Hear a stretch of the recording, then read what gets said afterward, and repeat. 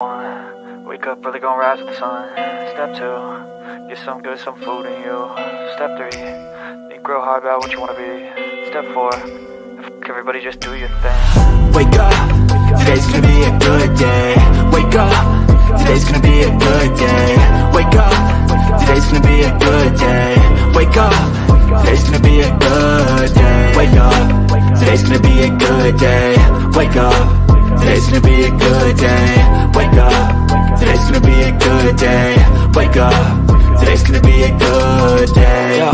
Set your affirmations, aspirations. I got shit to do, the aftermath of preparation. Good food, good mood, blood in circulation. One step at a time, yeah, that's how you make it. Set a goal you control and the steps you take them. I try to pick one thought, have some concentration. And if I make a mistake, it's called education. I try to do this every day, call it replication. Wake up, today's gonna be a good day. Wake up, today's gonna be a good day. Wake up, today's gonna be a good day. Wake up, today's gonna be a good day. Wake up, today's gonna be a good day. Wake up, today's gonna be a good day. Wake up, today's gonna be a good day. Wake up, today's gonna be a good day. So life ain't easy, yo, I think there's a reason though. Ups and downs, just like every different season, yo. Sometimes I'm high, other times I'm barely breathing, though. I always gotta fight and hide from the demons, yo. Negative thoughts are poison, they rot. Head full of flies, so here come the clouds.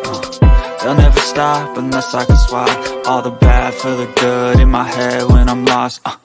Yeah, so I'ma fake it till I make it. Positive thoughts are overtaken, I got patience. One day at a time is how you operate a cadence. A flow, you grow, you show yourself a foundation. Stay away from all the shit that causes temptation. I know that I like to do it cause it's sensation. I live my life in my head like a narration. Don't expect greatness, do my best, man, I'll take it. Wake up, today's gonna be a good day. Wake up, today's gonna be a good day. Wake up, today's gonna be a good day. Wake up, today's gonna be a good day. Wake up, today's gonna be a good day. Wake up, today's gonna be a good day. Wake up, today's gonna be a good day. Wake up, today's gonna be a good day. Wake up, really gonna rise with the sun. Step 2. Get some good, some food in you. Step 3. Think real hard about what you wanna be. Step 4. Everybody just do your thing. See, I don't know about y'all, but like for real, I don't mind being talked about. My problem come in when they start making stuff up.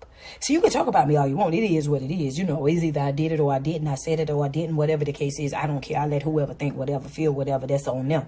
You know what I'm saying? But it's the making up part. It's the lying part. It's the adding on to part that always get me. I don't mind being talked about.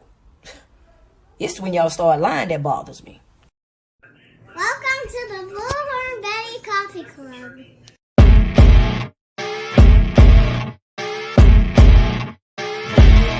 As you wake up in the morning, you want to find the latest, greatest information about criminal cases and have an intuitive conversation about the suspects associated with these cases. Head over to the Bullhorn Betty channel on YouTube.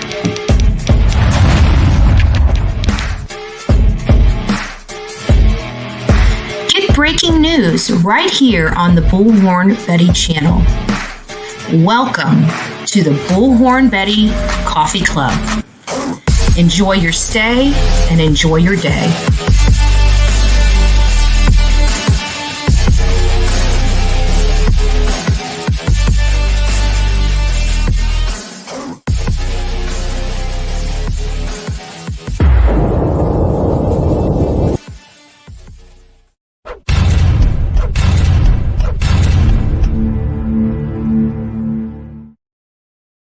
Wake up! It's going to be a good day. Welcome, everyone. It's 8 o'clock. I know we're starting late, but I'm finding out that I'm getting very tired on trial days. I am getting completely wiped out. So I figured on the days that I know we're going to be here for a longer time, I want to kind of start it a little later because, you know, we can only talk about so much leading up to the trial. And today's topic, like on what day was it? It was Wednesday. The topic was Kohberger and going over some stuff related to Kohberger. Well, we're going to go over some stuff related to Alex Murdaugh and some of the stuff that's coming out. I have done numerous record requests on the Alex Murdaugh case. I think as of this morning, just in the last 24 hours, I've dropped 8 separate record requests in the Alex Murdaugh case. Before we get started today, I want to say good morning to everybody. So good morning, Sheila. Good morning, the real me too. Followed by Mama Llama. Guidance is in the house. Thank you for being here so much, Guidance. I miss you. We got to go do lunch or something. ZA, nice to see you. Kathy, Sonia's in the house. Midnight Nurse Carla, so great to have you. Jennifer L. Miss Potty Mouth is in the house. We need to get the cuss jar. Miss Potty Mouth is here. Miss Potty Mouth. And I see Turkey Man in here. The official Bullhorn Betty turkey collar Turkey Man is in the house. Sweetie Pie, it's nice to see you. Skittles Riddles, nice to see you as well. We're filling up. We've only been live for about 6 minutes, and we've already got 222 people already in the chat. If you guys wouldn't mind going down and giving the thumbs up, it's not just for me, it's for the mods that allow us to have a great conversation and a great chat and keep all the riff-raff out. Turtle Madness, good morning to you as well. Southern Granny Wolf, nice to see you. And I'm hoping, let's keep our fingers crossed, that maybe this morning we will find out if Miss Margaret has received her winning prize yet. I'm hoping that it got there. If it hasn't, it'll be to you soon. Suzanne is in the house. GG for life. Nice to see you here. Mama, what is it? Shell Bell, nice to see you. Good morning. Good morning. I think I said hi to you, Sweetie Pie, but if I didn't, good morning. Kathy, it's nice to see you. Patricia, it's nice to see you. So I've got some stuff to go over, and it's going to be to everybody else that's in here. Oh, I see Sepsis Kills. Big virtual hug to Sepsis Kills. Nice to see you. Kind, I see you. Pebbles, good morning. I'm trying to make sure I try to get as many people as possible. Jill from the Hill, nice to see you. Misty, I think I said hi to you, Kind, but if I didn't, good morning. Rhonda, I see you. Let's see if there's anybody else. I probably glossed over. Unicorn, I see you in the house. Nice to see you. Connie's with us. It's nice to see you. Good morning. Good morning. I think TLC Bell, nice to see you. And everybody else that's in the chat, good morning to you. I hope everybody's having a good morning so far. I was going to come live yesterday, but we have just really been, I have been going for some of these days, 15 and 16 hours by the time the trial is over. So I thought yesterday was a great time just to take some R&R. I didn't do a whole lot yesterday outside of doing some research and some paperwork. But definitely, I enjoyed the day. I don't know how to say it. I tried, guys. I swear. I got up and I'm like, well, maybe I'll do something later this afternoon. And as the day was going on, I'm like, my body was telling me I just needed to rest. So that's what I did. I go literally months sometimes without a break. And, I've been running. So I had a little bit of comedy yesterday. So this is absolutely hilarious. So people started texting my phone. It's like, something's going off on this particular creator. I'm not going to plug his channel. He's a smaller channel that thinks he's big stuff on the streets of YouTube, and it's got the secret numbers and stuff like that. And he's going to take us down, right? I hear this and I can't stop cracking up. So people are texting me that this one creator's going off. He's having a hissy fit, like literally triggered on his live. He's raging, right? What you call raging on YouTube, apparently. But apparently, and I don't know if this is true, it could be a number of trolls or who knows, right? You never know where some of this stuff comes from. But apparently, this creator received a $1 PayPal from JLR, saying something like, "Will you be willing to meet me for an interview with so and so, so and so, and so and so at so and so address?" Okay, this is a PayPal. PayPal to me is like private. I don't see other people's what they're receiving on PayPal. Somehow this turned into he's trying to say that he's being harassed and doxxed because he was asked for an interview. I don't recall him ever saying that he's ever been asked for an interview from JLR before, right? So I don't know how that quite. Yeah, this is where stupid people come up with like their stupid laws. They think they know the laws. They use things like stalking and harassing, and what they're describing is none of that, right? But they gaslight their audience into thinking that they know what they're talking about. Whatever. So, anyways, I'm tickled pink over this. I don't know if JLR did it. I still haven't confirmed one way or another whether that truly came from JLR. But I thought it was comical. So I'm like, well, heck, let me go ahead and send him a super chat as well. And told him to send Jonathan back $1. I contributed the $1, by the way. Told him to send Jonathan back the $1 and say that he'd be willing to meet him for an interview with, 4 family members, his ex-wife, his dad, and another family member at their body shop. I'm wondering if he's going to take that as doxing as well, even though nobody can see it. And only he, but I guess somehow that's doxing to tell an interview. But you should probably, send JLR the $1 that I gave you, send it back to him and tell him you'll be willing to meet him for an interview with your 4 family members at your body shop, your family body shop. This whole thing that they think, he wouldn't show his face on camera. And he's like, well, I'm in my pajamas and stuff. Yeah. My audience has seen me, it's a guy. It's not like it's a girl that's got to do her hair, put on makeup and, get camera ready. It's a guy, like throw a shirt on and show your face. He wouldn't. He was red hot, completely, utterly triggered. But I did give him his $1 to go and send to JLR. But this isn't the funniest part about it. This wasn't the funniest part about it, okay? The funniest part about it is now JLR crossed the line. Now he's crossed the line and he's taking him out. He's got the secret numbers. This 7,000 subscriber channel. Now, mind you, he doesn't even have access to the Chat to Creator Studio support because he hasn't rose to the level of creator support yet, right? But he has the magic number. And now JLR did it. He's going to now take this this number, the secret number, the golden number to get to YouTube. And now JLR has crossed the line and now he's wiping him off the map. He's going to go after him because he's got the secret number and JLR is the most dangerous man on YouTube. What? That bullhorn Betty had that rap. I thought I was the most dangerous person on YouTube. What?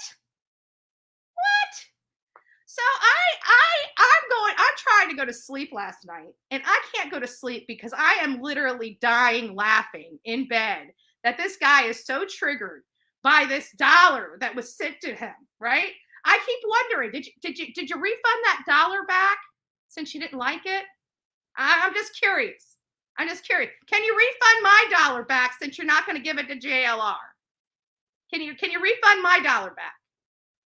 But now we're going down. He's got that secret number and he's got direct access to YouTube to take us out because now he didn't try before, but now, just now, JLR crossed the line and he's going to do something about it. Now.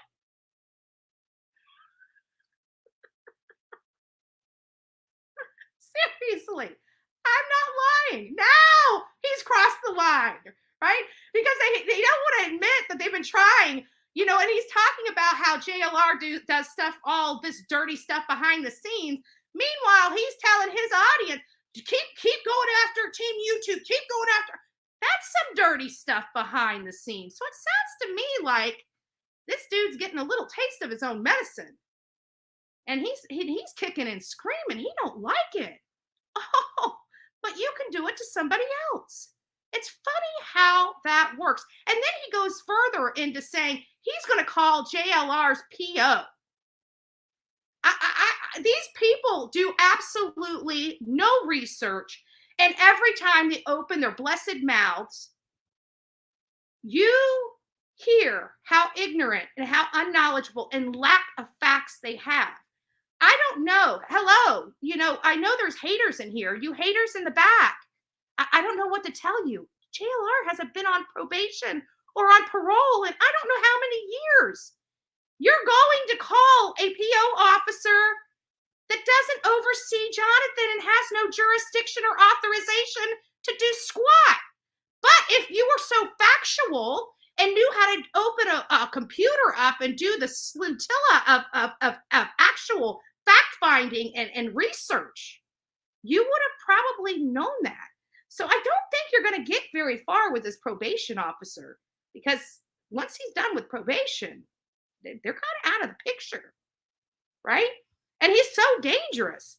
But you know what? And this guy's like, I have a background, but I've been honest with to my audience about my background. Well, you know what? It's kind of funny. Everybody says that until we start digging in their background and find out that there's a lot more back there than what meets the eye, right? Because it's not just about what's on your paperwork. It's how many times have law enforcement been at your house. I mean, there's a lot of things that can be done. Lots of things. Now, that's not my job. I'm not trying to, but don't sit here and cast stones at people. And when they have enough and they start toying back at you, you cry like a little baby. That looks really, really stupid. It's so funny because the whole world can see that you attack people endlessly and come up with obviously, clearly you don't even have your facts straight, especially since you're calling his probation officer that doesn't exist. But hey, I mean, go ahead, make my day. And you said you haven't started on Bullhorn Betty yet? I beg to differ about that, buddy, because you've been talking smack about me too. You don't know me. You know nothing about me. But if you're not going to give JLR the $1 I gave you to write him back and to send to him, I want my $1 back. You're breaking Bullhorn Betty's account over here, buddy. I want my $1 back. Okay? You either send it to him or refund it. Anyways, so that was the comical. I thought you guys would get a kick out of it, but that was the comical stuff. Now we can get right, okay? Don't worry, Turkey Man. I'm about to get right, okay? I had to poke some fun. I still got my language of letting go. I read it this morning. I got at peace with myself. I'm at peace.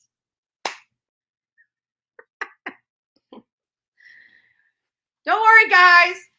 We did it now. We finally crossed the line. Now he's going to use that secret magic number to reach to YouTube to take us out.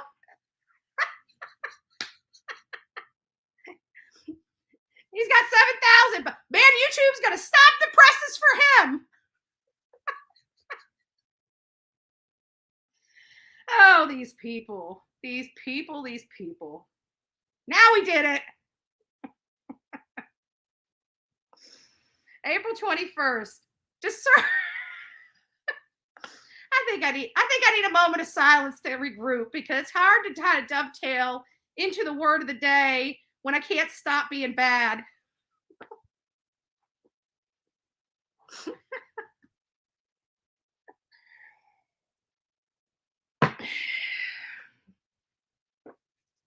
Hey, bud, can you send me those top secret numbers to YouTube? I need to use them.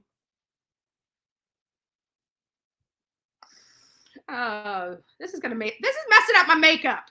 All right. You know, I don't like wearing makeup anymore. Messing up the makeup.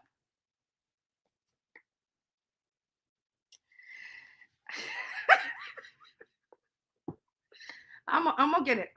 Okay. I am a professional. Okay. All right. We're going now. We're for real. We're for real. Okay. For real.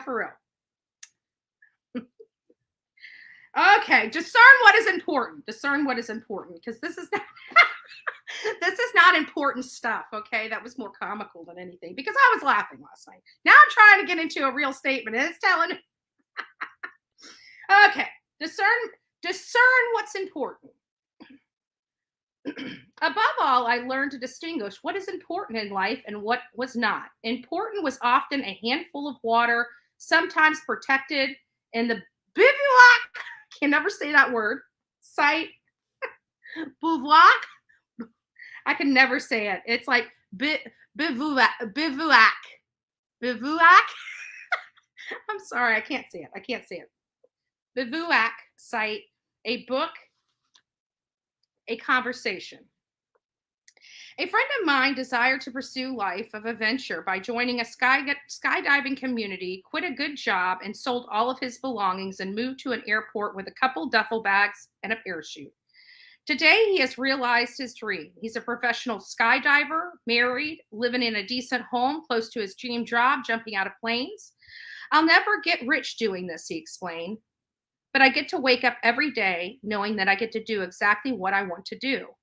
And even more importantly, my years as a drop zone bum taught me about what was truly important and what's not. We get attached to our things. We fuss when someone spills soda on the couch. We get angry over the slightest ding on our leased Honda, and make up for lost times with loved ones by bringing them more things. Look closely at your life. Decide what's really important to you. What would you genuinely miss if you didn't have it? What would you perhaps not even notice if it was missing from your life? What might you do better? What might be better that you do without? Learn to distinguish between the essentials and which you do not need. You might find, like my friend, that you'd be happier with 2 duffel bags and a dream that would be a dream than you would be with a garage full of clutter that never gets used. God grant me the strength to pursue my dreams. Help me cut through the clutter and discover what's truly important for me and my family. I got to do this too. Every day is a process for me. You got to go through stuff. And when you're doing things for the first time, it can be scary. It can be hard. You feel insecure. You get frustrated easier. You get angrier easier.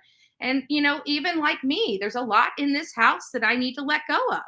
And I have been doing it little by slow, but letting go, I have. And every time I go through this house and I start decluttering, a little more gets decluttered, a little less attachment to those things happen. And I'm able to finally start breathing as I'm getting some of this clutter. A lot of this clutter, that we keep, some of these possessions we keep for memories are possessions we keep of bad memories. We're going to go ahead and go to the journal today. I thought the journal was good as well. I thought they kind of went together today a little bit. So I thought maybe they would. And it says the good feelings. Let yourself feel the good feelings too. Yeah, sometimes good feelings can be as distracting as painful, more difficult ones. Yes, good feelings can be anxiety producing to those of us unaccustomed to them. But go ahead and feel good. Feel the good feeling anyway. Feel and accept the joy, the love, the warmth, the excitement, the pleasure, the satisfaction, the elation, the tenderness, the comfort. Let yourself feel the victory, the delight. Let yourself be cared for. Let yourself be respected, important, and special. These are only feelings, but they feel good. They are full of positive, upbeat energy, and we deserve to feel that when it comes our way. We don't have to repress, and we don't have to talk ourselves out of feeling good, not for one moment. If we feel it, it's ours for the moment. Own it. If it's good, enjoy it. So I thought that was good too. So yes, we're allowed to feel good. And I feel good today. Good morning, Steffers. Good morning. Nice to see you. Yeah, well, you're one of our coffee beans. You're the one that coined the coffee bean term. I mean, come on. Part of the family. Part of the fam over here. Here's your dollar back plus.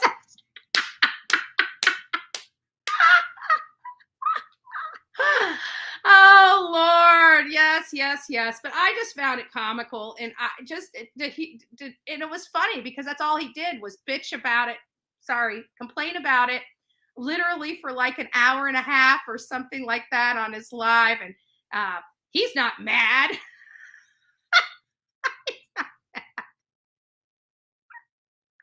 I'm sorry. I got a kick out of it. It was comical. So now we got the $1 back with some change. Jennifer L was the donor of the smart ass comment. Oh, sorry, the smart comment on the post. It was just poking a little fun. And I wouldn't have done it if it wasn't for him going online and talking about it. Like, I didn't know that happened. I just figured, might as well play along with the fun. It seemed like it inspired him to go on a rant for an hour, but he wasn't bothered. Anyways, believe it or not, Manatee County, my county, got hit with a major scam. I don't know to the tune of how much this scam cost the county yet, but we were hit. And it was a very elaborate scheme. It was, Angel Coloniso, they keep calling her a he in this article, but it's really a she. I know her. She was actually at the red carpet event for St. Joseph's Catholic Church while I was there with some friends, raising money for their programs. And so Manatee County, it is a criminal investigation going on here, but the county discovered it apparently paid invoices to a scammer. So this was not like, this was an elaborate scheme. I mean, if you knew the process to get invoices and purchase orders and stuff approved, we have everything set up so something like this doesn't happen. So for something like this to happen, it's making me wonder, is there an inside person in our county that helped, commit this crime? But in a statement released, Manatee County was the victim of a highly sophisticated fraud, Angel Coloniso, the county comptroller and clerk of the county court, said. It involves multiple entities at various stages of payment process. Funds were delivered based on fraudulent information and documents for an authorized invoice. Coloniso said it was really she. Coloniso said she is working with law enforcement, the county, and a cybersecurity consultant. We cannot provide some specific details, but we will when we're lawfully able. This is an active criminal investigation. And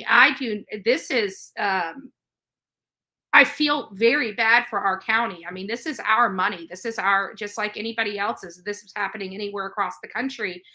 So if you guys are kind of politically plugged, let them know that there's, an organization that seems to have mastered the policies that are done within counties. And this could be perpetrated on another county. So you want to be on the look of it, looking out for it, because this was a highly sophisticated fraud scheme that hit Manatee County. So I don't know to what tune yet. I don't know how many, if this is just, $20,000, if this is $100,000, if this is millions of dollars. I mean, I'm very concerned because, again, there's no information on to what extent how this scheme happened. So yeah, it's pretty crazy. If you ask me, it's pretty crazy. So I'm getting on to I don't know if I like this article. Let me see. So I found this article. I know we've been talking about, and again, I submitted, and there's more, I've got more public record requests going out. If you're asking, like, why are you doing 8 public record requests? It's because I parse them down. I parse my record requests down, so each record request is not a huge request. This helps their department, not be overly worked for one request. It keeps the cost down for us by doing several smaller requests instead of one really large request. And there's several more. And not only that, but there are certain things like, I like to keep the request separate. Like if there's only one aspect I'm looking at, I want that aspect to be brought in this request. If I'm looking at another aspect, I want my record request to reflect that. So I've got several record requests. I don't know if they're going to if it's going to derive any information from them.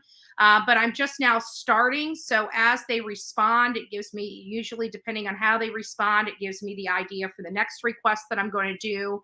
That might just pry it open, because what I do find is sometimes when I ask for certain things, I forgot to add a word or a specific type of request I'm looking for, and that request will only be partially fulfilled as opposed to being fully fulfilled. So then I have to, based on how they respond to that, then I'm like, okay, it sounds like I probably should have asked for this as well. And then I'll do another request to ask for that item as well. I am getting a good list and a good spreadsheet ready for certain type of requests. So it's kind of like I just have to highlight, plug and play. For certain record requests, but I also try to find out what laws govern their public records and what is accessible to the public from that particular state. So we are working on getting some more information and detail in the Alex Murdaugh hearing. So I decided to research, because we're hearing a lot about, and I'm hearing a lot of speculation both ways, as to why Alex Murdaugh is trying to get out of protective custody, if that truly is what he is trying to do, or is this a bunch of rumors going around? So there was an interview that was done by Jim Griffin. I'm sure you guys, if you guys watched the Alex Murdaugh trial, it's one of his attorneys. I believe we called him Magoo. Attorney Magoo and Poot Poot. I gotta tell you, I love my chat. I do, because when we watch these trials, some people in the chat literally crack me up. And I think one of those people that were so notable in the Alex Murdaugh was Mike Stevens. Mike Stevens gets the notoriety award for the Alex Murdaugh case, and it was just they were so funny, and Mike was a champ. Oh, nice to see you, Justice Jane. Good morning.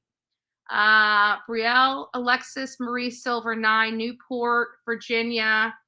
Biracial with brown hair, ponytail, eyes. She was last seen wearing a black tank top, white shorts, and no shoes. Let me start getting some information pulled up on that real quick.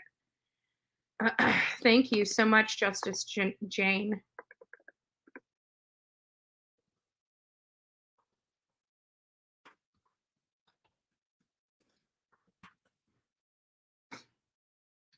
Wow.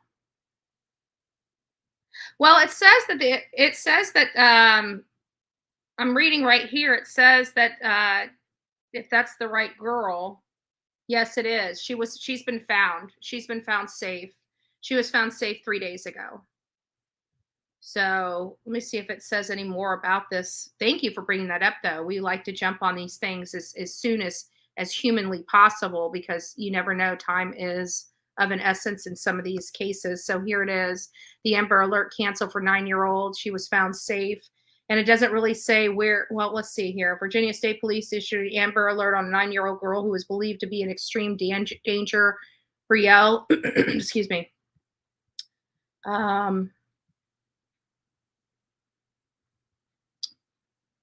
Brielle Silver was last seen Saturday morning on Jefferson. She had black hair, blue eyes. Let's see who issued. Yeah. With no shoes. Police say the child was believed to have been abducted.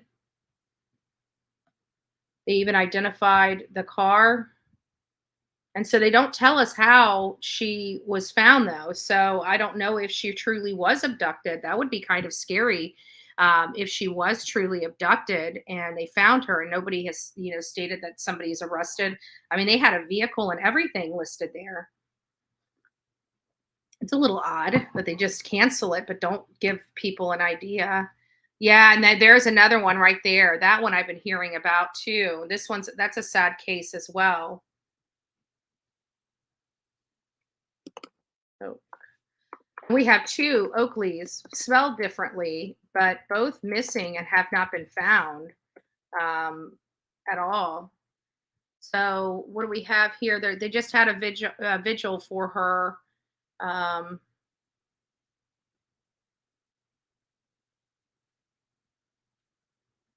Oh my gosh, that baby is precious. This baby hasn't been found. This baby has not been found yet, guys. Look at that beautiful face. That's Oakley. Still missing. Poor baby.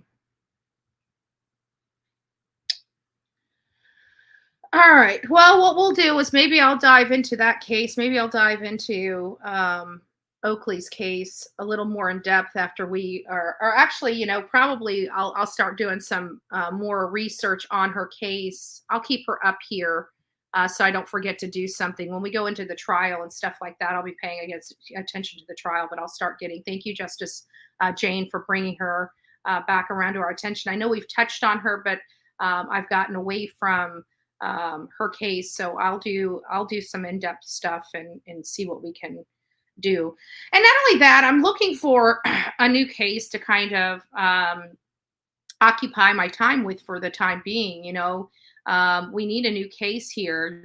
There's not a whole lot being funneled out until the DCA case goes on in the Koberger case. That's going to give us more access to that docket and trial information. We're kind of at a dead still in Idaho 4. Everything at this point is going to be speculative in nature, and people may want to use that they have secret sources and all this other stuff that we hear over and over again, but there's no way anybody is talking. This case is locked down right now. So until the DCA of Idaho reviews this case and determines things, that's where it's going to stay for the foreseeable future, period. Alex Murdaugh, we're not looking into crimes that he's committed for, he's going to be going to trial, but, again, that's several months away. So he's just basically sitting in jail, working with his attorneys, preparing for his trial. There's nothing really going on there. Harmony Montgomery is still missing, but, everybody that's going to be charged in her case has been charged. And I don't know what her father did with her.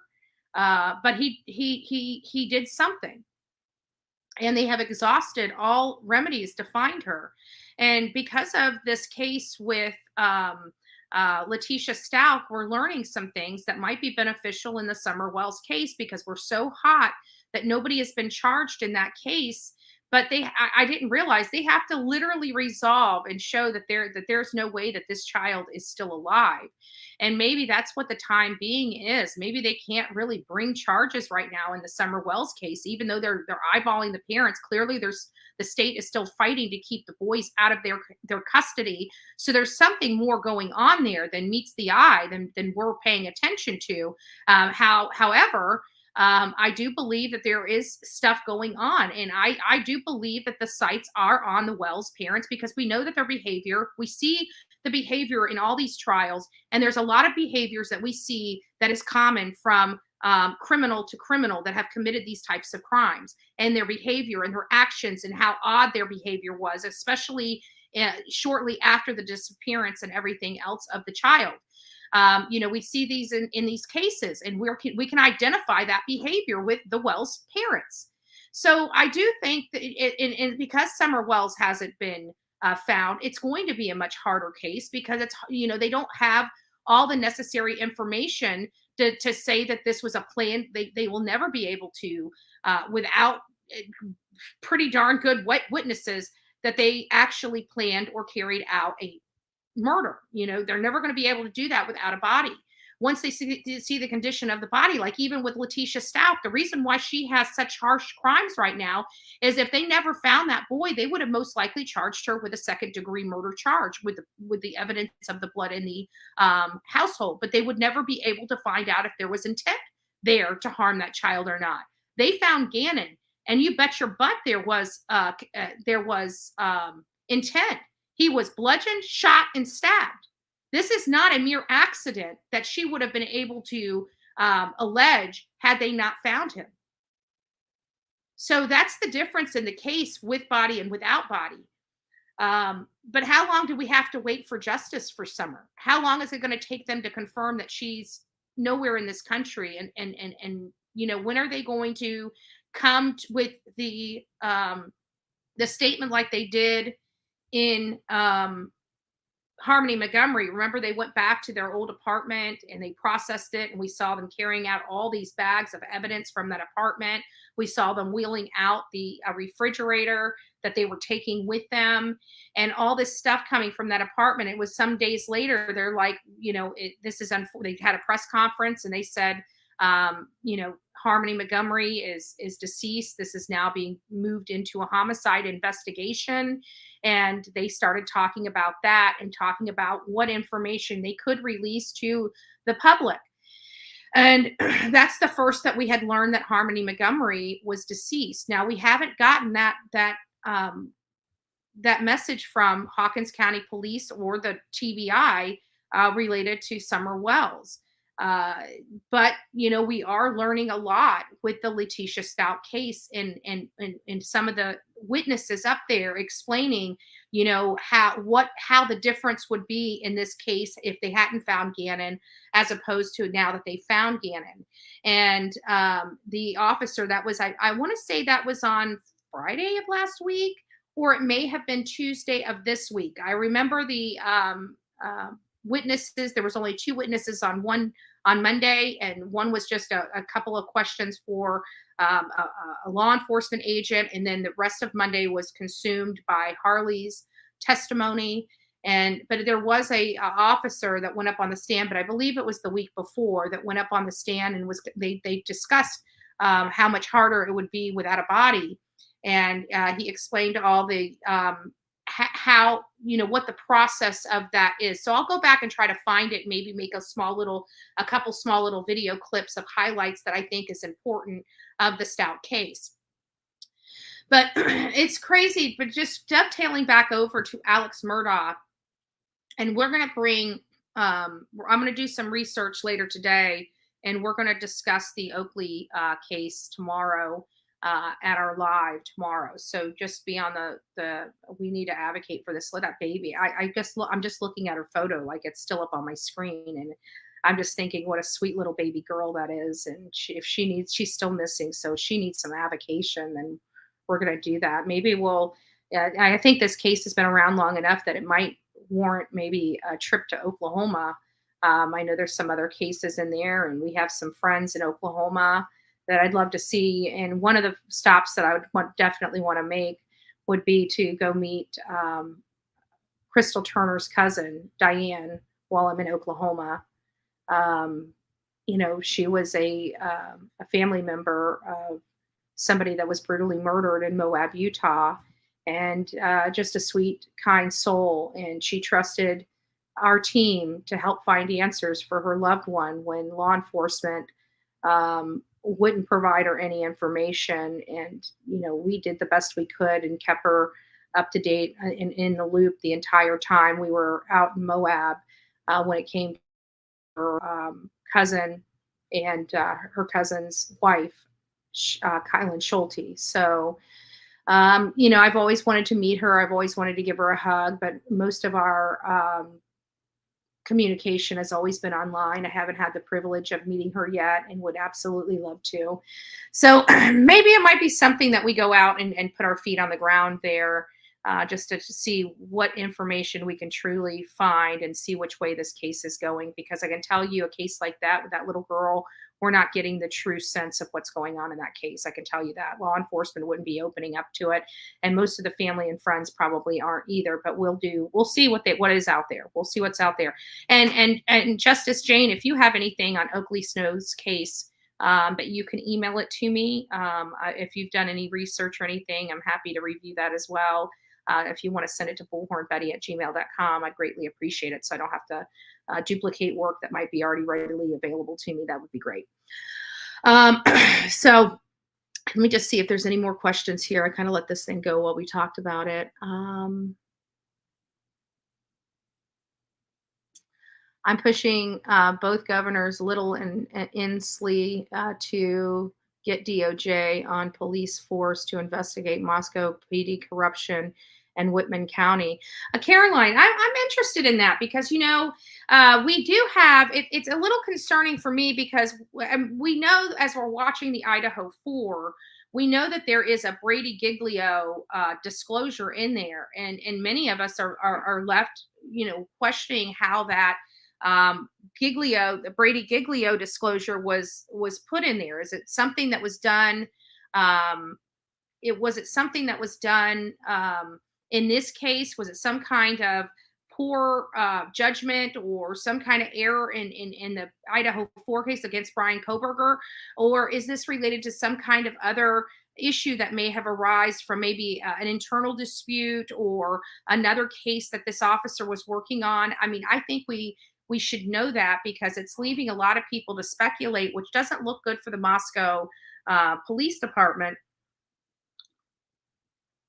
Or the family. I mean, think about it. Let's look at it from a different lens. Like, the family is literally in limbo, wondering what that Brady Giglio disclosure in Brian Kohberger's case is all about. It's very limited in nature. It's very vague, and not really providing the public too much information. But I mean, screw the public. What about the families that are sitting here wanting to know what that means, and wanting to know, is this going to be a way that this killer could potentially get off?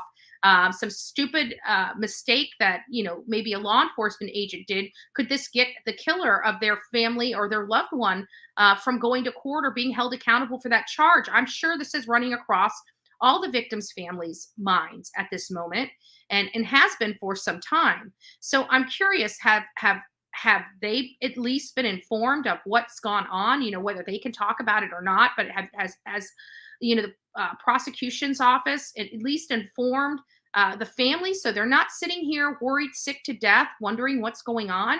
I would hope that they do. I would hope, but we don't know. I watch my grandkids every time they go outside. You just never know anymore. We used to play outside and never worried. Crazy. I know. And it's funny because I actually, yesterday, while I had some downtime, it's not just about downtime. It's giving my mind some time to rest, to think about other things, to figure out what I think that my audience might enjoy. Especially in light when there's not a whole lot going on the news circuit, especially with true crime. I mean, there's always something going on, but just something that my audience is really involved with. So I was sitting there thinking yesterday, maybe, and it's kind of funny because you dovetailed right into it.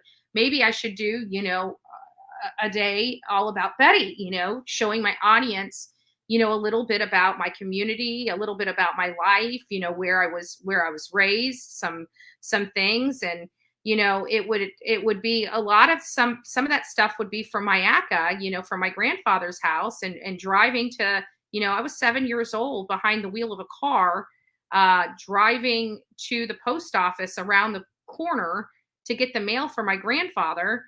And, there was so many times that we were out there and we played. There was no supervision for us. I mean, there was a little bit. I mean, everybody knew everybody, I guess you could say. We never got away with a whole lot, even when we thought we were, right? I remember going to the Mayaca City elementary school and climbing on the roof. It was something that my sister and her friend did. Or my cousin, it was my cousin. I don't want to say my cousin's name, but it was something that her and my cousin did often because they were older than me.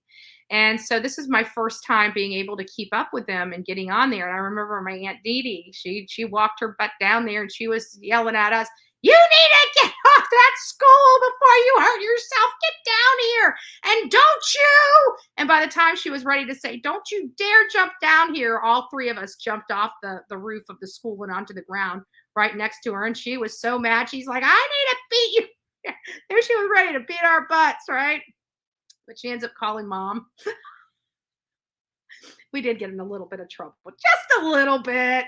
We were forbidden from ever getting on that roof again. I don't know if we broke that rule or not. I have to assume that we probably snuck away and broke that rule a couple of times. So I was actually thinking about that because we were always outside playing. And I was thinking that I thought, it's going to be like a 2 or 3 hour tour to through the town, to show my life. But I figured it might be something that people would be interested in. So I was actually contemplating that. And, driving from the beach out to Mayaca City, it would be a nice drive. It'd be very, it's kind of neat. And, my community's very special. It's got a lot of good qualities to it. It's got a lot of bad qualities to it. I mean, just like every other community.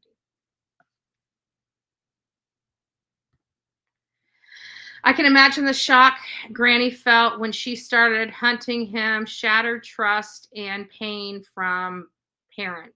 I think I got caught into the middle of a conversation. Summer does need justice. Someone knows what the heck happened to her. It's sad if she, yeah, it's sad, but I believe she's deceased. So do I. I think, yeah, there's no, but it's all the behavior. I think a lot of people forget the behavior in and around when she went missing. I mean, her mom going off the first of all, I mean, this, you can't even get the angle off that mountain. It's something that everybody needs to see in person, because we tried to take pictures and video so you could literally see the angle coming down from their house. Some of those things are literally almost straight down, and they're really, really high up on this mountain where other places are level. Their driveway goes up, and most cars can't get up their driveway due to the elevation and the angle, the grade of their driveway. The cars just slide right back down. If that doesn't tell you anything about the height of where their home sits, they have to buy special vehicles to drive up to their property because normal cars can't get up there.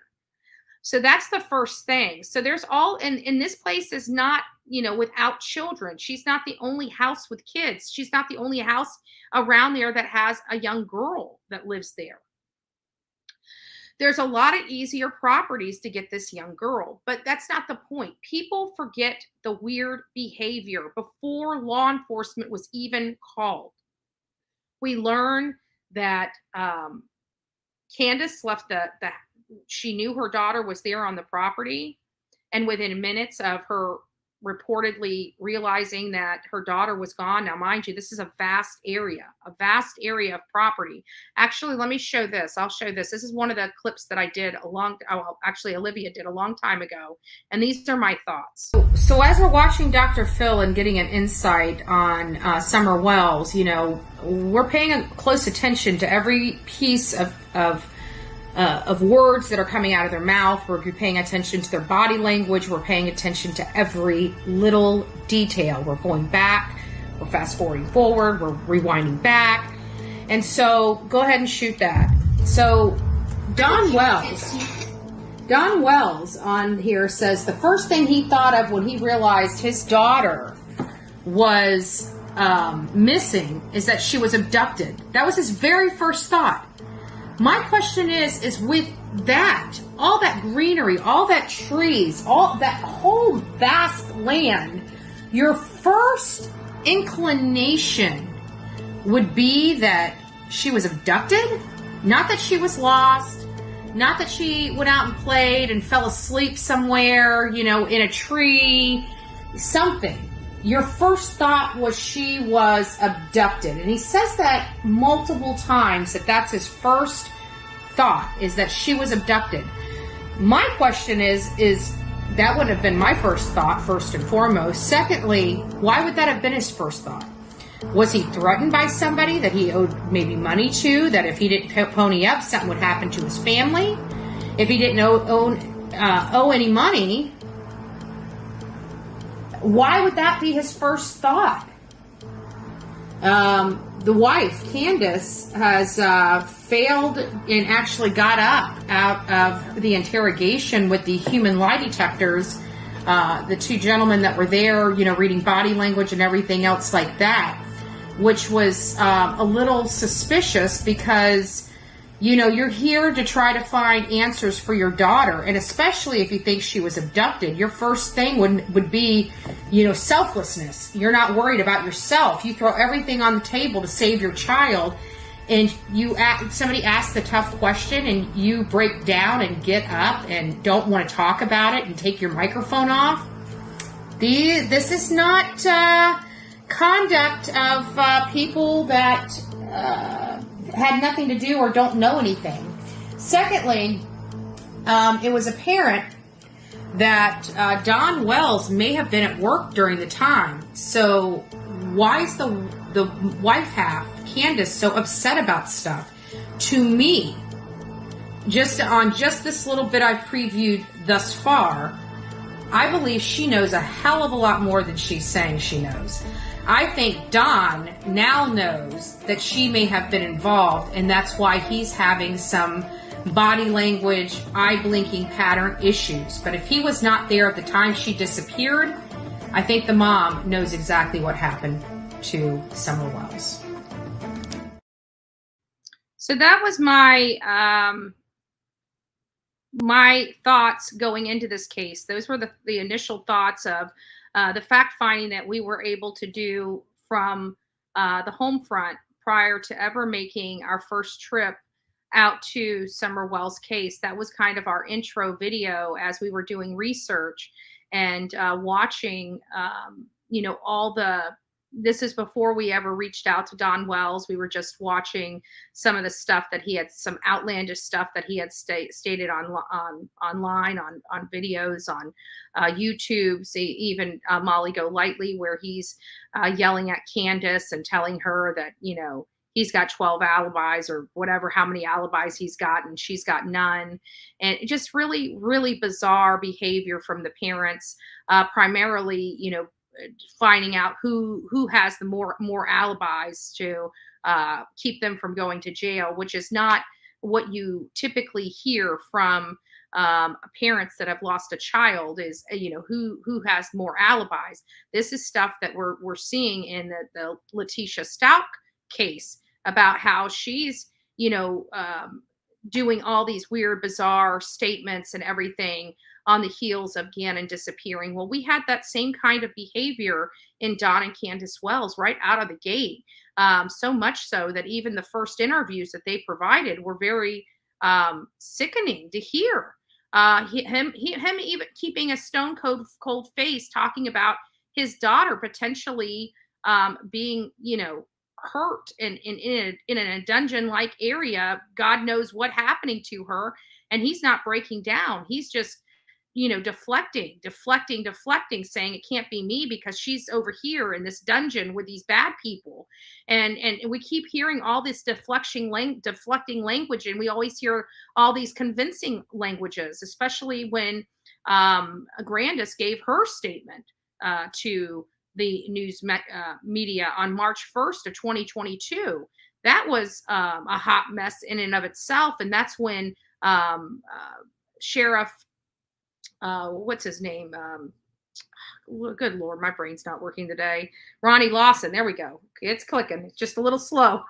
Ronnie Lawson said that they're hiding behind attorneys and stop cooperating with the investigation. Who stops cooperating with an investigation searching for their child? These are not behaviors of parents that are trying to find their child. When you have somebody calling the law on people for searching for their child, that's not actions that you see from somebody that's worried about their child or concerned where their child is at. You just don't see that. I'm missing something here. What am I missing? I hear congrats to Gigi for life, but I don't know what we're congratulating her for. So congratulations, Gigi. I don't know why we're congratulating you, but I'm sure it's for something really good. So congratulations on whatever it is going on. We love hearing good things. A lot of the times, you know, we have to pray for people and stuff. So it's always nice to hear the good, you know, good stories in here as well. You were so awesome at Jennifer. We have something else going on here. Let's get over here and see what we got. Jennifer gifted a membership. Thank you. Thank you. God bless you. God bless you. So let's just kind of reel it back in. I know we kind of got a little bit far on a tangent with Summer Wells. And so I still want to go over this whole thing about Alex Murdaugh with the audience here. So Alex Murdaugh, many of you guys know, because we watched it here. We ran the Murdaugh trial live from the Bullhorn Betty channel. And his case was, you know, you could tell based on what the state was being able to get in as testimony and as trial exhibits and things like that, what they were able to get into the case file, Alex Murdaugh was, what you could tell, was struggling. You could tell that he was not doing good in the eyes of the jury.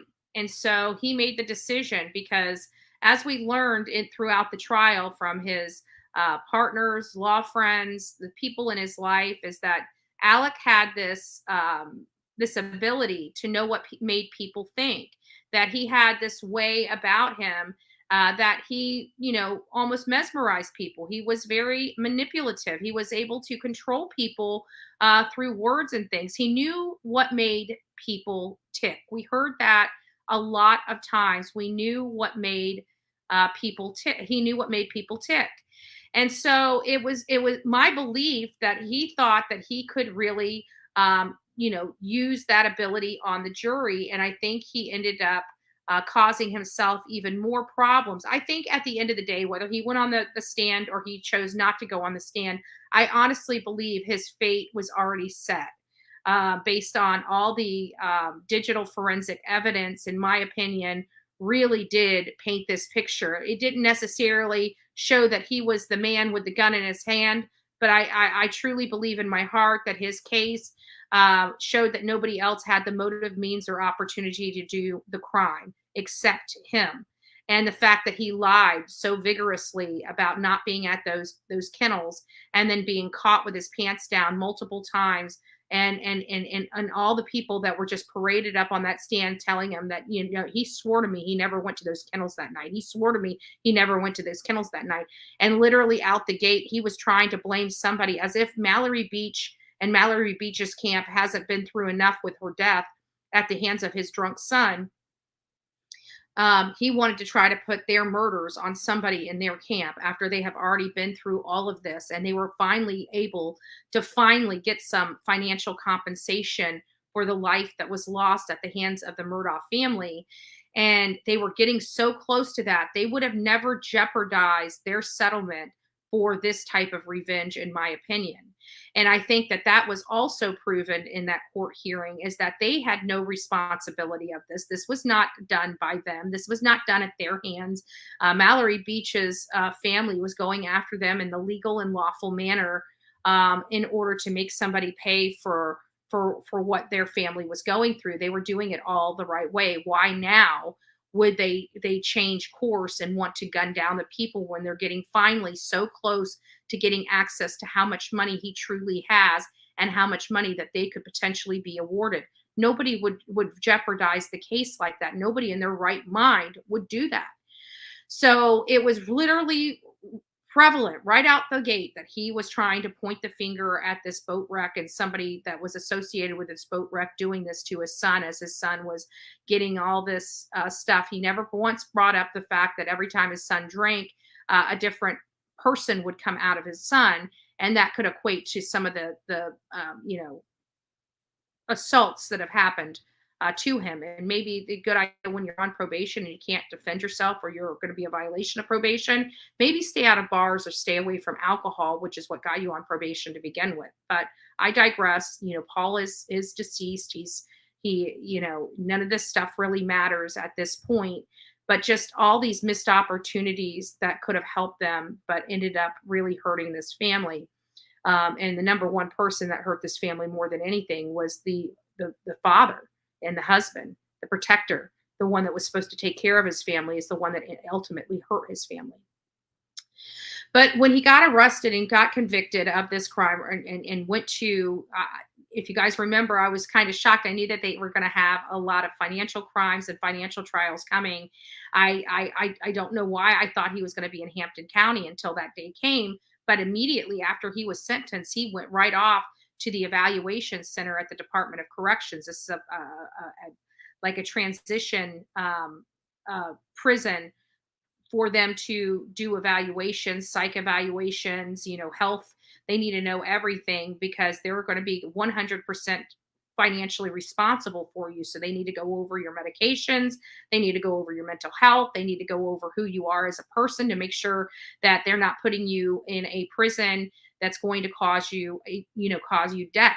Prisons are no joke for anybody out there. They're very dangerous. There's a lot of dangerous criminals, much dangerous. There's a lot more petty crime criminals in jail in these prisons than there are violent offenders. So there are a handful of violent offenders in each pod, and you've got to be careful because those violent offenders, some of them like Alex Murdaugh, are in there for the long haul. They're never going to get out. They have nothing to lose, and they will hurt you. They will hurt you. And so during this whole process of Alex Murdaugh going into this kind of transition housing, a transition prison, they're doing all these types of testing to find out where he's going to be best suited in their prison system. So they have a way, behind the scenes, we kind of went over some of the criteria that they're looking at. And the bottom line is he was a past solicitor, there, i.e. similar to a judge. A solicitor is the state judge, state prosecutor for the low country, South Carolina. And so he's got to be treated almost similar to what a police officer or judge would be treated as in the prison system. That means that they are targets in the prison system from prisoners, because even though he may never have presided over a court hearing that put one of those people in jail, his family may have. And just by his reputation, he's almost a rock star going in there.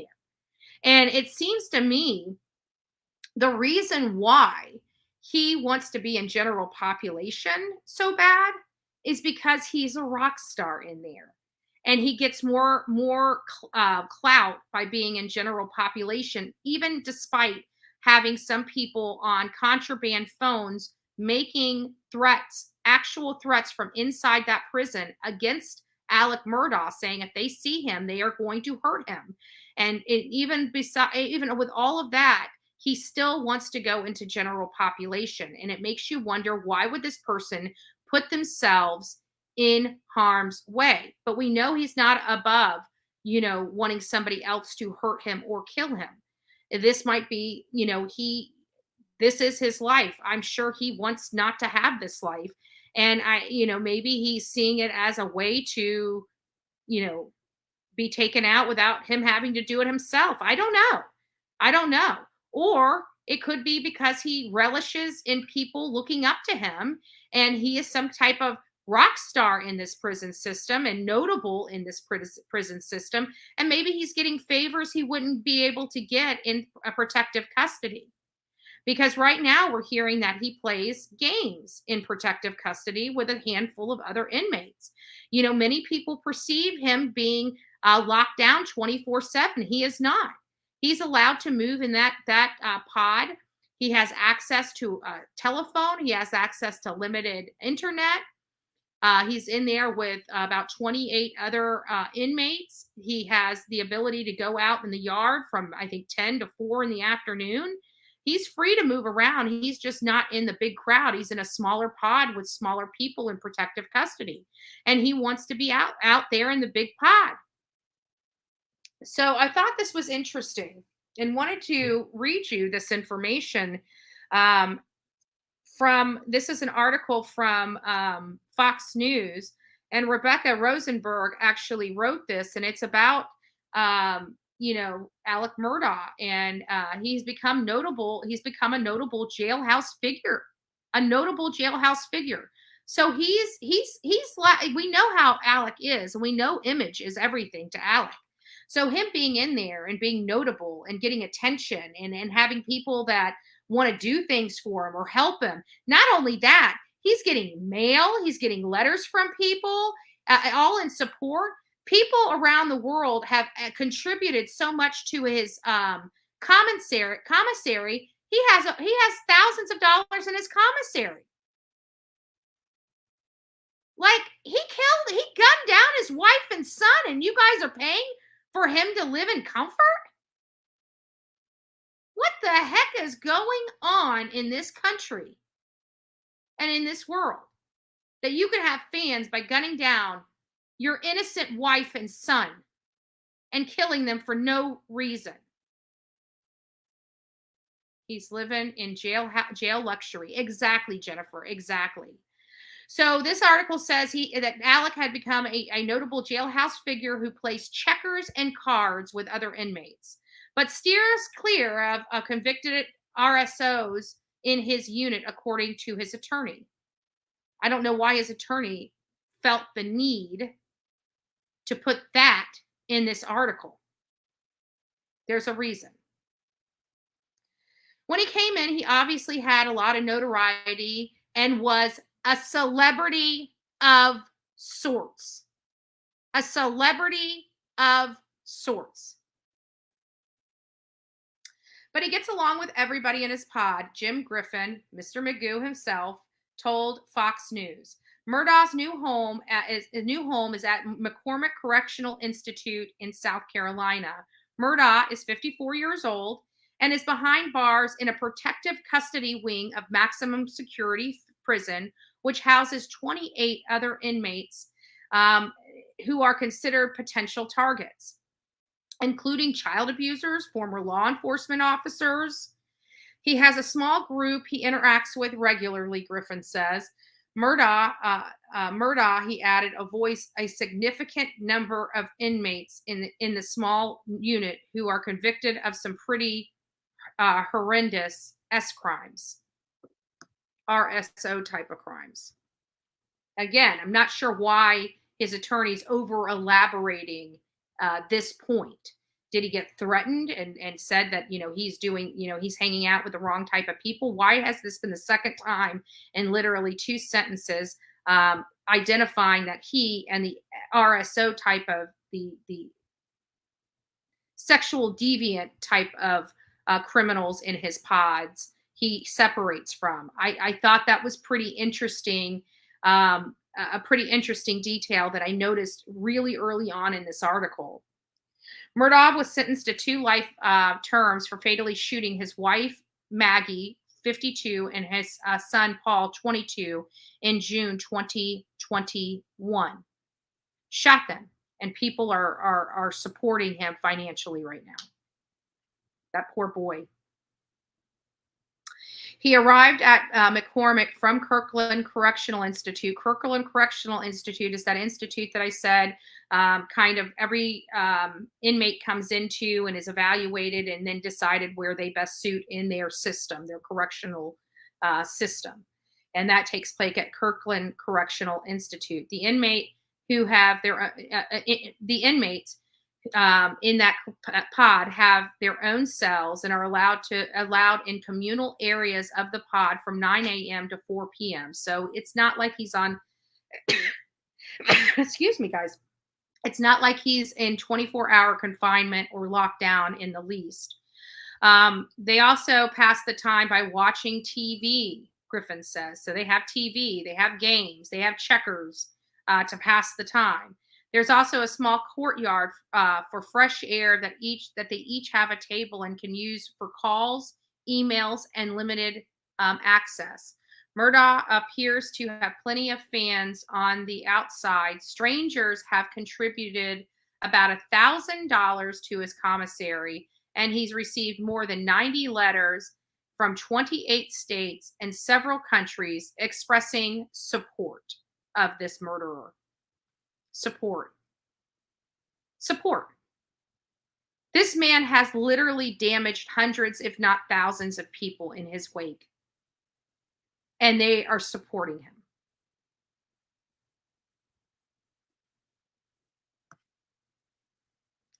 However, he may face potential trouble inside the prison walls. This is where it gets interesting. Correctional officers told Griffin that some inmates have posted menacing TikTok videos using contraband cell phones, threatening physical harm to Murdaugh if they see him in the yard. So he knows that he has these real and legit threats against his life, and he's trying to get out of protective custody. So there's only a few reasons why, and it's not because he's in complete, utter lockdown. He's able to move. He's able to watch TVs. He's able to play cards with people. He's able to go out into the yard. He's able to have phone calls. And he's just not into all the crazy of general population. So There's got to be a reason why he's wanting to go to general population. He's either needing to get into general population because we know he's a drug addict and he'll have more access to contraband drugs in general population than he does back there with those 28 inmates and under extra layer of security. That could be one reason. The other reason is that he wants somebody to hurt him. It would help his case, if not kill him. And the other part is because he's, it's possible maybe it's because he's a celebrity type of figure in that jail. And he likes the notoriety.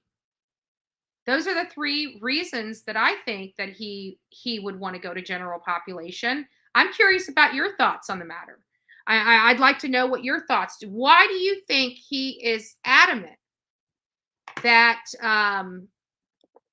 he wants to go to general pop? I mean, I don't think it's because, they're acting like he's not able to help with his defense, that it's making it really difficult, that, it seems like he's able to do whatever he wants. He just doesn't have as many people around him. And so why does he want to add more people around him? What is he up to? What is he trying to do? So I'm going to go ahead and unlock the phones. Give me just a few moments while I get them set up on here so we can have some phone calls coming in. But I am curious about what your thoughts are related to why he's wanting to change. I think it very well could be drugs. Absolutely think it could very well be drugs, drug related. Because when you're jonesing for your drugs, you'll do anything, even put yourself into harm's way to get them. So I think it has a lot to do, because if you remember that jailhouse call from his sister, he was having with his brother saying, your wife was supposed to send me money. I need to get ibuprofen from this guy, so please send the money to his account. Remember that? You can get ibuprofen from commissary, or from the nurse's station. So why is he having to send money over to another guy's account for ibuprofen? Doesn't make sense. I don't think it was for ibuprofen. We know that he introduced contraband back into the jail. I've been trying to find out more information about that and have not. So I'm curious what's going on with that hearing, where he was rearrested on a misdemeanor of introducing contraband to the jail. We never heard any more about that, but that happened during his trial.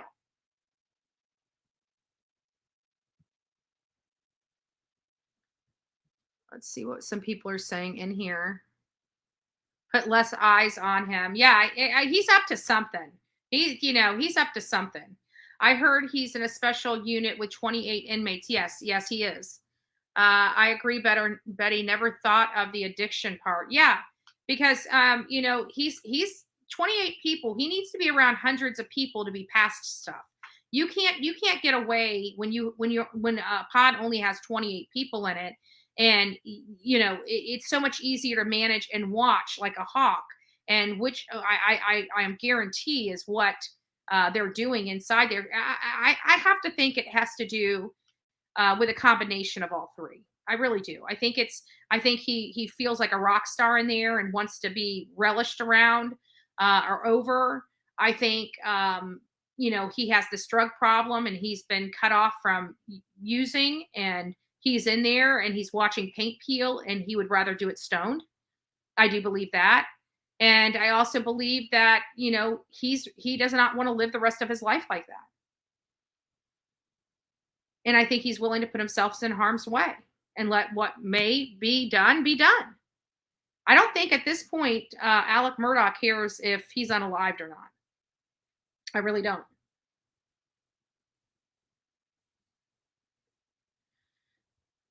Oh, some people are getting sick in here. Well, don't pass it around the chat. We don't need the whole chat sick. I'm just joking.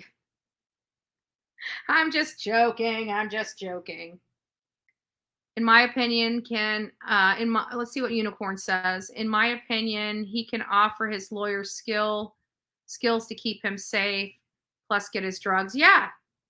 I think putting him in general population is bad.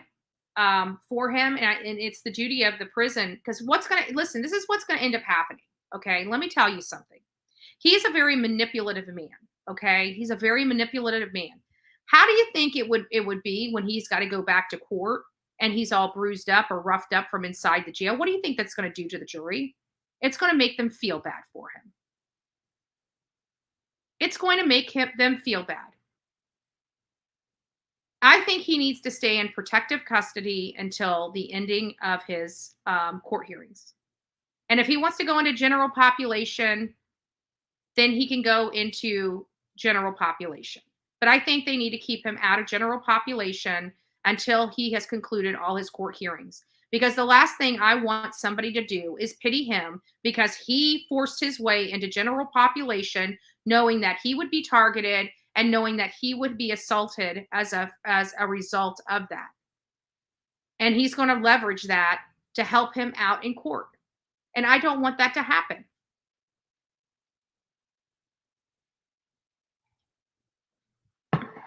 Alec wants a beef stick. Robin!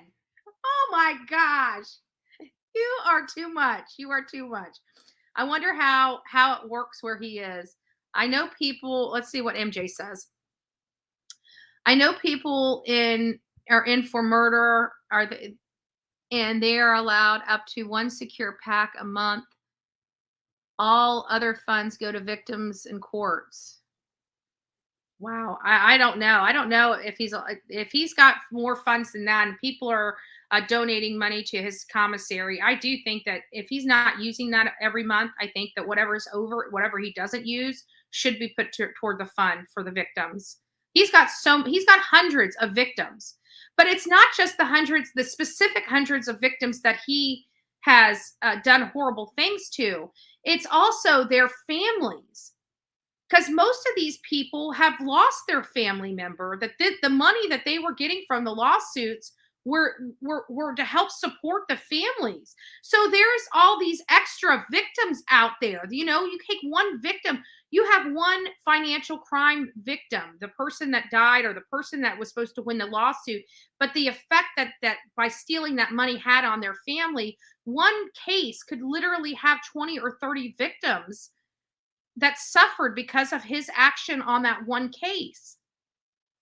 He's got lots of victims directly and indirectly. I mean, look at Lafitte, Russell Lafitte, a victim of his, serving hard time because he trusted Alec.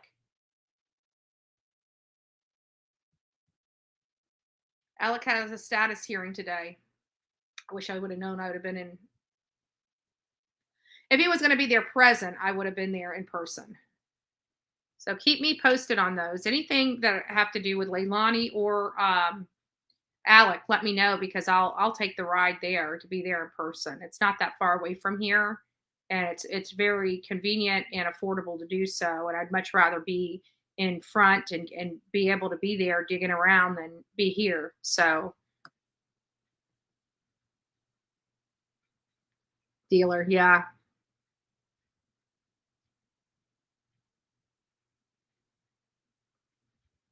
Bacon.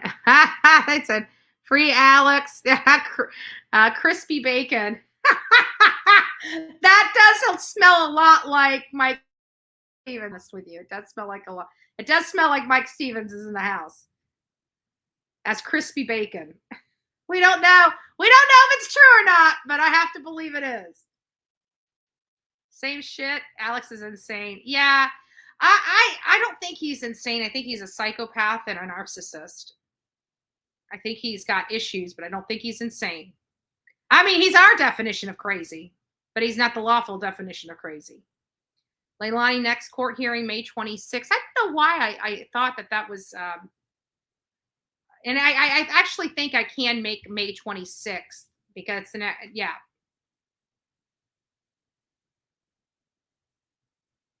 So Dustin Andrews says there's a serial killer in Chi-Town. People are saying around here. I've been hearing something about that on the back, but I don't know what town it was. Let me see.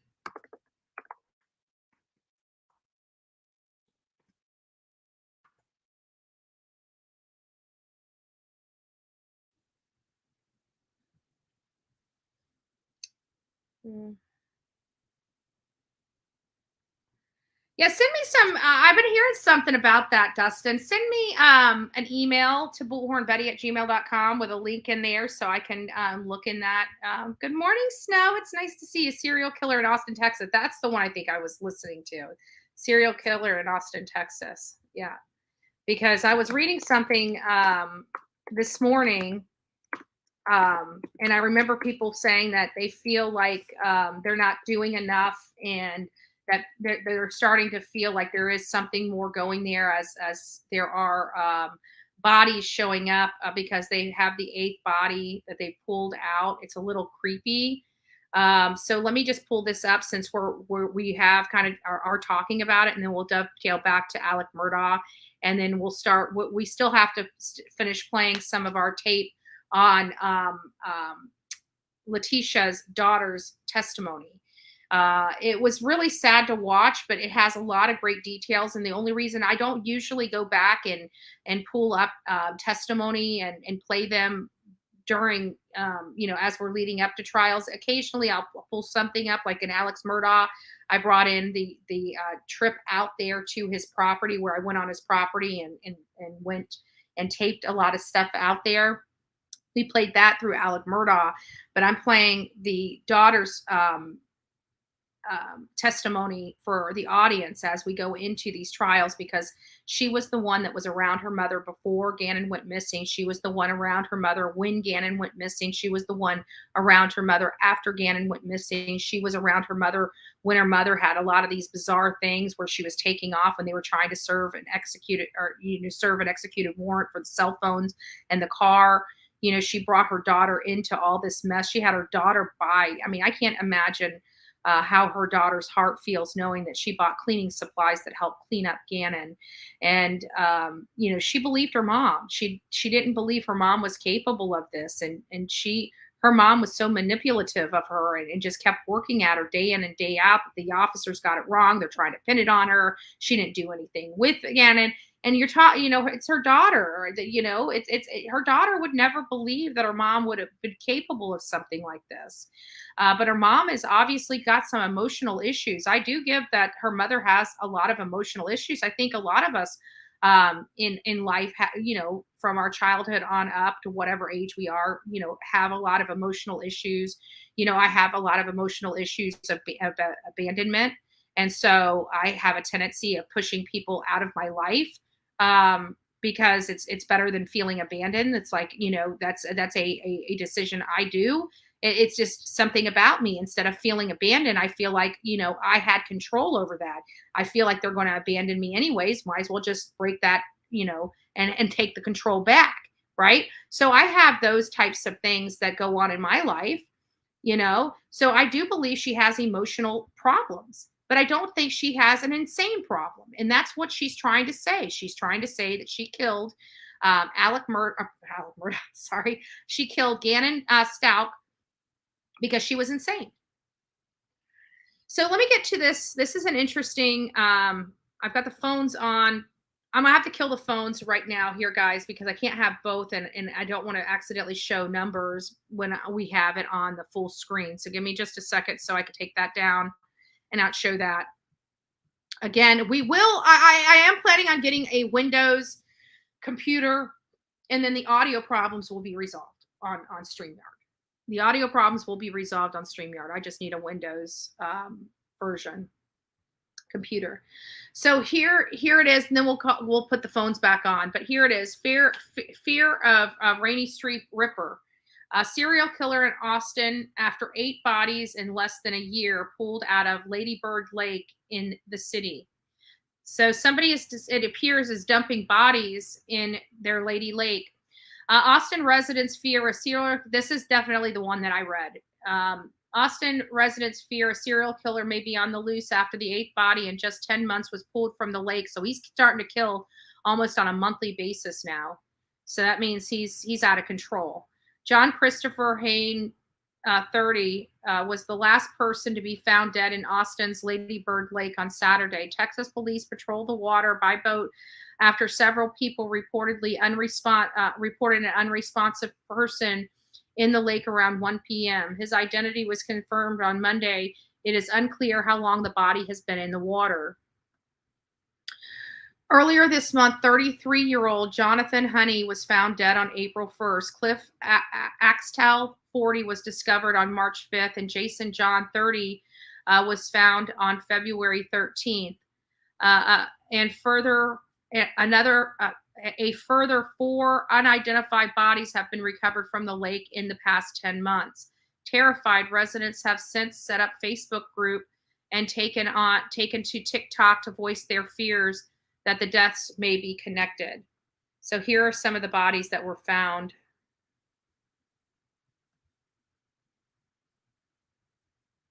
Investigator claim they do not suspect foul play at this point in the investigation.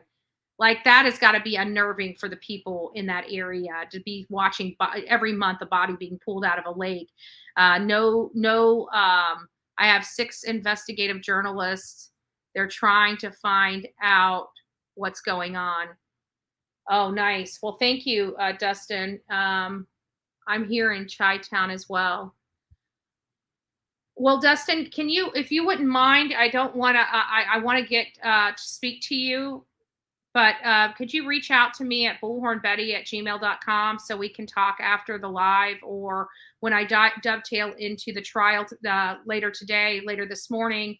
I'd like to be able to step away and maybe give you a call or something and just chat with you. If you don't mind, I would like to do that. So Dustin, Andrew, if you don't mind, I would like to speak to you about this, about the bodies in this case. Thank you for bringing it to my attention.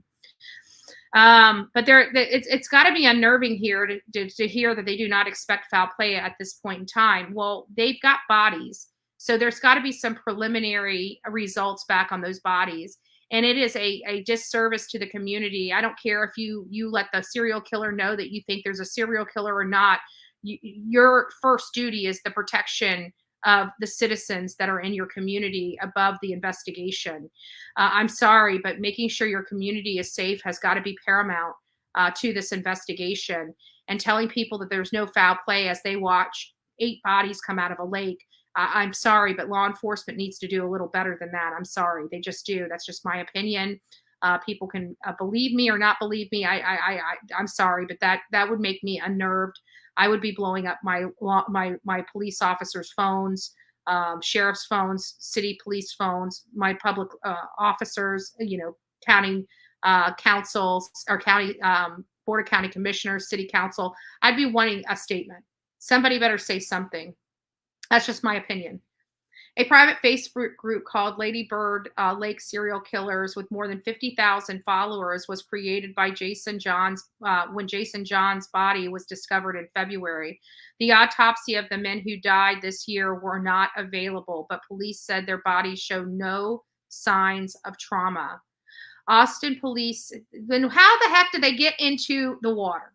Okay, how in the world did they get into the water? Something had to have happened, whether they were drugged or what. Is it all women? Is it all women or men too? It seems like men. It seems like men in their 30s. So this could be, maybe somebody. I don't know these men's sexual proclivities. It might be somebody being picked up in maybe a bar or a location. It could be a woman. It could be a woman. We did have what was that? Eileen. In Florida. I can't remember her name. I'll think of it. For once it's not. It could be a woman because these are all men. We don't know what's going on, and we don't know if they're being ingest something that's, killing them. It could be. I just think there needs to be something more coming out. This doesn't make sense. The autopsy of men who died this year were not available, but police said their bodies showed no signs of trauma. Austin police said the case remains under investigation with evidence being analyzed. They added that the case shared a combination of alcohol. So easy access, points to the lake can be hard to see at night. So they're trying to say that all these people are winding up, that they all share a combination of alcohol. So is something being introduced into their alcohol? Hornas, yes. Irene Hornas. There you go. Thank you, Alicia. So the combination of alcohol is what it adds. The case shares a combination of alcohol. easy access, and hard to see at night? Is somebody taking them out there? It could be a woman, guys.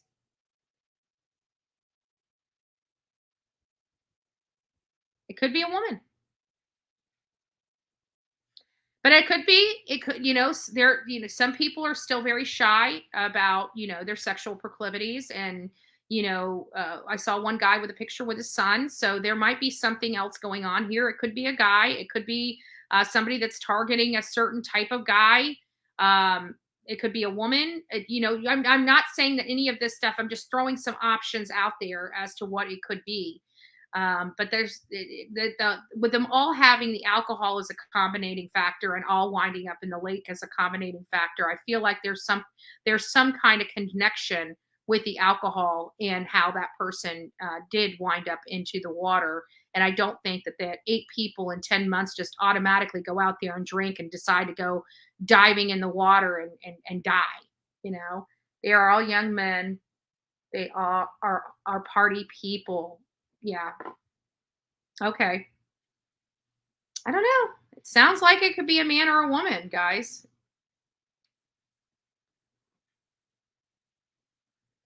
However, they claim that while each incident occurred at the lake, the circumstance, exact location, and demographics surrounding the cases vary.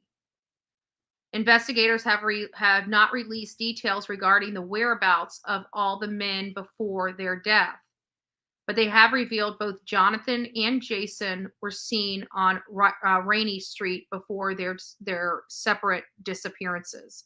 So it sounds like Rainey Street is a combination. Let's see what's on Rainey Street.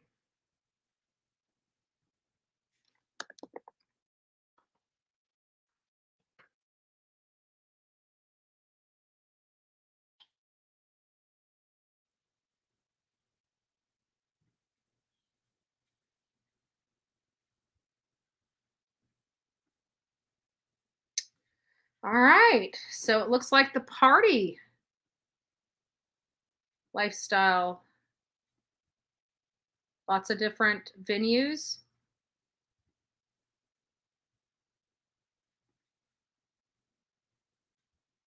So it looks like shops, bars. It looks kind of like Main Street in Moscow, Idaho, where we saw Kaylee and Maddie walking to the grub truck. This is kind of similar. I mean, it has the same type of vibe. Let me leave it like that. It has the same type of vibe that I'm seeing here.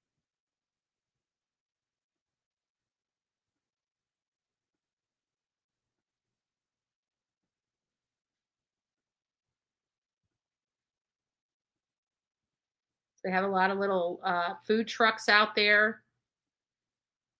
So nightlife, food trucks, the stuff that you think you would expect. Yeah, it's a party street. Okay, so now that we know that, let's get back to the article. Okay, where were we? Investigators, they do not. Okay, so we're past that point. Okay, we're there. So Rainey Street is a vibrant area in Austin, known for the nightlife and boasts an array of bars, food trucks, and restaurants. Lady Bird Lake is about 1.8 miles or 35-minute walk from the street. There are no cameras around the lake. So it sounds like somebody is targeting them at this party, while they're getting drunk and probably luring them over to the lake. I'm curious if there's any robberies, if these people were found with their wallets or identification or cell phones, or if anything else of value was removed or not with them. Jason John's family believe there are more to the story behind their son's death and think the 4 men are somehow connected. He was last seen walking home. Jason was 30. Jonathan is 33. 2 in the morning was 33. 2 in the morning, Rainey Street. So there were some similarities in the case. Elise Johnson, Jason's mother, told Fox 7. Elise added that she doesn't agree with the initial ruling that no foul play was involved. She fears more men might end up dead. We definitely don't agree with that, she said.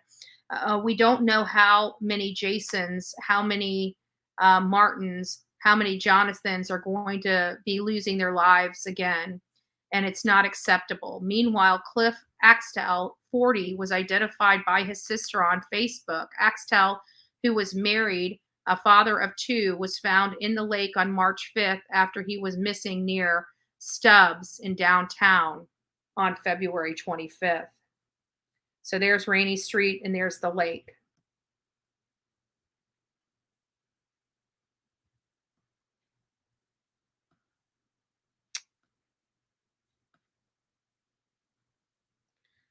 Looking at this map, I don't see them just walking and just jumping in the water and dying. I'm sorry.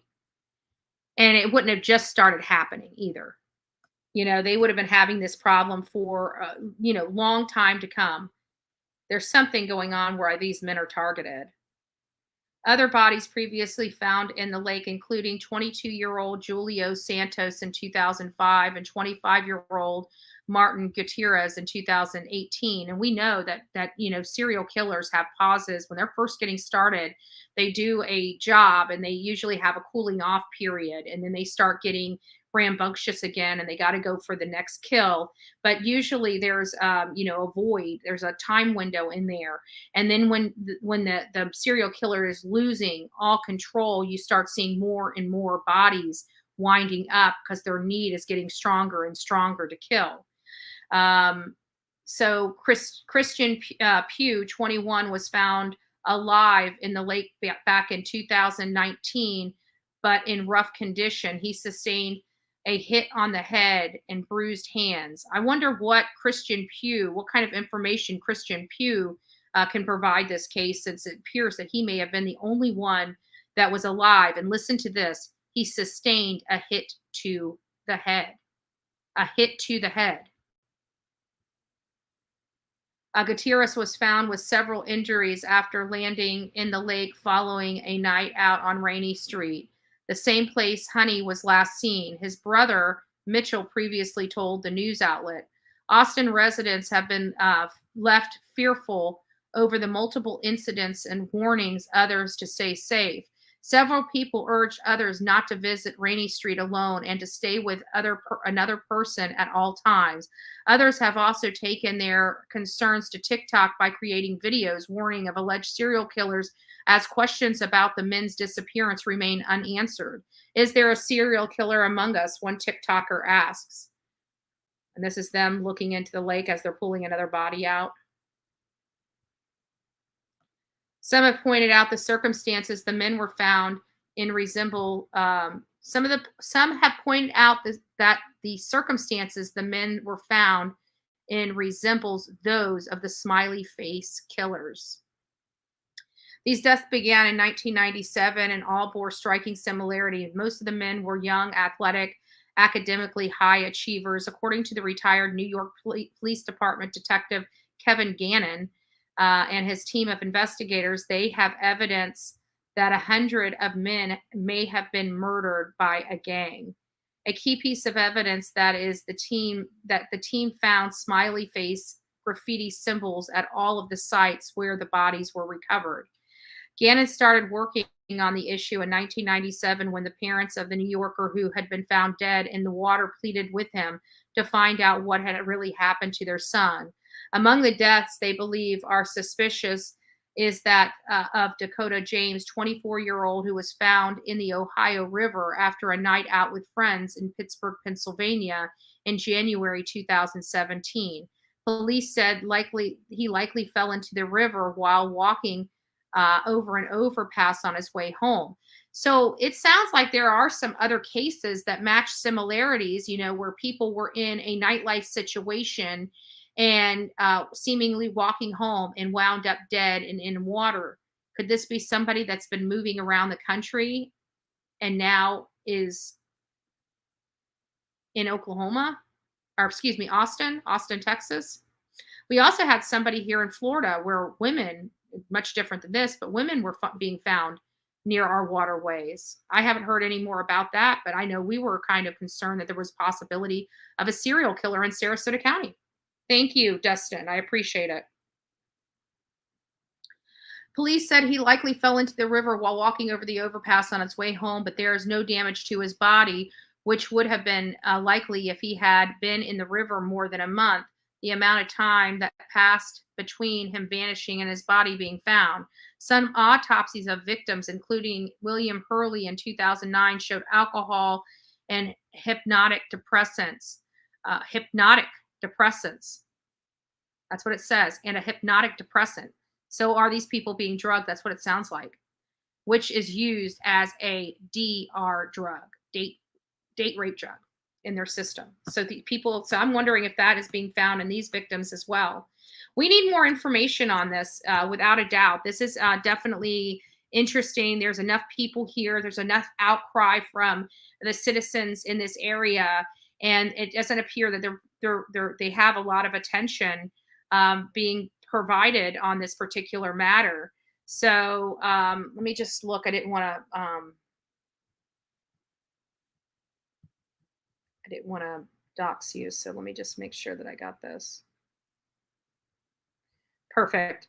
All right, Dustin, I did get it. Thank you. I will be in touch in just a little bit. Let me get started. We've got about another hour and 20 minutes before our the hearing for Letecia Stauch comes back on. Let's see what else we have. Let me turn this off because I'm not going to put the stuff back on. So guys, I'm going to just start playing if you guys have been here and you have not heard, we're not starting it from the beginning because many people are here and they watch me every single day. And so we're going to start the testimony from Letecia Stauch's daughter now. Dustin, when the trial actually starts, I will step away and give you a call and see what we can, what you have on this particular case. I definitely want to bring awareness to it and try to help any way that I can, especially in light that it doesn't seem like they're getting the information that the residents are getting the information that they need. And it sounds like people in this area are very scared. So I'm happy to help. I will call you just as soon as I get to a point where I can step away and have a private conversation with you. So thank you. Thank you for reaching out, and God bless you for doing so. So I'm going to put Letecia's daughter back up here. I'm going to rewind it just a little bit for you, but we are going to put it back up here. And the reason why is because this is in my opinion, the most important of the testimony we've heard. Again, her daughter was with her before Gannon went missing, during Gannon's being missing, and after Gannon was missing and found. So her mom was already in jail several days before they found his body, but she was with her, and she would have the most information about her mother's mental state, how her mother was acting, where they went, what her mother was doing inside the car, what her mother was saying, how her mother was. This is a person that has all that information. And so we're going to go ahead and start with this again. Again, many of you guys were already about a couple hours into this testimony. And we're going to go ahead and keep it going so you guys can be brought up. I'm just going to step away, use the little girl's room, freshen up my coffee. If you guys would like to do the same, and then we'll be back out to discuss what has been said so far. I am listening behind the scenes, just need to get some stuff taken care of for me.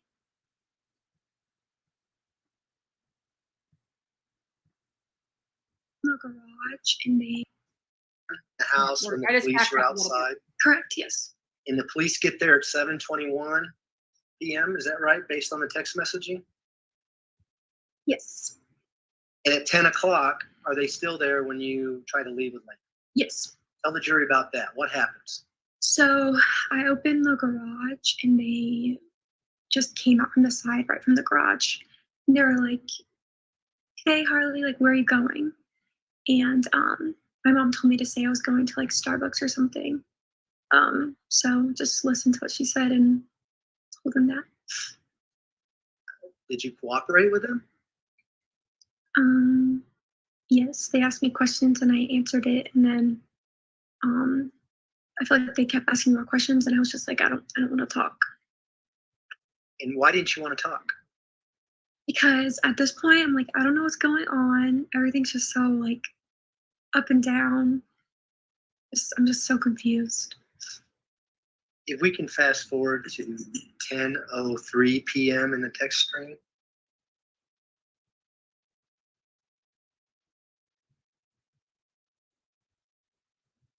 Just maybe go up a little bit. All right, that's good. So, are you there in your book, or do you need to look at the TV to see where we're at? Yes, I'm here. So January 28th at 10:02:50, I think it's 6 seconds. You say, as soon as I opened the garage, they stopped eating. Is that what you're talking about? They were out there when you opened the garage door? Yes. And so does that help kind of refresh? They were out there from 7:21 until 10 p.m. at night? Yes. When you were leaving with Lena, did you know the police were outside? No. Do you think they had already left? Yes. If we can scroll down now, please.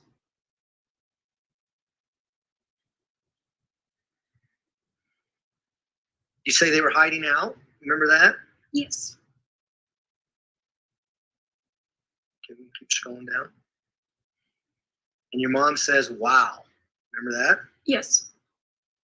And then you go on and say, yeah. And then we can scroll down, please. Why did you say, but I think I'm allowed to leave? I just didn't want to do anything wrong. So I didn't know if we were allowed to leave the house or not. So. If we can, your mom says, why wouldn't you be allowed to leave? Do you remember that? Yes. Can you scroll down, please? You say IDK, I don't know. All right. Yes. Your mom says, I want my dogs and you. Remember that? Yes. You know what she was talking about there?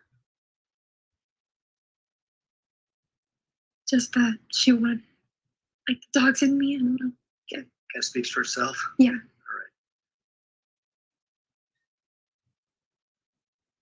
We just have a second. We're going to scroll down.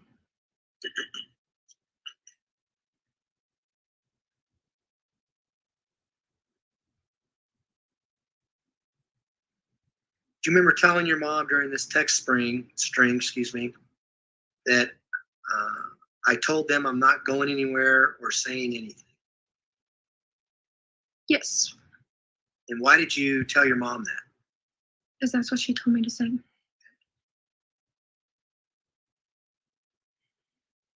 Go down just a little bit. Keep going.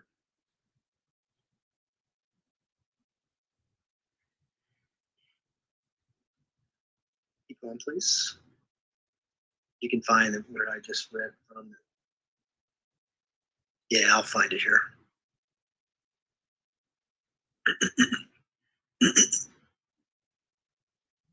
Okay, there it is. So at January 28th at 10:04 p.m., this is you telling your mom, I told them I'm not going anywhere or saying anything. And you said no. Saying that. Yes. Remember how your mom responded? You scroll down. She said, just keep saying that. What did she say after that? Tell me what that guy says. Do you know who she was referring to when she said that? The guy at the door. If we can scroll down, please. One more, please.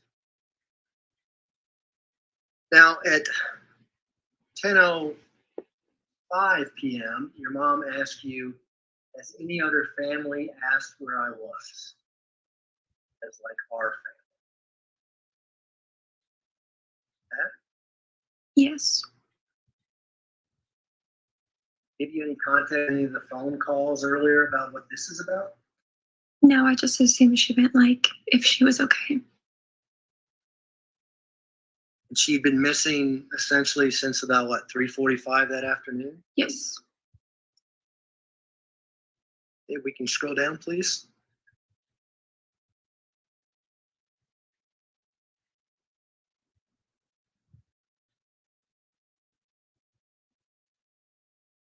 We can keep going down to. Now, for those that are just joining in, let me pause this real quick.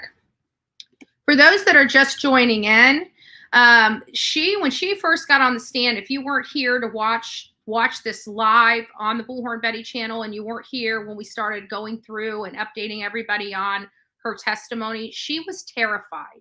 This was the only time that the attorney had to leave the lectern to go out into the lobby to get one of their witnesses. And when she came in, you could clearly see this poor girl shaken.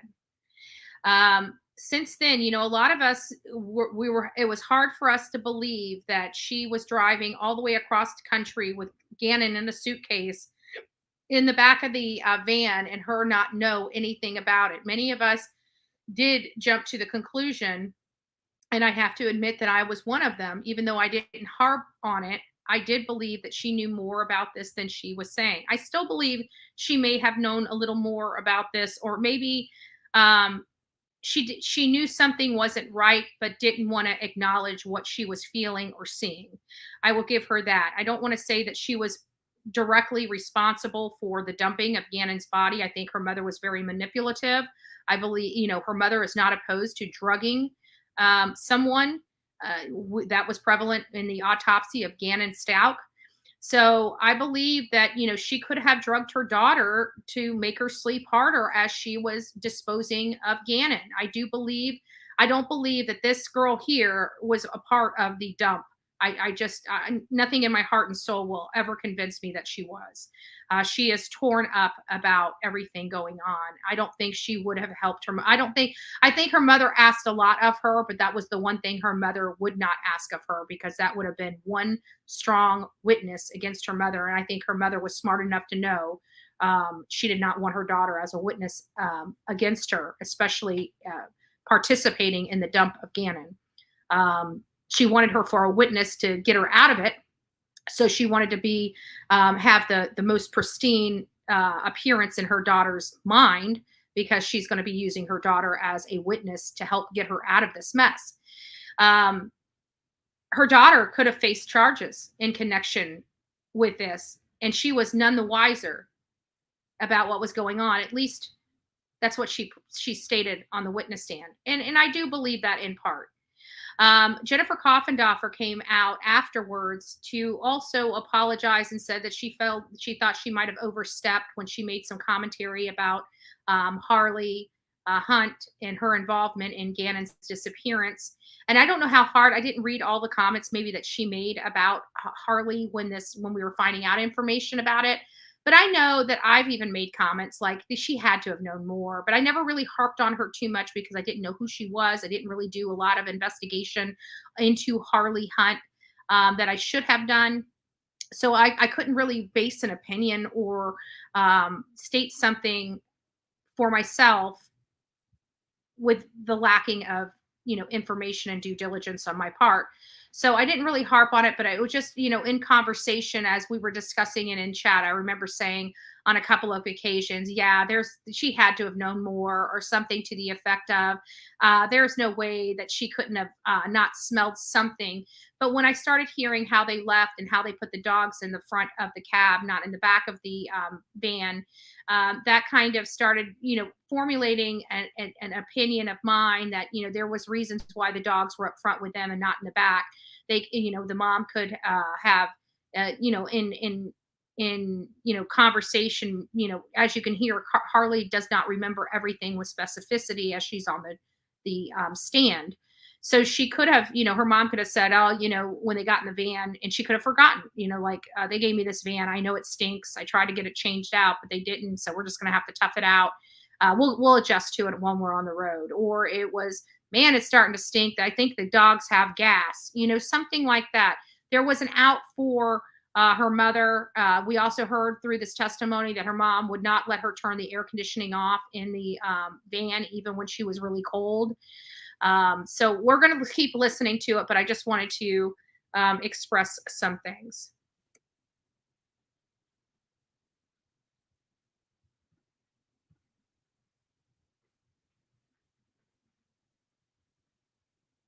Oh. Sorry. As we're scrolling through this, was the were you still giving her a play-by-play as to what the police were doing in the house and things like that? Yes. On January 28th at 10:07 p.m., do you remember your mom saying, I have to get an attorney fast? Yes. And do you know what that was based on? She kept saying that they are setting her up. Is that a continuing theme? Yes. Really, all the way till you go back to Myrtle Beach? Yes. And do you recall telling your mom that they're just taking pictures during this text string? Yes. And how did your mom respond to that? Do you see that? She asked of what? Were they taking pictures? Yes, of the house. And did you tell your mom what they were taking pictures of? Yes.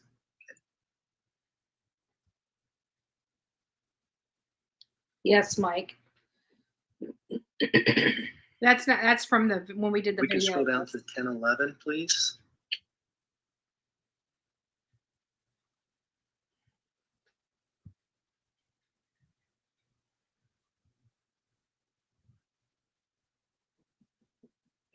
Don't start getting me hungry now.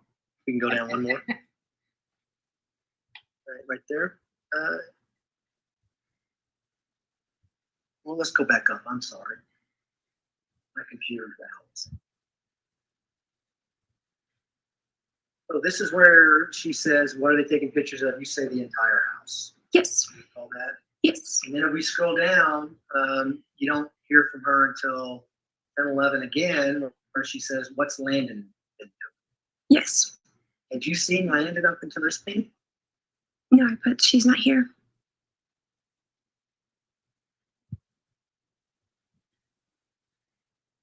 And then she asked you, who's there at 10:11 that night? Do you remember that? Yes. And how did you respond to that? I said just me. Now, was Lena still in the house at this point? No. What happened to Lena? The detectives took her. You know where she went? To Albert. We can scroll down, please. She says she's been set up at 10:11 and 31 seconds. Remember that? Yes. And then she says, just you and is that supposed to be Albert? Yes. How did you respond to that? I said no, it's just me. Okay.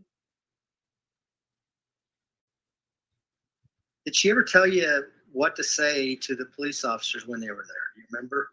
Yes. What did she tell you? She just kept saying, like, don't say anything, like you're a minor and they shouldn't be asking you questions. Did she ever ask you to call 911 if you need to? I don't remember.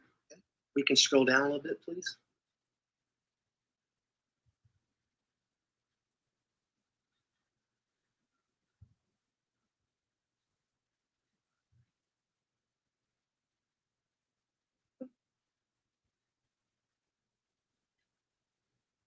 You see that in there yet, Yes. Ms. Hunt? Mhm. What exactly is said there and what time is it? She kept asking, why are there detectives there with you, an underage minor?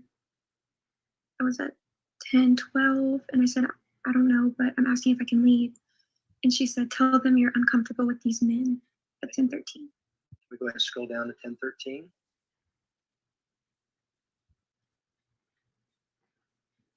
And did you ever tell them that? I just said, I don't feel comfortable asking, like answering questions. Did they stop asking you questions? Yes. And was there a female officer there? Yes. Do you remember having conversations with her not related to this in the kitchen? Yes. That kind of thing. Okay. We can scroll down, please. Now at 10:13:56, your mother says if not, you need to call 911 and tell them they are making you stay there. Remember that? Yes. Did you ever call 911? No, Why didn't you call 911? because it didn't seem needed. Cops are already there, right? Right.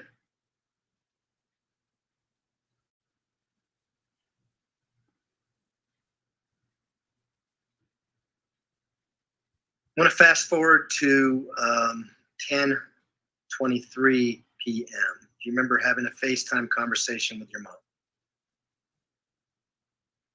Yes. We can blank that out if you like. Thanks. And how long was that conversation? I don't know how long it was, but I know generally what was said. What was said? She told me to go meet her at one of the hotels and to just like be careful leaving.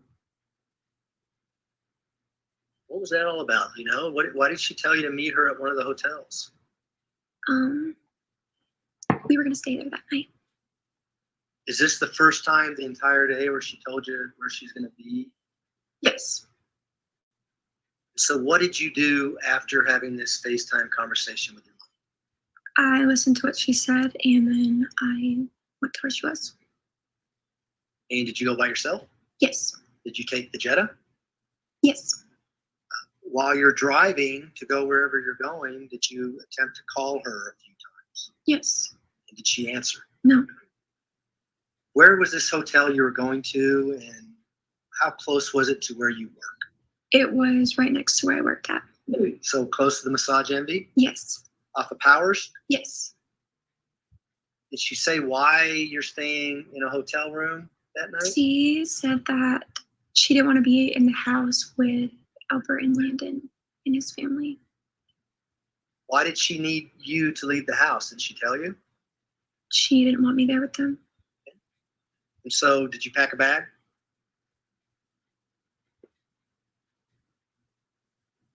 I assume so. So tell us about it. And why were you trying to call your mom on the way to go to this hotel? Because I wanted to make sure that she was there. It's because we hadn't spoken really after that. And then I remember I got there and I was waiting for a while because I didn't know where she was. When you say there, where are you talking about? The hotel. Do you remember what hotel it was? It's probably like a Marriott or Hilton or IHG or something. Several hotels in that area? Yeah. Did you eventually see your mom at this hotel? Yes. You remember about how long it took her to get there and what time it was, that kind of thing? It was quite a while. I remember waiting for a long time. Was it in the morning hours in the 29th, or was it still the 28th? I don't know. It was late though. It seemed like you were sitting in your car a long time in a parking lot waiting for her. Yes. What vehicle was she driving when she eventually showed up? Her Volkswagen. The Tiguan? Yes. When's the last time you saw that Tiguan? It was that night. How about prior to that night? When did you see it on the 28th at all?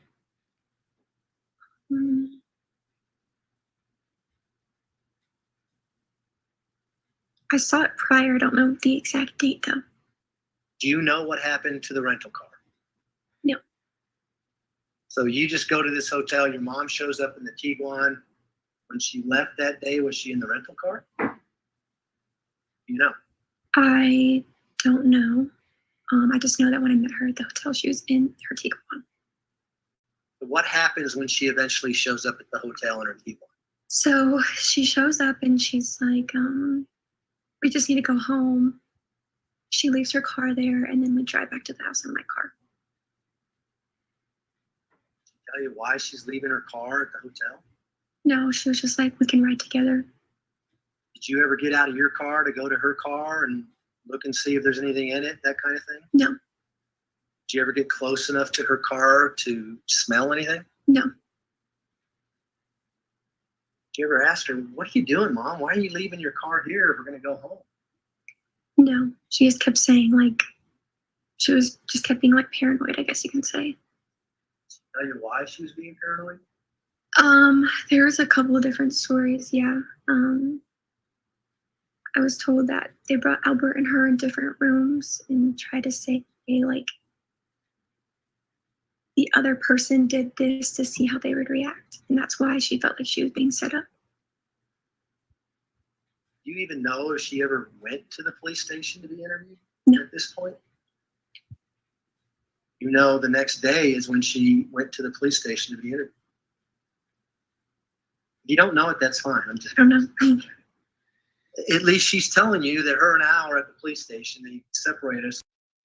We learned, you know, through the stuff we were watching yesterday, that her mom was so she's basically at the house. Her mom's not there.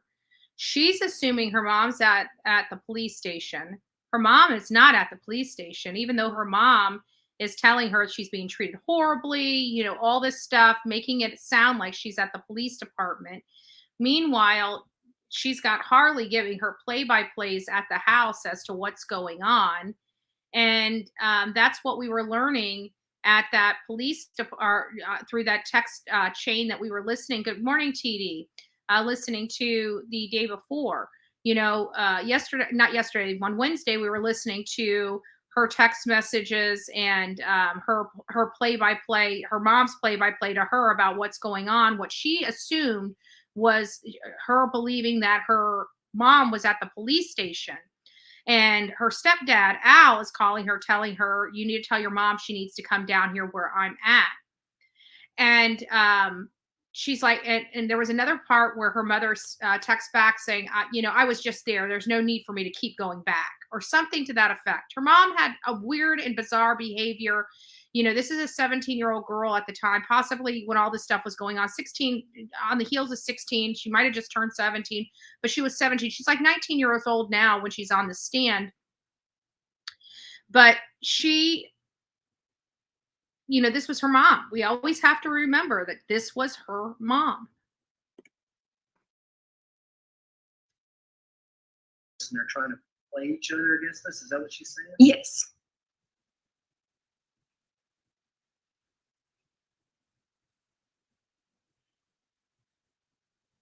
Did you guys go straight home from there? Yes. If the phone records indicate that you were still trying to FaceTime with your mom at 11:26 and 11:31 p.m. on the 28th, would that mean that you hadn't seen your mom yet? Yes.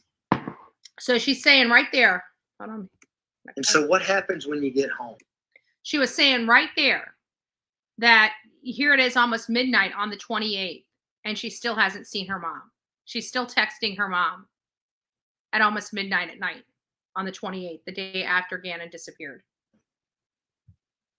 I remember going home. I stay in my bedroom.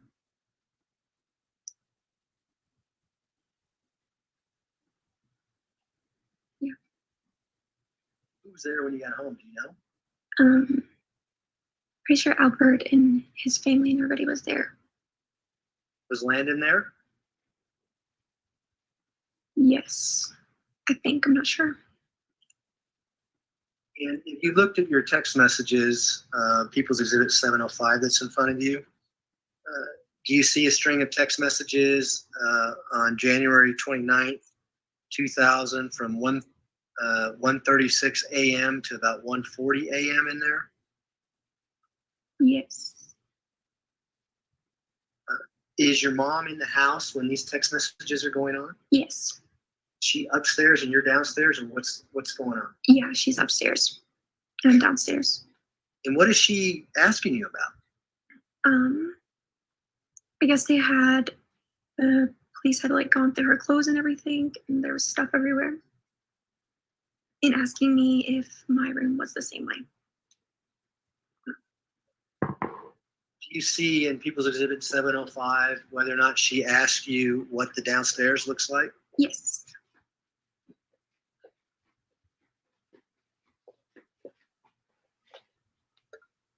Am I saying 705? I meant to say 205. That's 705. I apologize, Your Honor. It's Exhibit 205.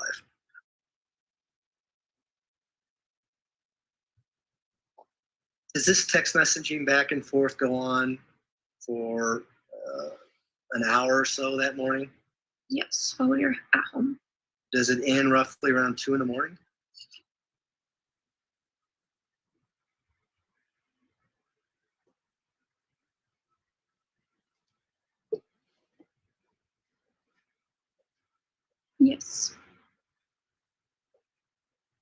So I'm assuming you eventually went to sleep, right? Yes.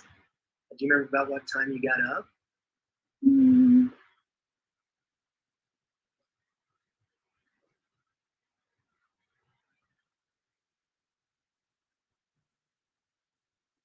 around 8. Did you have to work that day? Yes, I did. What time did you have to be at work? 8:30.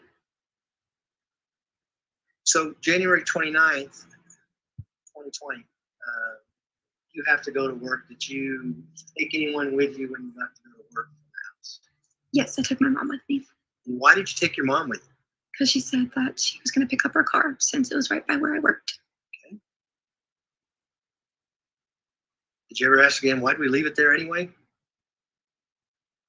No. Did you make any stops on the way to go pick up the Tiguan? No. You didn't go to the airport that day? Oh, yes, we did. Sorry.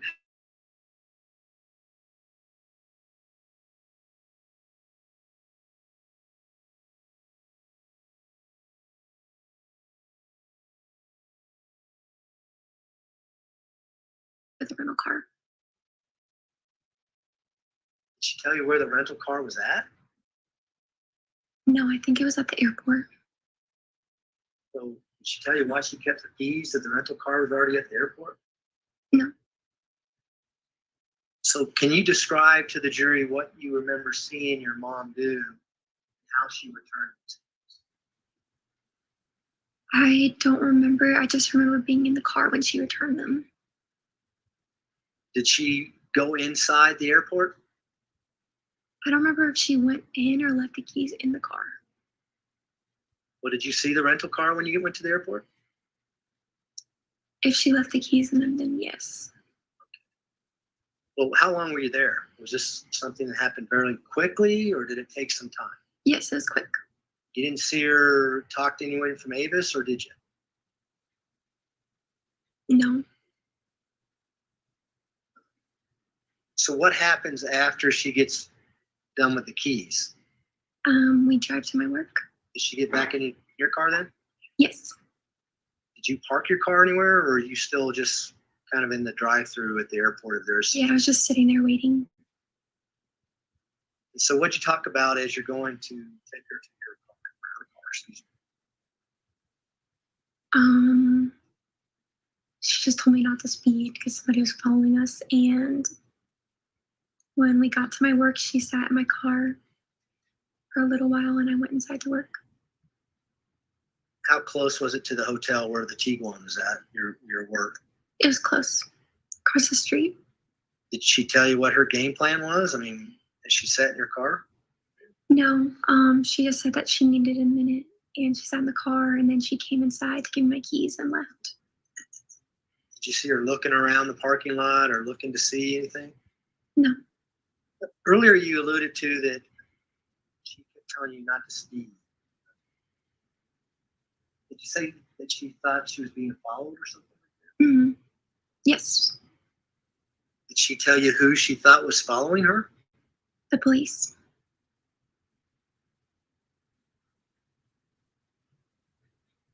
Do you know where she was going after she got the Tiguan? No. What time were you supposed to get off of work that day? Do you remember? I was supposed to get off later than I did, I'm pretty sure.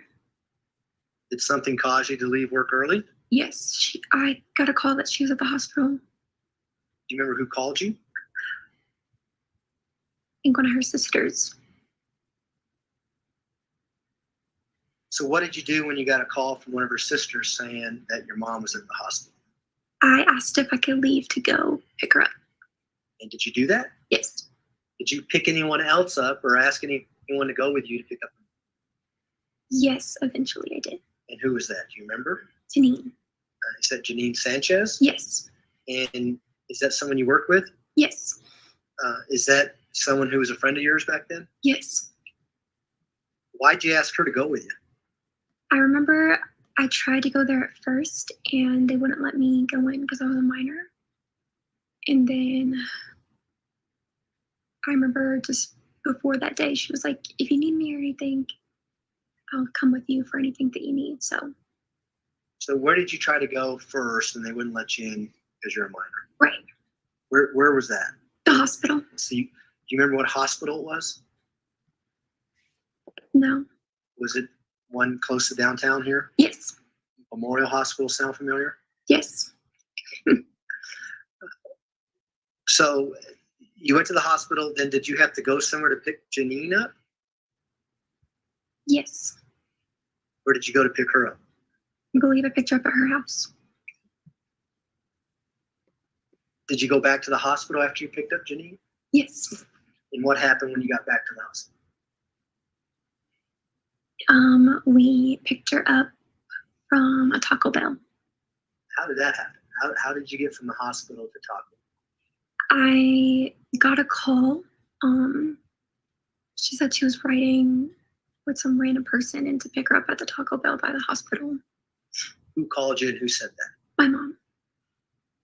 And so did you ask her why? Why we're going to a Taco Bell? I thought you were at the hospital type thing.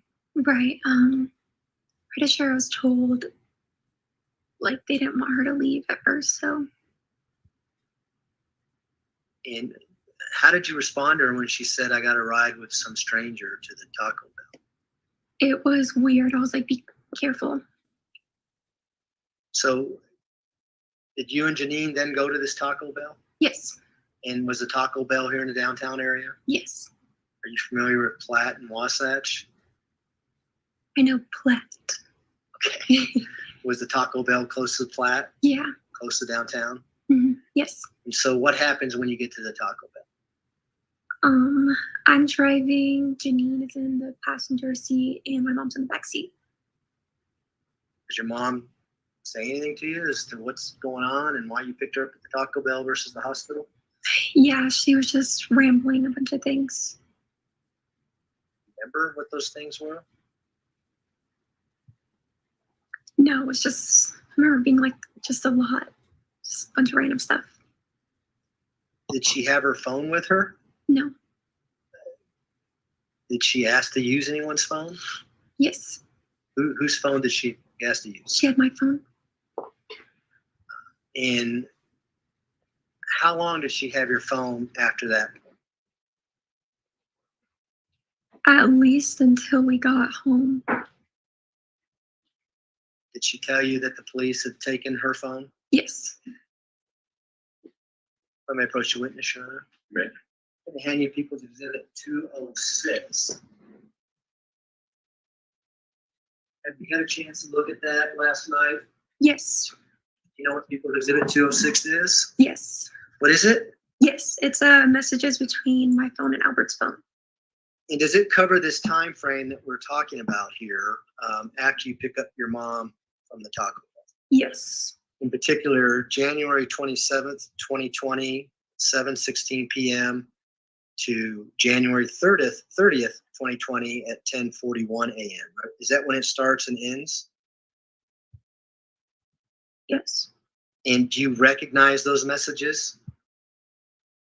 Some of them.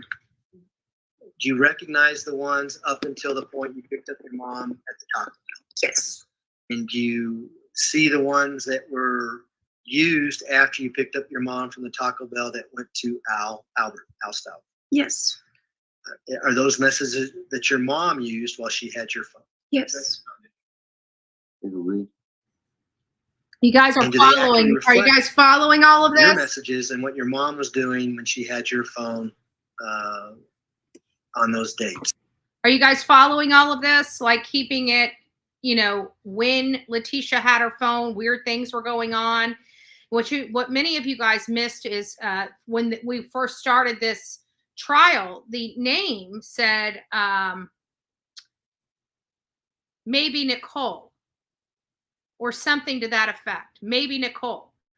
And so I thought that there was a missed opportunity in the questioning at the beginning because there was this weird name on her mom's contact that said maybe Nicole or something to that effect.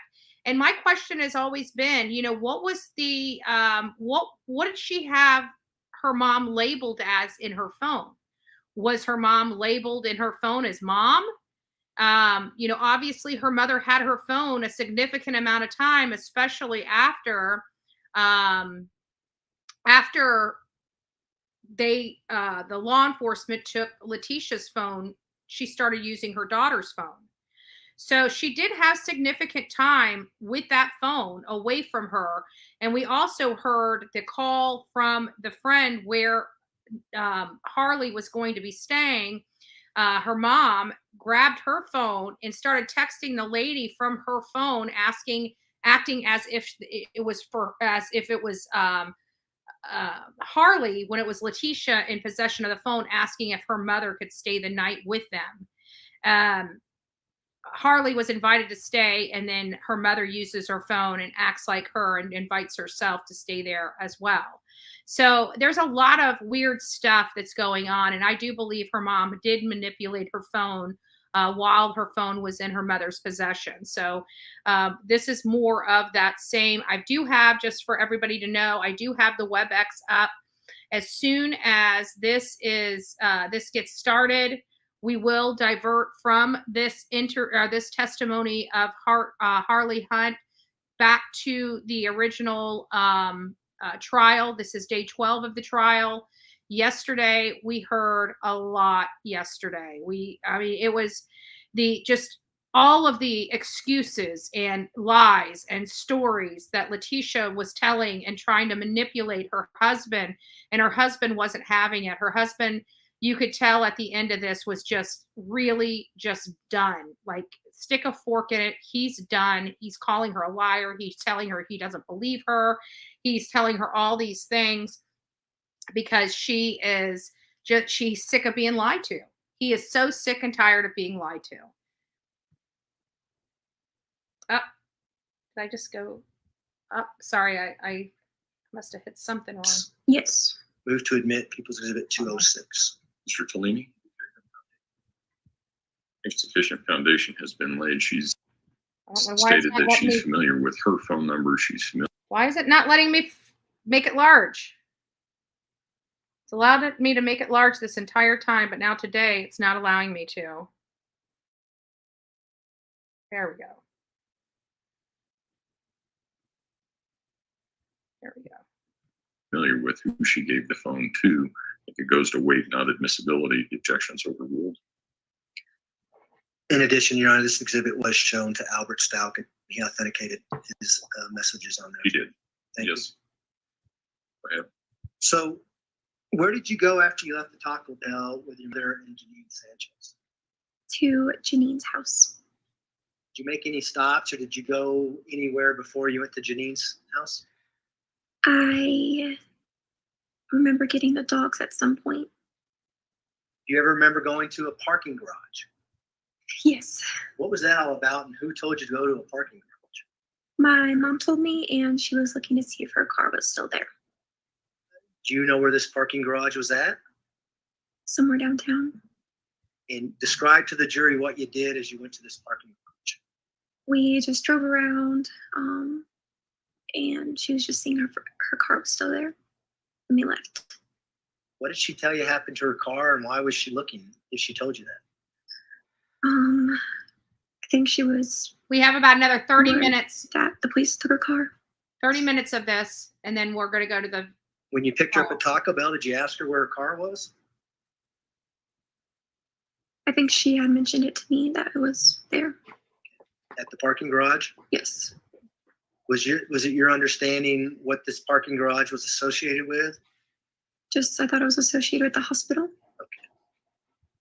Was it close to the hospital, though? I don't remember. Okay. Did you find the car in this parking garage? I think so. I don't remember. Did you see some deputy sheriffs in the parking garage around the car when you drove by it? Remember. Okay. All right. So then you said you go to Janine's house. Why did you go to Janine's house? I was just told that we couldn't stay at our house. And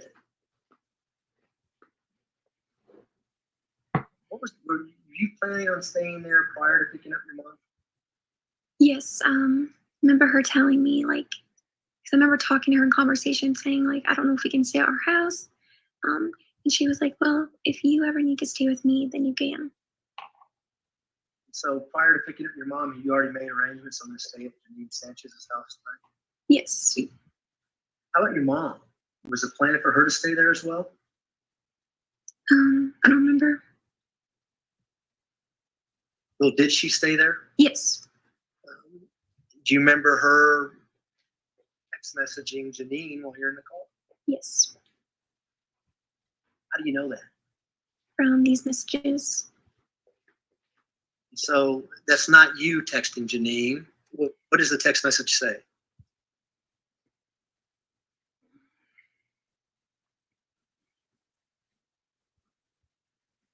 These aren't between me and Janine. Well, do you remember your mom texting Janine, is it okay if I stay here, or words to that effect? Yes. And did she eventually stay at Janine Sanchez's house with you? Yes. Mother and Were you daughter? there the entire night once you got Using her there daughter's after the phone. Taco Bell? Yes. I'm going to flash forward to January 30th of 2000.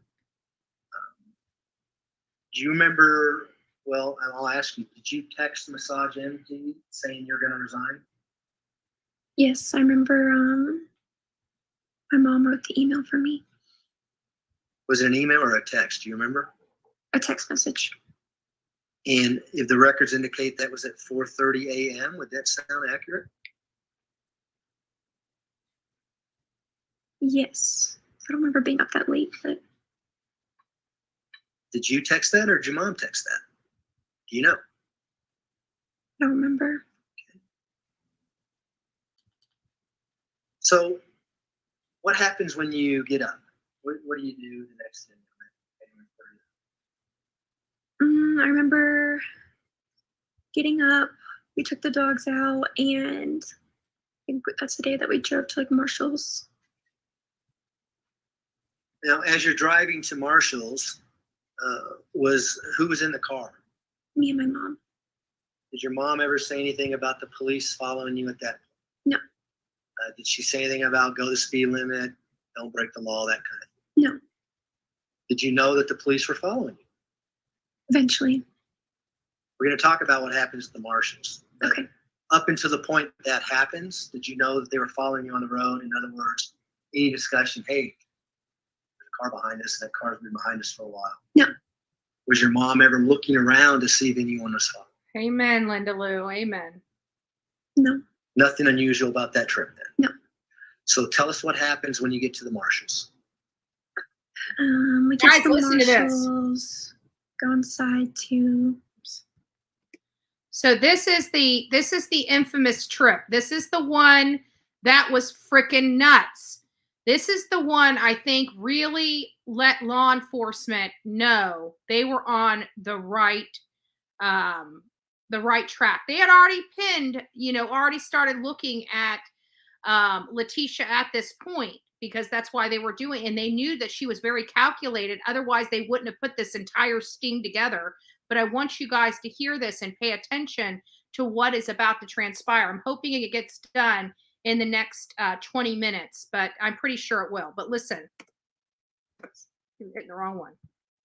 Get like clothes or whatever we were looking for. And then I'm at the cash register. Now, remember also this Marshall trip, from my understanding, from what we just heard, they are still in Colorado. This is not out of state, because there's a lot of conflicting information here, because her testimony basically was they never went into the back of the van to get any clothes. Basically the entire trip that they were on the road to Florida, it didn't seem like they changed clothes. I don't know if that's true or we misunderstood or what, but that was pretty much her testimony. And we'll go back and listen to it again at another date, but definitely curious. So I'm going to keep playing. Sister, and that's when like the police come in. What did the police do when they came in? They took my phone, and as we were walking out, they put me in handcuffs. How did that make you feel? Bad. Was your mom in the store with you when this happened? No. What was your mom doing when all this was happening? Do you She remember? walked outside Did she go out before or after you? before. And did you see her when you came out? Yes. What's going on with her? She was also with the police. Was she in handcuffs as well? Yes. Did she say anything to you that you remember? Yes. What did she say? To not say anything. And how did she say that? She was yelling it. Pretty hysterical at that point? Yes. Was she screaming other things? Yeah, I remember her saying other stuff. She was just like, "That's my daughter. Don't do anything," stuff like that. How long did all this take place? 25 minutes. It seemed like a long time. Yeah. Did they eventually take the handcuffs off and let you go? Yes. Same thing with your mother? Yes. Did they take your car and your phone? Yes. Did you recognize your phone if you saw it again? Yes. Probably wondering what I got in my hand here, huh? If I'm going to approach you, Hunter, we're going to hand you what's marked as Exhibit 203, okay? Yep. In 203, it's pretty obvious that there's a cell phone in plastic there. Do you recognize that cell phone? Yes. Just take it out and look at it. And whose cell phone is that? This is mine. And is it in the same general condition as was when the police took it from you on January 30th, 2020 at the Marshalls? Yes. Move to admit People's Exhibit 203. Mr. Day, Exhibit 203 will be admitted. So what was the game plan after they took your car and your phone? What were you and your mom going to do? Yeah, we were supposed to meet my family. And at that point, we didn't have a phone to contact them to let them know where we were. So we walked down to a store that was in that plaza to use the phone to call them. Now, prior to all this happening at Marshall's, did you know that you had family members flying in?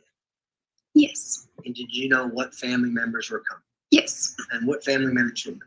It was my grandma, my uncle, and my aunt. And what are their names?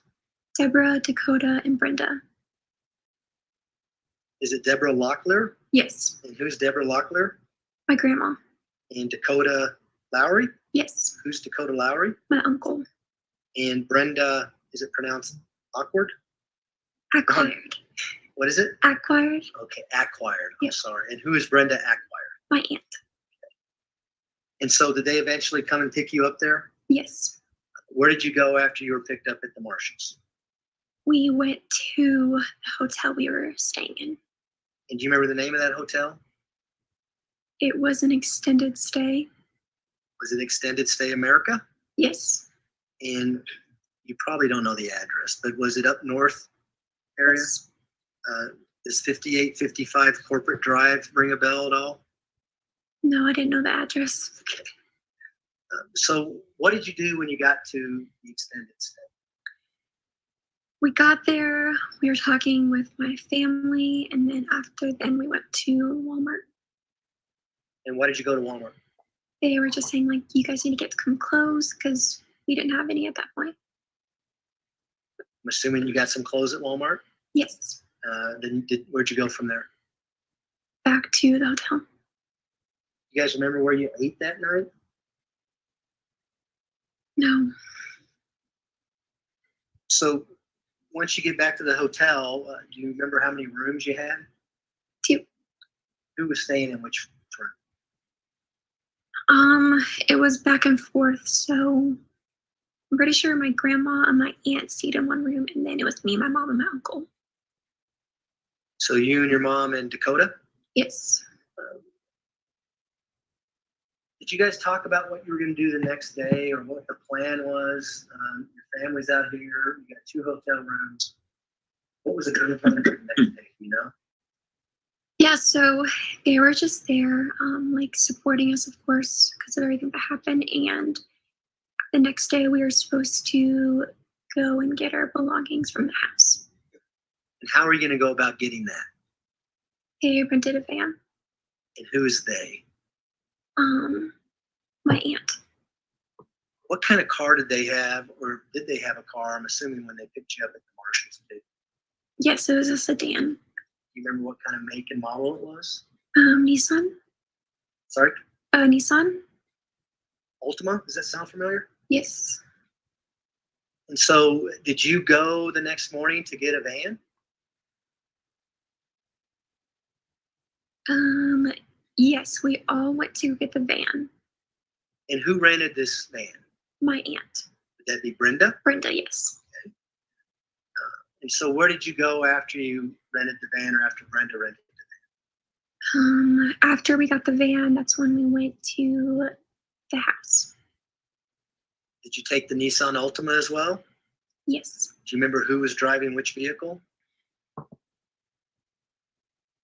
No. You remember what vehicle you were in? I'm pretty sure I was in the car. Okay. Do you remember who was driving the car that you were in? No, I don't know. It's okay. If you don't remember, that's fine. So what happens when you get to 6627 Mandan Drive? There are police there. And we went in to go get our stuff. Albert's family was there. He was there. Just like everyone was there. And as we got our stuff, the police had to look through everything that we brought. What kind of stuff were you getting? Mainly just like clothes. Did you go to your room to get your clothes, or what items did you get out? Do you remember? Yes, I went to my room to get my clothes. Were there suitcases? Yeah, we were filling like Tupperware bins or suitcases or like bags or kind of anything.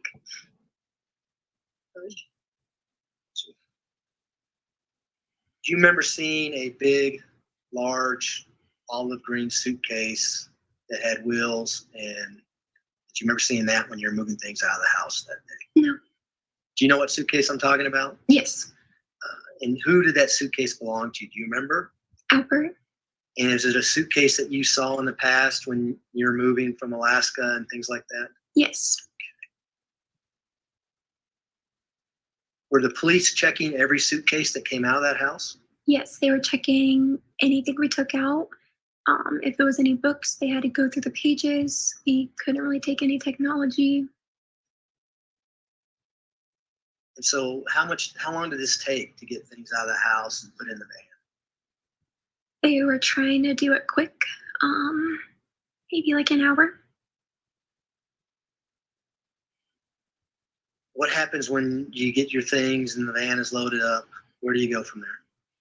We were supposed to drive back to the hotel, but as we're leaving, my mom saw a reporter and wanted to talk to them. Whose idea was it to talk to the reporter? Do you remember? My mom's. Did anyone try to talk her out of it? Yes. Who? I just remember my family saying, like, that's probably not a good idea. Was your mom pretty determined to talk to this reporter? She had got out the car, so I don't remember what she had said to them. I remember, like, we had left the area where we were at and went down, like, a back street at the back of the neighborhood to talk to them. So you went somewhere else so that your mom could do this interview with the reporter? Yes. You still had the Nissan and you still had the rental van? Yes. So talk about that interview. What were you doing when your mom was being interviewed by, was it KKTV? Yes. What were you doing? I was just waiting in the car. Was there a point in time in the interview where your mom asked you to come out? Yes. And did you do that? Yes. Did you get on camera and answer questions? Yes. Why did you answer the questions the way you did on KKTV? TGIF. Because that's how she told me to. Were you doing what your mom told you to do during that time period? Yes. And do you recall what those questions were? I know they asked me my name. I don't remember what they asked me after that. Do you remember talking about the hike at Garden of the Gods and whether or not you saw Gannon after this hike and things like that? Yes. And is that what you're talking about? You're just going along with what your mom wanted you to say? Yeah, when she came to the car, she was like, come on, let's go do this interview. I don't want to do the interview. And I was like, I don't know what I'm like supposed to say, because I was told that we weren't allowed to talk about the fire. So I was like, am I allowed to talk about the fire? So, yeah. And you said you saw him, right? After the hike. Yes. And you did see him, as you testified earlier. That's when he was in the bedroom and you got home from work late at night. You didn't know if he was asleep or awake, but yes. You saw him in bed. Yes. Okay. What did you do after this interview? We left and went to the hotel. Both cars? Yes. In car? Yes. What happens when you get back to the hotel? We get back. Remember my mom saying that she needed to leave because she needed to get dog food. And did she leave? Yes. Do you recall what car she took? The rental car. Nissan Altima? Yes. And how long was she gone? She was gone a while. 2.5 hours? Yeah, it was. Did it seem like it was that long, 2.5 hours? It was a long time, yes. Did she tell you where she was going to this pet store, what location it was, and things like that? No. I remember when she came back, I was like, what took so long? And she was like, I didn't use the GPS. So I got lost. What was the game plan for the next day when she comes back?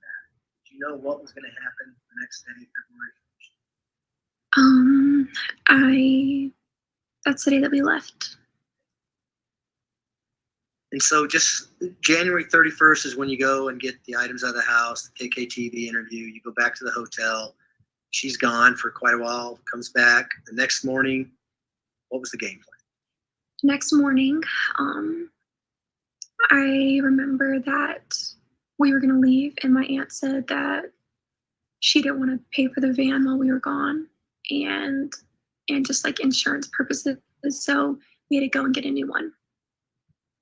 And when you say we, who are you talking about? Like they just had to go get a new one. Do you recall who went and got a new van? I don't remember if I went with them or not. Did eventually your mom show up in a different van? And I agree, kind. Yes. And would that be in the morning of February 1st, 2020? Yes. Did you have I any also idea believe what with was you, gonna here happen we go when she as well. came back with the van, a new van, and on February 1st, 2020? I just knew that we were leaving. I didn't know where we were going. Did you ask your mom where we're going? Yeah, the destination changed multiple times. Tell us about that. We were leaving.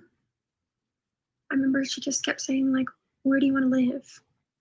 And then I was just confused. And originally it was going to be Texas, and then it was Florida, and then Myrtle Beach. It just kept changing. When your mom came in this new van, did you see what was in the back of the van?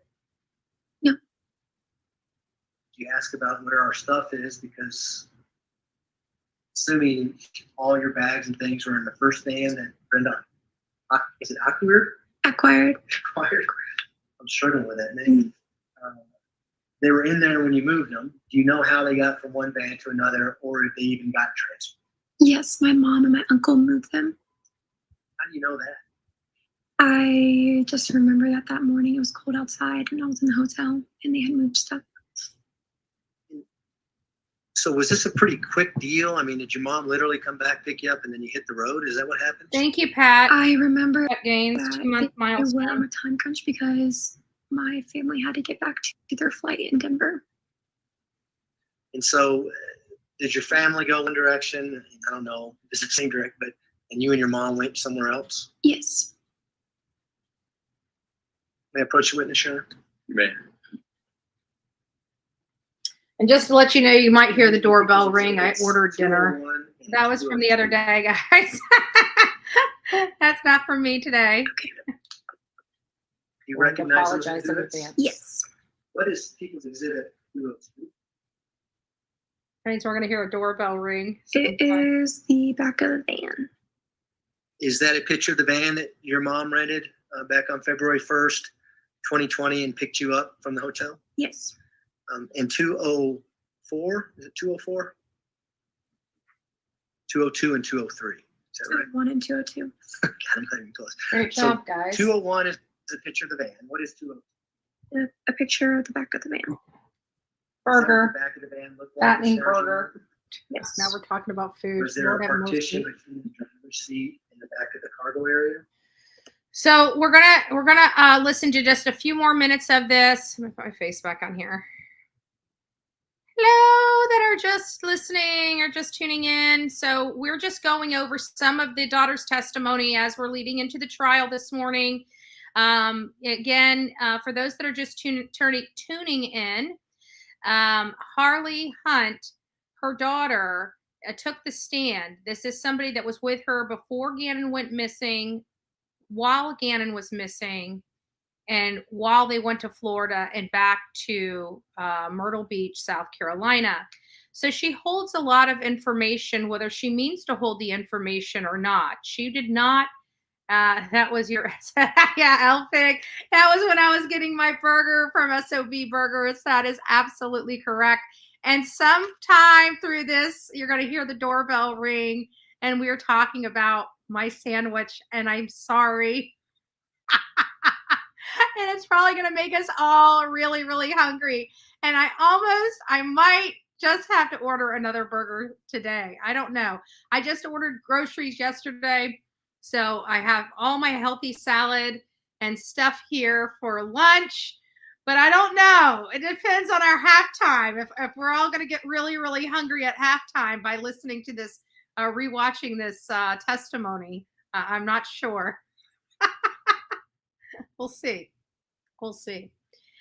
Did the aunt rent the van, or did Leticia rent another van? So there were two rental vans. It sounds like they had one and she came back with a different one. Maybe I don't know. And we're not taking into consideration, I mean, I think they did say that the van wasn't full, but I'm not sure. We'll have to go back and watch some of it. I've got to put together some highlight pieces. I'm going to have to go back. It's going to take me a little while.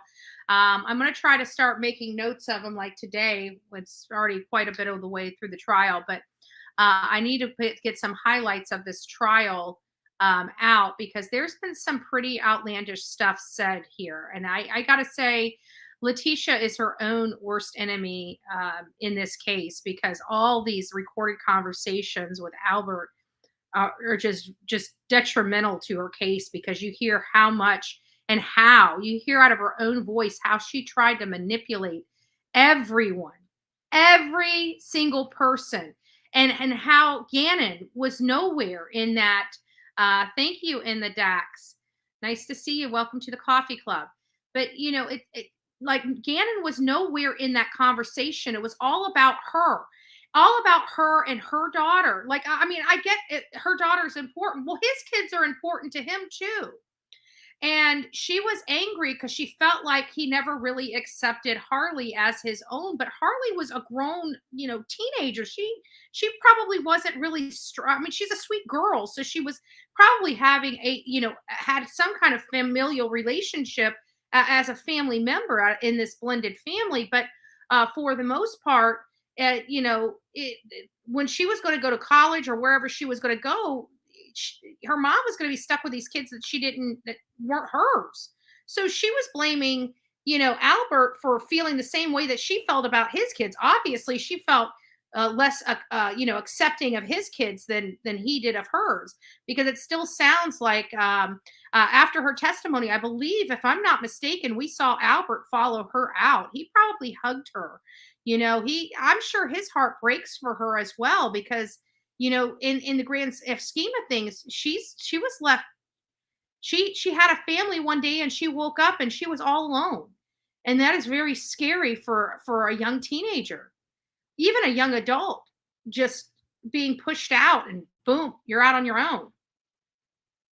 So, all right, we're going to get back to this. And we've just got, we're going to probably do about 5 more minutes. That's probably all about all we can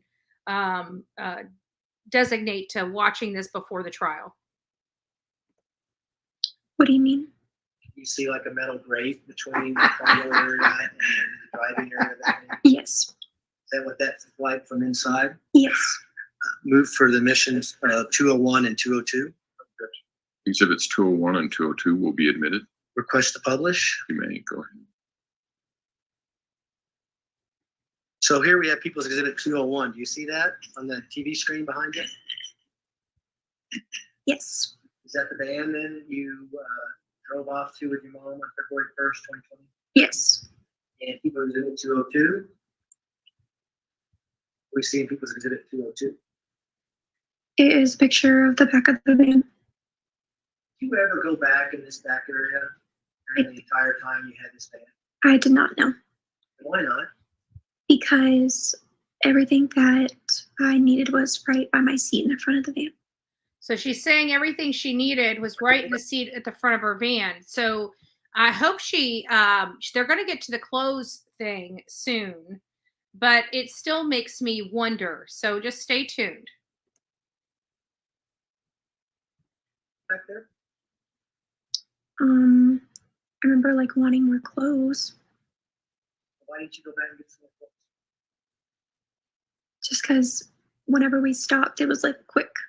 Like whenever we stopped at hotels and stuff. So there's no point. Well, did you ever ask your mom, why can't I go back there and get some clothes? No. Did your dogs ever go back there? No. Did you have your dogs with you? I guess I should ask first. Yes, we did. Can we go to People's Exhibit 303 that's already been admitted?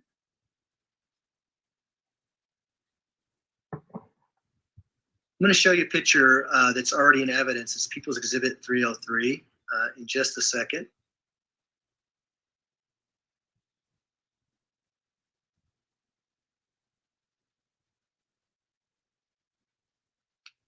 Okay, 303 is up on the TV screen now. Do you recognize this photograph? It has a placard 14 with what appears to be a rubber dog bone. Yes. Recognize that dog bone? Yes. And how do you recognize that? Because we had all like the dog's toys up front and their food and everything. They were playing with it on the drive. Did you leave that in the van after you turned it in? I didn't know until yesterday. How sure are you that that's the dog bone that you had with your dogs in that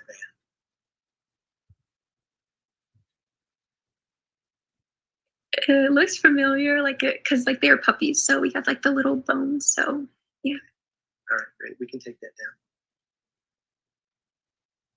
So, what are you talking about as you're leaving in this budget van from the hotel? You asked your mom where you're going, what's the game plan, that kind of thing? Yeah, so I did. That's when she was asking me like, where do you want to live? And the destination just kept like changing. And she was just talking about like starting a new life. I ordered from a place called SOB Burgers. Elena, did you ever talk about leaving them? No, she just kept saying that, Albert went against her and doesn't believe her. So that's why she wanted to leave. And it's something like that happened in the past where you and your mom left Albert and the kids on the road somewhere later? Yes. Tell the jury about that. There were multiple times that she would just get like angry or frustrated and ask me to like pack up all my clothes, and we'd get in the car. One time specifically from Colorado, we drove all the way through Kansas, and then she would always like be like, okay, we just need to go home, because her and Albert would talk it out, and then we'd go home. Did you think that was going to happen on this trip? Yes. Did that happen on this trip? No. At what point did you realize that was not going to happen on this trip? Once we were close to Myrtle Beach. So all the way across country up to Myrtle Beach, you're thinking, we're going to go back to Colorado, everything's going to be fine, they're going to get back together? Yes. Do you remember when this trip to Kansas happened that you ended up turning around and going back? It was during the time that we lived in Colorado. I don't know the exact month. Sometime during 2019? Yes.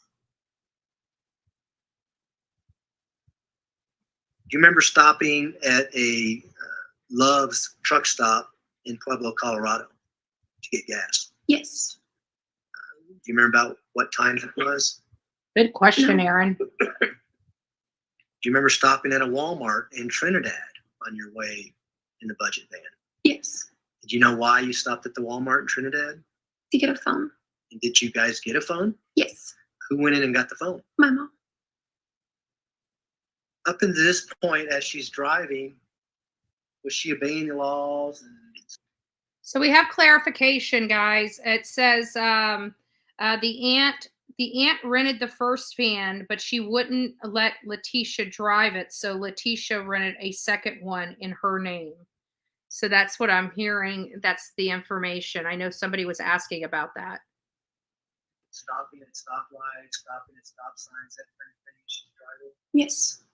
Did she know where she was going? Did she ever tell you, I'm lost, I don't know what to do with it? No.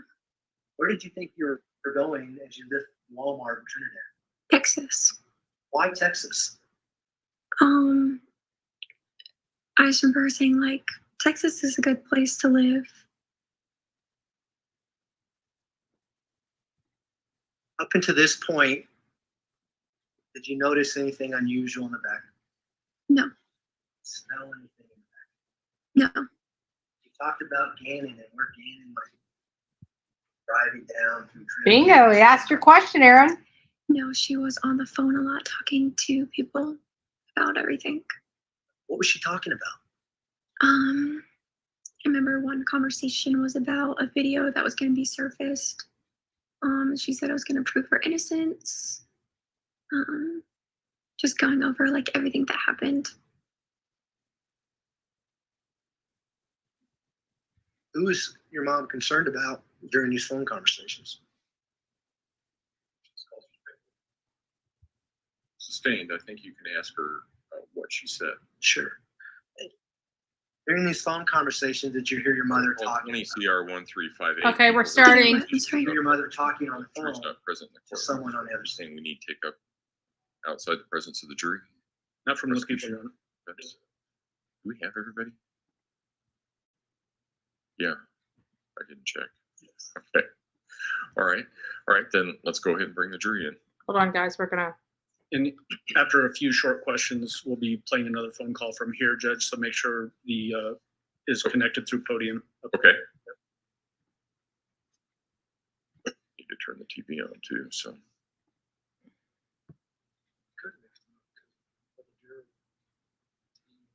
Well, I know, that's why I, good, right, and that's, yeah, that's what I thought. So.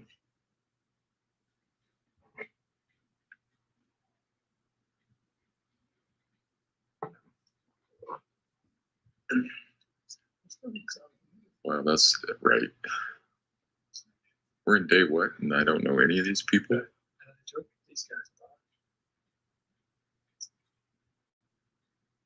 All rise for the jury, please. All rise.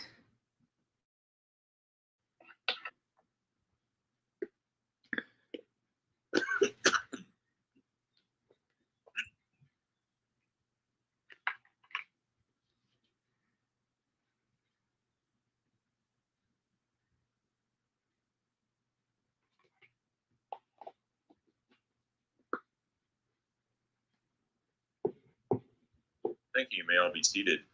Court will recall 20 CR 1358, People versus Leticia Stauch. Record should reflect the jury has returned to the courtroom. Good morning, ladies and gentlemen. Morning. Taking a minute here to make sure I have all of the right people, because I understand that there were two juries that sort of came in at the same time, and wanted to make sure everybody made it to the right place. All right. Again, I'm going to ask you the same question that I've asked you every day previously. Has anything occurred since we were last together that causes any of you to believe you could not continue to serve as a fair and impartial juror in this case?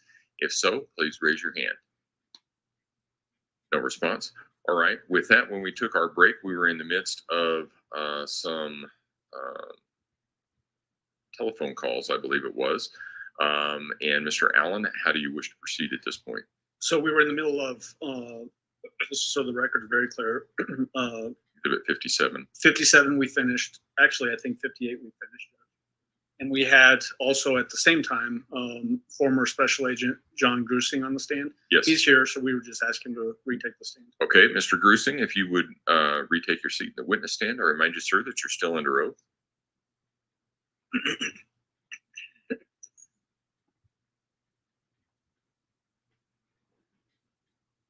Good morning, Mr. Grusing. Good morning. So we've had an opportunity to listen to all of the phone calls. We've got still one more to go. How, in your experience, as you're working this particular case, are you using the information you're gathering from these phone calls to develop what you talked about on Wednesday, this pattern of behavior for this particular defendant, to inform you of how you're going to interview her eventually? Yes, we were working as a team and talking with Al after each call to determine exactly what happened on that call. And then before we would make contact with Leticia the next day, we would compare what we learned that day to previous days to see maybe what our new strategy would be. Did the strategy change, like you're describing, from phone call to phone call or from day to day sometimes? Yes, and even in the middle of a phone call, it might change depending upon her answers. I noticed in the, I think it was the last phone call, there was a change where you start using the word, or Al does, at your direction, I think, start using the word murder as opposed to accident. That's correct. Why did that change happen? It seemed to us that Leticia was not accepting that this was an accident, even though we kept on posing that through Al.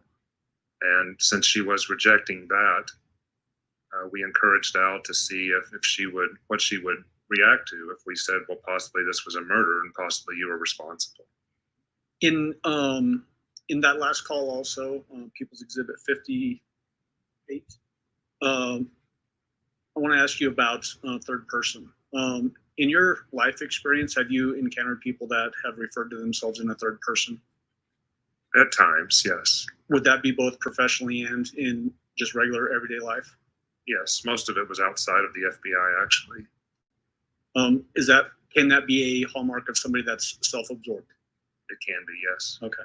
Did you find Letecia Stauch during these phone calls and even during your interview with her that we're going to get to later this morning to also be self-absorbed?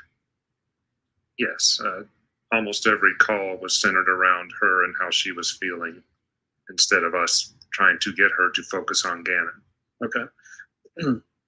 As it relates to those last two phone calls, 57 and 58, that we listened to on Wednesday afternoon, was there any other important information in those phone calls that you used to develop that pattern of behavior in your mind going forward? And obviously this is a very open-ended question, but I want to make sure that you have the opportunity to explain those issues. When Al posed to her about possible injuries to Gannon when he was talking with her about murder, she removed Gannon from the conversation and said, you're saying words like, did I murder someone and did I hit anyone over the head with a board? And she basically took Gannon out of the injuries that Al was accusing her of doing. We were trained to look for gaps in the story, like hours missing in a day, as well as illogical use of pronouns, and that jumped out at me. Why does that jump out at you? Because it was very personal what they were discussing of Gannon, and then when she's describing the possible that she would be responsible for hitting him in the head with a board or possibly murdering him, she takes Gannon out of the conversation. Okay. So basically depersonifying Gannon? Correct. Okay. This next phone call is the last one that we've admitted. It's People's Exhibit 59. It comes from February 21st, 1:44 p.m. It's 29 minutes long. At this point, Judge, I'd like to go ahead and publish that. It was previously admitted during Mr. Stauch's testimony. And then when this particular phone call is done, we'll bring Mr. Gruesing back up. All right. Go ahead and step in.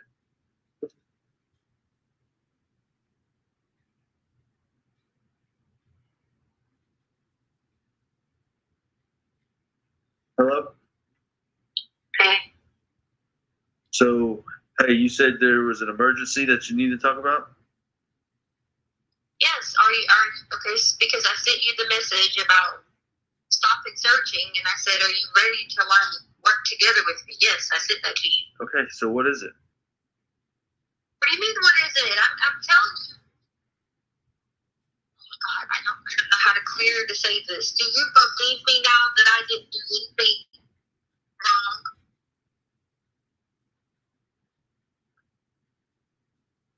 I mean, I'm just trying to get, you made it seem like there was some urgent news that you had to tell me, and this is... And I sent you the link you were talking about with the landfill. That was old. Oh, so there wasn't really anything urgent and pressing that would help me find Gannon? I'm asking you, are you ready to work together with your wife to do it? Yeah, I'm telling you, I'm going off your list. Number one, Gannon. So let's focus on that. Okay? So you read my list. Why are people sending this about lies about airports and all this? It's I don't know. You can't have a straight goal. It's common. I don't know. I don't care about social media. Never have. Who cares what people are saying? I rode with my mom to the airport. Okay, where are you? Where am I? Yes. I told you I just stepped out of work on lunch break. Like, as in the nose? No, as in the headquarters. Okay. Are you gonna be able to stay with your wife so we can work on this together? I'm not making any promises. I need to know now, starting tomorrow. Well, you're not even here. If you're telling me starting tomorrow. I can't fly the dogs. Well, how did the dogs get to where you're at if they couldn't fly? I'm in a car with friends. That's all I can do. The dogs can't get on that airplane. What friends? Only thing I see, Renee Michelle, some different people, some adjacent people to me that works for Harley. We stayed at their house. Okay. We've just been staying everywhere. The dogs cannot get on an airplane. Okay, fair enough. But I want to get back to Gannon. I want you to tell me you're going to work together with me. That's not a problem. Be together so we can work out everything, figure this out, get a plan in place. But why is the safety of a child contingent upon anything other than finding him? If we're not together. Yes, you can. Fine.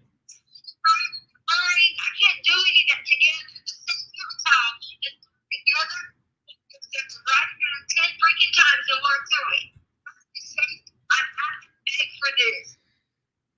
It looks like she's reading a book. I still don't understand how you helping me with Gannon is contingent upon anything else. Contingent. I am your wife. Did you file for divorce? That's okay, SB. Did you? I didn't hear what you said. What? Did you file for divorce? I told you that already. No. Do you want me to? No. Are you cheating on me? Am I cheating on you? No. Listen, we need to focus on Gannon, okay? You told me you had... Some big plan. No, it's not. Yeah, it is. You're right. It's a big plan to find my son. Absolutely. Okay, so listen to me. You made this, like you always do in these scenarios, you made it seem like we could fix this immediately. You got some big piece of information. Listen. Listen to me and be open-minded in order to... And with my promise, you taking my side in order for it to even be working. Because if you go against me, you bug me, you be whatever, you try to do whatever, all these things. We can't get to what you need. Okay, so but that's what I wanted you to say, because you just told me that finding Gannon is contingent upon what you getting what you want. You said if I don't buck you or don't be with you and don't sleep with you, that's what you said in essence, is that if I don't give you what you want, we don't find Gannon. So listen, but hold on, listen, I'm going back in now. I thought you had some emergency. Number one, okay?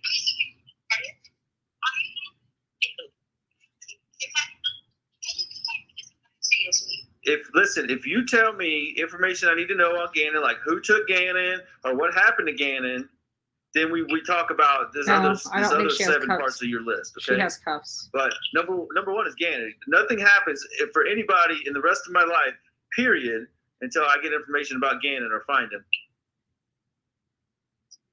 I thought you didn't have a car. Sounds like a car to me. Old vehicle because I don't have a license. All right, go ahead. I'm sorry. Go ahead. I need you to tell me that you have confidence to believe in me. Okay? Number one on the list is Gannon, so. Okay, I believe in you and have confidence in you that you'll tell me the truth.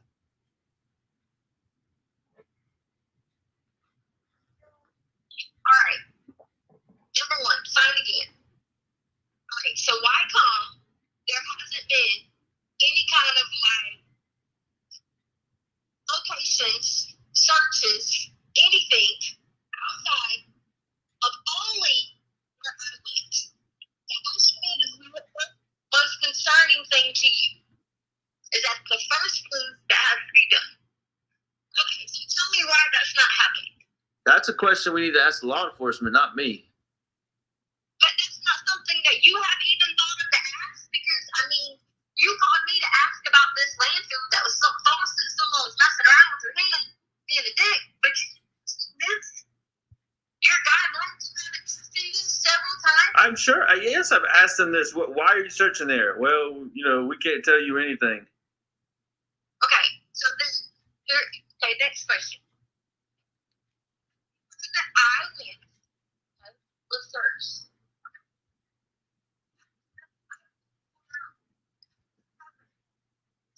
Acres upon acres when I didn't even go to those acres.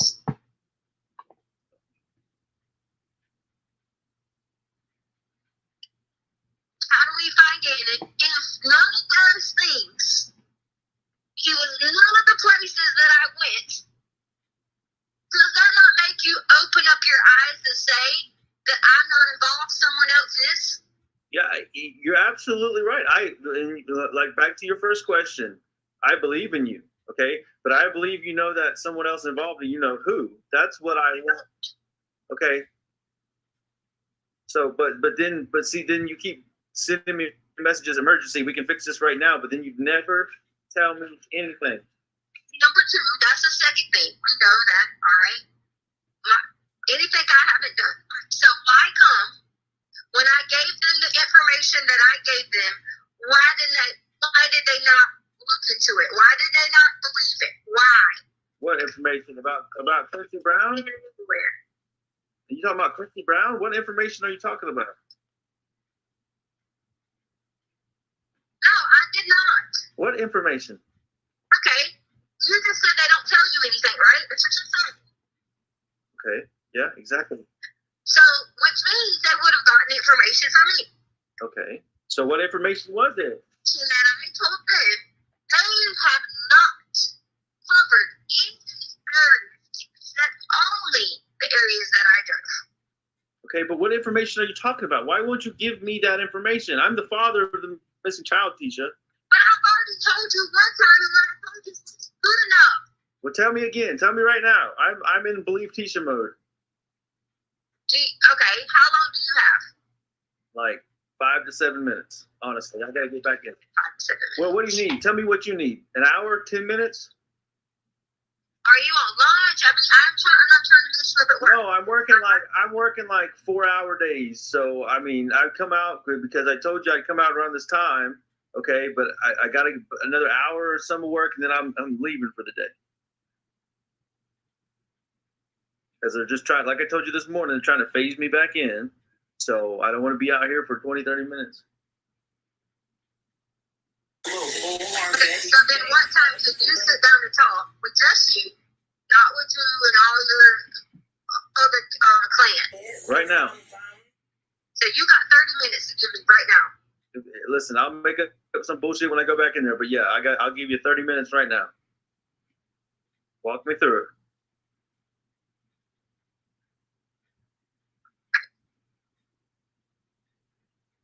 I need you to answer this question. Why? How many of the videos, so it can all make sense to you, have you saw other than one video? Listen, this is not Albert answers a bunch of questions. You tell me, no, you tell me what I'm missing or haven't seen. That's what this is about. This is not you. Have you seen a video of anyone pulling into our yard after 4 o'clock? Have I seen a video? Did you see this? Have I seen any video of that? I'm not sitting here answering questions, okay? I haven't seen other than what's been released. I haven't seen what's other than been released to the public. I'm not sitting here getting questioned. You said you had a story to tell me about this. Didn't say I had a story. Okay. Helping you. Okay, well, help me. Don't. Okay, I'm listening. Did you see any of the videos? I'm listening. I'm not being questioned, okay? Tell me what I'm missing in the video. Just tell me. Don't ask me. Tell me. The video, when Harley comes home, and Lena, I'm sure you had to see this. Just tell me where Harley parked her car. I have no clue, Tisha. Tell me what you're trying to tell me. Now you get me upset. You haven't seen this. No, I have not seen anything. I told you that. I've seen what is on the internet on the video about the truck. That's it. Okay.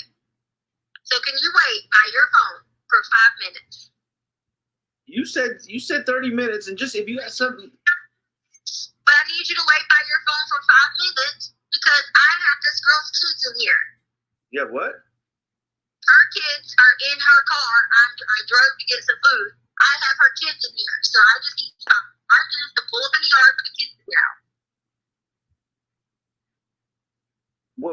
Why does that keep you from sending a video? It's not seen in the video. I don't want to talk about it with kids around. They can hear me. I'm asking you for 5 minutes. Just give me 5 minutes. Let me pull in the yard and they get out. Just tell me what you got to tell me. There's no kids in the car. I don't hear a peep, okay? There is a kid in the car. Listen, I knew. Either you tell me now, or I'm just going to put the phone down and go back into work, okay? Because I don't got time to sit here and you jerk me around. I'm tired of you jerking me around. Literally almost to the street. Listen, I don't have 5 minutes. I got the 30 minutes you asked for. I got that. You start telling me whatever it is you got to tell me. Who cares if a kid's in the car? That should be a good thing, that you know information that can help you find the missing kid. I'm sure they've heard about it. I don't know if they did. They might have not have. Well, I'm turning on her street. Just hold on. Yeah, okay. I swear to you, I'm literally turning on her street. I'm not questioning you. I'm in believe Tisha mode. I'm just waiting for some facts that I can believe. Turning on her street. Okay, I believe you. Like I'm passing the church right now. What church? And then I'm going on to this. Nice. Church, I guess their church. I don't know if they go to church there. I don't know. Oh, you passed by, but there's no sign? Okay, cool. Yeah, there was a sign. I'm looking at the road. So I can okay. All right. Hey, I believe you. But I know my way around. I believe you. I'm not trying to question you. I just want to know if I knew the church or the pastor or anything. Sorry, I'm literally turning in. And right now. All I gotta do is pull over here. Can you go inside with your mom and then I'll just... Yeah, and I'll be in a minute to let it talk.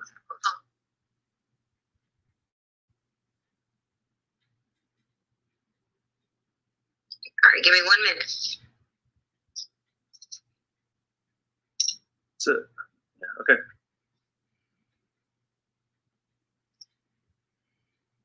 You there? Tisha?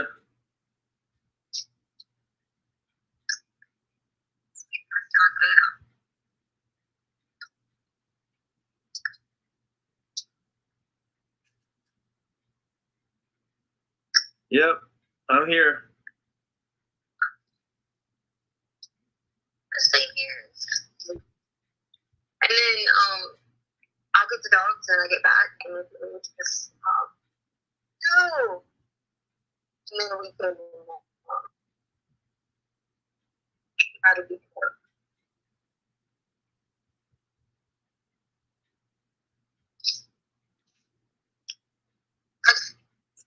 Literally Blue door, she's getting out.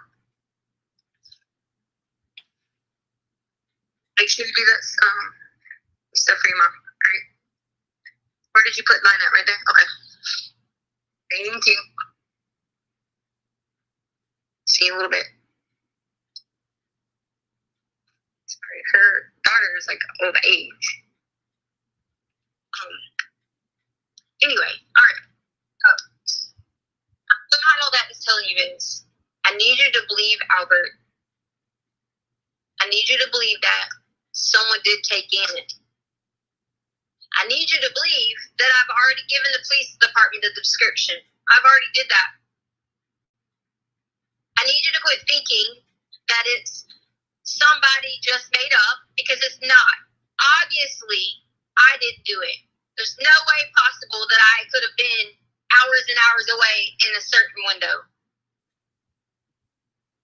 I need you to help them re-look at that.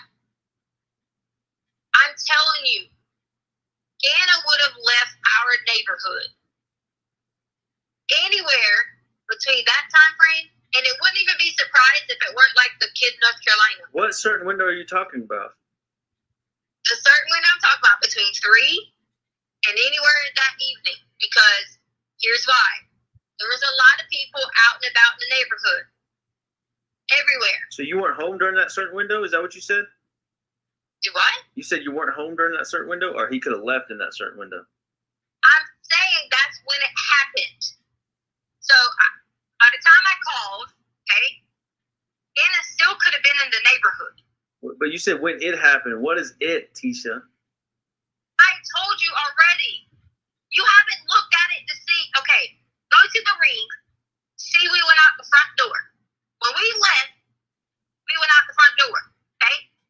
When we left, I set the alarm. I went out the front door. I came back in the front door. Made sure the alarm was set. Went out the garage. You could see that on the ring. When I came out, I think it was like 10:07, 10:08-ish, maybe. We left out. We were in the garage. Okay. There was no more, at that time, there was no more anybody going in and out. And the dogs do not set off the motion in the house. Right. They don't. Okay? Not when they're in their crates. You're right. Yeah, no, they're in their crates. And as sure as heck, if I'm somewhere upstairs, they're with me. They're not just roaming around doing a thing. They're following somebody that they look. Okay? When we came back, I told you 15,000 times about the car following us at Petco. The reason I left the phone at Petco, you want to know why? Why don't y'all go check the alarm on it? I set an alarm for it to go off. If I hadn't came back in the time frame to call the police. I set the alarm on there, Albert. There was no intention. I had my watch on, so there was no hiding where I was going or whatever. Oh, wait. So you set an alarm to call the police? Why? No, not because someone was following us. From the house or from Petco? From the house. Okay. To Petco. Okay. Then from Petco, that's why I kept walking to the door to look, because Gannon was laying down. He was playing the switch, so I knew that they knew nobody was in the car. That's what they thought. Maybe I was being suspicious.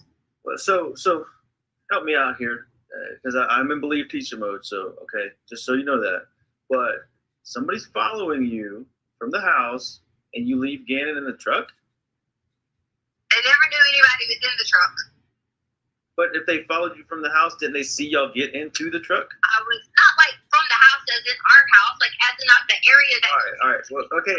All right. Help me be in believe teacher mode. Okay.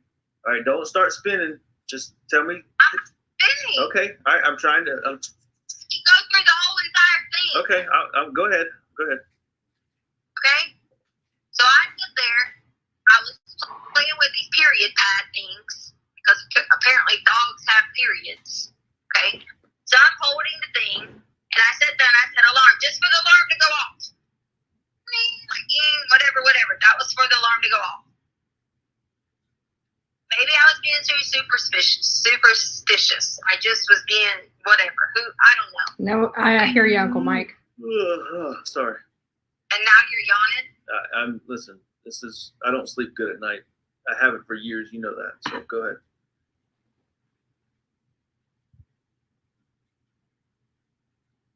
Albert, I was supposed to, deliver papers.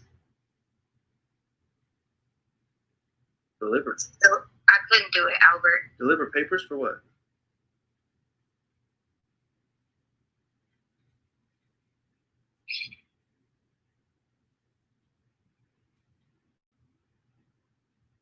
Tisha?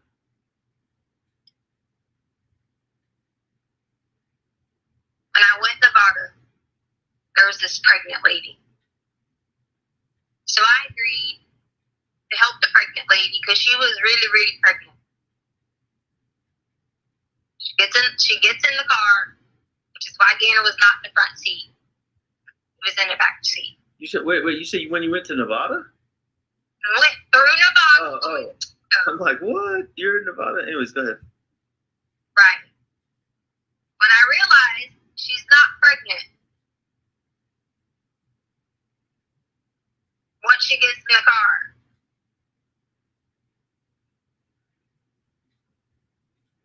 was this the same lady that was following you? I don't know if they were following us. I just know there was a car following us. When I get off, I turn where Harley gets the eyelashes done because I thought I would lose them. Then I saw a pregnant lady.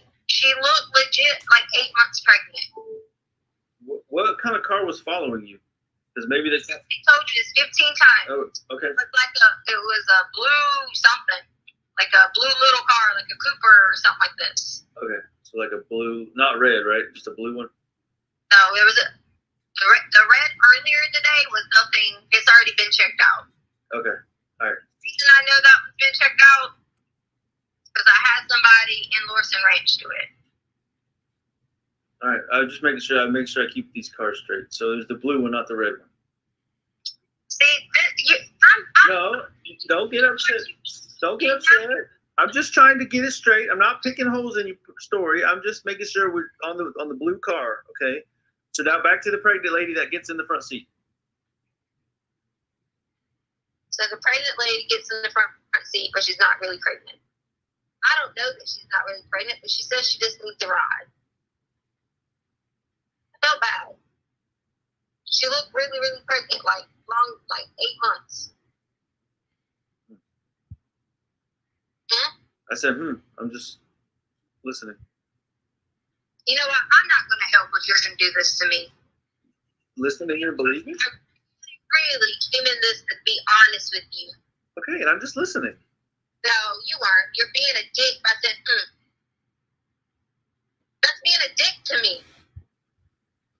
I don't know why you're saying that, but does the pregnant lady know what happened to G? Does she know where Gannon went? Can I finish? Yeah, absolutely. She wasn't really pregnant. She had about, I don't even know how much money inside of this thing that makes her look pregnant.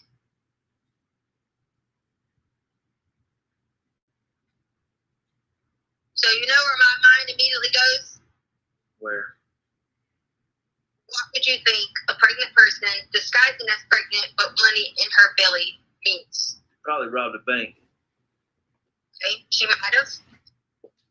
Or she could be involved in something crazy, right? Yeah. I would be scared of myself, even if it was a woman. Yeah. Because that's pretty scary, right? You're making fun of this like it's... No, I'm not. Right? If somebody got in my truck with a pregnant belly full of cash, I'd be worried to death. You're right.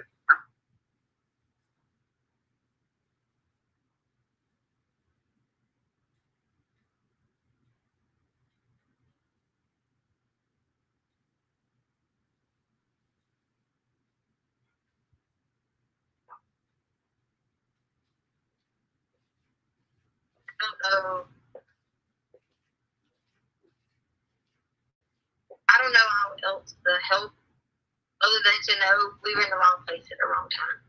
Okay. You're talking about Petco?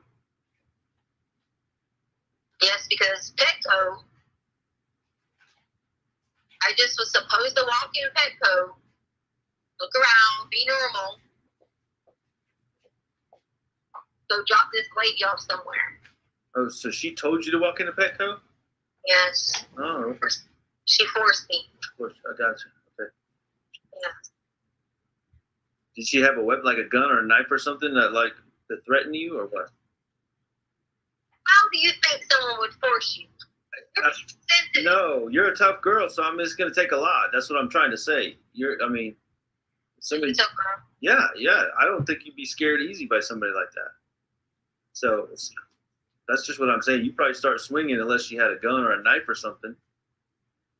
This is a joke to you. No, I'm serious. I'm trying to. You finally are getting like legit, and it's a joke to you. I'm sorry you think that, but go ahead. I'm not forgiven, man. You're not wanting to stand by my side. You don't want to help. I'm right here standing by your side, listening to the truth. Okay, I'm in believe teacher mode, like I told you. Yeah, and then what you're gonna do? Tell me I'm telling a lie and hang up? Are you telling a lie? No, that's what you're gonna do. You're not gonna believe it. I told you it was beyond your wildest imagination to know he was in the wrong place at the wrong time. I think it's more than that. So y'all was in the wrong place. Okay, we was in the wrong place. Okay. All right. First time I heard about a woman taking her hostage or forcing her to go into a store. I guess the men aren't panning out, so she decided to go with a woman this time. I don't know. It's funny, but it's not funny. Are you telling me this? I don't know. You want me to believe you, but I feel like you're just telling me something to make me feel better about Gannon missing. Okay. So, because it was kind of like the Quincy Brown thing. I mean, now it's a pregnant lady with cash in her belly. Okay, I believe you. What's next? What happened next? Now you're making silly. No, I'm trying to make sense of all of it. Okay. You want me to believe you? I'm giving you the benefit of the doubt. Tell me the rest of the story. Albert, to sum it up, it's just being caught up in the wrong place at the wrong time with people who are money laundering, wanting me or whoever they can get to deliver a paper to these Mexican restaurants, and you're supposed to get packages back from them. And I wouldn't do it. So that's why we were on County Line Road, because I was scared to death. I left.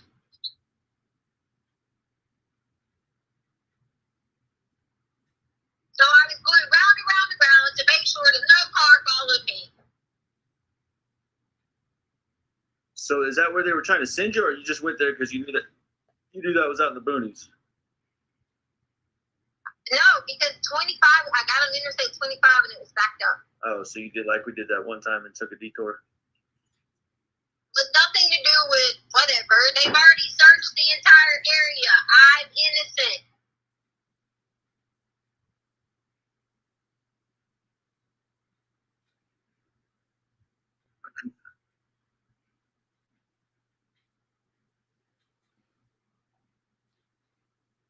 That's who has Gannon, okay? The pregnant lady with the cash? No, because I've already given it to the Mexican guy. Why do you think I told you that about the Quincy thing? Because the whole Mexico. We need to be looking at any routes going into Mexico, and I've been telling you this. No, but okay, all right. I'm out of believe Tisha mode now, okay? Because you told me Quincy Brown was in Colorado Springs. His family told your news reporter that he's in Mexico, okay? You didn't know that beforehand. And of course, you have nothing to say about that. I'll talk to you later.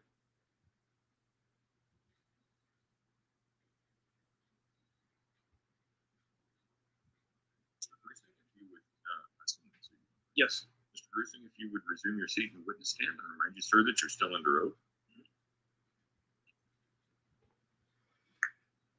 Brown. Thank you, Your Honor. Mr. Gruesing, we talked about just prior to you, us actually listening to that last phone call about Leticia being very focused on herself as opposed to finding Gannon. Did there seem to be a focus on, from her standpoint, on making sure she was going to stay with Al? Yes. What's the significance of that in your mind as an investigator? She wanted finding Gannon to be contingent upon Al coming back into the marriage with her. Was it fairly consistent that she would precondition giving information on Mr. Stauch promising to stay with her? Yes. Did that help with your building pattern of behavior preparing for her interview? It did. Does that also give her a way to calculate the flow of information that law enforcement got? She was, yes. In what way? Well, and Al was doing a good job of deflecting questions. She was probing for what he knew, what he had seen. And as Al and our team knew from now, whatever facts we would give her would shift her story to meet those. Along those lines, was it clear based on these phone calls that she was very closely following the advancement of the investigation? Yes. And would she appear to, from your perspective, use the information that she would get from following the investigation and then explain away things that might be found in different areas? She would. And because it was only her and Gannon together, it's only her story that mattered. Did that appear to be an effort to manipulate the investigation? Yes.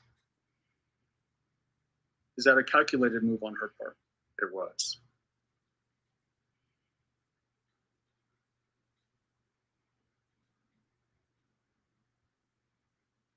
There was that one section in that last phone call where she is expressing concern with areas of searches. Is that showing that indication that she's following the investigation from afar? Yes, you're right. Was she still at this particular point trying to imply that she was in the Colorado Springs area? Yes. Did you know specifically where she was at this particular time? Yes, we knew she was in South Carolina.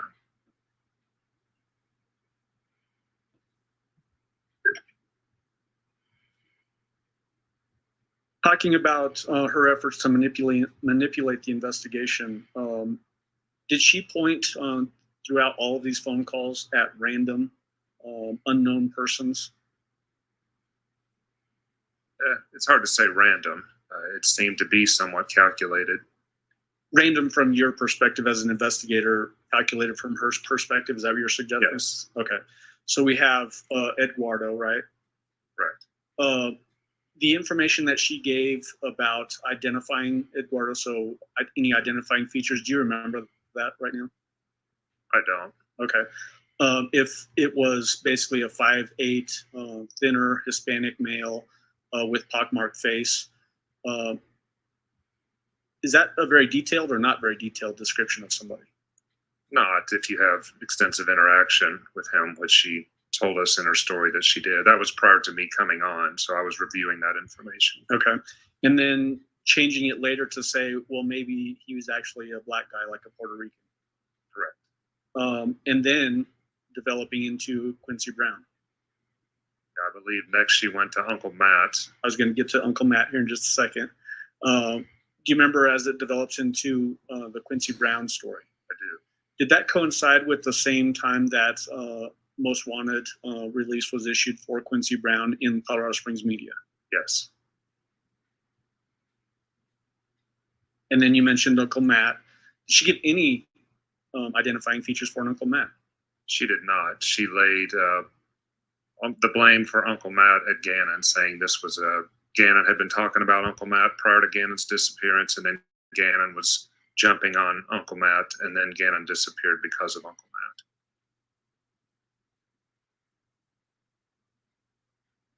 There's that one portion of time where she's at least relaying the idea that she's driving in the car with some other kid in this last phone call that we just listened to. Yes. Could you hear any noises from that side of the phone call that indicated a kid was in the car? We could not. Did you hear any doors open or close, like she was indicating she just dropped a kid off? No. There's also reference by her about driving past a church. You remember that portion? Yes. And Al actually presses her and says, what's the name of the church? Correct. I didn't hear, did she give a name of that church? Didn't hear her give a name. At least I didn't.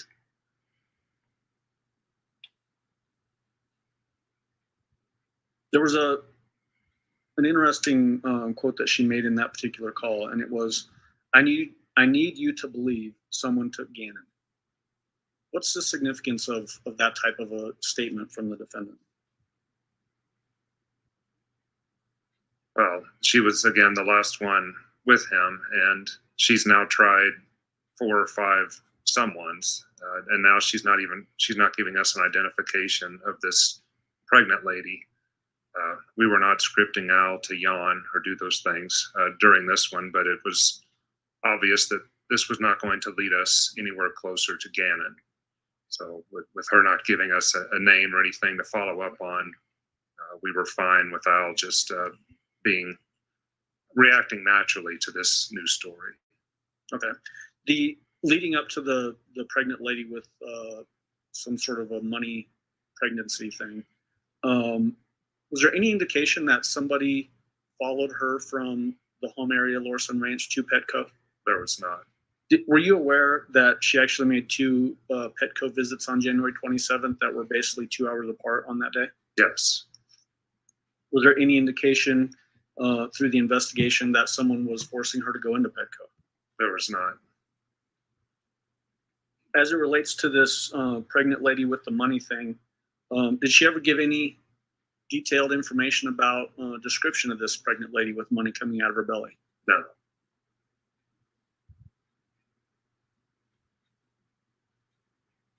She mentioned money laundering in Mexican restaurants. Curious your thoughts on that angle of it, that there's a description of Eduardo being a slim Hispanic guy. Then she changes it to a black guy or a Mexican guy, and now we're back to Mexican money laundering plans. Thoughts on that from your perspective as an investigator? She goes back and forth whether it's someone involved in the criminal element must be responsible for someone like this, or Gannon is responsible through accidents. So she's ascribing criminal behavior to most of these people that would have inflicted injuries on him or taken him. Okay.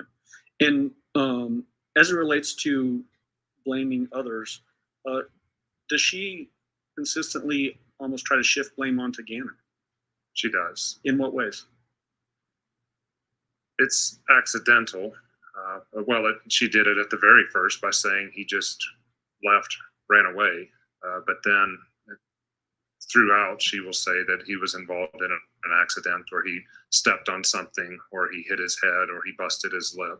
Those sorts of injuries that he's causing to himself. As it relates to those descriptions of various injuries, does that also include the bleeding from the rectum? Yes. Okay. In those descriptions, was she also giving information that only somebody with knowledge of those injuries would have, the actual injuries that Gannon suffered? Correct. Was that significant to you at all? It was, and I believe it was on the 13th, the very first phone call we had. It's the first time that she mentioned Quincy Brown, or the most egregious injuries she ascribed to him, and that was the bleeding from the head, the hands, and the knees, and then blood pouring from his face.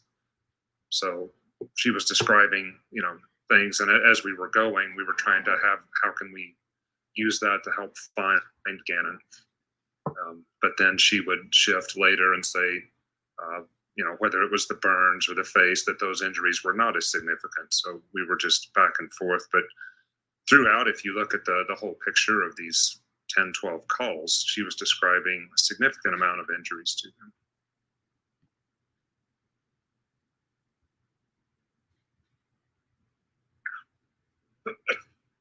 I think we all will.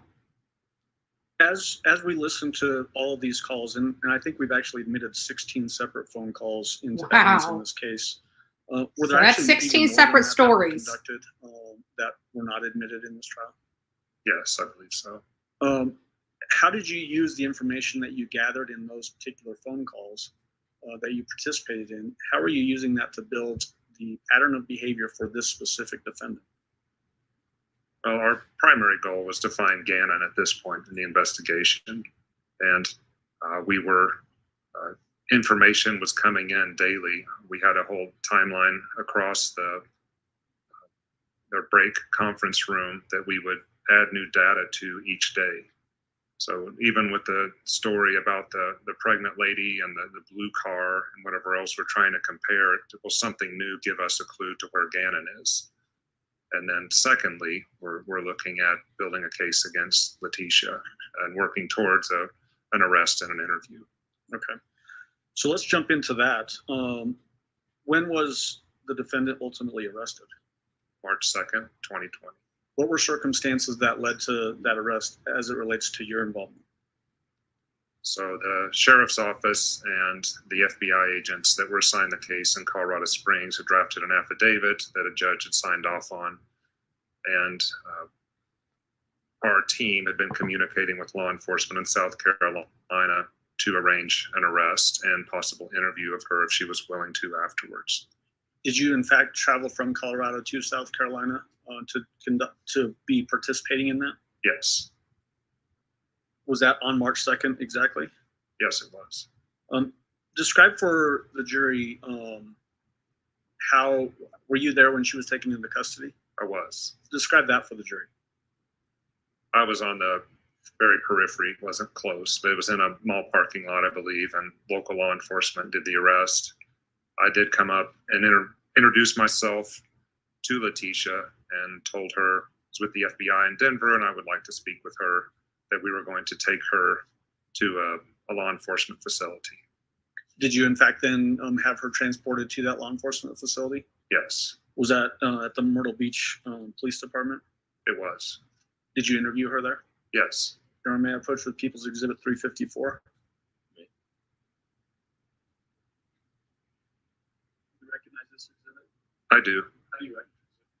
That's the DVD of the recording of the interview I had with Leticia. I have initialed it and dated it. Is it a fair and accurate copy of that? Yes. This time I move for admission of People's Exhibit 354. Yes. No objection, Your Honor. Exhibit 354 will be admitted. Go ahead. Do you know roughly how long this particular interview is? Approximately 5 hours. And let's go over, is there an initial phase of an interview where you maybe are building rapport with somebody? Yes, letting whoever I'm speaking to understand the purpose of the interview, explaining why I am there. And then because Leticia was not free to leave, I advised her of her rights pursuant to Miranda. Is it typical to do the advisement of rights under Miranda when somebody's in custody? Yes. What's the purpose of that? To let her know that she doesn't have to talk to me if she doesn't want to. She can have an attorney present. She's free to leave at any time. Is this something that you just talk to somebody about? Or is there a form that you... There's a form that I go through. Okay. Do you actually have them sign the form? Yes. Did you do that with this defendant? I did. Do you know what name she used to sign that form? I don't remember. I'm guessing it's Letecia Stauch. Does it say Leticia Stauch on it? That sounds right. Okay. Did she indicate that she understood her rights? She did. Did she even go further than that in trying to put conditions on a specific right as it relates to attorney?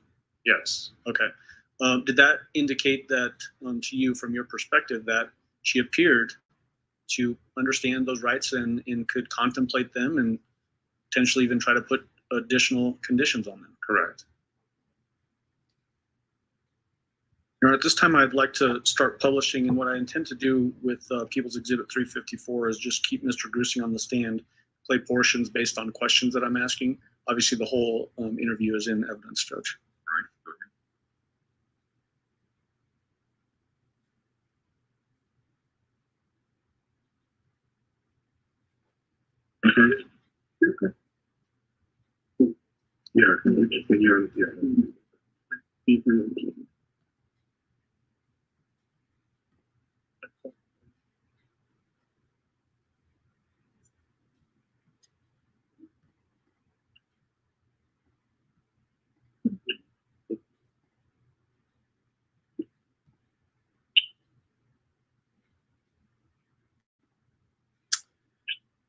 Oh, thank you, Jennifer. God bless you.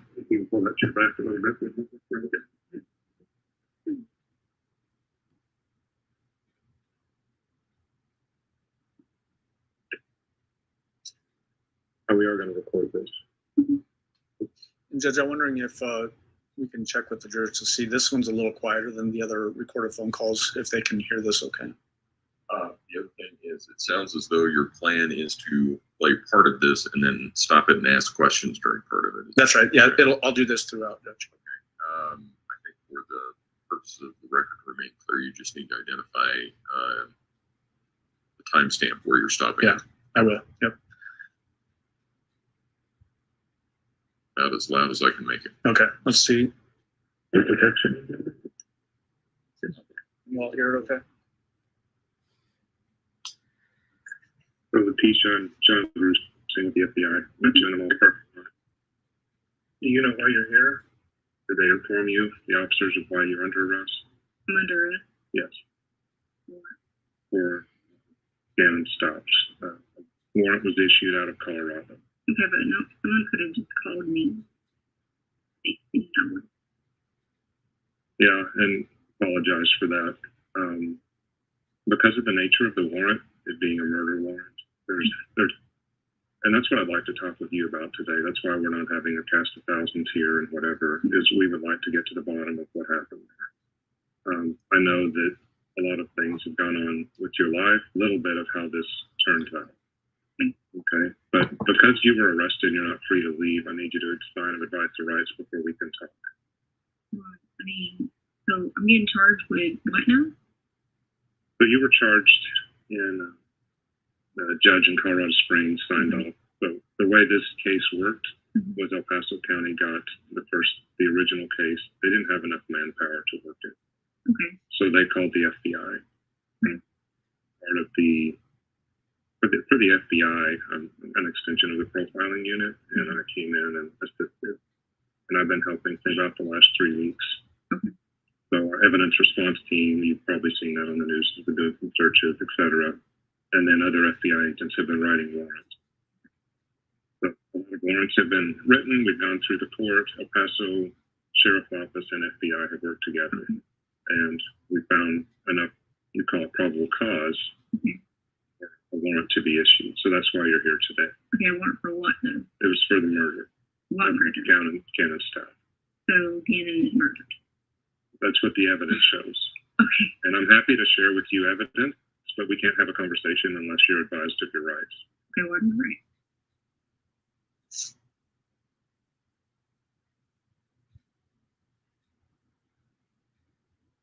So this is an advice of rights form. We'll fill it out at the top. And you don't have to answer any question. Oh, I am. Okay, so I'm not going to force you to answer anything. If you want this interview to be done, it's done. We're in.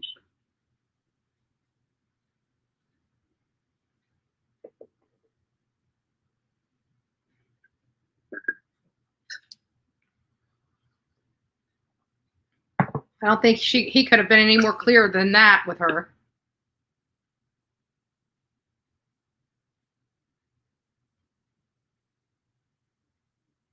So I'd like you to initial these as we go through them. You have the right to remain silent. Anything you say can be used against you in court. You have the right to talk to a lawyer for advice before we ask you any questions. You have the right to have a lawyer with you during questioning. If you cannot afford a lawyer, one will be appointed for you before questioning if you wish. And if you decide to answer questions without a lawyer present, you have the right to stop answering at any time. I'm not going to force you to say anything. Okay, so I had already had an attorney, but so it's up to you. I'm not going to force you to say. I mean, if you don't I can talk to you, but I mean, the last time I asked for an attorney talking to them, I wasn't allowed that after I asked. That's not how this is going to go. This would be a conversation. More integrity. Just the that you would do that. Got a family to protect, Okay, so I'm not going to violate any law. You don't mind doing that at all. But at any point, I would like to call my attorney. Yes, ma'am. Is that okay? That is okay. Okay, so can I write that in somewhere? Or well, that's this one right here. If you decide to answer any questions on a lawyer present, you have the right to stop at any time. So, and if you need food, water, whatever else, this is not. You're not going to have people with guns standing outside trying to intimidate you. I want this to be your statement and our conversation. He seems very professional so far. If you guys agree so far, this FBI agent's professionalism has been very good. Put a 1 in the chat. If you think he is intimidating her in any way, put a 2 in the chat, or for some other reason. So, I was thinking of a lot of things to say to you today because I've been helping, I've been involved. I've unfortunately worked a lot of missing kids cases. That's why they called me to do this. Mark, who was the dad, Dylan, who actually was in Colorado Springs with Mom, went to go see Dad. This was in November of 2012. And then he disappeared. It's a lot like what happened here. What I think happened with Mark is friend, and Mark wouldn't let him go. And I think Mark got upset. I think Dylan did some things that irritated Mark. I think there was just a punch in the face. Things went downhill from there. Well, and I'm not saying that's what happened to you. I can help you because what you're charging me with is not, or whoever, is not the case. Gannon is alive, okay, and I can help you. Okay, great. But see, here's the problem. When I reached out to people about getting help, I said, hey, I need someone who's going to help me to help you guys. I couldn't get that from anyone at all. We're happy to help you. Okay, so I understand you might say you have like whatever evidence that you might say you have, but that's not the case. It did not hurt my child. Okay, need more assistance besides FBI. You're probably going to need some CA. Probably need a lot of help. I'm happy to get whatever help. Okay. How do you know? But I can't help you unless people are willing to help me. And I did offer every opportunity to sit down and talk with not only my husband. Damn, she's still trying to work herself an agreement. I really did. And I've been begging every single day, please, please, please don't say this. Okay? I know you're expert in your field, okay? I know you may say you have whatever evidence you have, but it's just not true, okay? It's not true that Gannon's dead. I'm not going to sit here and say 100%. I can tell you that there's really things that wouldn't have occurred that I can help you guys with to know that. And it leads back to being in the wrong place at the wrong time. That's the truth. That is the very truth. And every day that went by, I had to do nothing but not only protect myself, but protect my family in this, protect other people in this. And that's just what it is. I think our biggest problem is what happened at the house then. At the house? Yes. Well, there's nothing that would have happened at the house that has anything to do with what I'm talking about. That has nothing to do with anything. Because you guys have like clearly put out this information about him not coming home and then this and that and the other. And I get, like I say, you're expert. People are expert. But it's just the truth. It's not the truth. And until I know that I got to get help from some people, other than someone just having me in a room. You got to get help to do that. I got to get help to give everyone what they need because I'm going to need my mom protected, my brother, sister protected, and most importantly, I'm going to need Harley protected. And on that same note, I'm also going to need other people in Colorado protected. And people say FBI can offer that protection. They can. How? If it involves if it involves finding an 11-year-old, then we can. And it means that we can have new identities. It does. I've had to do that before. We call it an informant, but we can do it for. We can. How do I know? Who else would you trust? No, like, sir, I don't know. There's nothing that happened at any house. Nothing that happened at any house that would have hurt, harmed, murdered, done anything to anyone. Okay? Wrong place, wrong time. You were in the wrong place, or Gannon was? I was. What about Gannon?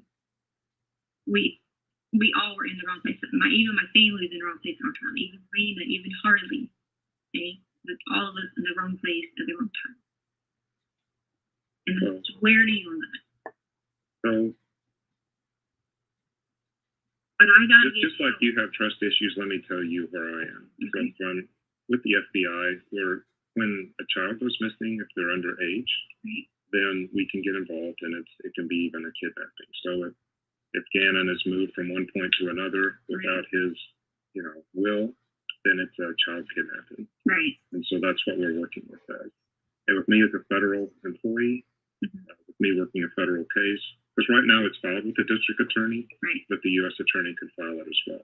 Does that make sense? What do you mean? The U.S. attorney is the federal prosecutors.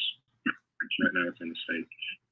When you're talking to me, we are recording this for your integrity of mind.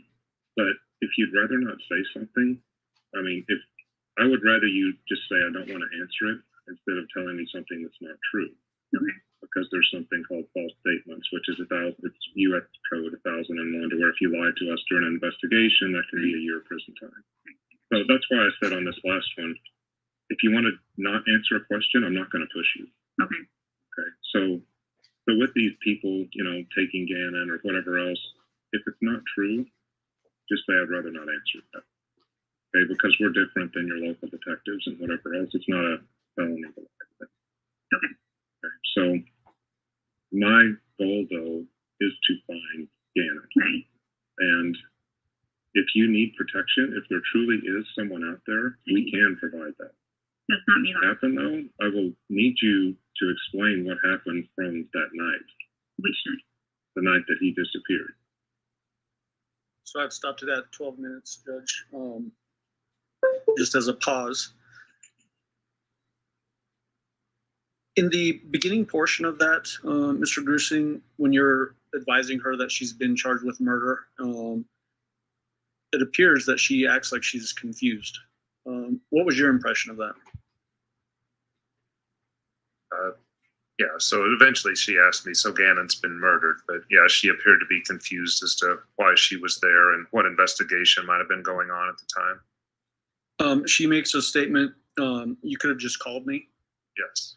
Was that basically indicating that could have just called her and she would have come in and talked? Yeah, that's something I've heard multiple times over my career. Why didn't you just call me instead of I have to be arrested for this? Were you aware that very early on in this investigation, she was resisting calls from Detective Bethel to come in and give an interview? I was.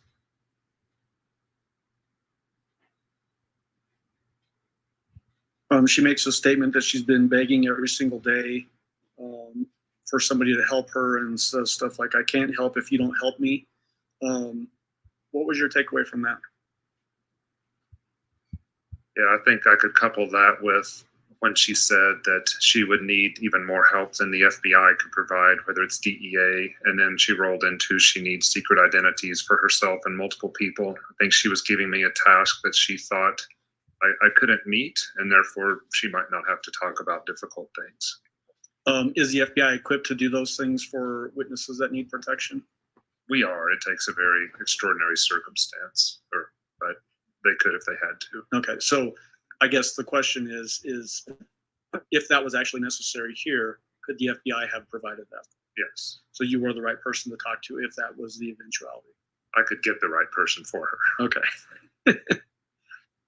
You're not omnipotent? No.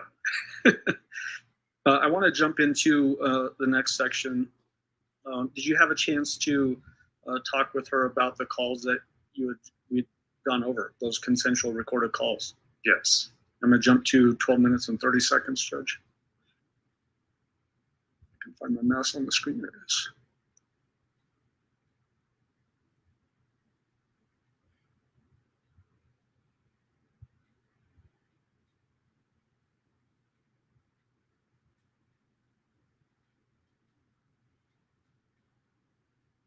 It's actually 12 minutes and 33 seconds. I can't get that 3 to cooperate with me.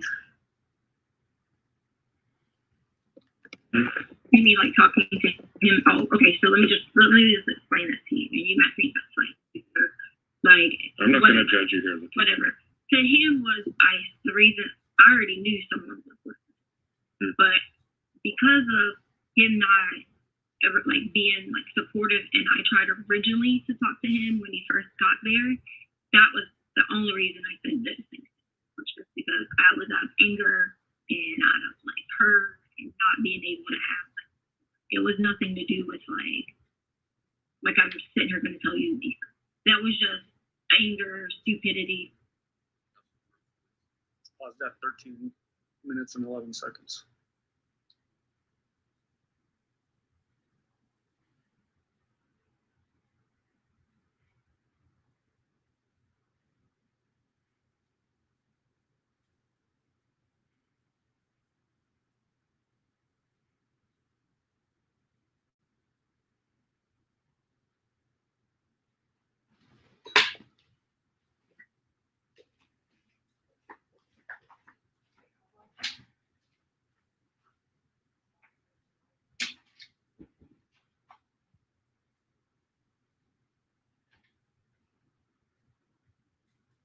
Picking back up from where we left off, it's at 13 minutes and 11 seconds and playing again from there.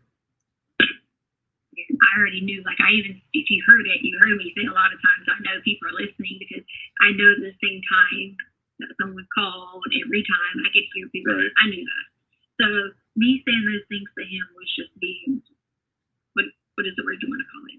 Selfish or facetious, whatever you want to call it, just because I was hurt by him not wanting to work together to figure this out, because I did have like originally initial different thoughts on certain things, and that was me trying to like basically read him and try to figure the situation out. So I understand that you may have heard those or whatever you may have heard, and that's okay because that totally that was not me trying to be. That was just being stupid for him. I have a question.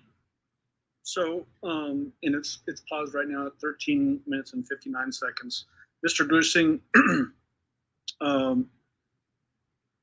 what were your impressions of her saying that she is giving all this misleading information in those phone calls because she's just angry? Yeah, I don't think there's much more to comment besides that. Instead of being focused like Al was and the rest of us of trying to find what happened to an 11-year-old boy, she was again focusing on her feelings. Does it also, though, show potentially that it's very calculated, that she's doing things in response to what's happening in the investigation? Yes, that's correct. Okay. And then we'll just play from here until 15 minutes and 42 seconds. In this particular section, do you remember asking her about mental health and sound mind and those types of things? Yes. Okay. So we'll play starting here and go to 15 minutes and 42 seconds. In regards to that, were you of sound mind? I mean, did you have, are you undergoing any treatment for anxiety or any depression or anything like that right now? I mean, like, you mean, like, I've had anxiety since I was just like, okay. Like, as far as like undergoing like any kind of special treatment, you know, sometimes I might have to take like a rest. Right. But I didn't see like counselors or any depression. And then plus two, like right now, with records, I'm 8 weeks pregnant, so I can't do any kind of like I mean, I wish I could because then it would help a lot with anxiety. But I can't. Okay. But so you were of sound mind when you were talking to Al. You were upset with him and upset with the situation of him not being by your side through this whole thing. Right, but then at the same time, like I have to sit back and think. You know, in a person's brain, you hear 100 different things. You do whatever. I just wanted him to know, because he knows. Like I've been taking care of our kids like for so long. Like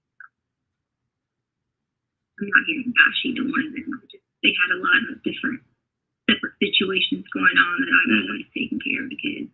And so there's been times I've protected them from so many people, you know.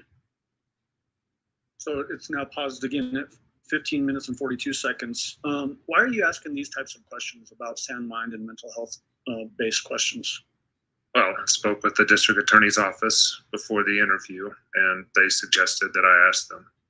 I don't always ask these of people that I'm interviewing, but because of the varying stories and because of the district attorney's office and investigators looking forward to trial, we wanted to make sure that she knew what she was doing while she was talking to Al during our investigation, and then while I was even talking to her at the present.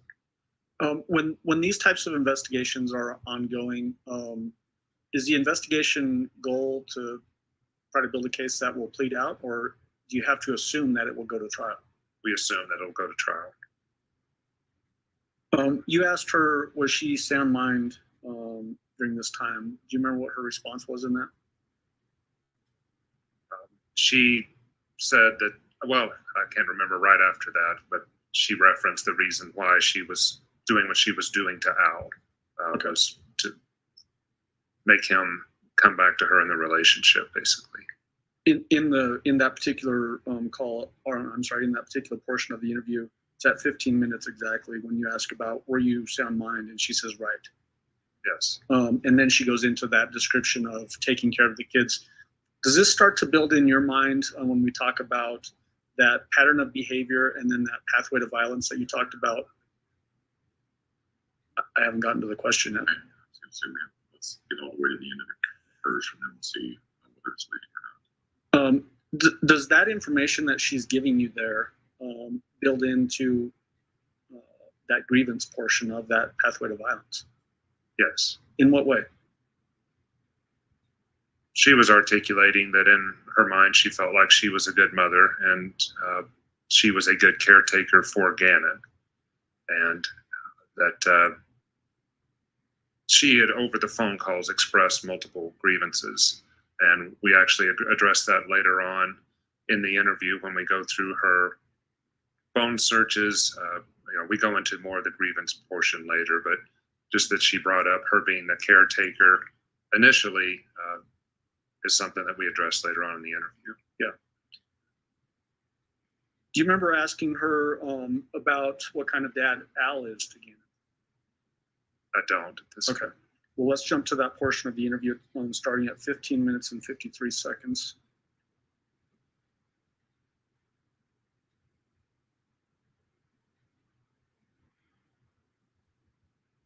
I'm actually going to jump to 15 minutes and 49 seconds, and we'll play it to 17 minutes and 10 seconds. Like, I've had to step in and protect them a lot, so many times. What kind of dad would you say Al was to Gannon or is to Gannon? Oh, he's a good dad. Like, I mean, as far as like being like there for him and like, how can I say it? Like, if he says, hey, I want to go do something, Albert works a lot, so he's tired and his hours are like kind of, up in the air here and there. But for the most part, he like is always trying to make sure he puts, like the kids, military first. It always will be, and that's the mindset. And then did you go into the marriage knowing that? Okay. The military first? Well, I grew up like knowing that my stepdad was here. Actually, that's why I was looking at that guy's name. But my stepdad was here. I lived. So, like, I maybe didn't understand it from parent perspective. I mean, I'm sorry, Stoch's perspective, like my mom's perspective. Right. But I did understand it from like a child perspective.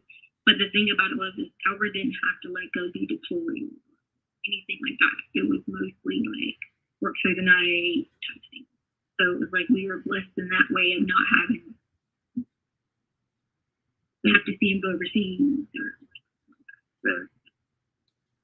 So when you're asking her about how Al is to Gannon as a father, she references that she grew up as a military child as well. Correct. She mentions her stepdad. At any point, either during the phone calls or up to this point in the interview, did she ever mention any abuse by stepdad? She did not.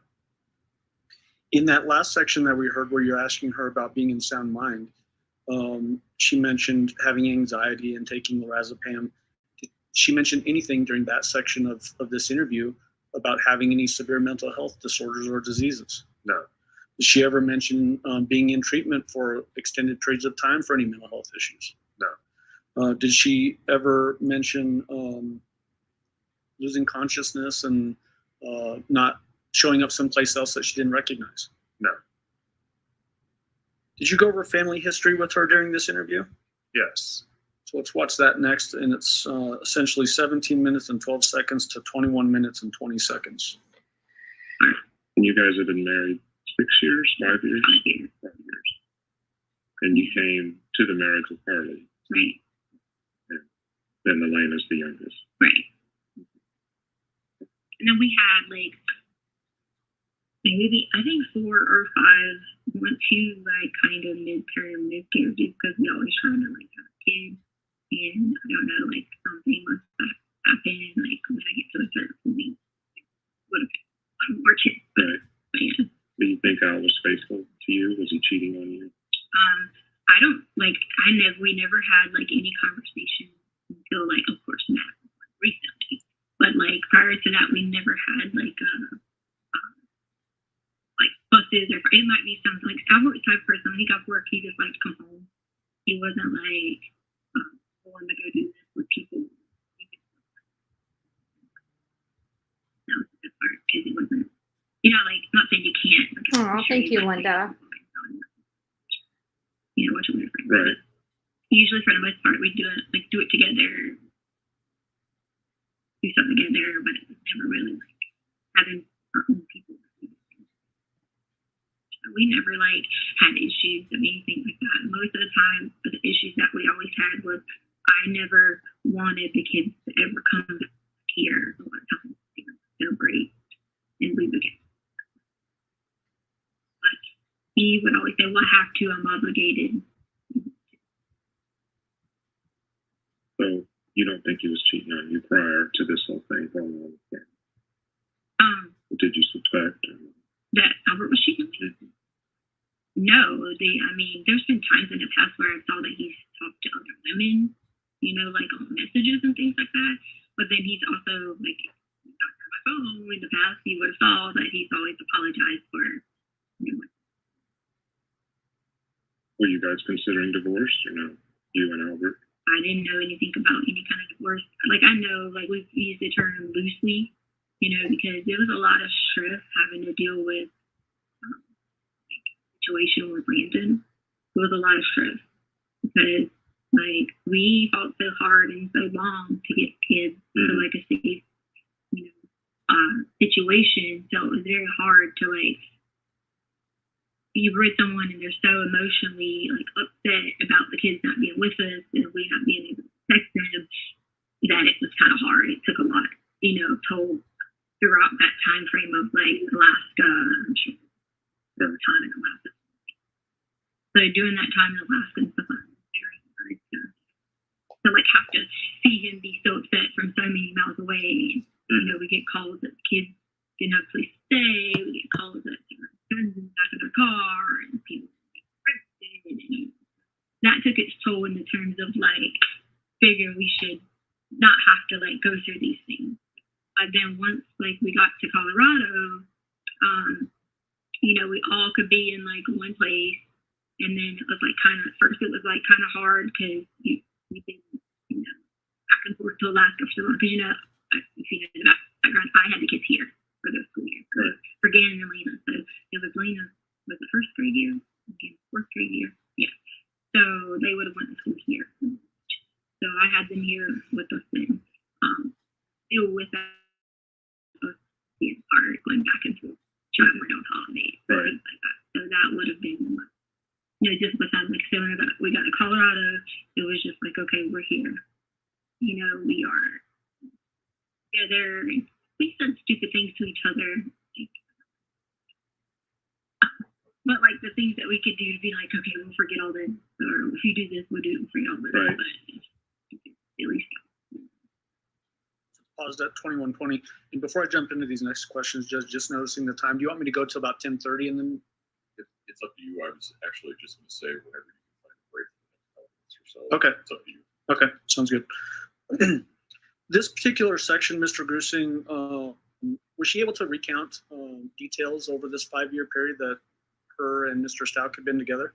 Yes. Did she indicate any trouble on remembering these details? No. Did she also even give you recounting silly arguments that they would have, that kind of thing? Yes, she did. Did that indicate to you that she appeared to be able to recall things fairly easily? Yes.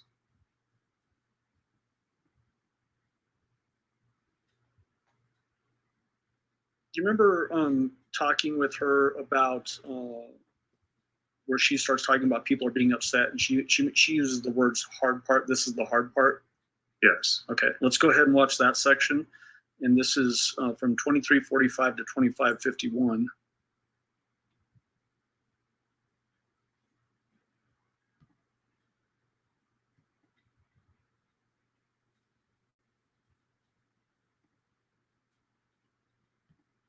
I'm actually going to start at 2335, and then we'll go to 2551. From a distance going through that, because I still deal with dads 14 years later who are looking for their daughters and that's and whatever. So, and see, that's the hard part is like people are like, you know, being upset, and I'm like, I haven't had the opportunity to like even just sit down and be like, okay, well, this is I've given my life to take care of these children. I have. They shouldn't have. You know, and that I've done that. And it's so hard because inside that, I don't get to express that emotion to have, you know, to say to anyone, anything like that. No. It's difficult. Because I've had to just be like, how can I make the situation back, you know, let's be honest. I'm John. John. Yeah. I mean, like Albert was talking about, and again, what do you make me? I mean, literally, woke up on Christmas. I always make it about the kids on Christmas because they don't get to spend Christmas with them. So, like, if they went home for the holidays, you know, they might leave, you know, go back out. We might not see them until, you know, January. So, I always spent my time trying to make sure every time, I didn't believe in certain holidays, like Halloween, but to make sure every holiday was like revolved around the situation. So, if you look at the situation, I went, you know, we have every house and cars and we have whatever. So I worked my entire life. So to me, it's like everything I worked so hard for, everything I worked in military or, you know, service and things like that. No matter how much we had did on that, it took us everything to get to.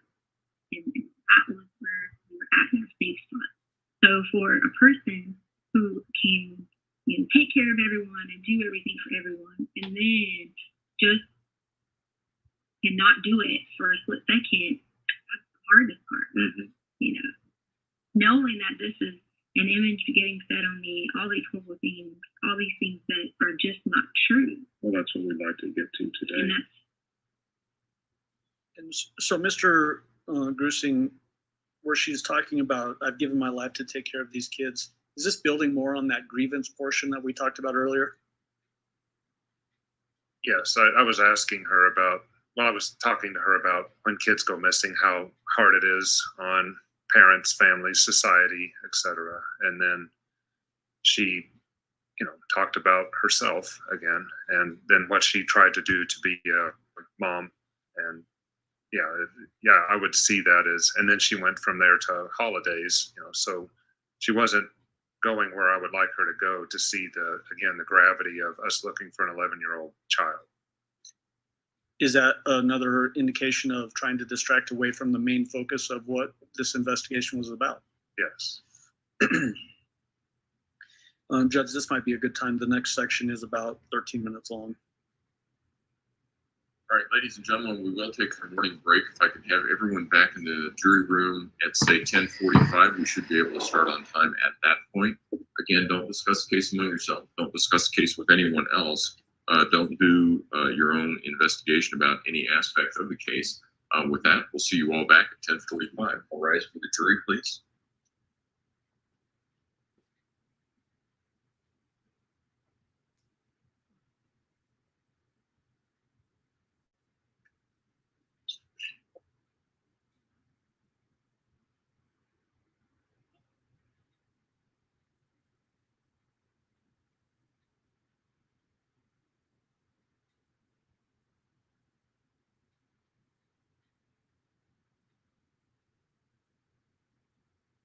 Thank you. May all be seated. Mr. Grusin, you can go ahead and step down if you would like. I just want to alert counsel, I think this afternoon, at some time we can either do it before we start the afternoon session or towards the end of the day. I would like to go through, because I think we're paramount into the evidence, I want to go through and compare admitted evidence exhibits, make sure that we all have the same ones. And then that way, if there's something that is amiss, you can think about it over the weekend and we can figure out some sort of solution. But with that, we'll see everybody at 10:45. Okay, thanks. All right. Okay, Judge is wanting to do some housekeeping items for this trial. He wants to make sure that so far all the evidence he has logged is the correct evidence that's admitted, leaving the attorneys over the weekend to confirm that everything he has admitted is everything that they show he has admitted.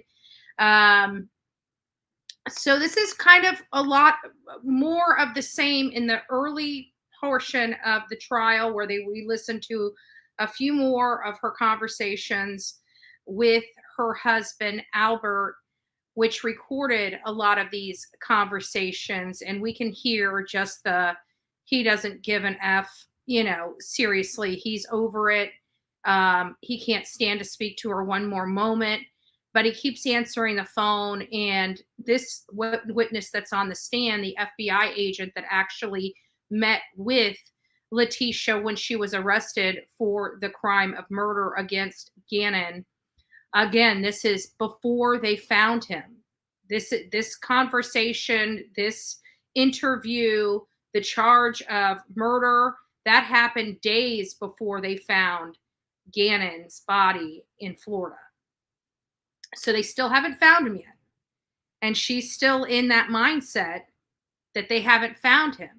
And she's leading this FBI agent down this, he's building the rapport, as you hear that, he's kind of just letting her talk.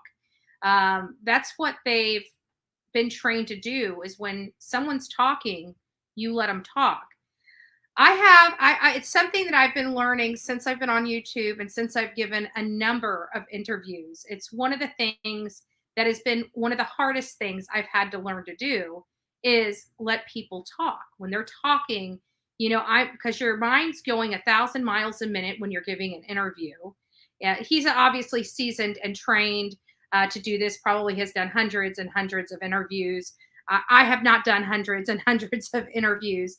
And I remember those first few times, thank goodness I was with somebody that has given interviews before. And the constructive criticism is, because I'm always ready for the next question, is to, if somebody is talking, just let them talk. Because you never know what they're going to say, or if they're going to give you a little insight here or a little insight there. So it's one of the hardest things that I've had to learn to do. But I have, the last few interviews that I've done, I have noticed a major improvement from, say, I can't remember what interview I gave, and it was hard. It was just hard to watch, but it was one of the first interviews. Well, I think it was like the second or third interview I had ever given, but it was the lengthiest interview I had given. So, it was funny, but it's funny how you watch how things, how you evolve and grow, and everything from, where you were, what you liked, what you didn't, to where you're going. And it's kind of a neat phenomenon to for me to watch, because I'm living it. You don't see the changes, but you go back to the beginning and you kind of see this evolution happening. So it's kind of interesting. But this guy, and what we're seeing here is the interview. So kind of giving my thoughts on this interview as she's giving it to him is, one is her body language. She's working really hard. And I don't know if it's even working really hard. It seems like it almost comes organic to her to be this, you can tell she's defensive in the way she's talking and her mannerism, and you can see that she's defensive in her body language. But it's still amazing to me that she is able to still come off cool as a cucumber. And, this is really kind of hurting the defense, and by way of she's trying to say that she's insane, yet she's making logical decisions even at this juncture and with this FBI agent. And he was very clear. I have never seen somebody, there is no way they can say that this man violated any of her rights. He was like, if you want to stop, we'll stop, but I need you to initial this. She wanted to provide this interview. She wanted to continue talking. She wanted to talk about herself, but everything she's saying leads back to how, you can hear it in her voice. It seemed like the kids were taking the time away from Albert. It seems like they were taking the time that she had with Albert. If you hear this, like, she just wants to be around Albert. She's just begging for him to believe her wild stories. And she just wants, and I've never seen, I don't know. I definitely believe she has emotional problems. There's no dispute that she has some emotional problems, but she's saying that she can't be found guilty because she's insane. I don't find her to be of the lawful definition of insane. Even with her conduct in the court is not screaming insane. She's completely detached. She completely has no sympathy or empathy for her actions so far. Now, will she turn on the waterworks when she has to give the judge her statement, pleading for leniency? Is she going to be pleading for leniency? With her behavior, this judge, he's a nice guy, but it seems that he'll apply the law fair, and he doesn't like shenanigans going on in his courtroom. So I know if she's found guilty, that's going to play in his overall sentencing of her, in my opinion. I feel, and I think you guys know because you guys have been watching, and we've discussed this quite a lot this week alone, is I think that her defense as well as herself have just given up. I think at this juncture in the case, they realize they've lost. I think the reason why she doesn't care is I think I think this whole court hearing or trial was a Hail Mary for her anyways. I think she knew this was a Hail Mary for her, because I have to be honest with you, all this evidence that's in this trial right now is not stuff that she hasn't already heard or knew that was going to be presented in trial. The ball still hasn't gone to the defense. The defense hasn't pled their case. But I from where I'm standing, it better be an explosive turn of events to salvage her. And I don't know, if anybody is going to believe, after we find out, like, I don't even know if they can tell us how many times she was seen by a psychiatrist or a psychologist before one. We heard there was multiple that said that she was sane, and it seems like she kept going and going until she found out the one that it's rumor.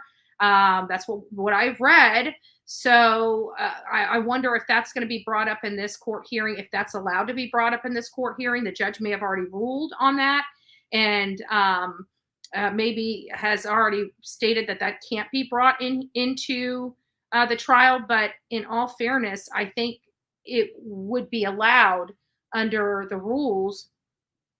So I wonder. I wonder where we're going to go with this. She's a pure narcissist. Yeah, and I think a psychopath too. I mean, I really do think she is a psychopath. I'm just amazed. Like, I listen to her, and I just can't believe that I don't know how, but we've listened to this for it seems like for weeks, but I know it's only been this last week. but I have never met somebody that has been clever enough.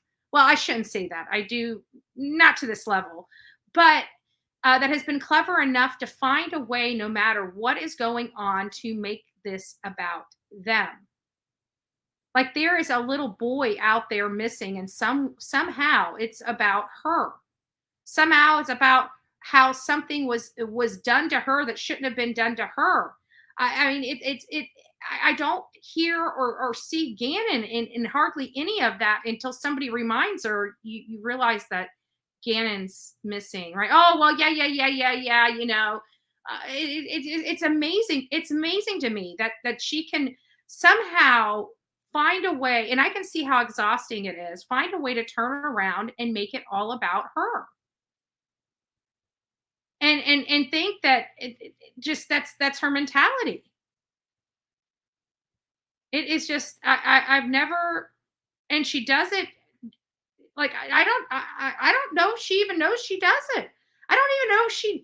I think she's just now realizing how she talks and sounds, and I mean, this is bad. But don't think she didn't know this wasn't coming, because the defense, they have all this. They know what is going to be presented.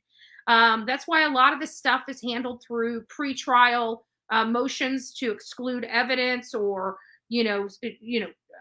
weigh the whether it meets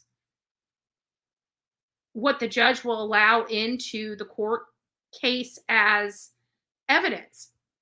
So you've got all this stuff that you have all this other information that we are never going to hear in this court case, that wasn't allowed to be presented in this court case. There's a lot more to this story than we will ever know. And the reason why we'll never know it is, for whatever reason, it was too prejudicial against the defendant. That's usually the reason why evidence is excluded. Leticia sounds delusional all the way. I agree. She's got something's wrong with her, but I don't think she meets the state's definition of insane. I think she's got some problems. I think she's got some problems mentally. There's no doubt about that. I mean, clearly we're seeing somebody that is truly all about themselves, to the point of taking a kid out to get that attention. I think it's kind of the motive that they're going with here, because they are starting to line up that motive with this testimony, in my opinion. We finally got a little more insight on what the FBI profile psychologist, whatever this guy, I mean, he's obviously a seasoned FBI agent, so much so that he's able to sit down and meet with her and interview her. But he also has specialized training, obviously, that allows him to go in line with a profile or what he thinks. And here he is, she's talking all about her and Albert, and her and Albert, her and Albert, her and Albert. And again, even in this interview that he's given, he's going to reel it around where they're going to be talking about Gannon. But right now, it's still just all about her and Albert. Justice for Gannon, 11-year-old. Yes, let me put that up for everybody to see. Betty, you lovely today. Oh, thank you. Love your hair up that way. Thank you. Yeah, I pulled it back today because I lean back a lot, and then the back of my hair gets all knotted, because we're here for hours, and hours and hours during the day, especially with this trial, because they're 2 hours behind us. So it's 11 o'clock before it's their 9 o'clock when they start the trial. So their 5 o'clock is our 7 o'clock. Well, at least here on the East Coast. So, it becomes pretty late. Like it's been pretty exhausting. And that's why I played hooky from work yesterday. I took the day for myself. Maybe her and Alex could. Oh my goodness! And Alex, oh my God, we still need to figure out. I'm telling you, I bet my money it's his drug problem. I bet you my money. It's his drug problem. It's his drug problem. He wants to be in general population because he can't handle being back there days and days on end and not, not numb. Like he's having to think about this. He's back there with certain people, but they kept over and over and over expressing how he's not associated with any RSOs or, he's staying away from the majority of the people that have really heinous S crimes and stuff like. And I thought that was odd that he thought it was so important for him to make that public. And I think it's because they're wanting to set the tone for him being released back in general population. And maybe they know that this will get out there on the news or the channel that they watch. Apparently they like to watch a lot of court TV. So the prisoners watch court TV. So maybe he thought maybe this would get out on court TV and say he doesn't, talk to the S offenders, because anybody that associates with him gets a stigma and, is up, people don't like it in there. People don't like it. That's one of the worst crimes you can be arrested for. So definitely a psychopath. Here we go. Definitely a psychopath. She has no feeling about Gannon, you or me or any living thing. To her, death comes with life. Her eyes, what does it matter if he dies or if she did it? Thank you. Yes. I agree with that 100%, Bean Feathers. 100%, I do. I think you've hit the nail right on the head. And I don't think she believes it. She thinks of herself. Nothing else matters. Nothing else matters. And she is not at fault. She will never, ever, ever admit wrongdoing. Ever. It's not her fault. Not her fault. She'll even have her daughter do something just so she can say it's not her fault. I wonder how many times her daughter unknowingly did something that was wrong because her mom asked her to do it. I mean, you can't tell me that this was the first time. And she talks in her, and many of you guys know that we are watching the interview or the testimony of her daughter throughout our breaks, leading up into the trial, and on the lunch break of the trial, we're watching that testimony of her daughter. It has a lot of great information in it. This right here, this interview is very telling, but look at her behavior. Like her stepson is missing. She was the last person that saw her stepson alive. There is a massive amount of blood in her stepson's room. Again, her being the last one to see him alive. And she is literally angry that people are concerned about his well-being before being concerned about what people are saying about her. She is literally angry. Angry. She can't understand why nobody cares about her feelings, and and she can't understand, even though he's not back yet, why it's all about him. Like every time you hear her, she can't understand it. She can't understand why people are so concerned about Gannon and not about her. Oh, Miss Meadows, thank you. That to me is absolutely just insane. Insane in the membrane. She literally found out a week ago how her dad passed, about to find out about the internet. Her mom, oh, yeah. So what Christina is here saying is she's talking about Harley. And she, being Harley, literally found out a week ago how her dad passed away, and she found out about that by the internet, and that her mom had lied to her all these years. Yes, we did discuss that, and we did catch on to that. And actually, she in Harley's testimony, she said, I think the wool was coming, from over her eyes. And she started to realize how much her mother manipulated her and how she did it. And I think she was just disgusted. I think she just felt you know, when it's like the hindsight is 2020, and you know how you just feel so stupid and so played and just insulted, that somebody would, use you in that way. It is one of the most gut-wrenching feelings that anybody could literally ever have. And her mother did that to her. I mean,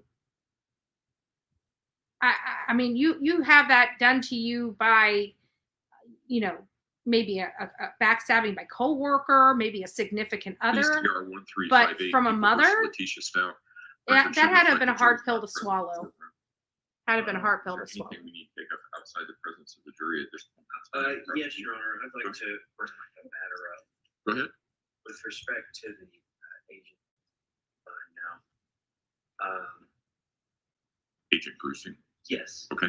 But he's testified that he's essentially an FBI profiler. That he's got a lot of experience with that. He's been an agent for a long time. He's mentioned lots of cases. He compares a very experienced FBI profiler. Your Honor, under People v. Stewart,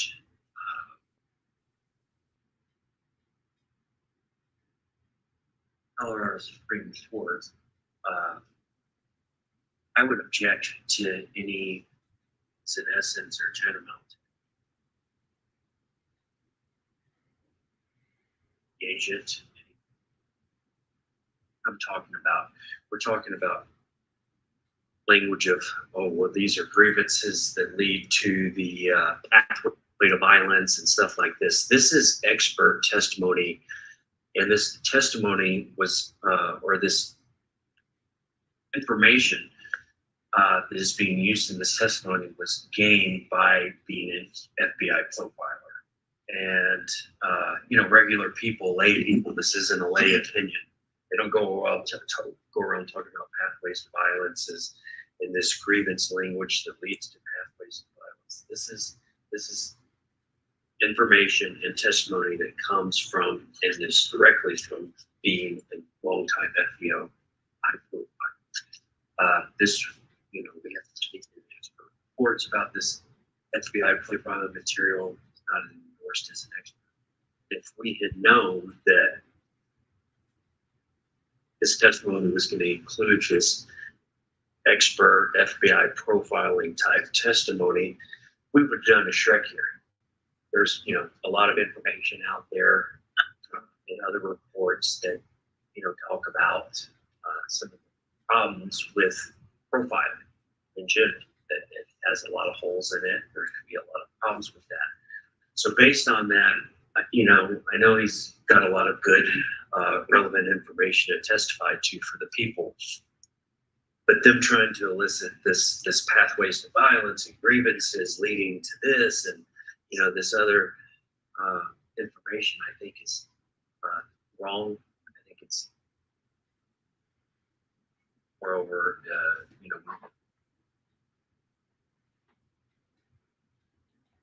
information and testimony. Okay, so in summary, what I understand is that, first of all, do you have a citation on Stewart? I do. Oh. And while you're looking for that, as I understand it, the summary essentially of the argument is that Mr. Grusing was not endorsed to testify as an expert, has not provided any expert reports regarding the pathway to violence, which he has referenced. Is that accurate? Can I clarify one thing? Okay. He actually was endorsed as an expert. He was endorsed. He was endorsed as an expert. I had filed a motion for expert disclosure for support plaintiff. I asked for a summary of their opinions, basis for them. We were then told that all of the opinions of the expert were provided in the reports. Nowhere in this agent's reports does he mention anything about FBI profiling, or that this was a pathway of violence, that this was grievances, or any of this type of information. It's not disclosed in any of his reports. And so we specifically asked for that so we could prepare for expert testimony to rebut some of this type of information. And we're told that any type of information provided in reports. Okay, Okay, so now I understand that he was endorsed as an expert, I'm but sorry, Your Honor. but this information was not provided in his expert report.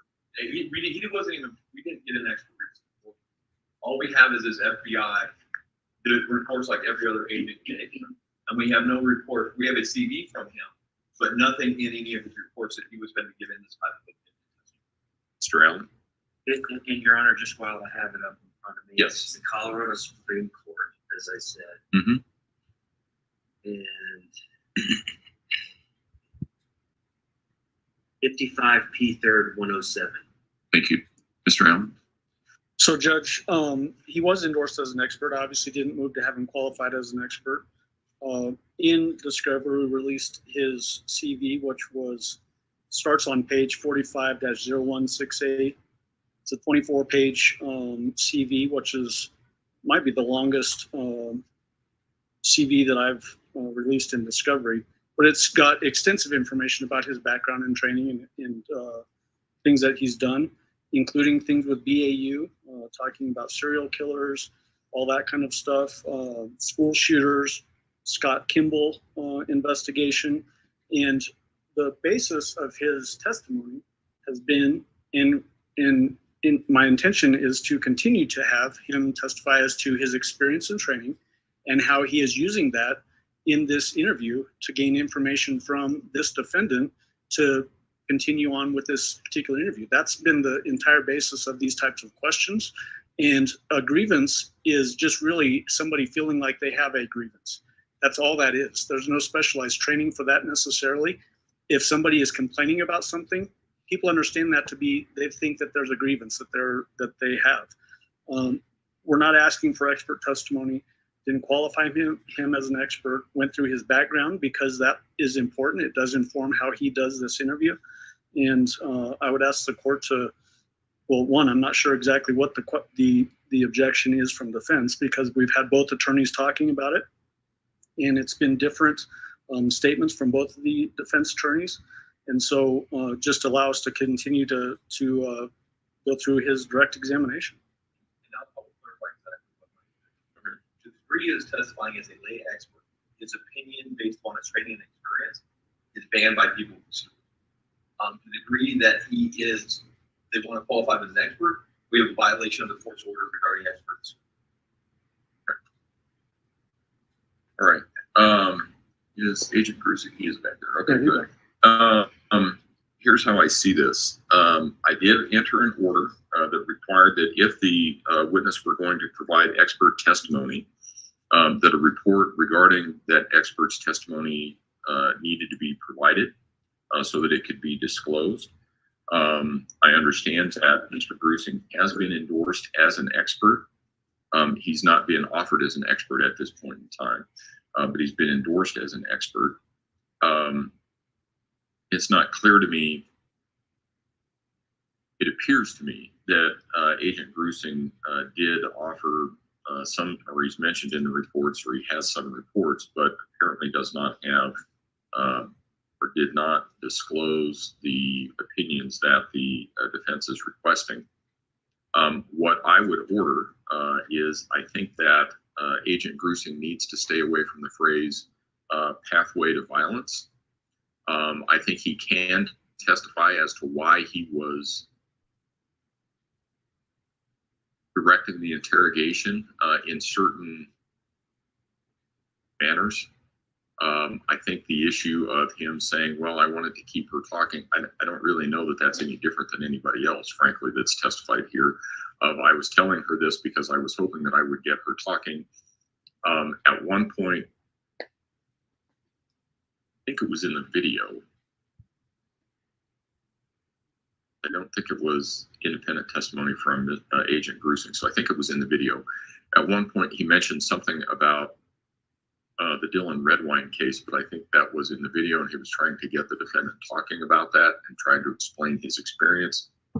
I think all of those are appropriate. I think it's appropriate for the for Agent Grusick to say, to an extent, this is what I was trying to get her to do. I think it is inappropriate for Agent Grusick, and Agent Grusick would be prohibited from saying, for instance, in this case, well, I was doing this investigation, and because of a technique that I learned in the Dylan Redwine case, this is what I was trying to do here, because I think at that point, a jury could conceive that he, based on his education, experience, and training, is equating Ms. Stauch with Mark Redwine, and that does not appear to be the case here. So I think that there are things that he can talk about. I've not heard him say that, even though he is a profiler, I've not yet heard any testimony that he developed a specific profile about the defendant, that she had certain characteristics or certain traits which would be consistent with, for instance, a serial killer or something like that. I've not heard any of that. I remember we got an objection about that, and Mr. Allen assured me that we were not going there. We have not gone there. So I think that he can say, I was trying to get her to talk. I was trying to get her, and my hope was that so long as we didn't directly, I'm not sure it was Agent Grusing, but somebody at some point in time said, so long as we did not directly accuse her of murdering Gannon, we thought we could keep her talking. I think that's appropriate. So far, I have not seen anything from Agent Grusing's testimony that is outside the parameters that I've already mentioned. So while the objection is there, at this point in time, it's overruled. If it becomes more prevalent or you think you need to lodge an objection, you can and ask to approach, and I'll deal with it. The only other thing that we just do at this point in time is we are objecting to this agent giving an opinion regarding her sanity under Rule 403. And the reason being is we've had a lot of, he went into quite a length about his training as an FBI profiler, as his experience with serial killers, all of this kind of stuff. And I think because we've had all of that under 403, I think the jury would give more weight based upon his training and experience. And I don't think under 403 that's cured even by saying in your lay opinion, because I don't know how you take out 20 plus years of FBI profiling to give a lay opinion on this. We've had a plethora of lay witnesses testify that it's her sanity. This witness, because of the background that was given at the beginning of his testimony, I just think under 403 I'd ask for it.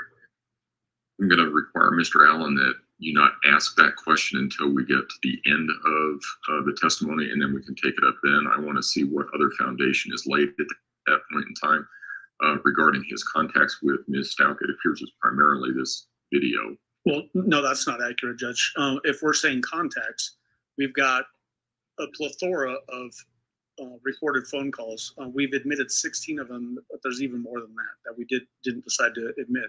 As you know, there's some that are over an hour long. There's some that are shorter in length. We're talking with this interview, which is almost 5 hours long, plus all of these others, that it's, as far as law enforcement investigators, some of the longest contact with this defendant of anybody. I want to wait until I get to the end of it direct, and before you ask that question, ask to approach, and then we'll see where we are there. I think I understand the issue from the defense is not so much contact as it is because of this witness's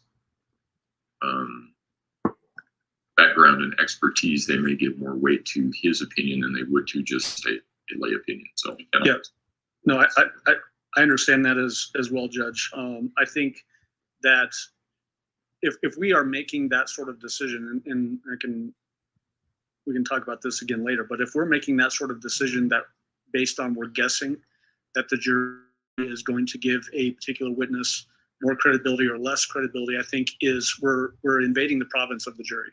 They get to understand and make those decisions in private in their deliberations, and we should not invade that. And I think case law is very clear about that. One last thing, Judge, just so that the record's clear on the prior cases, examples that Mr. Grusing gives during the pendency of this interview and that sort of thing. You notice I haven't asked any questions about serial killers or anything like that, trying to draw parallels. I'm not even asking about prior cases, even though it's prevalent in this particular interview. If there were concerns from the defense about those issues and topics coming up in this interview, this interview's been out in discovery for, years. This is the first time we're hearing about it in the midst of trial, in the midst of testimony from Mr. Grusing. I just think it's improper to do it now under these conditions when there was plenty of opportunity to do it prior to, with the caveat that obviously I'm not drawing special attention to these issues. It's just going to continue to flow in this interview. I'm not objecting. The fact that he mentioned red wine in the interview is not the source of my objection. It appears to me that he's inferring some traits as far as the cigarette goes, saying like the grievances lead to the pathway to violence, lead to somebody committing these type of horrible acts. That's the kind of opinion testament that we're objecting. That I'm noticing she had these grievances, and that would then be a motive for her to commit this type of violent act based on training and experience. And it's not all the way there, but it's getting pretty close. Grievances lead to the pathway to violence, and that's specific one. And we were unaware of it until this point in time. I'm not the stuff in the interview technique. That's fine, and the stuff I need to keep her talking. That's fine. It's the stuff that I noticed this. I've seen this in other people, and it seems like he was leading up to this type of thing. That's the specific thing that we're. Okay. All right. I think we've all made the argument. I've given us a pathway forward, and that's where we will go. Agent Grusing, do you have any questions about the parameters that I expect? I do not, Your Honor. Okay. All right. Are we ready to bring in the jury? Yes, Your Honor.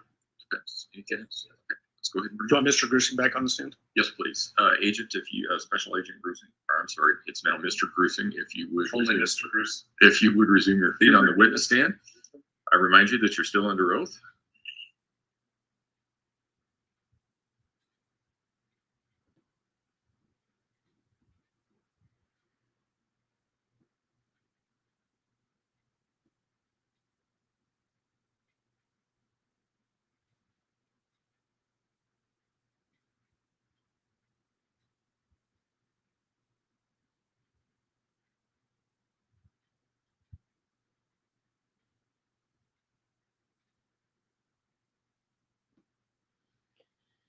So ready for the jury. Please. Jury's there.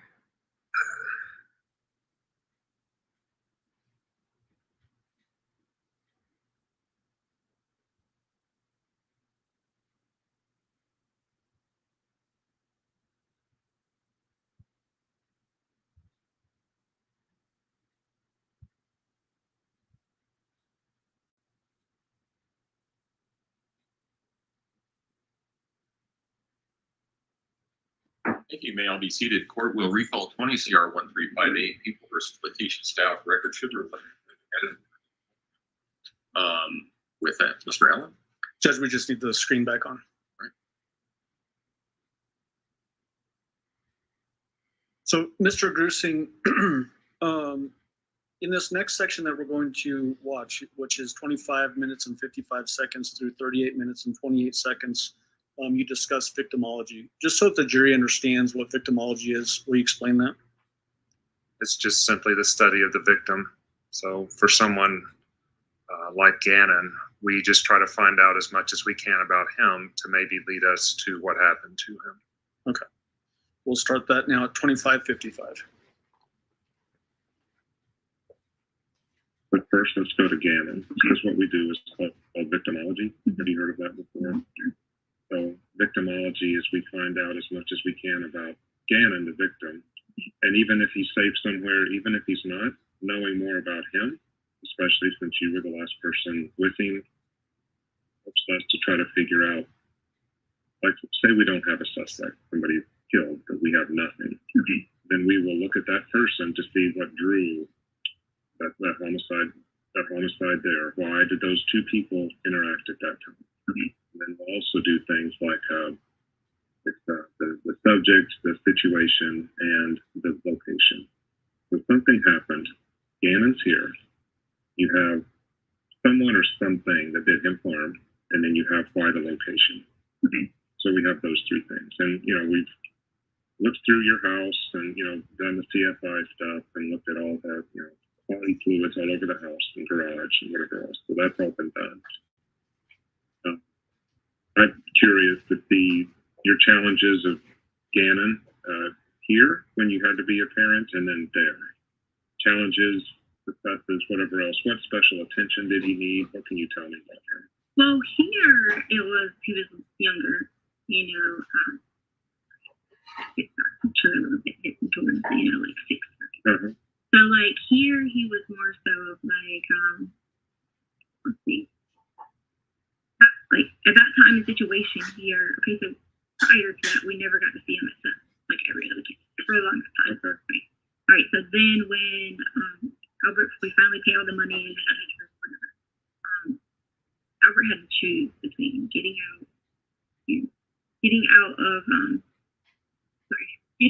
the military or the kids in a way, kind of, because mom wasn't given any or whatever. So then that's when we stepped in and say we're gonna keep them here in our home here, and I'll stay here with them, and then we'll go from there. Right. So during that time, he also didn't get to see his mom. Aisha didn't have a place to live. She had had a baby, but then mainly to her, not going to charge her. Who didn't take care of her. Who wouldn't take care of them like they should, with her being pregnant in that situation. So with mom not having that foundation support, she wasn't able to come to the house a lot. And when she did come to the house, each time she came, that she was like,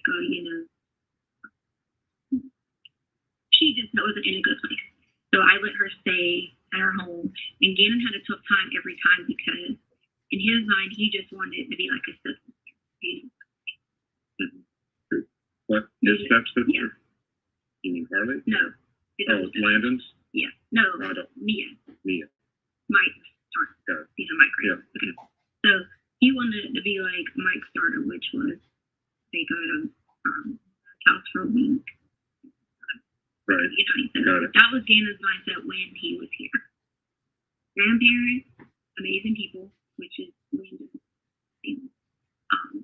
people. Grandma, Nana, and Poppy, great people. They would always come get them on weekends and things like that, so that I'd have time to do whatever I needed to do, or if I wanted to go shopping or hang out, whatever.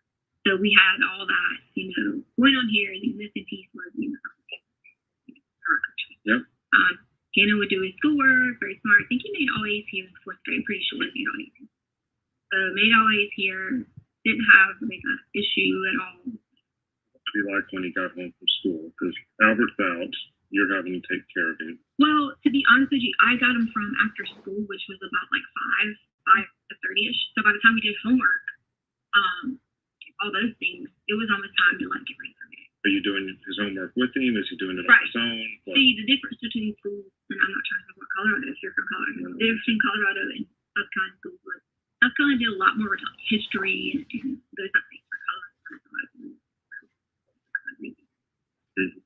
So he did struggle with history, so we had to sit at the table a lot of times and really work on he was a mathematics.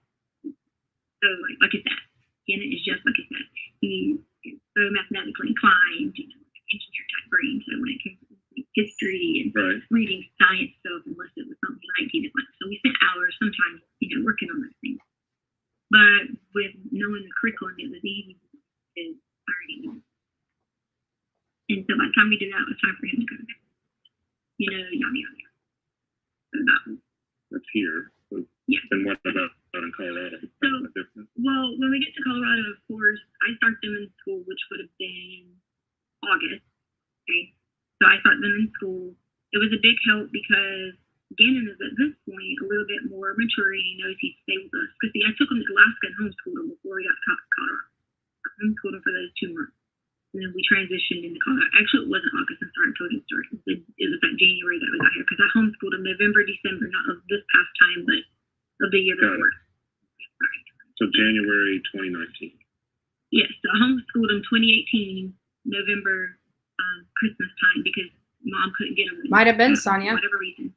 Then we came on to, but I think she ended up getting him and she flew them back to Colorado for a week or something. She got for a week maybe. Flew them back to Colorado. So January 2019, we would have started school in Colorado. Okay, so get him into school, which Colorado, I mean, it was like middle May. February, March, April. Okay, so it was pretty simple in the terms of we would do like, you know, he never had homework in Colorado for some reason. So it was always Albert would be like make them write their labs or, you know, it was time for them to go to summer. What time did you normally get home from school? Well, around that time, he went to another school because this new school wasn't built. Okay. So it would have been like 3:45, 4 o'clock, maybe, just because it happened to come from concert. Mm-hmm. And then coming, let's see, fall. Yeah, so they came back in August. So we went on, Gannon was on a big cruise in the summer because he didn't want to go. Right away, we gave him a choice. You want to go to Santa Cruz or you want to go, you know, to, he said he wanted to go to cruise. All on Big Bend Cruise. Dominican, and I forgot a couple. So it was just me, him, Harley, and Albert. So it was just the 4 of us, and Rainey Street. So we all went on the family cruise, and had a great time, whatever. And then, of course, they come here for the summer, and then they get ready to come back for fall. So they come back for fall, and at this point in time, I was working. Albert was doing like the shift, like 3-2. You had your teaching job and yeah, 3-2, 3-2. He was working, you know, like. Well, Harley was working, I think, and starting college. So we were all pretty busy, like, throughout the day. And then the evening, it was kind of like, come in, grab this. But then I was coaching. So as I was... Where were you coaching? Softball. So as I was... At your school? At the high school.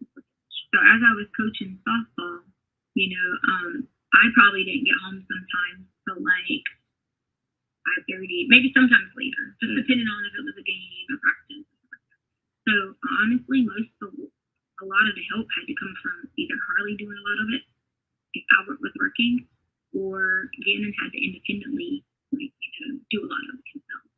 How did he get home? Which they were teaching. At this point in time, they were in the new school. Right. So the new school, because we lived 1.5 miles out, the new school allowed him to. If not, they had the rest of the way they had. Okay. So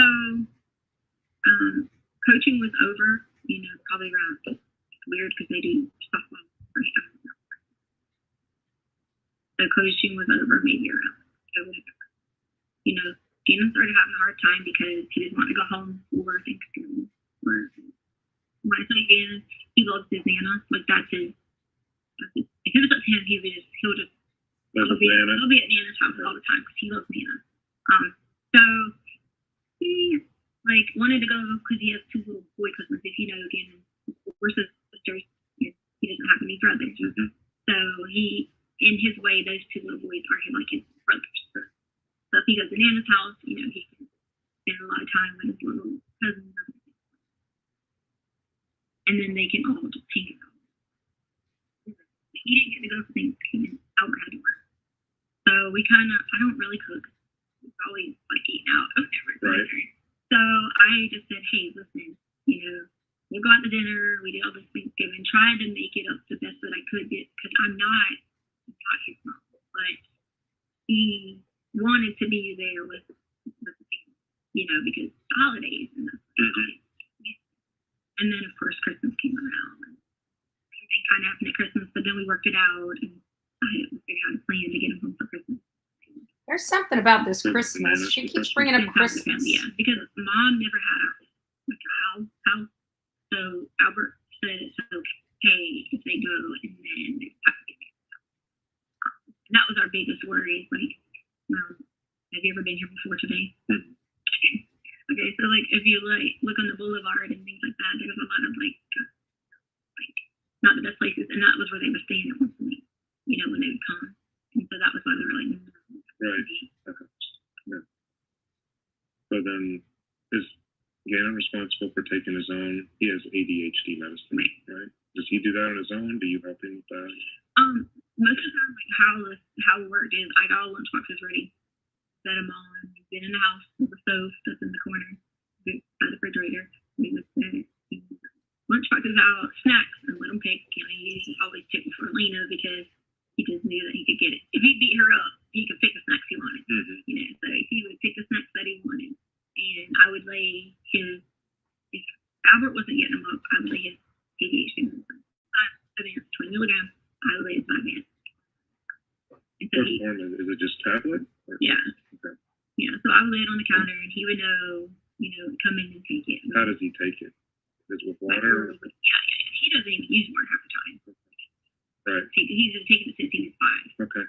So. Is there any other that he's on, or no?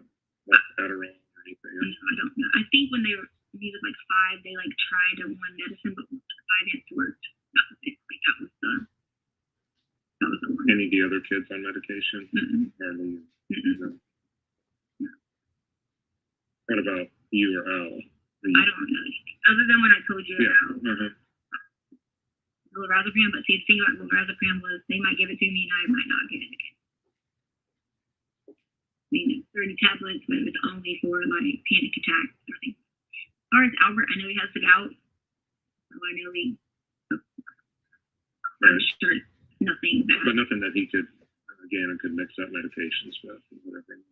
Like somebody else's meds or anything. Not that I'm aware. Now there's stuff in the counter for like probably old stuff, like Harley had her wisdom teeth taken out. I think Albert did, but I'm pretty sure he might have been fine. I'm not sure.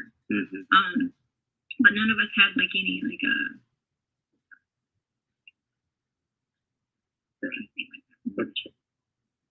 So in that particular recounting of you lead into asking challenges with Gannon. Again, from your perspective, did she appear to be able to recount things and have strong memory recall ability? Yeah, she walked us through his childhood, South Carolina, Alaska, Colorado, when he got home from school, what courses he did well in, what courses he struggled in. So, yeah, that's. Did it sound like fairly normal family life? It did. Did you ask about bath salts and the hike from Sunday, January 26th? Yes. Let's jump to that section. It's going to be from this point up to 4330. I'm asking you that because of the bath salt deal that he came up with. That was on the hike day, wasn't it? So the bath salt thing was just totally because they did this drug class. Same class that we might where these people came in and they dressed up in they were professional.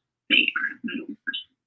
They dressed in their outfits and all those things, and they let the kids pretend they were working on what do we call it? Like as if they were doing CPR and all that. And during that time frame, they went over all these different drugs. So they talked about what your life is on crack. They talked about all these. It was very, very in depth for 5th grade. But at the same time, you got to think it was probably a good thing to. Was Gannon telling you about this, or did you find out from a teacher, or how did you find out they had this in-depth conversation? Well, I knew because they did it at our school first. So they did it at our school first. So it was something, once they found out they did it at our school and they saw all the pictures and things like that, other teachers wanted to know about it. So when the other teachers wanted to know about it, they went around different schools and they signed I think Albert signed a permission slip, or maybe sent an email to the teacher or whatever, that it was okay for him. So was Gannon fascinated with the bath salt thing, or how did that conversation happen? Because I know that seemed to be important, during the hike and afterwards. Well, it was okay, so we delivered these. We never knew what they were. They were told me, they were told whatever. We don't know. But Albert would always talk to Gannon about anytime people had anything, drugs and things like that. He would always say, these are bad people, things like this is bad things. So Gannon already had some sort of base foundation, and because he had that sort of base foundation, he always had questions because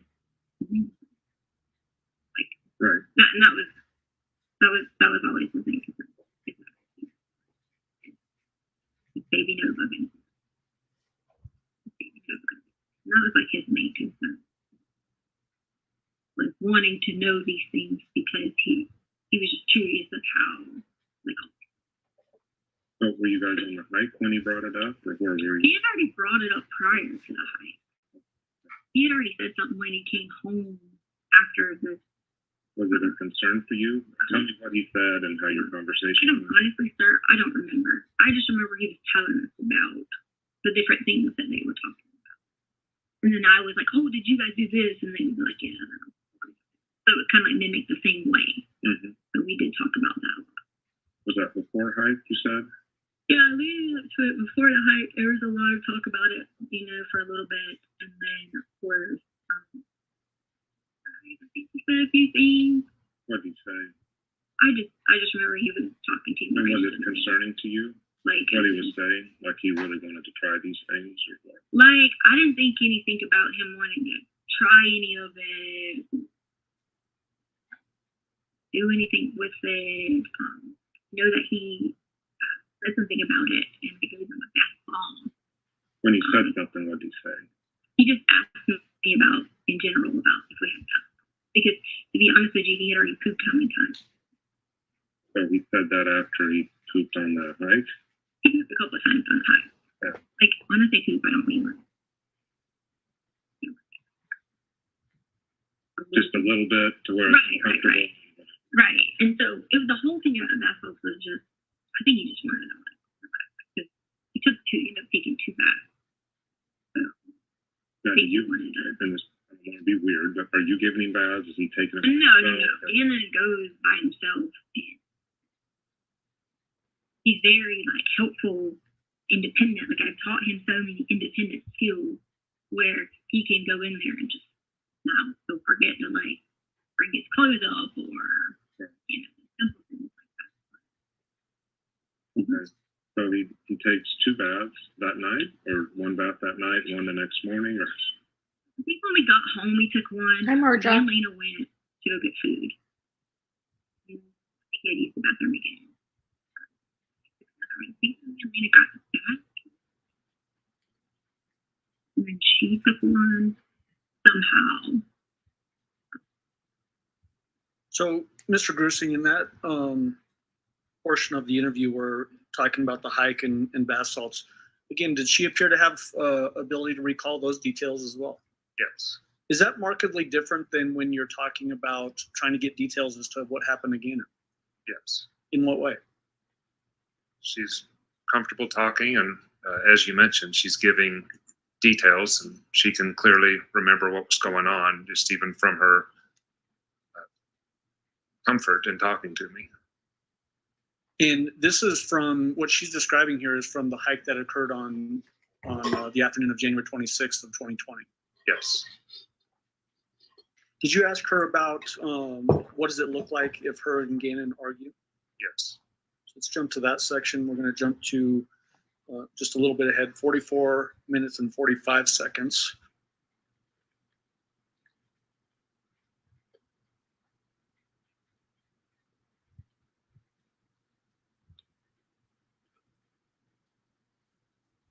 We'll play this through 49 minutes and 12 seconds. So what does an argument look like with Gannon? Have you guys ever argued? Like, maybe like in Myrtle Beach, you know, we would have been like, we're so much alike. So we are so much alike in terms of we both have stomach problems. We both have like anxiety, so to speak, you know. And he's so like kind and like kind-hearted, and then the point of like we can get upset about something, but then the next minute he'll be like I am. He'll be like, oh, talk about something. We'll just say something, or he has tremendously increased the amount in Myrtle Beach. I don't think I ever said I love you, or like, you know, like I mean, like the holiday might come, you know, but like since having him all the time, it became more of like I would hear I love you all the time, you know. And so I felt like it was on the holiday, the Christmas before. Is that what you're saying? He disappeared. You what now? When you said around the holiday, he was saying I love you. I'm saying like once we started more and more having, then he and I became a lot closer because of just like wanting to have that connection with both the kids. Surely you had some arguments Did you ever have to discipline him or no? Well, I never spanked any of the children, never. Because I just don't believe in spanking other people. So we never had that. Now, as far as like, okay, you are in trouble, you're going to do this. Yeah, that's any kid with any of them. What's the biggest disagreement you had with Gannon? The biggest disagreement. Probably because, and again, he probably shouldn't have this on him, but not like seeing the light. How he couldn't come. He was so like, you know, kind of forgiving. It's okay, mommy don't have money. If I said anything like, well, and I probably shouldn't have, but I did, I would be like, well, she quit doing this. She could pay for it. And I would always figure out a way. But then it was like, you know, I'd say, I wanted him to see that. There's a certain incident? You know? The biggest disagreement you had, was this at a certain time? Or No, we never had like big, like there was never any like big all out. When you say disagreement, like clashes or like screaming, shouting? I'm a parent, so I've had mine. You mean disagreements, like yelling at the kid. Like that kind of disagreement, but never not like a. So what's the most upset you've been with him? Where we've like. Or you've had to yell, I've had to yell at my kids. I got you, I see what you're saying. So like where we've had to like fuss at each other over whether or not he did something, if he did something. That has to happen if you're a parent. I'm Right. joking. Saying, I thought you were asking me like, no, you were like. I'm more looking at this from Gannon's point of view. I'm not judging you. No, I thought you were asking me more of like, you know, like with him doing like switches or like something like that. No. So what's the most intense time you've had with Gannon? As far as you're yelling, he's yelling, that sort of thing. That has to have happened, especially with that kid. I mean, yeah, of course. So what time do you remember? Probably times that I don't remember specific times I say all wrong around over like not being disciplined. Well, when Gannon was just doing something that's totally irrational and unreasonable. I have a boy, I know. Yeah. They don't behave all the time. Right. So what did Gannon? I don't know of any like specifics. I just know that we would have. You know, like if it would have been something that wasn't in what our teachings were, we would have, of course.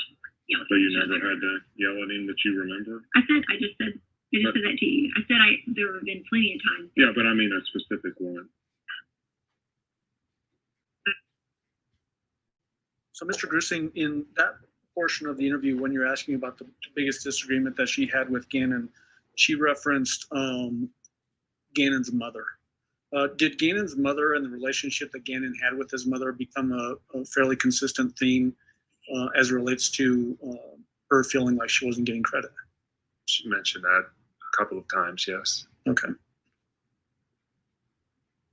And in that particular one, she mentioned that he's very forgiving to his mom, and she, being the defendant, wanted Gannon to see that his mom wasn't doing the right things. Yes. Almost seeming to want to discredit Gannon's own mother. Correct. In Gannon's eyes. Yes. Okay. Did you ask, or did she eventually give a description of Gannon being in a very upset rage and having some sort of a knife or box cutter? She did. All right, let's jump to that section, and we're jumping ahead about a minute to 50 minutes and 10 seconds.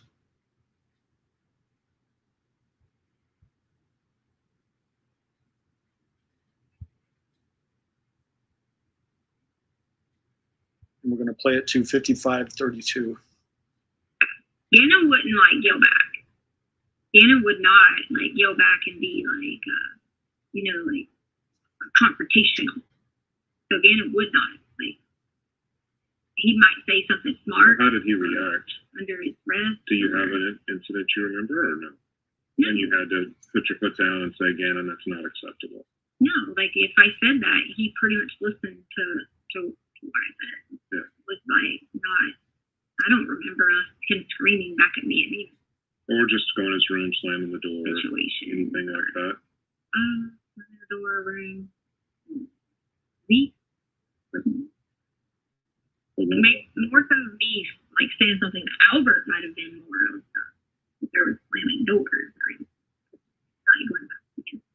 you need to make sure he's not doing this, and then go from there in that situation. Like Albert was teaching him how to use a box cutter and like different things like that. And there were times that I might have been like, oh, Albert, I don't think you should have done this because he was acting weird in this way. But that would have been early in the beginning before we started getting him like counseling. Once he started getting, like. Now remind me the counseling. What was that for? Do what now? The counseling? So Albert said that he should get counseling through the military, just for like all the transitions and being like in and out of school, all different things like that, just to make sure that his mental well-being was fine. And Albert said that anytime he would, of course, counselors can't tell you, what was going on unless it was something, pressing. And of course, Albert would always come out and say that everything's fine, and then Gannon would come back and tell us what he talked about. But as far as like, did Gannon never come at you with a knife or something when there an incident? Well, that's what I was just telling you about. There was when I told you Albert was trying to teach him how to use That's the box cutter. The box thing? cutter, yeah.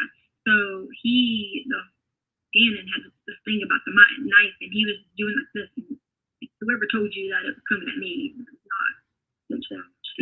Yeah, I'm getting the real story here. No. I know you've got stories from everywhere, and you probably are not looking at me for mine, but that is not what happened. Gannon was in a upset, which the video was shown to the counselor lady, and Albert was so upset because like, you should have let me get the video or something like that. But Gannon was in more of like an upset rage because this was in the very beginning when he had to first transition into another school.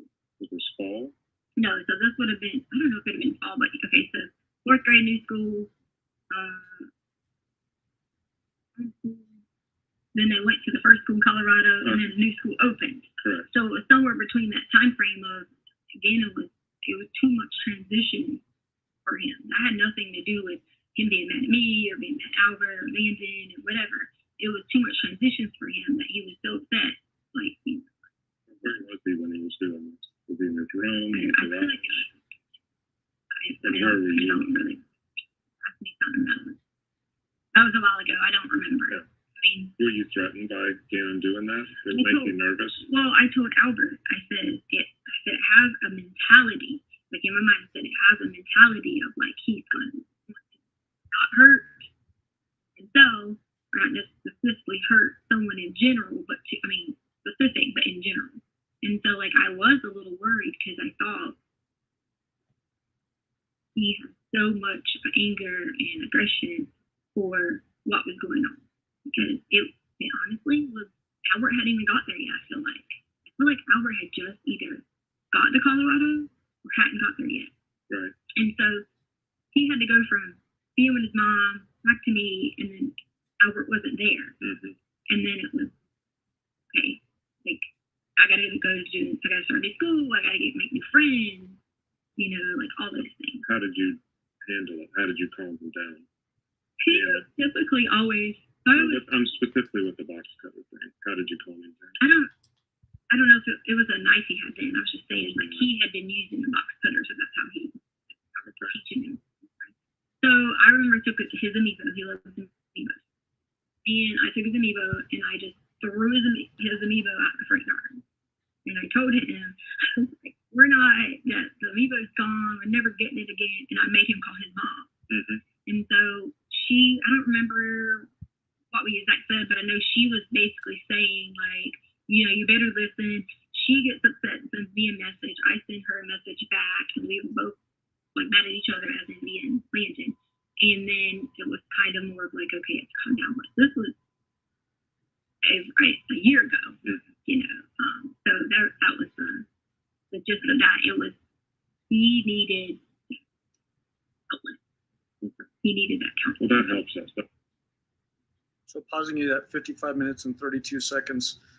Again, she's showing a good ability to recall different events that have occurred during her time with Gannon. She is. She says that there's some video of some knife or box cutter incident. Did you ever see such a video? I did not. Do you know if one even actually existed? No.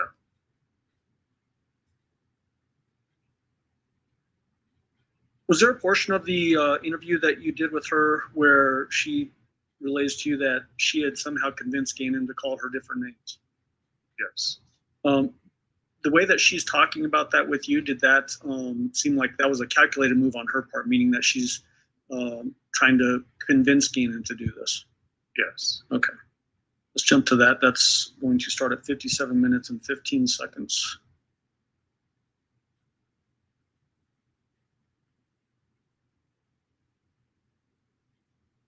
We'll play it through 57 minutes and 47 seconds. Sir, it's so hard because I'm sorry. I'm old. I'm sorry, John. It's so hard because if I get up in the morning and Gannon would even say, "You want me to take the dogs out so you can have 10 more minutes of sleep?" And I convinced him to change it. I have no more like calling me a different name. I didn't have to like my original. We're calling me a different name. So the helpfulness. So as it relates to those that different names that she's referring to, the reason that she gives in the interview was because she didn't like her original name. That's right. Did she ever talk about that in any other time, either on those phone calls that you were a part of, or even during this interview about how she would go as a different person or different name? Not that I was a part of, no. Did this appear to be the way she's describing it, a voluntary act on her behalf to get Gannon to call her a different name because she didn't like her original name? Yes.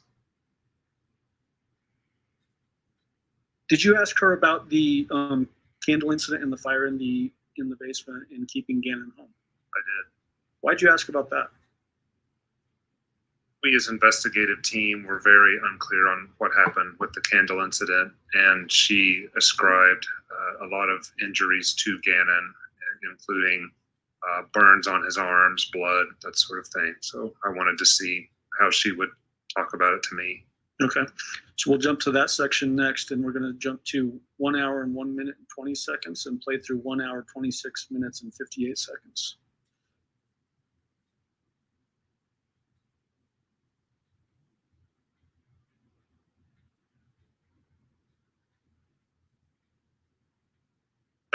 The candle incident. Can you tell me about that? Okay, so Gannon wanted to, I don't remember if he wanted to stay up 30 minutes. I can't remember. There was something he did that allowed him to earn some extra time. There was something he did. But Albert had grounded him from playing the Switch. So he wasn't allowed to, play a Switch or whatever. He was allowed to.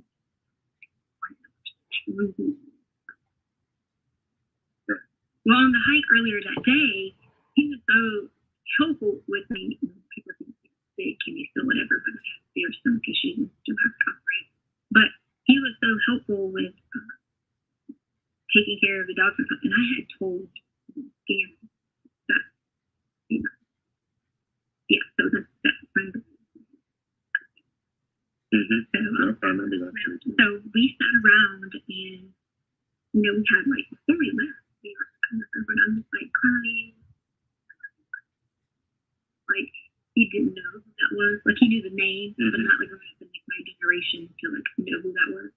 So we just sat there and talked about it. And I told him, Kirby has became started relating in the terms of being like me, I have all sisters, and so we were talking about that. And in between some of those questions, might have been certain questions that led to what he was asking about what went on in the talk. Right. And so that led into on the walk on the hike that day about what we talked about. So then that evening, I don't remember what he did, but I remember he had 30 minutes of something extra. And I know it wasn't his Nintendo or things like that at the time because he wasn't supposed to earn that back until the next day. And so then we had, I think I was upstairs, Harley wasn't there. So this Harley had to work until I think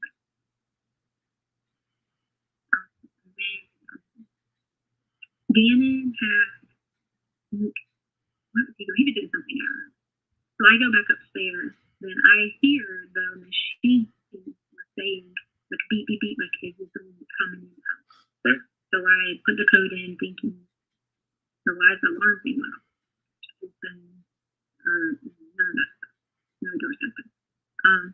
So then I go back where Lena was at, and I see she's faking sleeping, but not really. And then but she had like the cover over her head a little bit, and so like she was doing like whatever. And so then I hear the thing saying fire. Does it actually say fire? It said fire. Okay. So that was the crazy thing because I never had heard. I didn't know what. I thought it would just be like that. Right, like a siren. But I don't know if it was the detector thing saying fire or if it was the actual. But it was just like fire, whatever. So then I run back in there and I look. See Lane's room. I don't see him downstairs, and I don't see him. And it was still going. So I grabbed Lena. It's actually wrong, but I'm pretty sure I grabbed Lena first. In the outline. Don't quote me on that. But I'm sure it was in that order. So. Yeah. And we run out to the truck. Like, either open the door. I don't remember. Somehow they get to the truck. Okay. And then I run back downstairs because at this point I already know what they're. And so I run back downstairs. And Deanna was awake but not awake. Like, you know how you can almost like be asleep but not asleep type thing. So he was in his bed? No. He wasn't in his bed. He was on the sofa. Right. So he was on the sofa. And so like when I pull the cover, I pull Gannon with the cover. And so at this point in time, then I put the fire that's out. So what did the fire look like? It wasn't like huge. Where was it? On the carpet? On the sofa? I feel like it was on like one of the covers. On the covers? Was the cover on the sofa though, or was it on the floor? I don't remember. I just remember it was in a small location. It wasn't a big enough fire to. What color was it? Do you remember? Was it yellow? I don't remember. Wasn't in a color to me. Because I think blue burns the hottest. Then you have stuff. If stuff gets involved in the fire, you have the yellowish or reddish color. I don't remember. Don't remember? I don't remember. Can you show me how tall it was? Like, do you remember? It wasn't tall. I don't feel like it was. I mean, but my tall might be different. I don't know. Still, a fire's going to freak you out. Right. Yeah. So when I pull the cover, I pull him with the cover too, and we run out. Did you put out the fire? Or? I know that we took the covers, both of them. When he sees what's going on, we took the covers and we smashed down, like on it. Yeah, because my thought was oxygen, put it out. Right. Put it out, whatever. Did it take much? Sorry to interrupt. Did it take a lot to put it out, or no? Or did you just smother it and then move? Or was it something in between? Was there what now? Something in between. I'm not trying to put words in your mouth. Something in between? Like in between, just it happened real quick, or you had to fight it for a while? Or? Oh, it wasn't like fighting for a while. Like there was already a bunch of covers on the side that we had. I grabbed them all and put it together. Where they were covers while there were. So it was like stuff there. And then I run, and he's running behind me. So as I'm running up, he like trips or whatever. So he's right behind me. Mm-hmm. So then I think I exit back out of the garage. I feel like. The truck was in the garage. No. Not front. I'm saying like I think I exited back out the garage. Because I feel like I just ran back to that door. I'm not 100% positive. I know we ran out. Then Ganna runs right out behind me. And when I turned around and I'm saying something to him because I'm like, hey, because in my mind, I don't remember if I had gotten the dogs, even though I had already had grabbed the dogs. And so like I don't remember what we were saying, but we were all in a fight. Whatever. He jumped in the passenger side, and I'm in the driver's side of the truck. Okay. Lena is in the back, and then we drive off. So we drive off for, we drive it, but there's no gas in the truck. So was anybody burned from that? So Gannon had, you or Gannon? Gannon had little burns on his arms from that. And then, but at the time, Gannon always lays with like his, either or like something like that. So at the time when we ran out, I feel like did he I don't remember if he grabbed a shirt or grabbed another cover. But I knew that he had some burns on his arm, but I knew they weren't bad, like burns that were bad. They were just like or whatever. Were they discolored then? Was the skin reddish, pinkish? What was it? Did you see it then? Or No, it was not till later that I really like paid attention and should have been like, okay, well, because I did later on. So yeah, so like his arms, and then we get in the truck or whatever. So then we come back, and so I'm of course, and like I text Harley, I text Albert, what happened, and I said, this is what happened. Tell Harley this is what happened. Don't paint it. We come back to the house. At this point in time, we get back in. Smells like nothing but smoke. Mm-hmm. And so nothing but smoke at this point in time. It's just like I couldn't get the smoke out. Even opening up the like windows and things, I couldn't. So that was. So what happened with these covers that you used to put out the flame? Well, the covers were either left there. I remember getting some of the stuff and putting outside in the trash can, which I even showed the people when they got there. Trash can. Do you guys have singular trash cans for each house there, or just do you have a dumpster, or what? You really like it's a big trash. It's just a big brown trash. One of the wheel ones you wheel out and put by the curb. Yeah, it was just one of those. It was one was like whatever, but we did want not necessarily come on me for that, but we maybe like had upped it a little bit to Albert because we were like thinking, like saying whatever. Like whatever. So in my message to Albert probably was a little more over exaggeration. When you say we, did you talk with the kids about let's get Albert home? No. We did sit down, and because when I was asking him like, was this did you do this on accident? Was it an accident? Whatever. And so we were just talking about like the whole thing. Everybody was in one room. We were all in the bedroom at the time, which was our bedroom upstairs. Okay. So we were all in the bedroom upstairs, and whatever. And I said, I got to let your daddy know. I was not going to tell him. That was the original thing. I was not to tell him. It was just to fix it, not tell him. Mm-hmm. Because then I was like, if I just do that, then we don't have to worry about it. Right. But then that was just enough. Albert was like, no. It was hard, like, always, all of us was there, going through all these memories and doing all these things without him, being there. No, I get it. So that was. So did Gannon agree that was a good idea to kind of play it up a little bit? Did he agree? Yeah. We all were in like an agreement.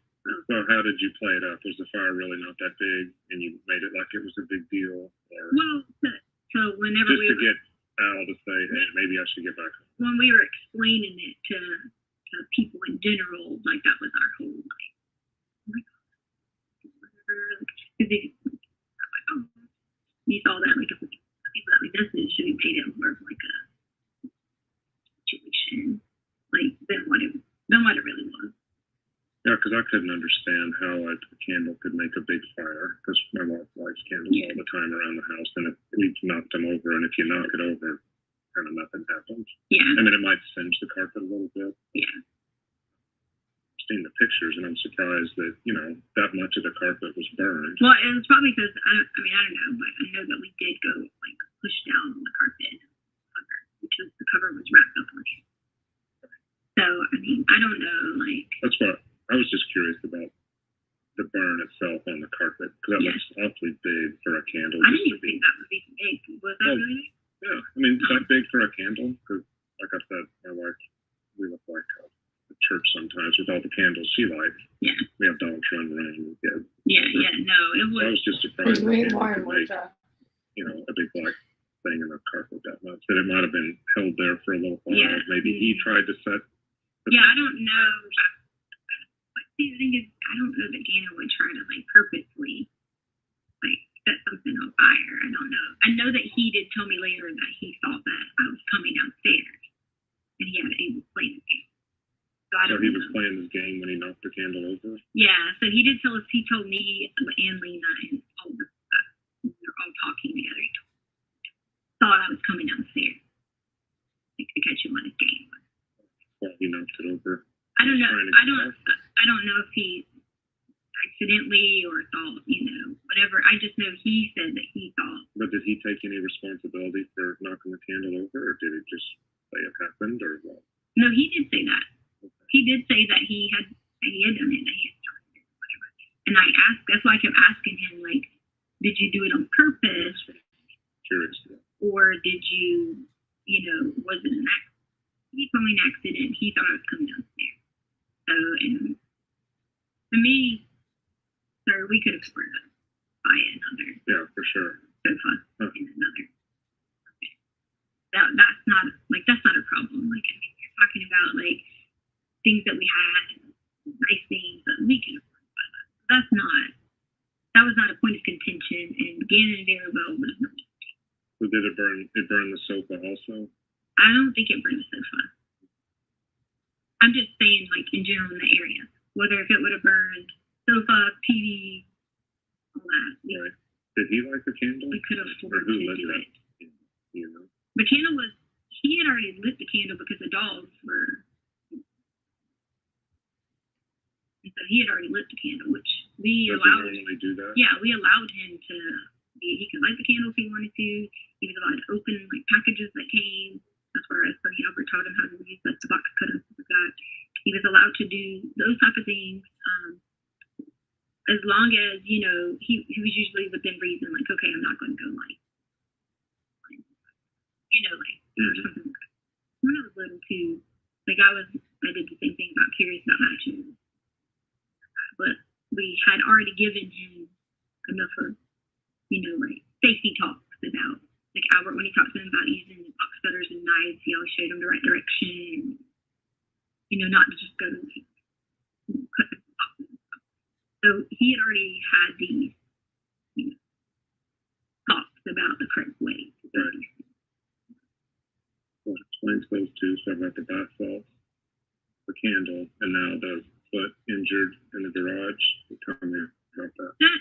The foot injured. Sorry, before I go there, so we don't forget, you said peeling these later. I just remember that on Monday his arm had a little bit of peeling to it, and that's when I said in my mind, like I told the earlier here, that I did at that point say, I probably should like think about if I need to, if later on after I put stuff on it, I need to think about if it gets worse, monitor the situation, like those type of things. Did you put stuff on it or? Well, we had took that green aloe stuff and we had put the dog had just had it already had that little wrap stuff.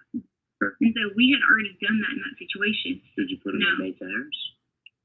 The right arm. And then when did you do that? Was that Sunday night, Monday morning, both? I think it was Sunday night. No, actually it wasn't. It was through the night because we stayed up late. So it would have already been Monday morning hours into Monday morning. Guys up late. Because we couldn't breathe. The smell was so like it's like stuck in the house from the smoke. We couldn't breathe. So did you guys hang out until you could breathe? We slept in our room and then we opened all the windows downstairs. And all four of you slept in? So Lena, Harley, me, and him were in the room for a while. Then Gannon went to So then Gannon went to Lena's room for a while, but then he was in his room by the time he woke up. So I don't know if he got up. What time do you think you went to Lena's room? Was it after midnight? I don't know. When did you call him in sick? It was pretty early in the morning. Well, what happened is all I did was I called and asked about his stomach. It was nothing to do with anything to do with my question was, I'd already given him Miralax, which was like, so we had a prescription over the counter. I say whatever it is, prescription Miralax, this or this or whatever. And I had already given him that. And so then it also had this thought, at what point can I not? How much is enough? If I can't get into past, at what point is there enough? Fall asleep. I can't handle anymore for sure. Sorry. It's so bad and it's so big and they get plugged up. So that was the concern about. Time for some more coffee. It's like for me, I have to I can drink 10 scoops of mirror. It won't affect me at all. Yeah. And so I didn't want it to be where it was. The accommodation is different in my stomach because, like I said, if I take 10 of them, I'm okay. So he's having the squirts, and he started having those in the hike, but he couldn't pass that whole evening. Is that right? Right. He would get out, but couldn't get the whole thing out. That was sometimes if he finally, and then when he finally it had gets to be painful one out. Wouldn't it? For me, I lay in the bathroom and I'm in pain. Yeah. Whenever. Was he telling you he was in pain? Well, he sits on the toilet. His common thing is that he'll sit on the toilet and just sit there and sit there and sit there. As long as he's got something to focus with, again, his pain tolerance is very high when it comes to just sitting there focusing. Mm-hmm. So I mean, he spent a lot of time in the bathroom that evening, just sitting there. Yeah, off and on the bathroom. We got kids meals that he came out and ate kids meals. There, so I said, McDonald's? No, we Carl's Jr. Carl's Jr. Yeah. So I had originally said Burger King, but that's not Burger King right now. That's Carl's Jr. Carl's Jr. Yeah. Because I never go to Carl's Jr. But we got 2 kids meals and Lena went with me to go get it. So he ate the kids meal when we got back. But he still hadn't passed. Well, if he ate, he had done something. He had already used it some because he wouldn't have eaten. And had you given the Miralax before the meal? I had already given him Miralax throughout the week. We always had this thing where if I went in there and took one of my shots, like of say berries or something like that, he would take one too. So it was common for me to be like, okay, here, mix, and Albert would always say, go mix him up one of the drinks because we put in orange juice. Well, he didn't like juices as much unless it was like Kool-Aid juices. So it was a common thing to always try to give Miralax to regulate the system. But the problem is, if you don't take the Vyvanse, so you don't take it for a day, like he didn't take it on Saturday, because family was in town, and so you don't take it on Saturday, and if you don't take it on Sunday, that's when it starts to happen. Constipation and so like let's say if he would have took it Saturday, and let's say he would have took it Sunday, he wouldn't have been as bad. But then the problem is, Albert always would want him not on it if we're going to go do like a big time activity because instead of having him zoned out, I mean, zoned out. Yeah. The Vyvanse. Right. Yeah. And so like the thing was, if we go somewhere that requires him to have like things, then we don't want him to be under that Vyvanse and just have to be like. We want him to be, especially like on the hike, I wanted him to be able to run around and do things. Because me and him, we're always on the top of like if we had hiked, we're always on the top of the hike. We were always the ones. Right. We'd be doing it. So was he bleeding that night? Do you know? Rectally? Anally? Yeah. So what happens is from him breathing,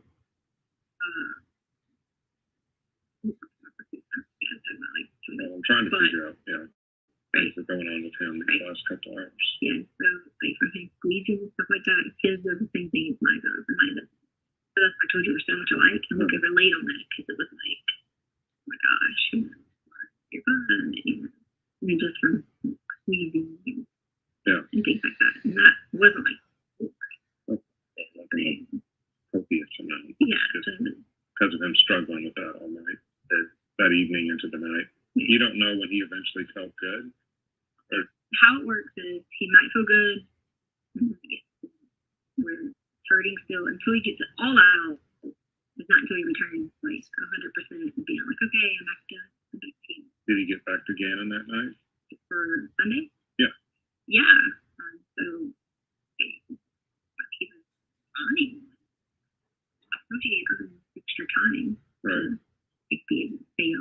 Yeah, but I thought, was he not struggling with this after the candle incident? Right. It comes, like, what happens is, I mean, if you want to call him a GI person, but he gets where he's okay, and then a little bit more okay, and a little bit more. It happened every once a month-ish, right, where he goes through those episodes of his stomach and mind those things. No. So when you guys were up in the bedroom, how was he? You mean like after the flame and fire and smoke? He was upset and like crying because he thought he was going to lose the switch, like for a long time. Like he thought he had. Biggest thing was, I don't care, we'll just do whatever. I knew whatever. I would be quicker to cover up. It's related on the same page, more so than Lane, because Lane was sure into it. And it could be more of like, we can talk and play. Right. Yeah. So I'd be more inclined. If you don't tell anybody, we'll fix it. So that was kind of like our conversation, what we were talking about.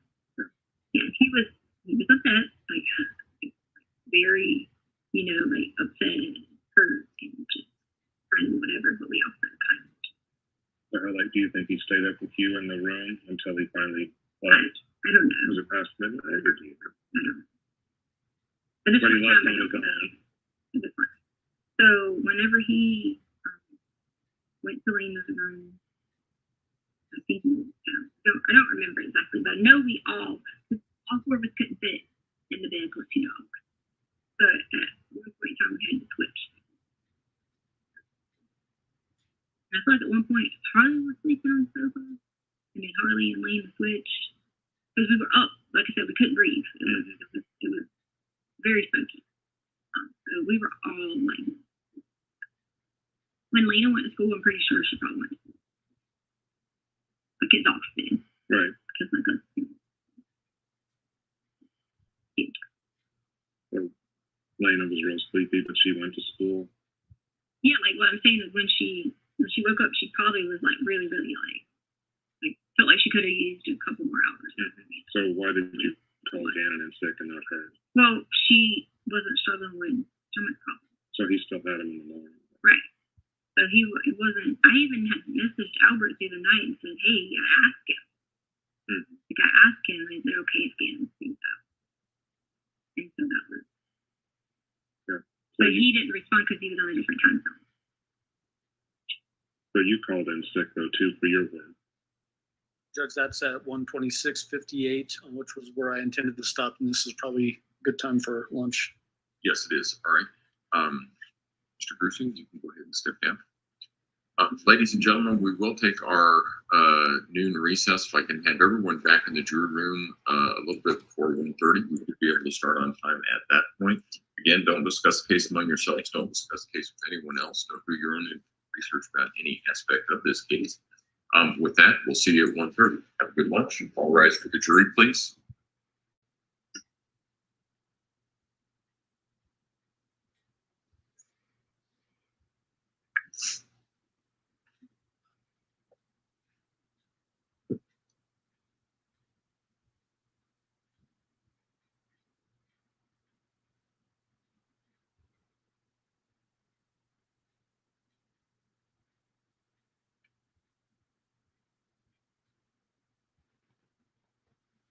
Thank you. May all be seated. The record should reflect the jury has left the courtroom. Is there anything we need to take up outside the presence of the jury at this point in time? Prosecution? No. That's all right. Court being recessed. Thank you. All rise.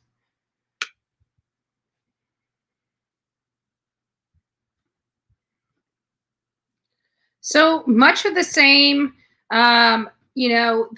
this is the interview that the FBI had with Letecia Stauch. Sorry about that. I keep forgetting to turn this. I just don't like the lights shining on me the whole time I'm watching this.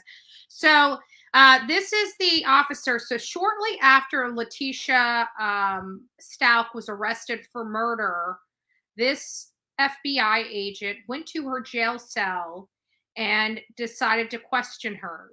he was very professional. We got to see how he introduced himself, how he handled reading her rights. We've been able to watch how she's spoken, what her body language is. A lot of information has been revealed shortly thereafter her arrest in this video.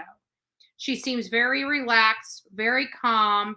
Again, more of the same, not remorseful, wild tales of things that aren't true to throw the case off. He also explained he's a federal agent and the state can bring up their charges and the federal government can bring up theirs. So I haven't heard of any federal charges being levied upon Letecia Stauch as of today, but we don't know if they are going after her possibly for lying to federal agents. That is a question that I'm curious to find out about, if the federal government's planning on suing her, but I'm pretty sure if she's doing life in prison, they're probably not going to take that avenue, but we don't know. Other things that she says in here is, it seems to me that she is doing a lot of trying to blame Gannon.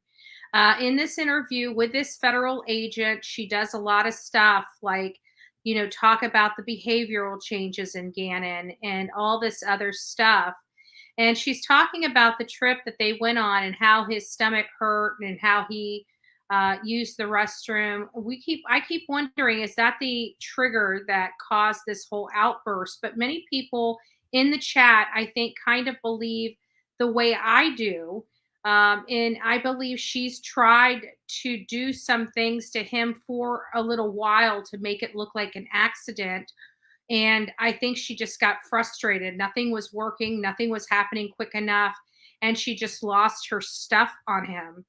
And she was very clever in keeping this away from law enforcement. I mean, law enforcement searched her house and never found Gannon. And come to find out, Gannon was with her pretty much the whole time.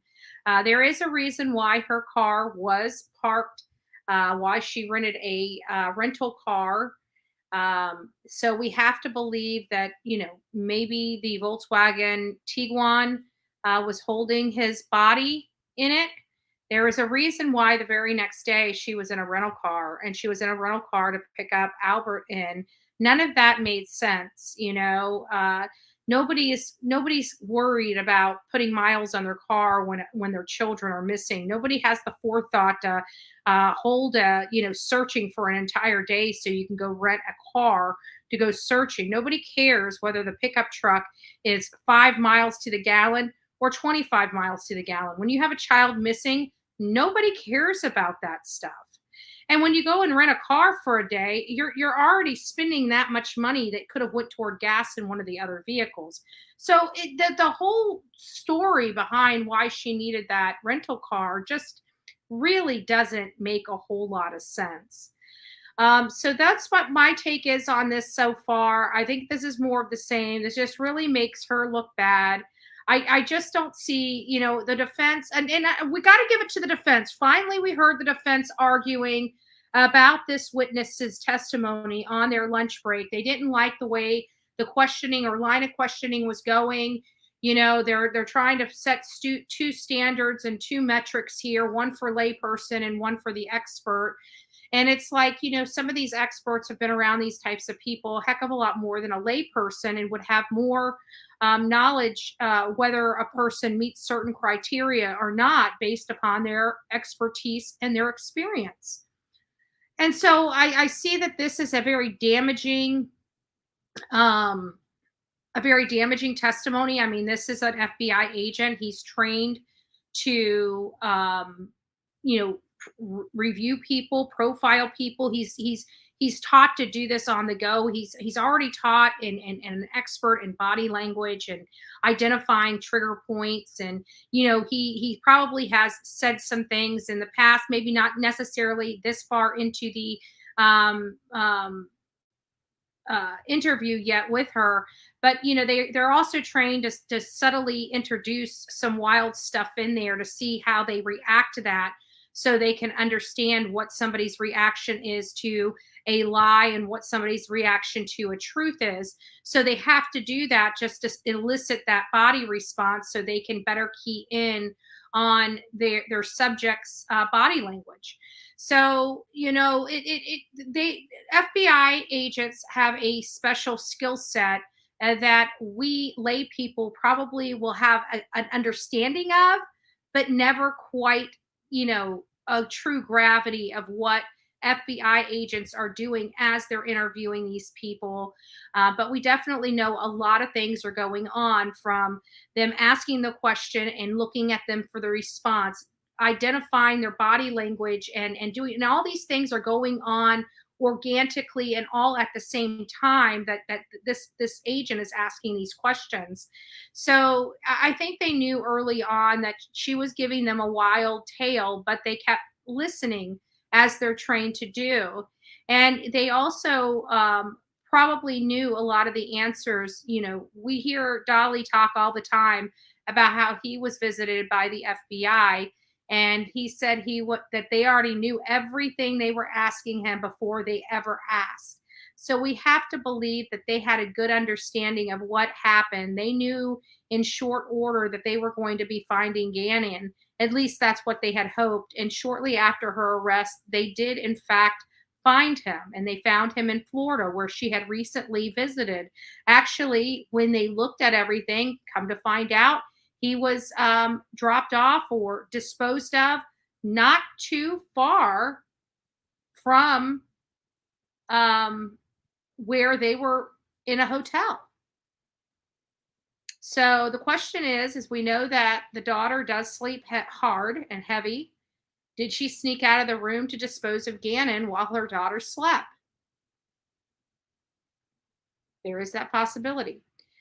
So what I'd like to do is I'd like to go ahead and put the video back on. I'm going to eat some lunch. If you guys would like to eat some lunch, we're going to come back here and discuss some of the stuff. I'll be here behind the scenes, behind the screen, even as this is playing. And this is the Monday testimony of her daughter, Harley Hunt.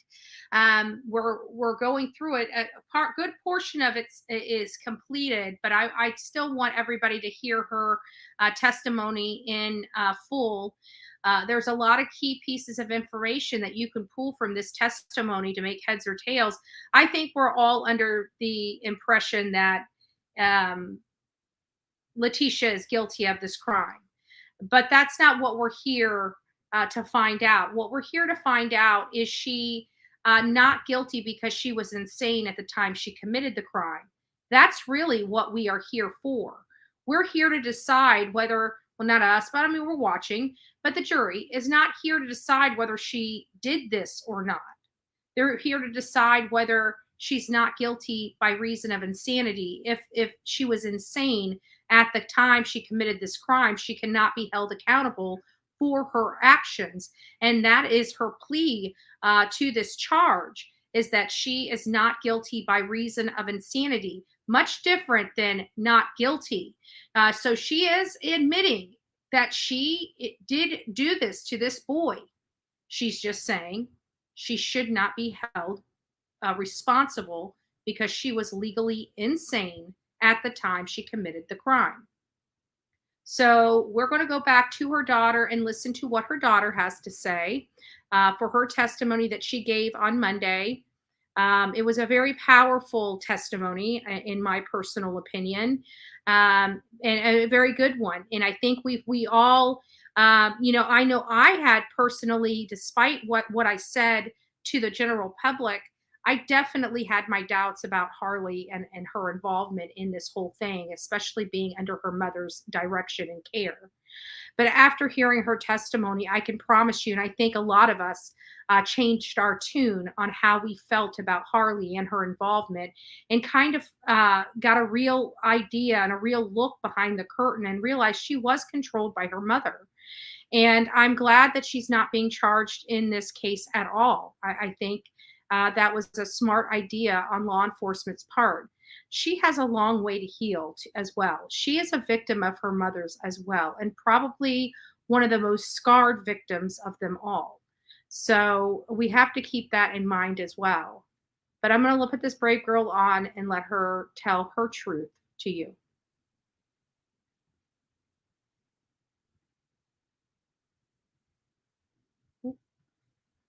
There we go. Yes. Did you hear what she was saying? Yes. Who was she talking about with regards to what's going on with Gannon being missing and things like that? Her sister. Was she talking about her sister, or was she talking to her sister about herself? Talking to her sister about herself. And what were the kind of things she was saying? She just kept saying like she was set up, that this video that's going to surface will show that Gannon came home. Just things along that line. Now, as you're sitting in that van listening to these conversations, did you ever ask your mom, what are we doing? Why are we leaving? Listen to all this, guys. You want to pay attention. Kind of stuff? No, I didn't really question her a lot. Why didn't you question your mom? I would be told that,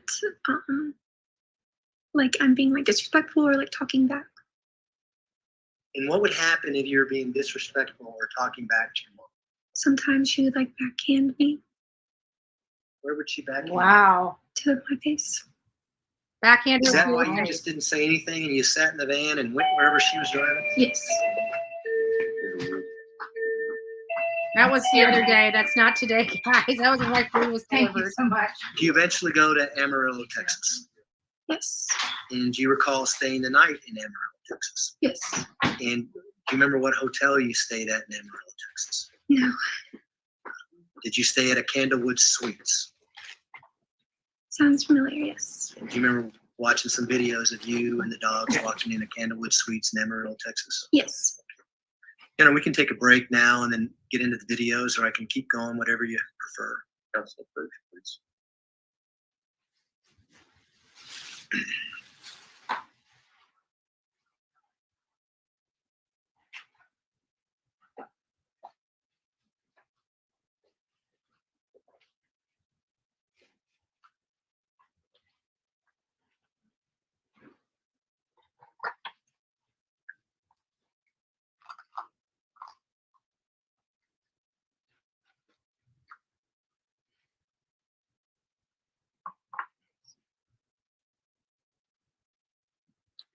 So the judge is speaking to them on the bench. Or from the bench. Yes, Your Honor, thanks.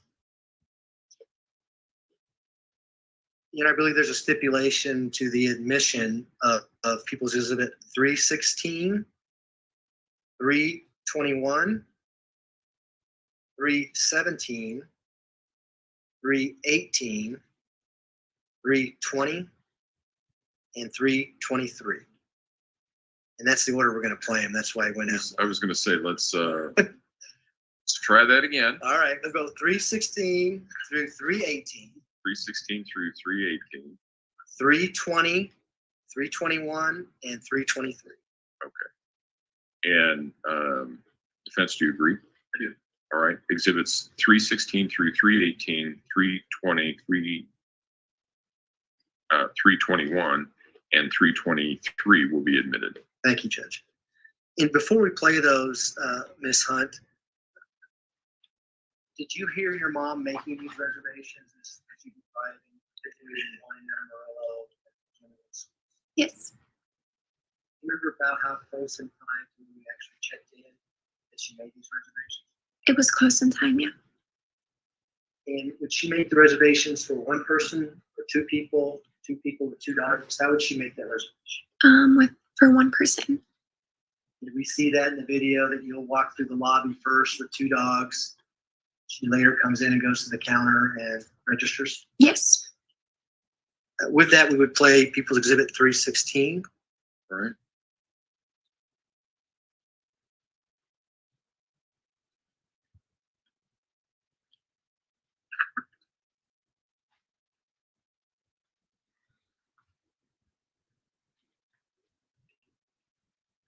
Before we hit play, is that you with the dogs right there that we see in the still image? Yes.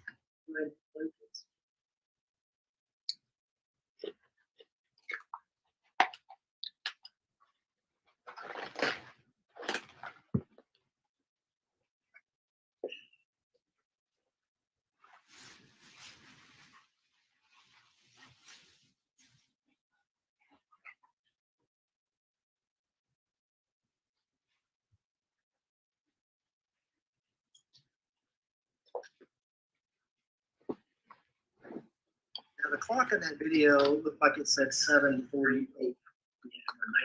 or 19:48. Remember being about that time when you checked in the hotel? Yes. We can now play People's Exhibit 321.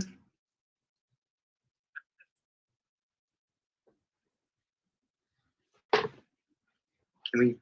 Yeah, we'll just let it play.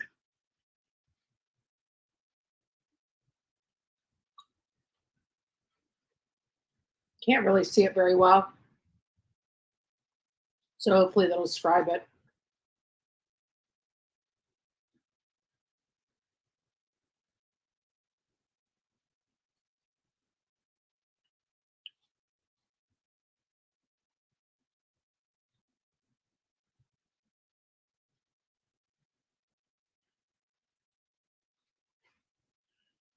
And that video stopped at 7:47. Is that a continuation of you walking through the lobby, going back to the elevators? Yes.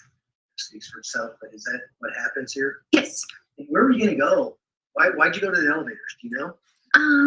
I just know, like, she didn't want to pay for 2 dogs staying with us, so we just went in separate. And was that routine throughout this trip? Would you do that every night you stayed somewhere? Yes. We can play 317 now.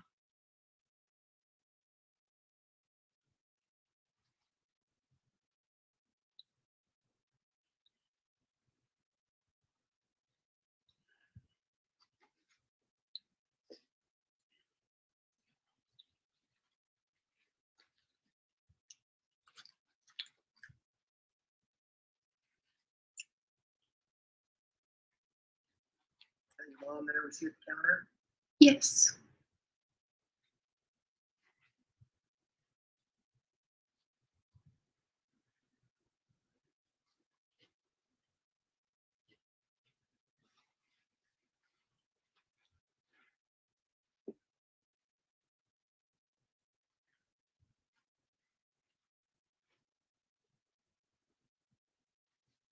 Video stopped and it looked like the time was 7:47 p.m. Did you see that on the counter? Yes. You know where you're at as your mom's at the counter? At the elevators. Go ahead and play People's Exhibit 318.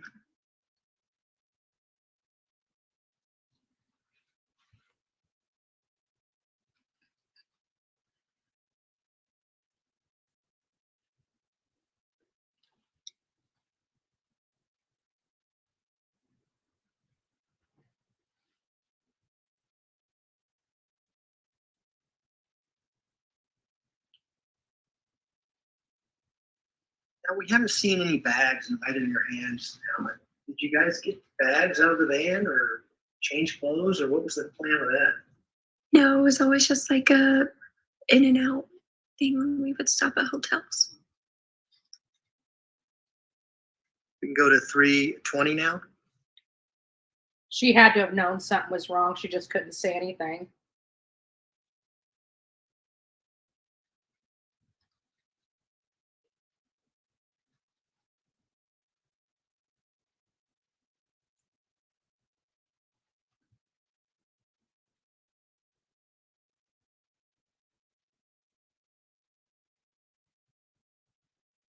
Okay, 320 has been played. It looked like it was 7:50 when that stopped. Is that right? Yes.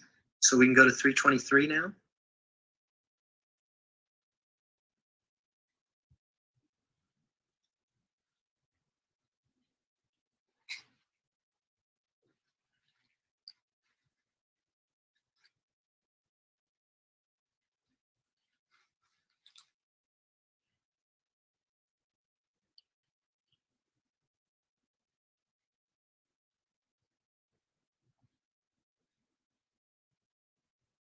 Yes, Linda Lou. Yeah, that's correct. This is the daughter of the defendant. She was the one on the road with her.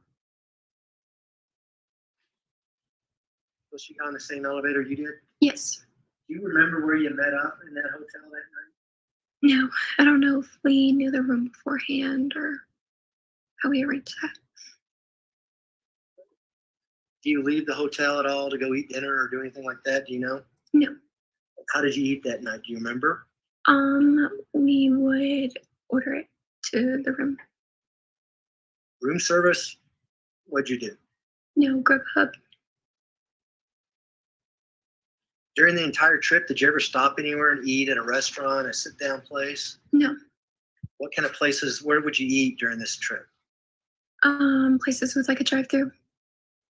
And would both of you go in to the drive-through, or would you drive the van to the drive-through? I remember one time me going inside to get our food. Did you ever stay in the van by yourself? No. You know why? No. Do you remember when you checked out of that particular hotel room?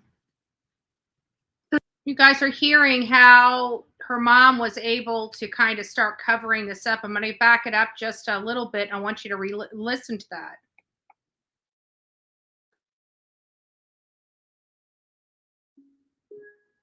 Did you ever stay in the van by yourself?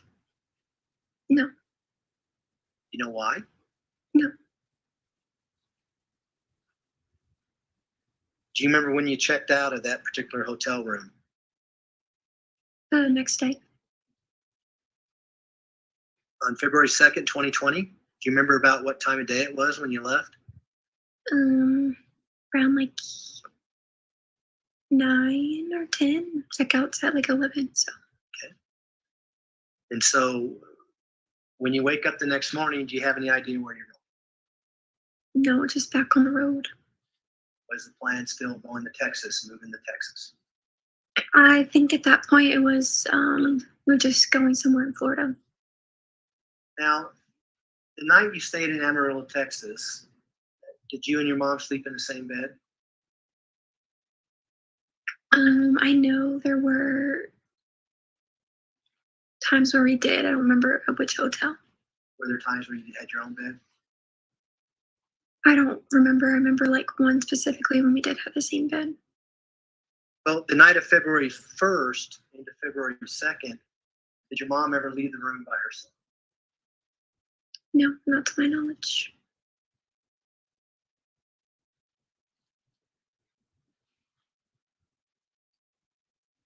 February 2nd, do you remember driving all the way to Decatur, Texas on that day? Yes. And do you remember staying at Candlewood Suites in Decatur, Texas? Yes. Did your mom do the same thing? Would she call in advance, make a reservation? Would you go in with the dogs first? She comes in later? Yes. As she's making these reservations, do you recall her using any kind of corporate rate or saying that she was with a corporation, things like that? Yes. What would she say? I believe it's called Ford Motors. Where would that come from, do you know? My aunt. So your mom knew that she can get a cheaper rate by saying Ford, or do you know that? Yes. Based on where your aunt worked?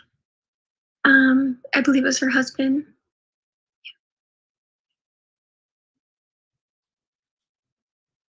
Do you remember your mom ever leaving the hotel room when you're in Decatur, Texas on February 2nd, 2020? No. If she would have left the hotel room, would you have known it? When I was awake, yes. Obviously, if you're asleep, you don't, right? Right. Okay. So February 3rd, 2020, do you remember checking out and leaving Decatur, Texas? Yes. Would it be about the same time you left the hotel in Amarillo? Yes. Do you remember driving all the way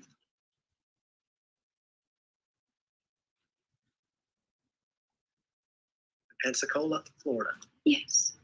Long drive, right? Yes. When you get close to Pensacola, do you remember your mom making the reservations at a hotel room? Yes. And do you remember what hotel room that was? Not the name, no. Was it the Candlewood Suites? Probably.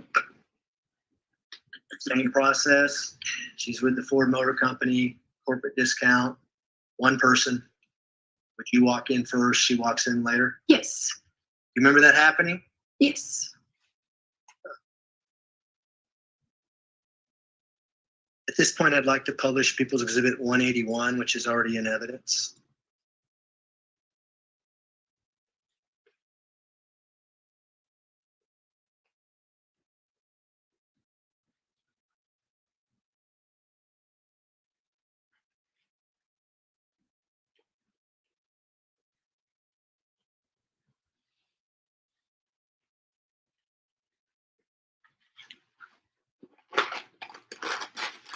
Oh my God, it was so good.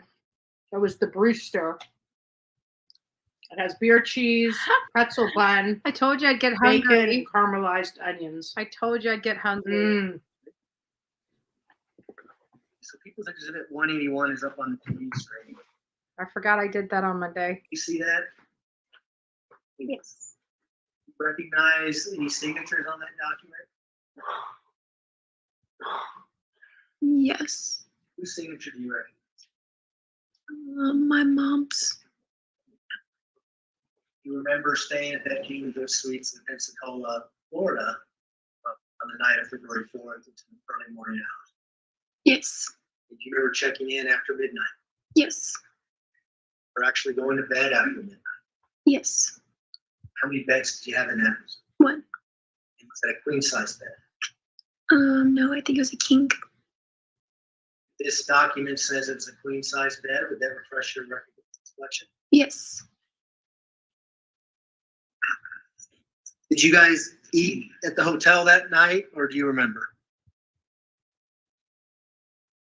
I think we ate beforehand, but I don't know. Did you stop on the road somewhere and do one of these drive-throughs you were talking about? Yes. Pick up some quick food? Okay. So what happens when you get into this room? Do you remember? We just get in, go to sleep. Now, on People's Exhibit 181, it says that the car you're driving is a Nissan. You guys weren't driving a Nissan. Right. You see the Ford Motor Company at the top of the page there.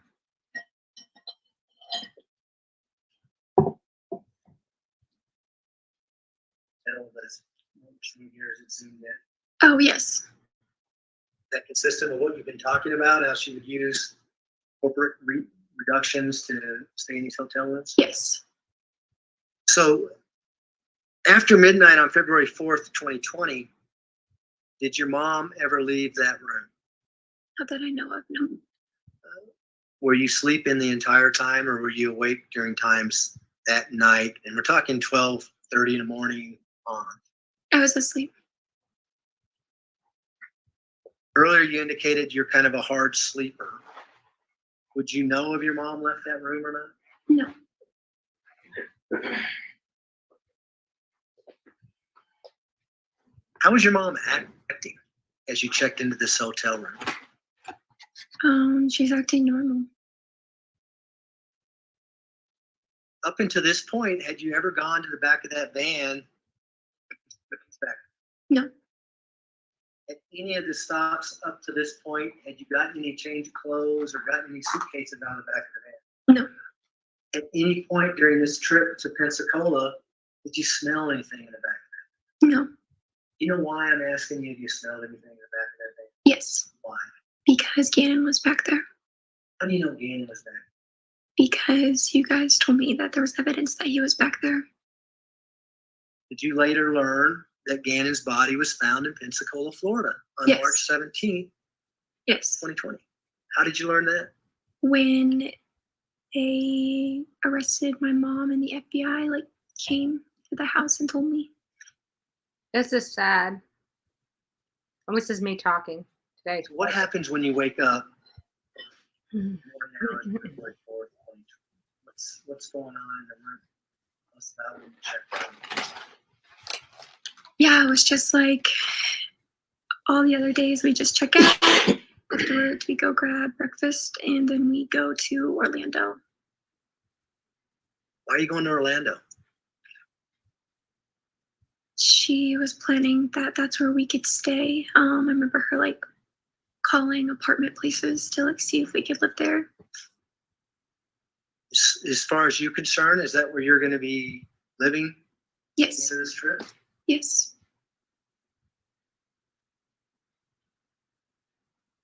Miss Sun, I want to ask you a direct question, okay? Okay. Did you help your mother throw that suitcase over a bridge in Pensacola, Florida No, I did not.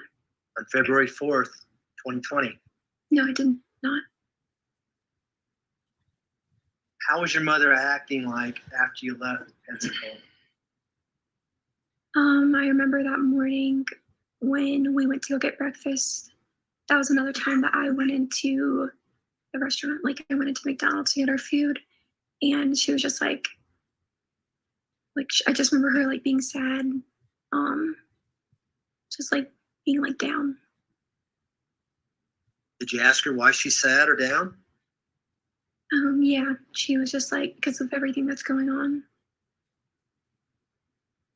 When you get to Orlando, do you remember how long it took you to get to Orlando from Pensacola?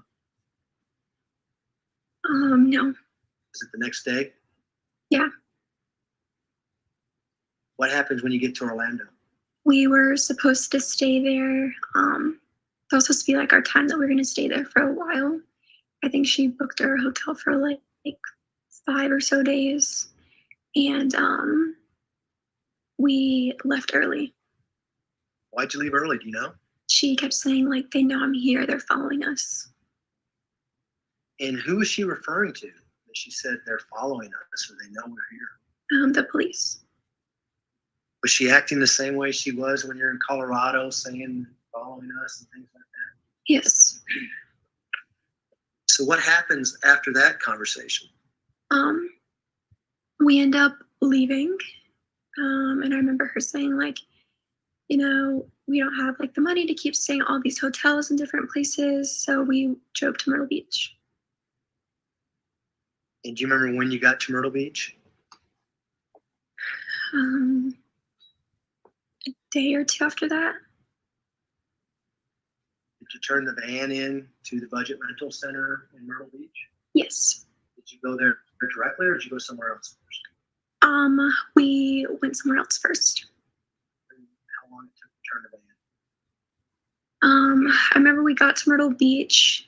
She had parked the van at a hotel near where we were going to stay at like a friend's house. Do you know why she did that, or did you ask her why she did that? No, I think she said like she just didn't want the person that we were staying with, like, for them to get like attention brought to their house. Did your mom ever mention to you the fact that that van may have had a GPS device on it? Did she drive it? No. Do you know that? No. You know that now? Yes. How'd you unload the van in Myrtle Beach, or did you unload the van? I did not know. Who unloaded the van in Myrtle Beach? I was told something of who unloaded the van. I don't know if you want to hear that. But who told you that? I guess it depends on that.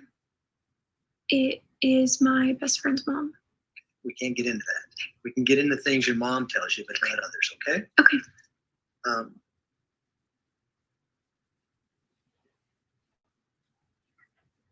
You stay in Myrtle Beach up until the point your mom was arrested? Yes. Tell the jury about your mom's arrest. I was scheduled to go in to meet with my recruiter that morning.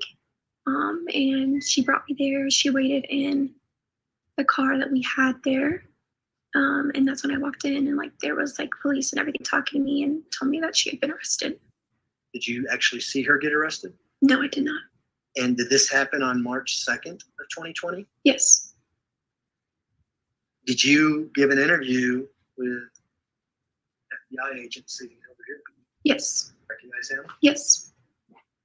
And did you talk about some of the things that we talked about here with regards to the Dollar Tree and the events surrounding Gannon's disappearance? We did, yes. Were you completely upfront with him at that time? Yes. When you were talking to him, did you still believe that your mom didn't have any? Yes. And that was before Gannon's body was discovered, is that right? Yes. What about when Gannon's body was discovered? That was a little bit after when I found out it was discovered in Florida. It was just weird because, like, to myself, I was like, we were in Florida. But I kept like wanting to think it was like a coincidence and that somebody like did follow us, or there was a different story. You still believed your mom even after that? Yes. At what point did you not believe your mom anymore, that she didn't have anything to do with cancer? I like started having questions, but I still like believed her for a while, and it wasn't until this past like November, it was recently.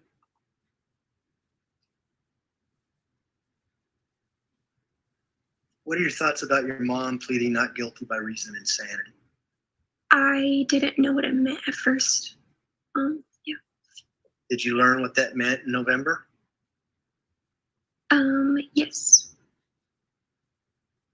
I want to talk about your life with your mom since the day you were born, as far back as you can. Okay? Had you been with her 24/7? Yes. Other than like when I was at school or work or. Would she ever disappear for weeks at a time and you not know where she's at? No. Had you always known where she was at up until we talked about the Life 360 app? But did you always know where your mom was at for a given time? Yes. Had you ever gone to Australia with your mom? No. Have you ever gone to Saudi Arabia with your mom? No. Has your mom ever gone to Australia or Saudi Arabia without you? No. Would you know that if she did?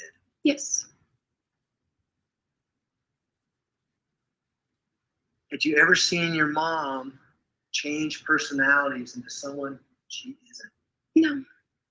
What do you mean by that? You know what I'm talking about? Yes. Has she ever not remembered who you were? No. You ever seen her not remember who Al Stauch is? No. Have you ever seen her not remember who Gannon is? No. I know. No.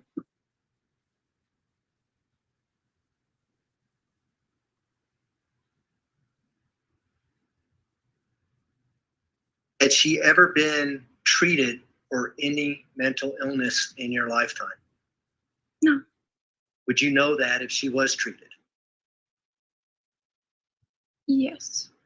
Would you know if she ever went to a psychiatric hospital and was in an inpatient program and couldn't leave because of some kind of mental illness? Yes.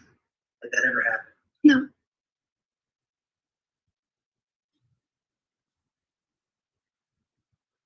Had she ever seen a therapist about mental illness that you know of? No.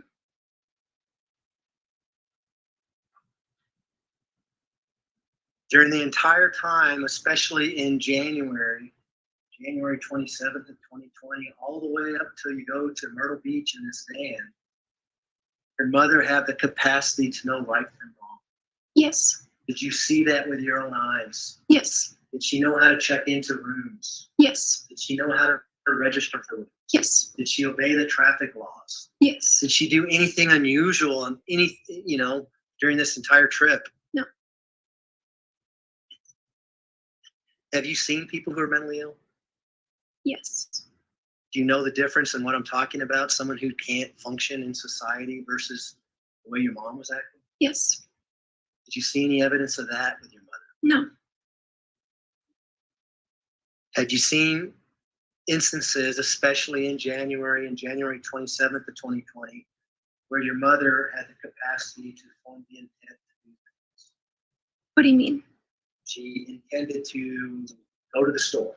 Yes. You went to Walmart to buy clothes. Did you talk about that? And did you in fact go to Walmart and buy clothes? Yes.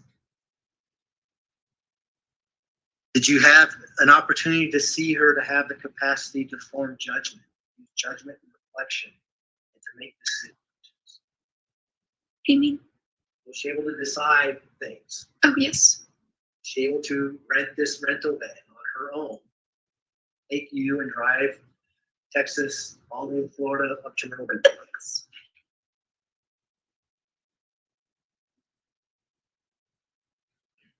Has your mom ever referred to herself as Jasmine? No. Do you have a cousin named Jasmine? No. Jazz? Her name's Jaslyn. Jaslyn. Yeah. Okay. I must have misunderstood something. Do you know who Jasmine is in the Disney movies? Yes. Aladdin? Yes. Your mother watched a lot of Disney movies? No. You never seen her act like Jasmine, the princess in Aladdin, saying she's going to go to Saudi Arabia and things like that? No. Have you ever heard your mother refer to herself as Taylor? Yes. Tell me about that. She didn't like her first name, so she wanted to change it. And I thought she changed her middle name to Taylor, and that's why she went by Taylor. Did she open social media accounts with the name Taylor? Because what you just said? Yes. Do you know if she ever legally changed her name to Taylor? No. When she was referring to herself as Taylor, did she take on a different personality, or was it the same old mom? The same. What about Victoria? Has she ever referred to herself as Victoria? No. Has she ever referred to herself as Harmony? No. Has she ever referred to herself as Christina? No. Has she ever referred to herself as Little Lucia? No. Has she ever referred to herself by the name of Maria Sanchez?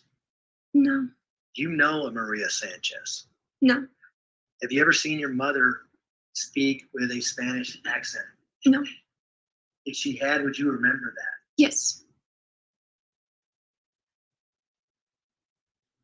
During these times when you're talking to your mother and she's angry about being set up by the police and being accused, did she ever change personalities and start talking in Spanish or in a Spanish accent? No.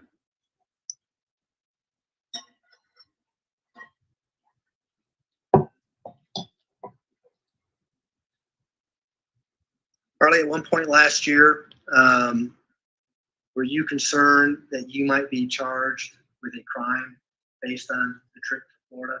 Yes. What crime was it that you were aware of that you might be charged? That I would be like an accessory. Accessory to first-degree murder, right? Yes.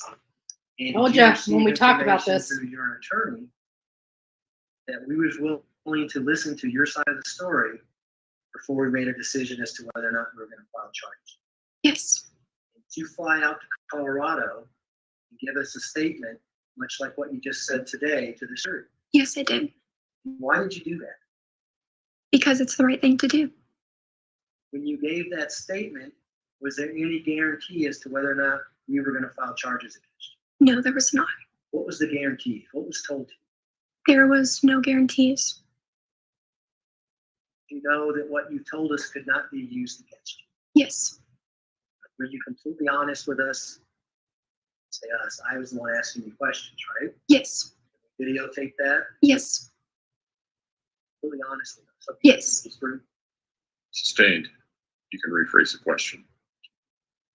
You understood what you were coming in to talk to us about. Yes. You understood the consequences that you might be charged with a serious charge, right? Yes. You know that during the entirety of your statement. Yes. Do you now know that you cannot be charged with that crime? Yes. Why? Because you guys believed me. I was being honest. Have you heard anything called the statute of limitations? Talk to you about that? No. Were you aware that there was kind of a deadline as to when we needed to make a decision about filing charges on you? No.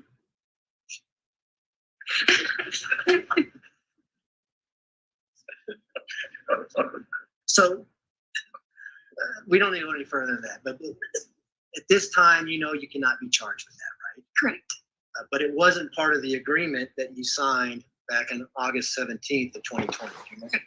And do you remember signing the agreement? Yes. If I may approach, Your Honor. You may. So he's basically saying that the statutes of limitations ran out, and I don't think he's saying that she's not guilty of the crime. She's just not being charged because of the statute of limitations, and this is not a plea agreement with her for her testimony. I think they're trying to make that point to the jury. Sure. Before you wade into that, would now be a good time for a break? About to wrap up with this, Your Honor. So That's fine. Nope. So good.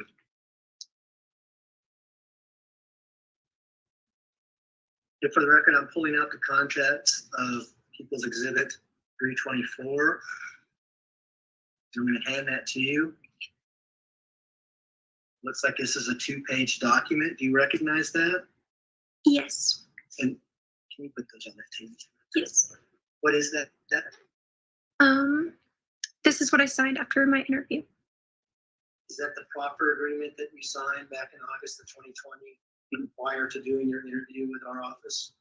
Yes.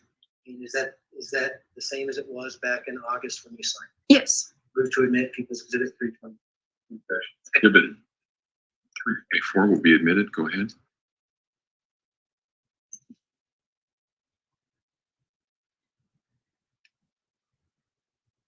Those are my questions, John. Thank you. All right, ladies and gentlemen, we will take our afternoon recess. If I can have everyone back in the jury room at, say, 3:30, we should be able to start on time at that point. 30 is always Again, don't discuss the case among yourselves. Don't discuss the case with anyone else. With that, we will see you at 3:30. All rise for the jury, please. Okay, let me see if we can. So they're getting a little.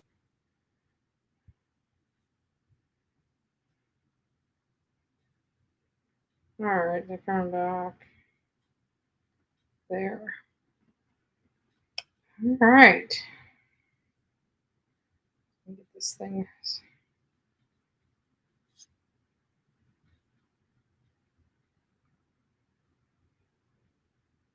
All right.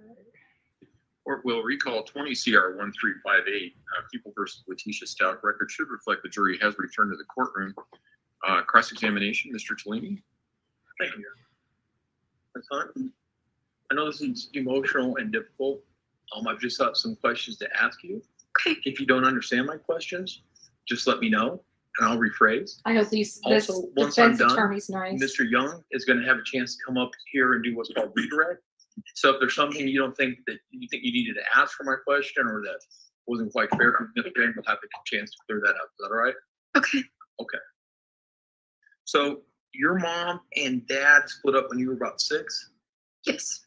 And after that point in time, up until your mom met.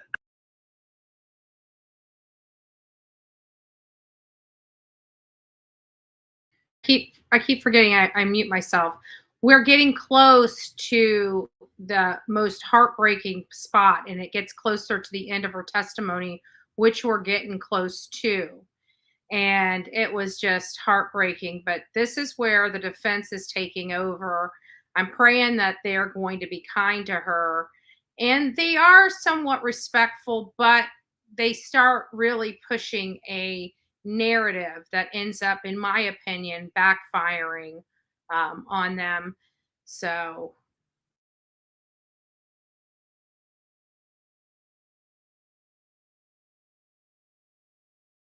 Al, it was just you and your mom. Yes. And you guys were pretty close? Yes. And you guys spent a lot of time around each other? Yes. And do you remember sometimes during that time and all the times growing up that sometimes you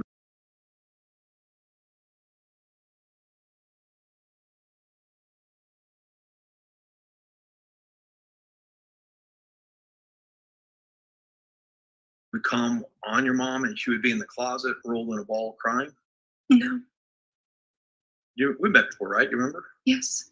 We're down in Myrtle Beach, South Carolina. Yes. We went out to dinner. Yes. You remember telling me at that point in time that oftentimes you'd come and you'd see your mom lying on the floor crying. This is incorrect. Well, I've already instructed the jury that nothing that the attorneys say at any point in time is evidence. He can attempt to redirect her to a prior conversation. If he's going to impeach her, he's going to need a different approach than that, but we'll leave it at that. So, re-ask your question, Mr. Tellini.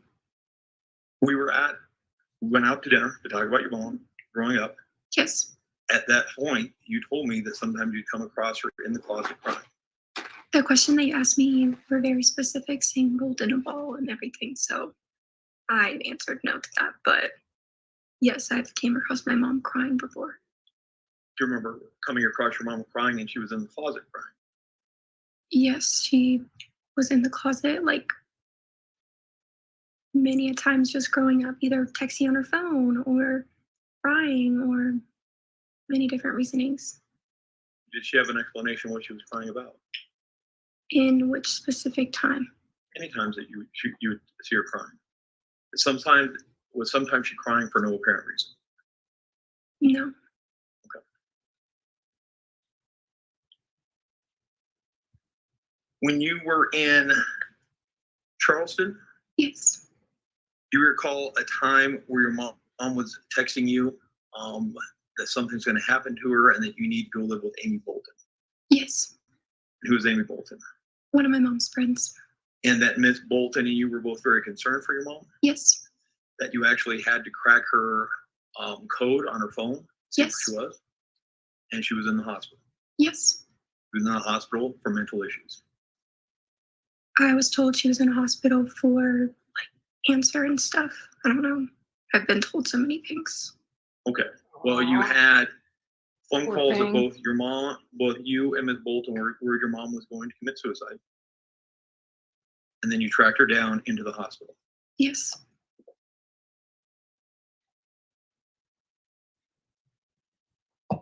There was also a time, you're about 15, you had a Jeep. Remember that Jeep? Yes. Your mom took the Jeep one time and wrecked it. Yes. Your mom told you she wrecked it because she thought she saw your dead father sitting beside her. No. Excuse me. I remember her wrecking the car. I didn't get a clear reason why it happened. I thought she swerved off the road for something, but not because of my dead dad. You don't recall her saying she thought she saw a chance? No. There were also times growing up that you lived significant stretches of time with Dee Dee. Yes. Why? One was when we lived in Charleston because I wanted to go to my old school as well, just because things weren't normal when we lived in Charleston. What do you mean things weren't normal? Like nobody was happy. It's just Your mom wasn't happy when she was living in Charleston? nobody was happy when we lived in Charleston. Okay.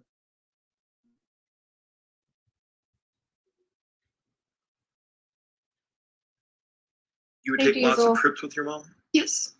Sometimes it felt so much like you're almost living out a suitcase? Yes.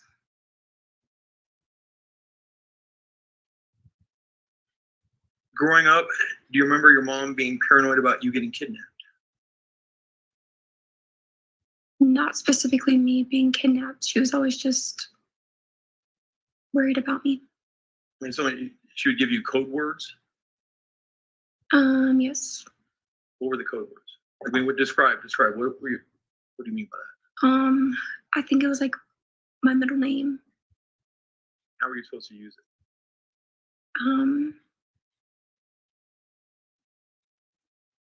She would say it so that I would know that it was her talking to me.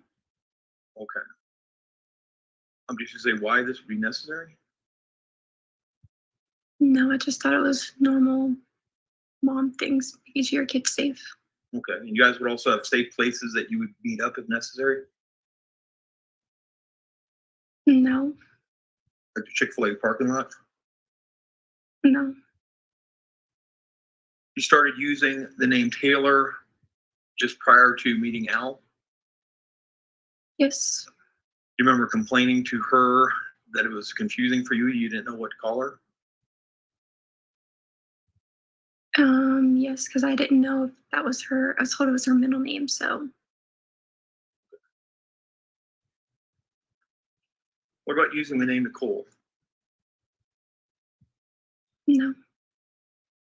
In those text messages between you and the phone that was your mother's phone, who's the name on your mother's phone?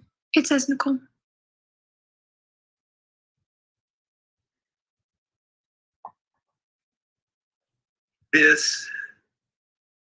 When you and your mom went off to Kansas City, were you given much warning? Did she say what it was about or where you guys were going?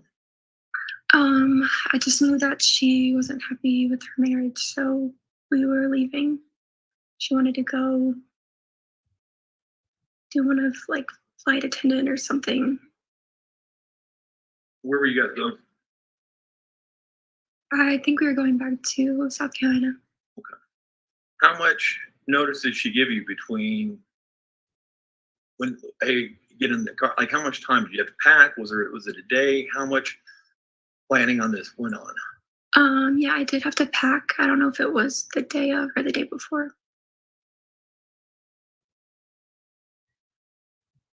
But had there been any talk before before she said start packing, we were leaving. Say, hey, what do you think about this? This is what I'm thinking about doing. Anything like that? Or is this pure very sudden? Yes. Pure very sudden. No, she would just be like, I'm not happy. What do you think about moving here?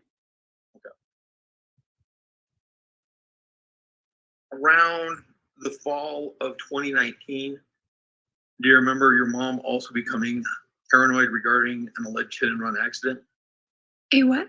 A hit and run that she may have been in? Yes. And she thought people were constantly following her. I remember her saying that she was like accused of a hit or run, and she talked to someone about it, like a police officer, and they said it wasn't her. It didn't end up being her. Okay. But do you remember her also thinking people were following her because of that? I don't remember. Like in a black sedan? I don't remember. Do you remember her quitting her teaching job because of mental health? When was this? In winter of 2019. I remember her saying she's going to become a flight attendant and going to training instead of teaching. When you guys, I'm going to shift back, and so, sorry, back when you guys would go to Alaska, you guys would go for a couple weeks up to a month at a time? Yes. And your mom did not like Alaska? Yes. Do you remember a time that your mom came down and said that this was going to be the last dinner with you and her? Yes. And that it was too late, she'd already taken them? Yes. And that to you imply that she was contemplating suicide? Yes. And then the next day she acted like nothing happened? Yes. Was that unusual? That was the second time that she had done that. So Charleston and then. Okay. Did she ever discuss either of those things with you? No. Like afterwards? No. Explain what was going on? No.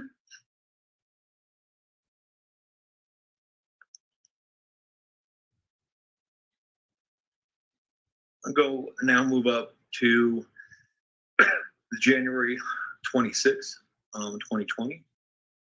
Okay. That Sunday morning, you got called into Massage Envy pretty early, right? Yes, I remember it being like that morning, that day, yeah. Okay. So you don't have any personal knowledge if your mom tried to take Gannon and Elena to church that day? No, I just know that I didn't go to church that day.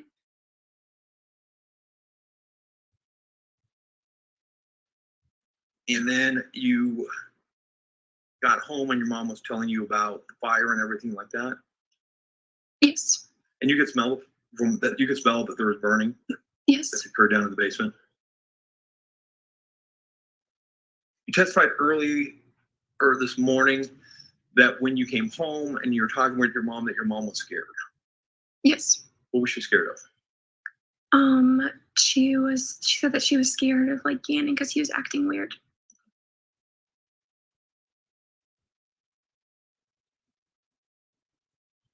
You then went and you went down in the basement to say goodnight to Gannon. You both went down together? Yes. And do you remember your mom asking Gannon if he was all right? I don't remember. Do you remember, that letter that was given to you, or that proffer letter? You came in and then you did an interview? You remember doing the interview? Yes. You did it with Mr. Young and Agent Cohen there? Yes. Do you remember telling them that your mom asked if Gannon was all right and Gannon nodded his head? I don't remember. I just remember like saying goodnight and like seeing him. I don't remember what I said. Yeah, but do you remember your mom asking if he was all right and he nods his head yes? Yes, that's what I said. Okay.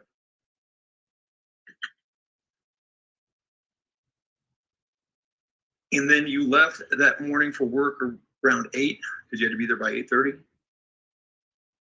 Yes, sometime around that time. Did you see Gannon before you left? Not that I remember, no. Do you remember again back when your mom was arrested in South Carolina? Yes. And that would have been in March of 2020? Yes. So pretty closer in time to the events in question? Yes. You recall telling Agent Cohen that you had seen Gannon in the morning and they helped you with the dogs? No, I don't remember. Okay. You got home around 4:30? Which day? On Monday, the 27th. Yes. And we saw you went in the house there. Yes. You actually, when you left that morning, how were you dressed? In my work clothes, we wore my work clothes. Okay. And so you have like, it's like a kind of a maroon shirt from Massage Envy? No, What does the uniform look like from Massage Envy? it's black, I'm pretty sure. Okay. Do they have special pants or just a shirt? No, there was no special pants. And you actually went downstairs and changed out of your uniform into a blue sweatshirt. I don't remember. If the dollar store video shows that you were no longer in your Massage Envy uniform, but in a blue sweatshirt, that would seem to indicate when you came home that you went downstairs to change, wouldn't it? Yes, it would. Okay. So do you remember now going downstairs to change or no? No, I don't remember. At no point did your mom try to prevent you from going downstairs? No. And when you came home that Monday, the house still smelled like smoke? I don't remember if it did that Monday. I know that it did when I came home on Sunday. Okay. And you took Elena to the dollar store with you? Yes. How long were you guys gone? This question was asked earlier. I don't remember what time we exactly said. Okay. Yeah. How far away was the dollar store? Down the street. Okay. And were you in there for a super long time or pretty? It was just we went there and came home. Okay.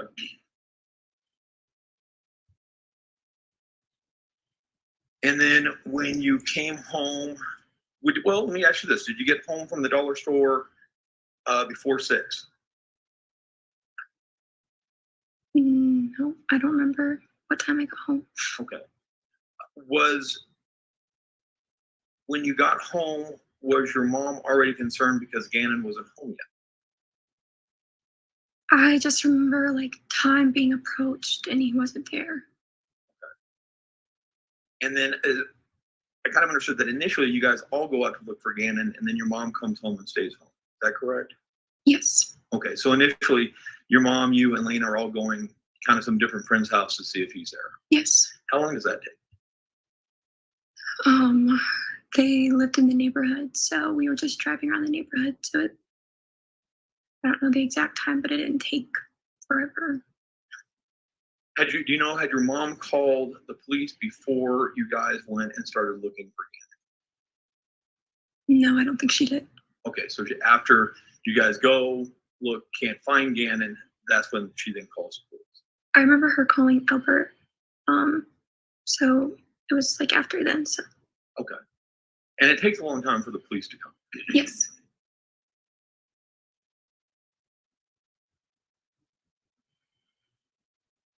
And mom's not appearing, is she appearing unusual during this time? No, I mean, she seemed worried like anyone would.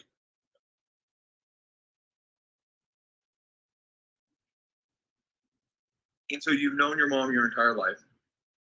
Yes. You guys have grown up very close. Yes. And at this point in time, while you're observing her, she seems legitimately worried for Gannon. Yes.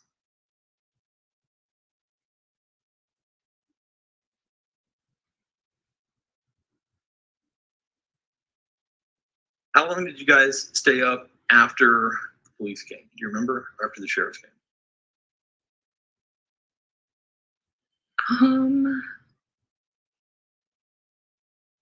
No, I don't remember. Okay.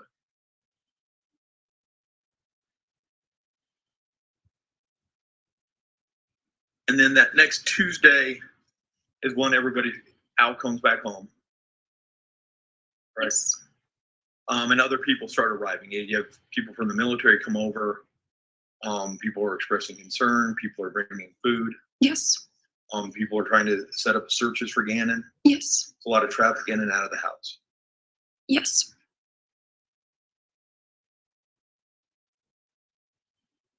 Then at some point later that evening, some members of the sheriff's department come over. Yes. And they're there. One, they're there to get Lena. They're going to take her down to the police station. Yes. They also try to talk to you. Yes. And you tell them that you will not talk about Gannon. Yes. And you said you won't talk about Gannon because of all the stories on Facebook. Yes. And because they already have all the information they need. Yes. When you say you wouldn't talk to them because of all the stories on Facebook, what do you mean? There were just people and their speculation, and it was to my knowledge that my parents had already given them everything that they needed. So I didn't know why I played a role in it. Okay. And you actually refused to talk to both. We refused to actually talk to about 3 different sheriff's deputies. Refused to talk to Deputy Arndt or Detective Arndt. You refused to talk to Detective Perry, and you refused to talk to Detective Williams. Is that correct? I don't know their names. Okay, but you remember refusing to talk to 3 different ones? I remember refusing to talking to some. Okay.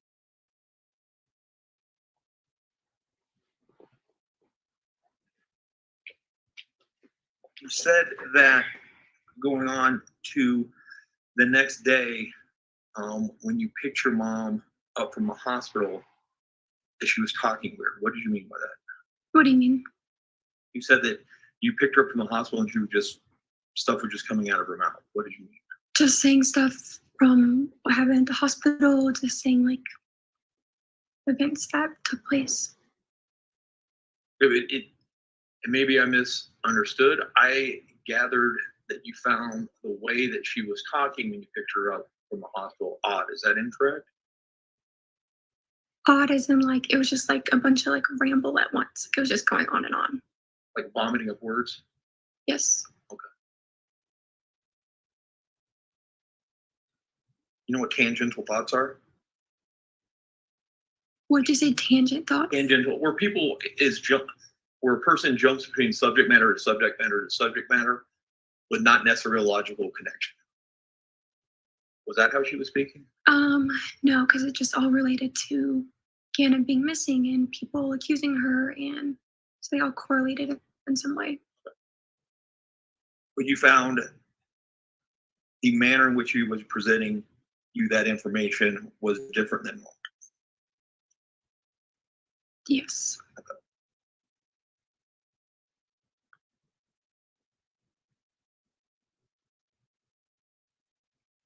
When you leave, then in that van, when did she first say that you were going to Florida? Different places were, said. I don't think we decided on Florida until after we got to Texas. Okay. And you guys are going to Texas because she thought that might be a good place to live? Is that what she told you? Did you say where in Texas may be a good place to live? I think it was Dallas or Houston. Okay. And you drove that first day all the way from Colorado Springs to Amarillo? Yes. That's about 10 and a half hours? Yes. Okay. You got into Amarillo. And then the next day you went from Amarillo to Decatur, Texas, correct? Yes. That's only a 4.5 hour long drive, isn't it? I don't know. You know what you did the rest of that day? No.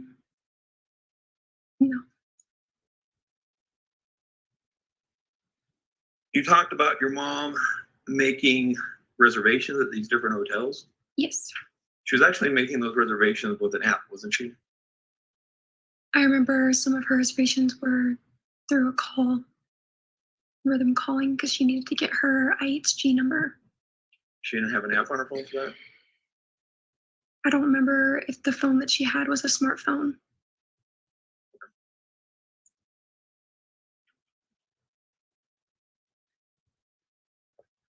And then you got up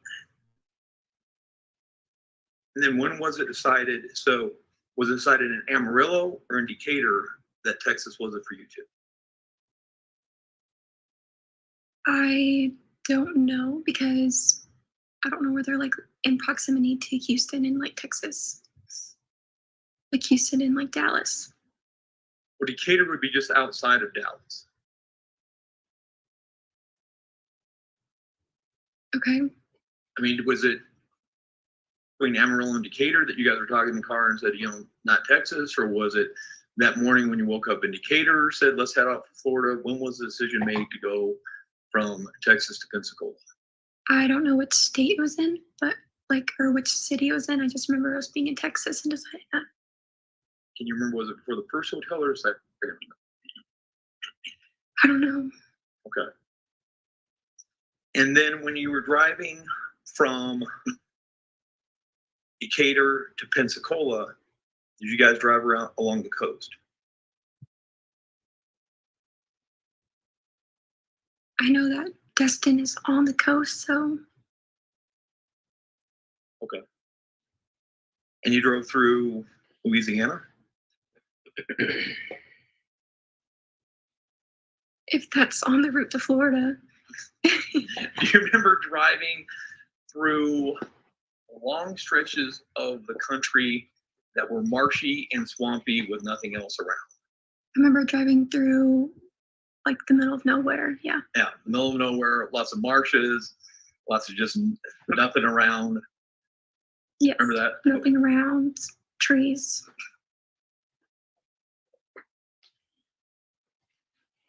And so you get to Pensacola and you check in the hotel. And that night you guys actually slept in the same bed. Yes. Okay. And while you're sleeping in the same bed with your mother, you don't recall her ever leaving. No. Her mother's not opposed to drugging kids, so. No point in time. And so you guys are, let me back this up.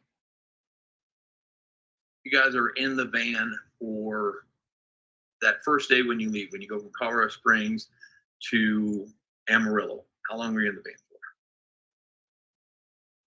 for? That day. Okay, so all day though. Yeah. Traveling 10, 11 hours.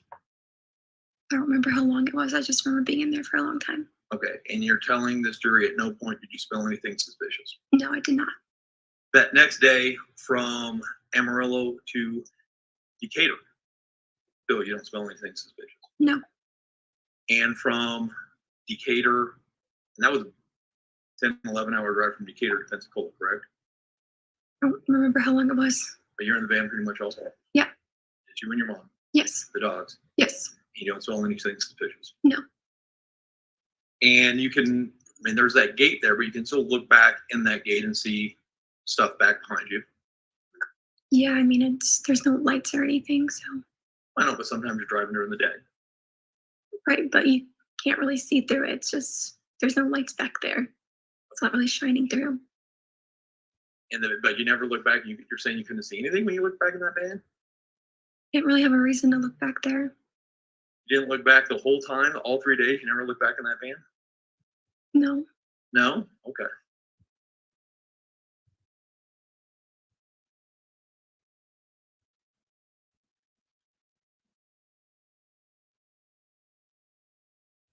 And you went from Pensacola to Orlando? Yes. And you were supposed to be in Orlando for 5 days, but you only stayed 2? Yes, I remember we were supposed to be there for a while and we didn't stay that long.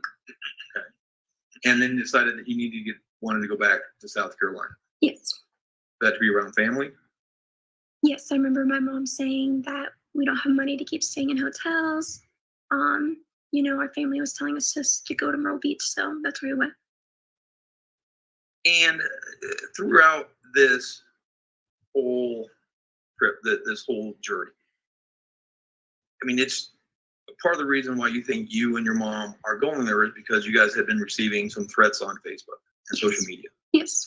And so there appear to be some safety concerns why it might be best for you and your mom to leave at that point in time. Yes. And at this point in time, because knowing your mom your whole life, growing up with her, you couldn't believe that she would do anything to hurt Gann during this whole trip. No.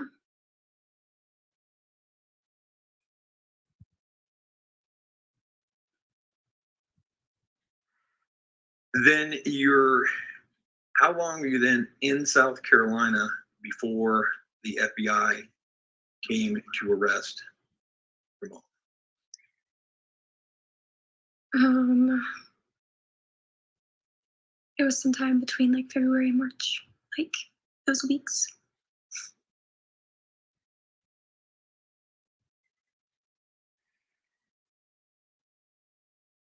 You're saying the FBI told you that Gannon had been found down in Florida when they arrested your mom? No, that was when I don't think they found his body until after she was arrested. Okay. And how did you find that out? That's when the FBI came to my house multiple times. Okay. And at some point, Edie and Amy Bolton hired you an attorney? Yes. That's Julian Rosiel? Yes.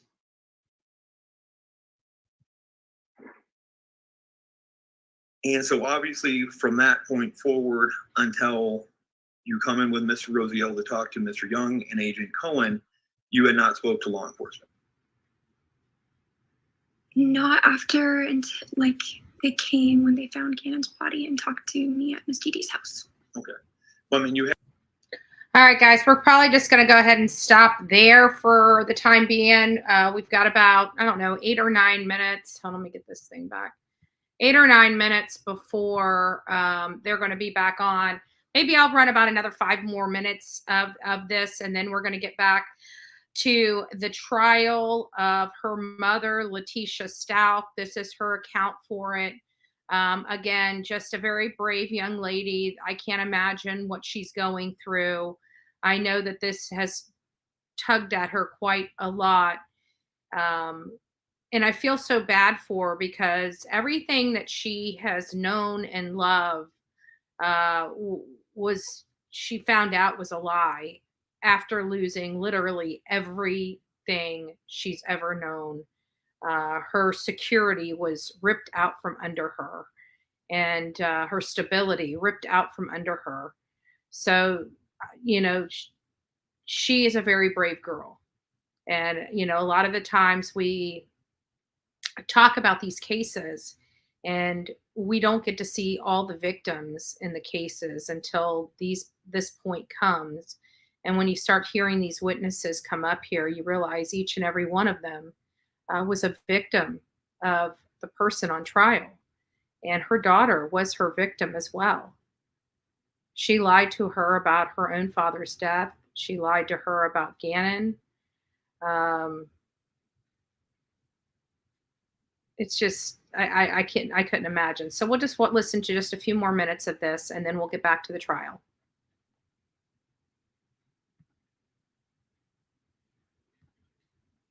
Go ahead and talk about the events September 26th, 27th, and 28th. You hadn't talked to law enforcement about, or to anybody about that ever until you sat down with Mr. Young and Agent Cohen. When I came out here? Yep. No. I met with you guys before I met with them. Yeah, but we didn't discuss those events. We discussed your mom's death. Okay, yes. Okay. So you hadn't talked with anybody about those? Because do you remember that your attorney had put some conditions on us talking to you? Oh, yes. Okay. And there were things that your attorney was allowing us to ask you and other things that he was not allowing us to ask you? Yes. Okay. And so the first time you had really discussed your actions, your mom's actions over the 26th, 27th, 28th was with Mr. Young and Agent Cohen almost 3 years later. Yes, I remember with my attorney, though, previously I had to write like a personal statement that he wrote for me to send to them. So your attorney wrote out what to say to them? No, like a personal statement. Okay. And you talked to your attorney before coming out here. Yes. And basically what was explained to you is they're not sure if they're going to charge you or not. Yes. And they want to get your version of what you say happened. Yes. And then based upon that, they were going to make a determination whether or not they were going to charge you with accessory to first-degree murder. Yes.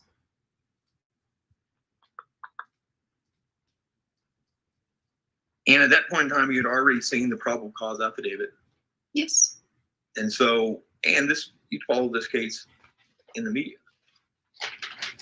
Yeah, at some point in time, I had to stop looking what the media said.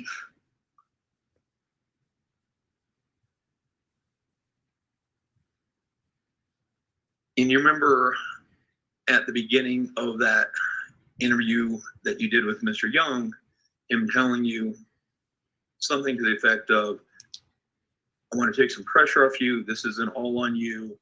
Your mother pled not guilty by reason of insanity. So that's pretty much like an admission that you did it.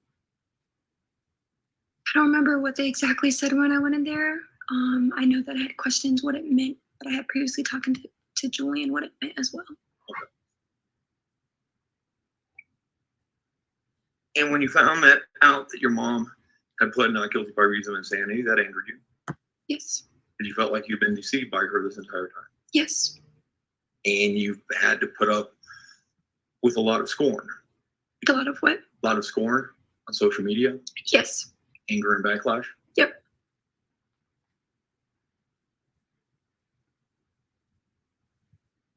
And so the decision on whether or not charge you is going to be based upon what you, or at least not all of it, but to a degree, on what you told Mr. Young and Agent Cohen.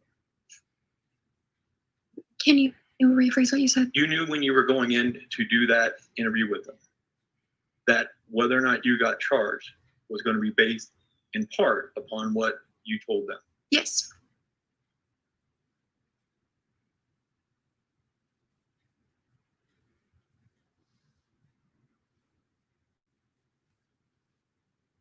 All right, guys, we're going to go ahead and break there.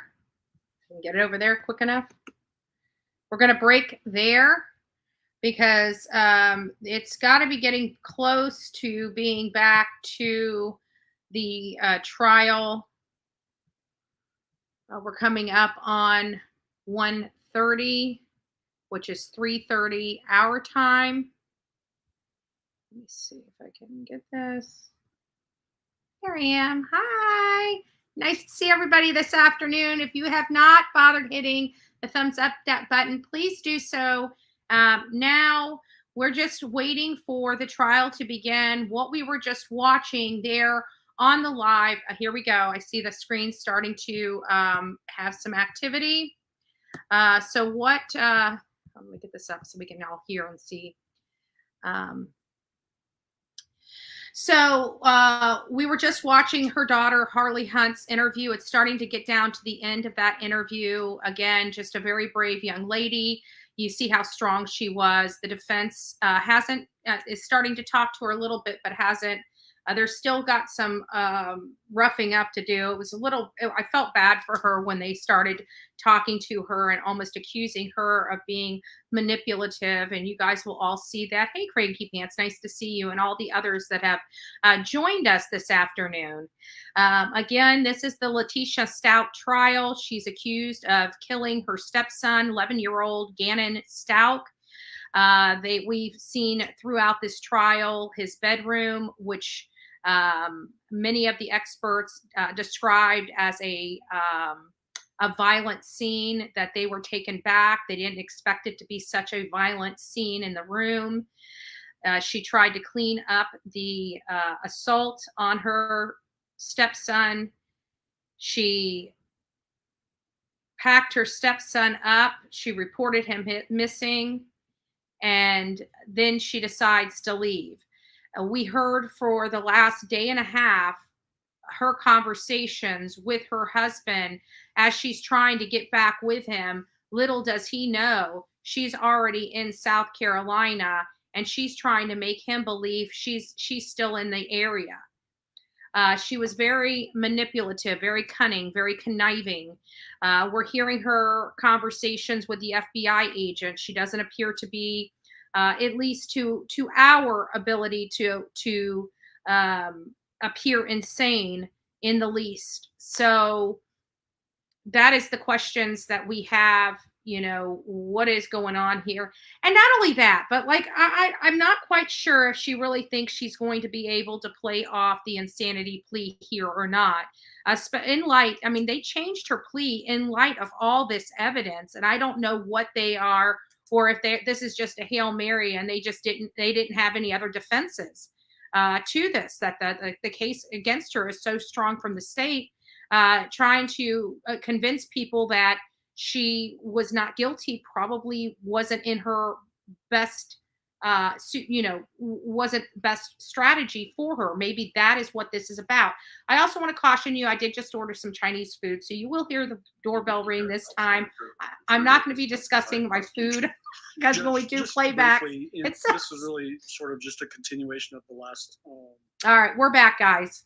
Conversation we had without the jury being present, and it relates to Mr. Grusing's prior testimony, at least as to his qualifications, and was part of the basis for why defense was basing their objections on.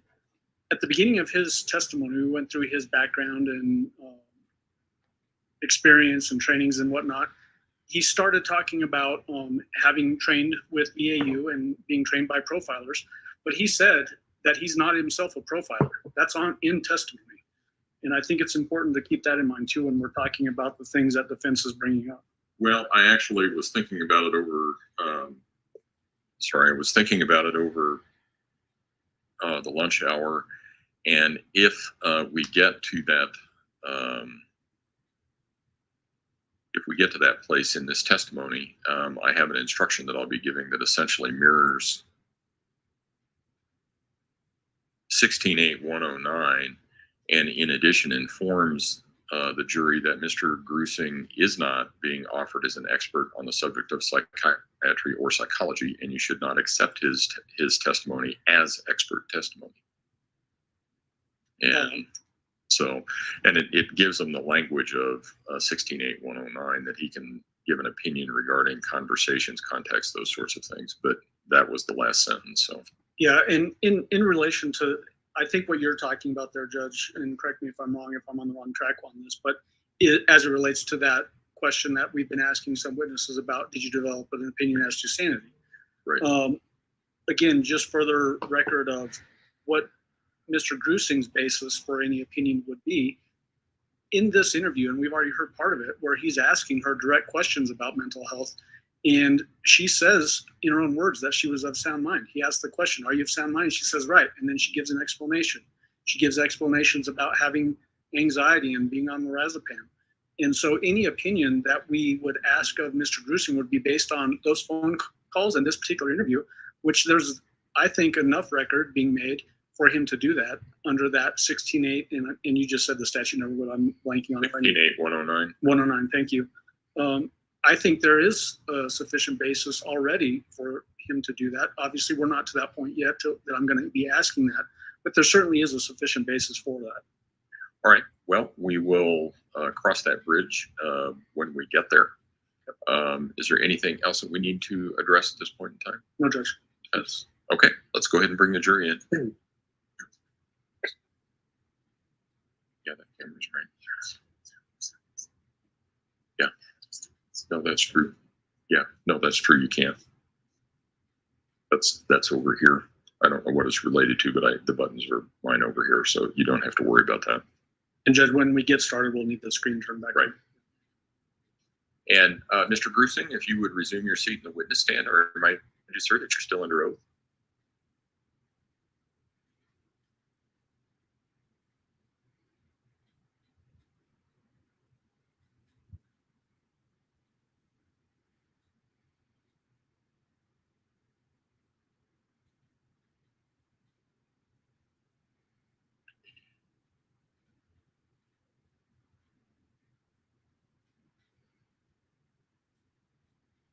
Okay, Pam.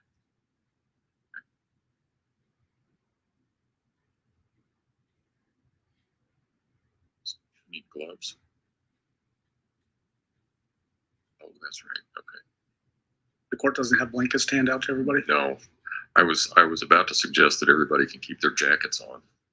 All rise for the jury, please.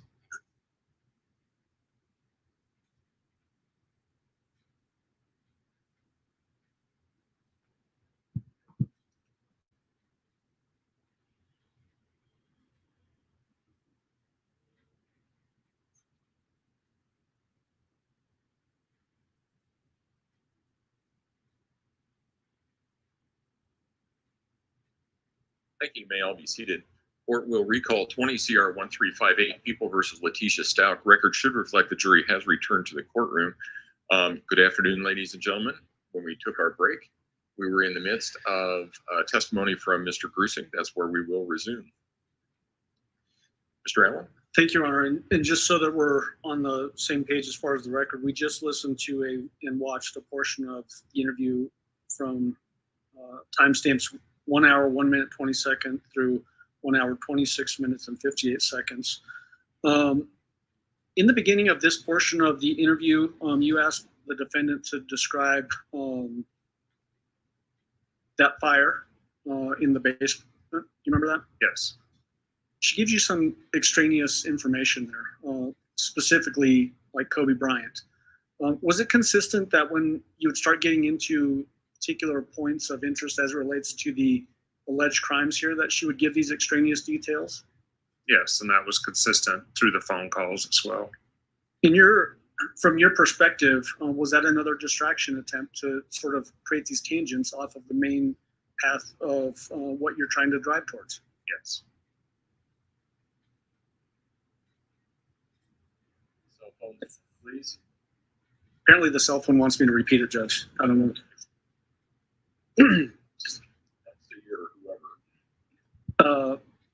You had asked about details about this fire in this particular portion, in like color of flame, those height of the flames. Why were you asking those questions? As I explained before the video, the candle was a significant incident. She had been talking about that since February 13th that I came on, that Gannon sustained serious burns from that caused him even to bleed. And I wanted to see how she described not only the candle, but the fire itself and how he was injured. What was your perspective of that, either reluctance or unwillingness to share details of the fire, the colors of the flames, the height of the flames? Why is that potentially significant to you in this interview? Well, I tried multiple times to get her to explain to me what she saw. And I tried to give her different prompts on maybe even motioning with her hand how tall it might be, or how hot it was, or colors, and she was not comfortable doing that. Okay. There was also discussion about the burns on Gannon. She describes on one hand that there were little burns on his arms, and then says by Monday they're peeling. Any significance to that for you? That seems to be some divergent statements as to the severity of these burns. Yes, in our phone call on February 13th, she was saying that Gannon was peeling and peeling his burns and that they were very bloody. And that's a lot different from how she was describing those to me in this interview. In that particular, and you're referring back to a different one of these recorded calls that we listened to.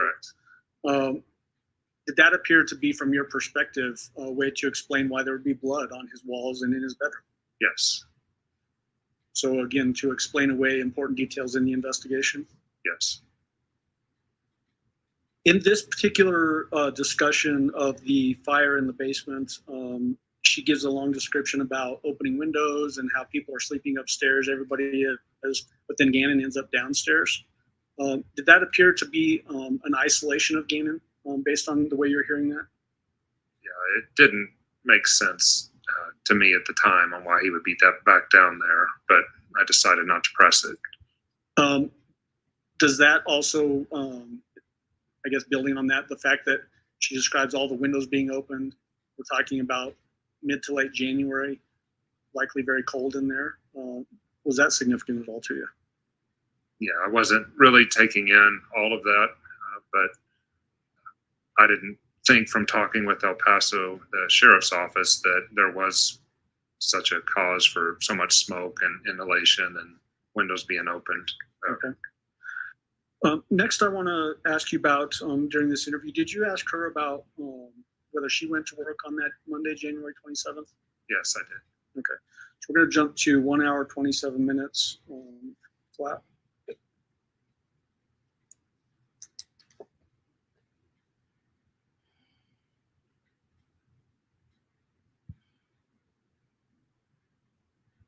And we're going to play from 1 hour, 27 minutes to 1 hour, 29 minutes and 42 seconds.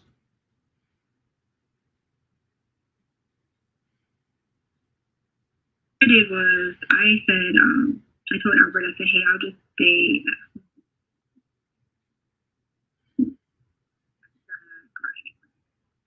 But the plan was I wasn't.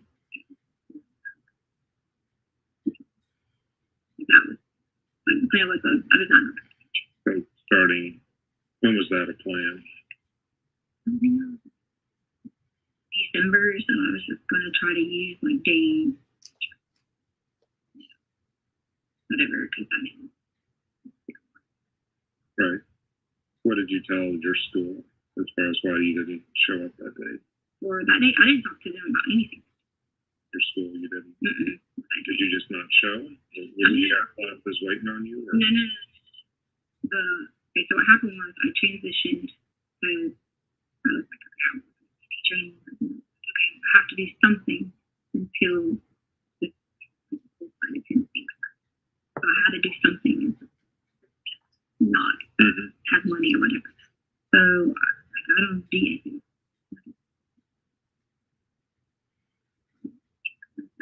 I would do a long-term position or a regular subbing position. And then I just, at that point, was going to just call in whenever I could work. I could just call in whenever I worked. Were you scheduled to show up then Monday morning? From the school that I wasn't going to work at anymore. I didn't even complete paperwork with them yet. So it wasn't even, I wasn't even counting on you to show up that day or working. What do you mean? But I hadn't signed any contracts. I hadn't done anything with them because the whole plan was I was not going to be. Okay. Yeah, I get you didn't sign contracts, but were they planning for you to come in to do something on Monday and you had to call in? I never called in on Monday. I already told them. Did you text them? No, on Thursday or Friday, I'd already told them. Okay. On Thursday or Friday, I'd already told them that I wasn't coming in. I didn't go in Friday either. I'd already told them I wasn't. So it was like, you're asking me about if I told them Monday, but I'd already told them prior. Oh, you'd already told them, so you didn't have to tell them you're not coming in on Monday. Right, because I'd already told them because on my dad's side, there was someone who passed away. The prior week. So, Mr. Brucing, when she's giving you this answer, what information did you have already about her employment on that Monday? I think in the 4 o'clock a.m. hour, she had texted to say one of her relatives had got hit by a car and was killed, and that's why she was not coming into work. And the way that she's describing it, it sounds like she's saying that this was a text that she sent the previous week to a different school as opposed to the one that she was now supposed to work at on Monday, January 27th. That's correct. What was significant of that to you? I was attempting to walk her through her own timeline that she had provided us on the Sunday night burn injuries and then what happened Monday morning. And that was the next logical thing that she should have been describing to me. And then, like you said, she put it back on either Thursday or Friday. Okay. The reason that she gives in that portion of the interview is that she didn't want to go back into teaching, right? Yes. Did she ever say in this part of the interview or any other part of the interview or phone calls having any sort of mental health anxiety issues as it related to teaching? Not that I listened to. Was it more along the lines of she was just not happy in teaching because of the current environment in schools? Yes.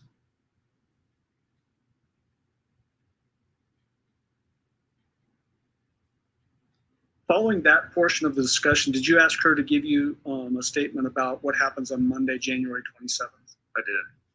Does she then, in her answer, is this where she asks you, I'm going to need some help from you? Yes. All right, Your Honor, we're going to jump to 1 hour, 32 minutes and 47 seconds and play through 1 hour, 46 minutes and 45 seconds.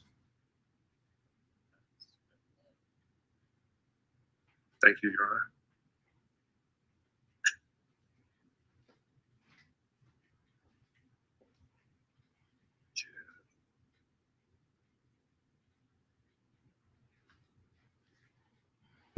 So tell me about the next morning. So now you're at home, Gannon's at home, Elena's at school. Right. So this is where I need help from everybody. And you can get help. Like I said, I've had some high-level informants that have told me some horrific things, and we've had to relocate them. We can get different names. But to do that, to kick that in motion, we need to know the story. We can't just say, oh, someone got really important information. Right. Well, that's where I would need someone to help guide me through this, because I want to help more than anything. That's why I'm here, because I'm representing vendor FBI, and then I have the ability to pull resources from Quantico, which is our behavior analysis unit. Everything comes out of there.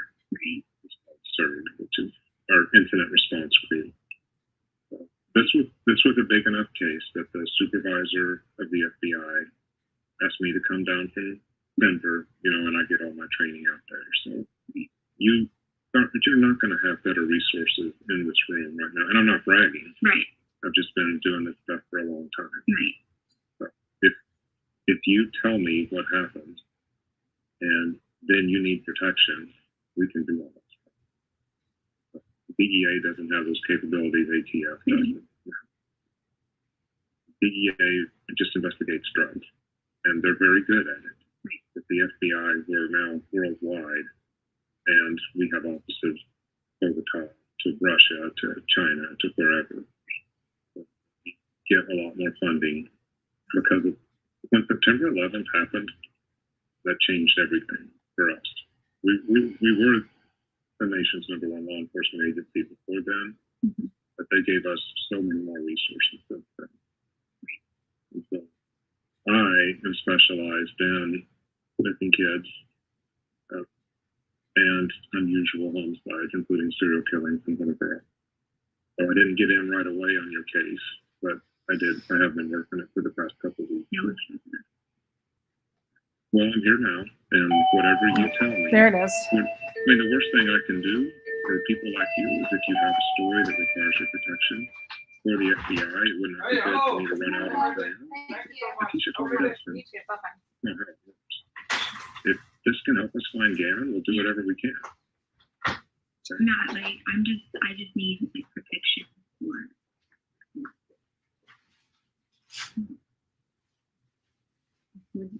Okay, well, you can get that, but we have to know the story first. So how am I supposed to get help talking to someone first before we talk to you? Because I'm willing to do that. Oh, here's your deal. If you need help, and if you want to go through the court process, that's fine. We leave, and then you work through the court process.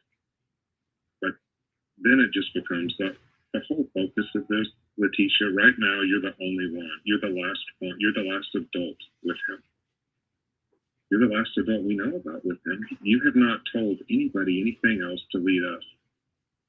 We have been trying to work with Val to say, what did she say in that, and the Quincy Brown thing and whatever else. I was mad at him about all that. But a lot of it was keys to help.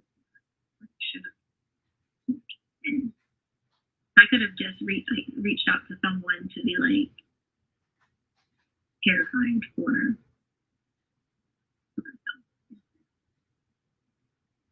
That would have been also what I can help you with can also help you with. I'm just saying. Well, Leticia, you've got to give me something here to work with. If you want to go through the court process, like I said on here, the last question. If you want to stop at any time, you are more than welcome to stop. But it says you can have one present to talk to you. Yep. And that will kick in the court process, and then we're done, which is fine. And if that's what you want, but the whole, if you need protection and that sort of thing, I can't get you there without you giving me something. So here's. listened to all the calls without, and I've seen the crime scene reports. Okay, what happened in the bedroom was not Gannon slinging his blood on the wall. Well, that's totally like not even to do with anything. Yeah. That's why I'm so like upset about bedrooms and all those things. Because I understand you're an expert. I know that. But I'm telling you that I'm gonna need like protection. That's it. It's not me. I'm not the person. Well, but if you're not the person, the charges won't be different. Okay, if you allow someone else to come in and do the things to Gannon that we know happened to him, you're just as guilty. I didn't allow anyone, and I don't know of anything like you're talking about to be happening to him. I do know that there's something I can tell you that can help you, or help me, help everyone. Well, so let me tell you where I am. Okay. I've been 23 years with the FBI. For the last 20, I've been working violent crimes. And I've worked some of the worst cases. And it kind of messed me up a little bit, to be honest, seeing what I've seen. I've worked 20 years of bank robberies. But I always thought that you were going to have, I'm the FBI, I'm the good guy, bad people go rob banks. And that's not how it is. I've had to help arrest other FBI agents, police officers, people from the church, police officers. I mean, it doesn't matter what you do. And on the other side, some of the bank robbers, one of them came out after serving a 10-year sentence, and we had it off just fine, even though, we were on opposite sides of the fence. The thing that I have seen, though, throughout is when something very bad happens, people think they can't recover from it. And I do not think you are a bad person. That's why I'm here. No, I don't. I've seen bad people. You tell people that to get them to help you. No, I'm not. I would not have this approach with you if I thought you were a bad person. I think something bad happened. And I think that what I've seen a lot, whether it's you think that you can get out if you do this or this or this, that's where you are now. And you're hoping that one of these things can save you. They're not going to be able. What do you mean? What are you talking about? There was nobody else there. We've looked at the alarms, we've looked at the motion, we've looked at the detectors. The alarms are already covered up. The alarms were already covered up. Okay. But sir, I'm telling you, what you have is not you. I know you say you wouldn't sit here and say this to me if I wasn't whatever. I'm telling you, it is true. I would not and did not. And with you guys having my phone, I would have thought that you would have had some of the apps looked into. Now, I would have thought that sometimes when I talked to Albert and listened to him, whatever, it could have been some help and indication. I really did. Because I couldn't come at you and just tell you if you say there's somebody not involved. I could walk you through it and prove it to you. You guys have already had this predetermination. I don't mean you the first time I spoke to you. You guys have already had this predetermination that that's what's going to happen. It's already in your mindset. Yeah, because we have no other evidence pointing us elsewhere. But if there was a shred of evidence, Leticia, that pointed us to some other person, we would be all over it. As soon as Quincy Brown came out of your mouth, it doesn't take long. So, 100% he's in Mexico right now. Yes, we do now. Right.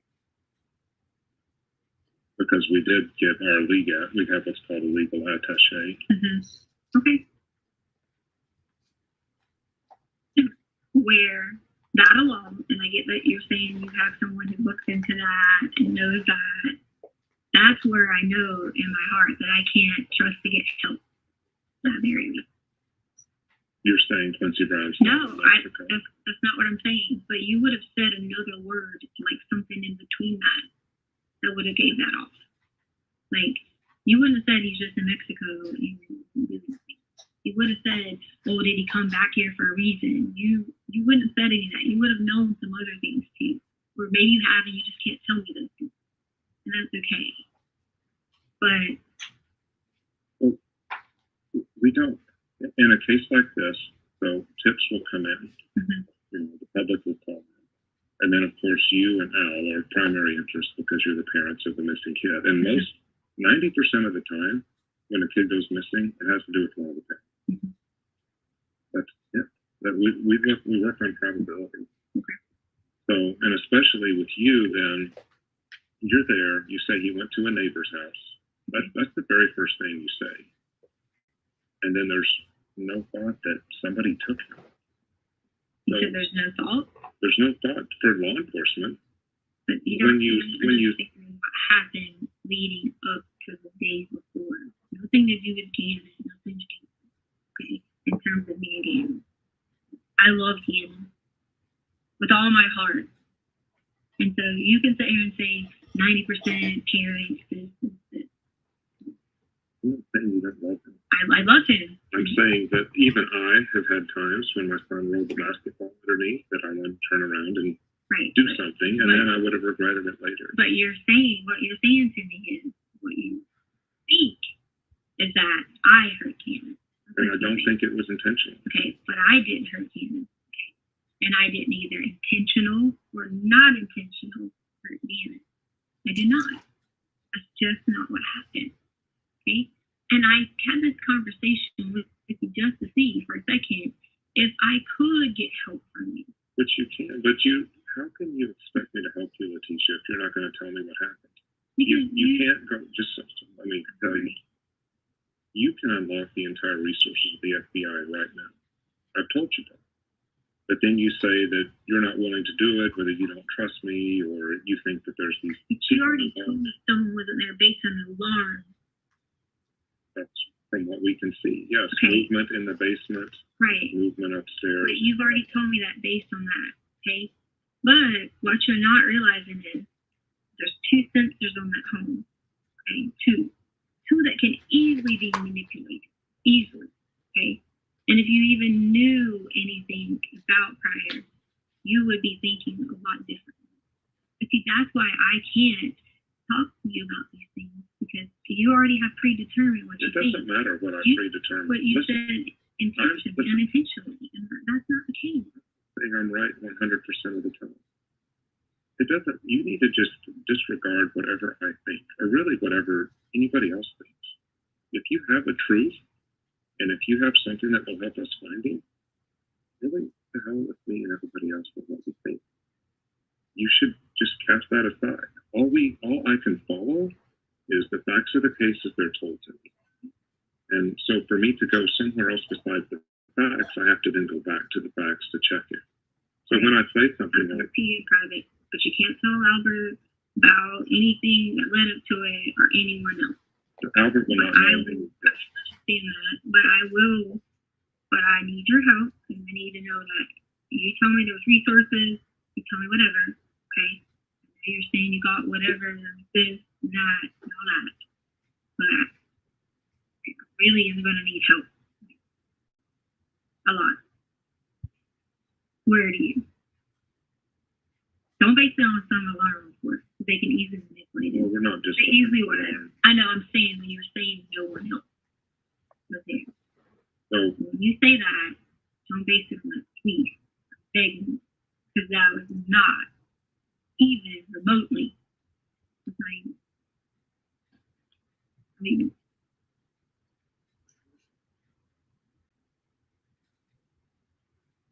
Mr. Grusin, I just remind you that you're still under oath. At the beginning of that portion of the interview, Mr. Grusing, you go through a description of if you allowed somebody else to come into the house and do bad things to Gannon, then you're just as guilty. Why were you going down that path and explaining that to her? Well, it had to do with the numerous stories that she had told us and Al over the phone, and just whatever complicity she was going to make with me, I was wanting to move more directly towards her involvement. So just saying that if she was going to introduce yet another person, like the last one that she introduced was the pregnant lady, and it didn't really have any legs to stand on. I didn't want her to go down that path again. So was that you trying to encourage her to talk about her actions as opposed to pointing it out to different people? Yes. Okay.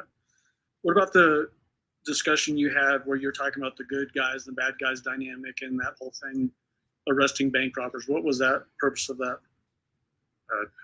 To tell Leticia basically that she was a good person and that good people can do bad things. In that portion of the interview, she says she couldn't just come at you and tell you what had happened. What was your take from that particular point of the interview? I don't know if this is the same thing you're talking about, but she told me that she had keys or some type of keys she was trying to give us, but that she couldn't tell us directly what happened. And to me, that meant that she had been giving us hints along during the different phone calls to Al, because she had already told me that she knew that I and others were listening. That's exactly what I was talking about, where she's telling you basically that I've been trying to give hints throughout this whole thing. Were there, in fact, some hints in her various statements? Absolutely. Can you give us examples of that, please? She mentioned that Gannon was not in Colorado in either the phone call on February 19th or 21st. I think it was the 19th. And then she told Al that he's not in the U.S. And we later learned that was close to being true. She also, as we've spoken of numerous times, described the injuries, and she was even describing time periods that we were interested in, like the night before the 2 trips to Costco and what had happened in between those 2 trips. And then when she would come home, what happened after she arrived back at the house. And yeah, so when you compile them all together, she was describing a lot of what had happened separately through the investigation being done by El Paso County Sheriff's Office. And when you talk about that it was almost true that Gannon wasn't in the United States, are you referring to where Gannon was later found on the essentially the banks of a river that flows into the Gulf of Mexico? Yes. Okay, down in Florida.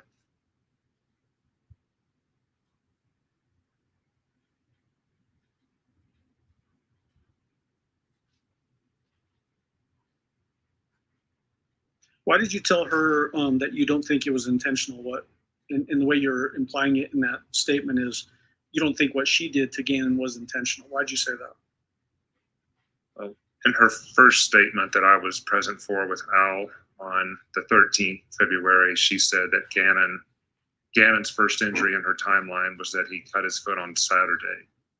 And then she went on to other things that had happened. And in my experience with domestic violence, I had seen that an accident might precede something intentional. And I was giving her the opportunity to say that if she wanted to. Was that essentially you building it out for her to feel better about telling you what actually happened again? Yes, and still just trying to find any factual information from her on injuries to Gannon when they might have occurred, and it's much easier to talk about an accident than something intentional. Okay. The next section that I want to talk about is right after this. Do you remember her talking about she reached out to people to go places? Yes. Let's go ahead and play that. It's at timestamps 1:46:45 through 1:48:30. So going directly from here to 1:48:30. Remember, I told you guys to listen to what she was saying. I care about Gannon. I had reached out every day offering for people to go in certain places to get even insight to see. I every day asked, hey, can you go do this? So you've asked someone to go look for him? Right, like I reached out and I asked Albert, I said, hey, can you meet me? Let me tell you about this and let's go to this location. So I've asked all these. What location do you think he's at now, Gannon? No, I'm just saying like in general. No, but I'm asking you. In general. Now. Where do you think he is right now? I don't know exactly. I don't know.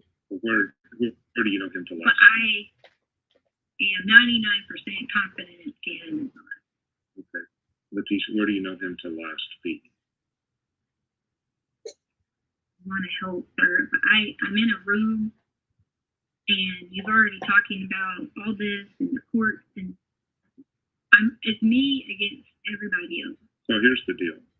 Once this thing goes through the courts, you talk about that. You're the only one to be with him. You think you're going to be able to tell a story. It might be a true story.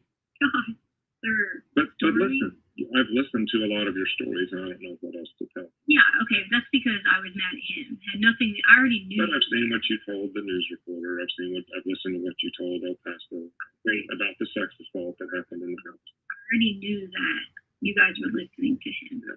So I said that because I was angry. But what I think I can offer you today is some help. Okay. So in the beginning of that portion, Mr. Grusing, she's talking about she's been trying to reach out to get people to go places. Do you know of any effort she made to reach out to give information, factual information that could be acted on? I don't.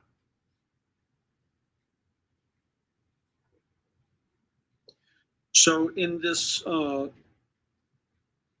basically in this interview, do you also go through a portion where you're describing that you're looking at her stories and they're just not making sense? Correct. I'm going to jump to 1 hour, 51 minutes and 40 seconds and play 1 hour, 56 through 1 hour, 56:24.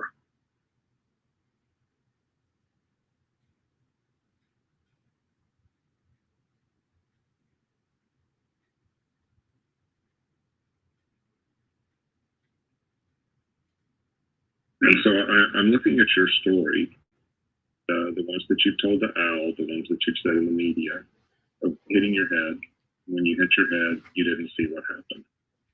And then when someone else takes Gannon, or when he's riding a bike and he hits his head and stuff like that. I didn't do bike. I just told you I was saying that to Albert because I was upset that he wasn't listening to me, that I did not hurt Gannon. I think you intended to hurt Gannon. No, I'm not saying you did, or he hurt himself. Something bad happened in his room. Have you seen that? You helped clean it off the wall. We know that. Here, what you're talking about is completely irrelevant. Well, then, thinking bad, whatever. Tell me about, if it's irrelevant, Leticia, help me. Because there's a big blood pool in the corner, there's spray on the wall. Because if I tell you anything about any of that, all you're going to say to me is, hey, I don't know. If you didn't do it, no, I will be your advocate. Why? Do we know each other? No, but Why would I care? If you didn't do it, and it helps me find Gannon? I didn't do it. Okay, well then help me find out who did. Who did what? That to Gannon in his room. Done what to Gannon in his room? There's a pool of blood in the corner. Okay. That's Gannon's blood. Okay, so you're saying, now this is where I have a hard time knowing whether you're like, okay, I trust you or not, right? You're saying there's a pool of blood. Albert said saucer side, like, I'm sure you had him say all this. I'm sure you were there, whatever. Okay. In his room, and you said something about, what'd you say? Then, if that's your whatever, your expert advice or whatever, okay, then where do you think that I had any involvement with Gannon, and where did he go? That's where it has to click at some point. That. And that's what I listened to you do that to Al, to where you're making him guess what happened to Gannon. I don't want him to guess. Well, no, you're asking me to guess. No, I was asking a question, sir. I wasn't trying to guess. I was just saying in general, asking a question. I want help with people understanding. I tried to give any insight, help, clue, anything, but I can't because they know my daughter, everyone, my family, my mom, everyone. And you can think that. But right now, Leticia, I mean, you can go down that road, but it's not going to save you in court. Because you're the last adult living. And nobody else, just let me try to protect you. I'm not trying to hurt you. This is actually protecting you. If you don't tell us where to go investigate, then nobody's going to investigate for you. You're the last adult living. You told a lot of lies about all these injuries. Not to you. I didn't tell lies to you or to any police officer. Did the sex assault happen in the house? I didn't tell any lies to you or a police officer. We don't have anybody to chase those. We don't chase you. Do you understand? But if you chase me, okay, and you do this to me, people are protected because you guys aren't going to protect everybody. People are protected. We can protect people. We can protect you, family, if this is involved. Now, I've worked South American death groups. I've worked gangsters. I've worked organized crime. Mm-hmm. None of that stuff rings true with what happened here. I mean, how is a very organized gang going to come into a house in Colorado Springs? Who said it? A house? Why does it have to be in the house? See, that's where where he last was. Are you going to make me guess where he was then? No, I'm telling you, you're not going to listen to me. Already just said that his last was in the house. You're going back to you care what I think. You shouldn't care what I think. I do care what you think. You want to know why? Because I care about how people think of me, because I am not that kind of person. That's why. And if you can point me to a different person, then I can help you. I gave you. So it stopped at 1:56:26. When the discussion about the riding the bike and Quincy Brown came up, she stopped you and said, basically she gives a description of, she was just saying that to Al. Remember that portion? Yes. Was that her basically admitting that what she had told in that particular story, that Quincy Brown, that whole thing was not true? Correct. What about the portion of the discussion where you point out that, are you trying to make Al guess? Or are you trying to make me guess? What was your intent of making that distinction there, and what were you trying to get to? Well, I had asked her a question about the blood in the bedroom, trying to get her to explain that to me. And instead, she posed the question to me that if she was responsible, where was Gannon? It's an open-ended question that only she knew.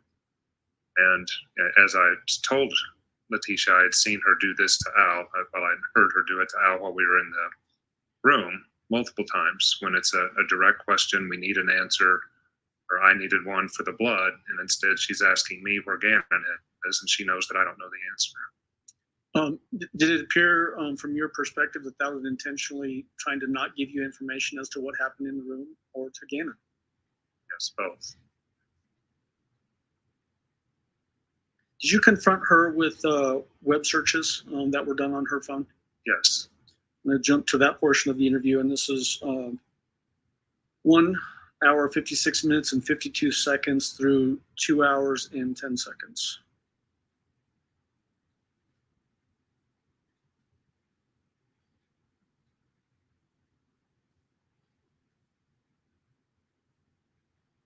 Because you know in here I even have what you entered in your phone. The stuff that you've entered and deleted. Like blood is spurting from an arterial bleed, direct pressure not controlling. Do what? I didn't. It's from your phone. Blood is what? Spurting from an arterial bleed. No. Somebody did from your phone. I don't like my stepson. No. I don't like my stepson. Should I get a divorce? Cheating. Instagram, I'll start cheating in Colorado Springs. Catch, I'll start cheating. How to get blood out of sheep. Out of sheep? Mm-hmm. I want immunity. The blood out of sheep was because we always had, always nosebleed. If I ever looked at blood out of sheep, it was nosebleed. And I didn't ever look up anything about an artery or something unless it went from something else. It's on your phone. And I never looked up anything about my stepson unless someone else did. But the reason I brought up gangs is you looked up, I want immunity because it was gang related. And this sounds like, find me a new husband, find me a rich guy who wants to take care of his kids. The new husband is just because Albert already knew that was about the lady Debbie Sherrill who wanted to find a new husband after 35 or something. He picked me about him. Like a lot of these can have nothing to do with this. It doesn't. I get it. Can I spray paint wood? Spray paint wood? Well, we always spray wood. Yeah. I'm doing all the work for my stepkids and their mom doesn't help. Oh, that bothered me. Yeah. Yeah, I don't blame Oh, you. yes, because I wanted them to be mine. Like What about it? me to be their child. Hit and run? You Googled a lot on Leticia and traffic accident, hit and run. No, I didn't hit anybody. No? What was that? What date was it? I don't have a date on these. I was downloading stuff as I was coming on the phone. Yeah, no. She's got her head hung down in shame. My husband wants a baby, but I want an abortion. One day, some people will wish they treated you differently, which I get about. Parenting should be for people, not one. As a suicidal person might say. I mean, these make me very sad when I read them because I can see you're doing all the work at home by yourself. Which I wanted to be there. Like, I wanted to totally have the kids as my children. That's the point you're not getting. Like, I wanted those kids to be saying to me that I'm their mom. Yeah. Like, I am the person who does it, cares for them, loves them, everything. So you can think that. What do you do if you suspect a person swallowed poison? Did somebody actually swallow poison? Poison? I don't know. I always click things and read them. Did somebody swallow it? I wouldn't swallow any poison. You will never forgive me and treat me like a princess. You'll never know when it's too late. Oh yeah, I mean, I always search for things in our room. So in that particular portion, you mentioned the immunity. Was there particular phone calls during the consensual recorded phone calls process where she was also saying the same thing to Al in those phone calls? Yes, there was. It was one of the earlier phone calls I was involved in. Did you ask her to describe what injuries Gannon suffered a little bit later after this? Yes. I'm going to jump to timestamp 2 hours and 50 seconds.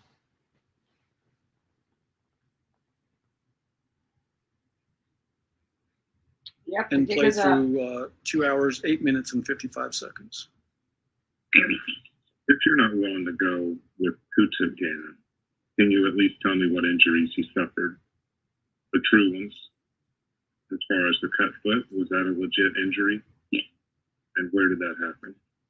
Oh, he was outside in the garage, and when he was outside in the garage, he was running to go help me take the trash out, come back and help me get the trash out of the car, and then he stepped on something, which I left the blood there. Like, I left it, like, because Albert said, don't touch that fine wood or African wood, whatever kind of wood it was. What did the piece of wood look like? Okay. And it's still in the garage? I had to drive over them all the time. Like, I always had to drive over the pieces of wood. Right. But you didn't take that out of the garage? Just too big. You couldn't fit it in anything. Couldn't have fit the pieces. The long boards that were in the garage, you could not fit. I left. Okay, so there was a piece of board that I threw in the back of the truck. And then there was the 2 long boards that She's were not even answering the question. She's going on this long the board that was dissertation. about like this size, and the board that was the long boards that were sitting here. I left the long boards because that was supposed to be the fancy wood, and I didn't want the wood. We're trying to get the wood off of it. The other piece of wood was the wood that I threw in the back of Albert's truck. And what was that? There was a bunch of pieces that were laying around that from that night, from us running through there, was like little pieces. There was a piece about this size, maybe a couple pieces. But that you threw in the back of the truck? That bigger piece? You said bigger like this. It wasn't that big. Okay. Yeah, it was. I knew it was not the wood that he would be freaking out over. So from Sunday, he did hurt his foot. From Sunday. And how badly was it bleeding? No, it wasn't. I say Saturday. I'm sorry. From Saturday.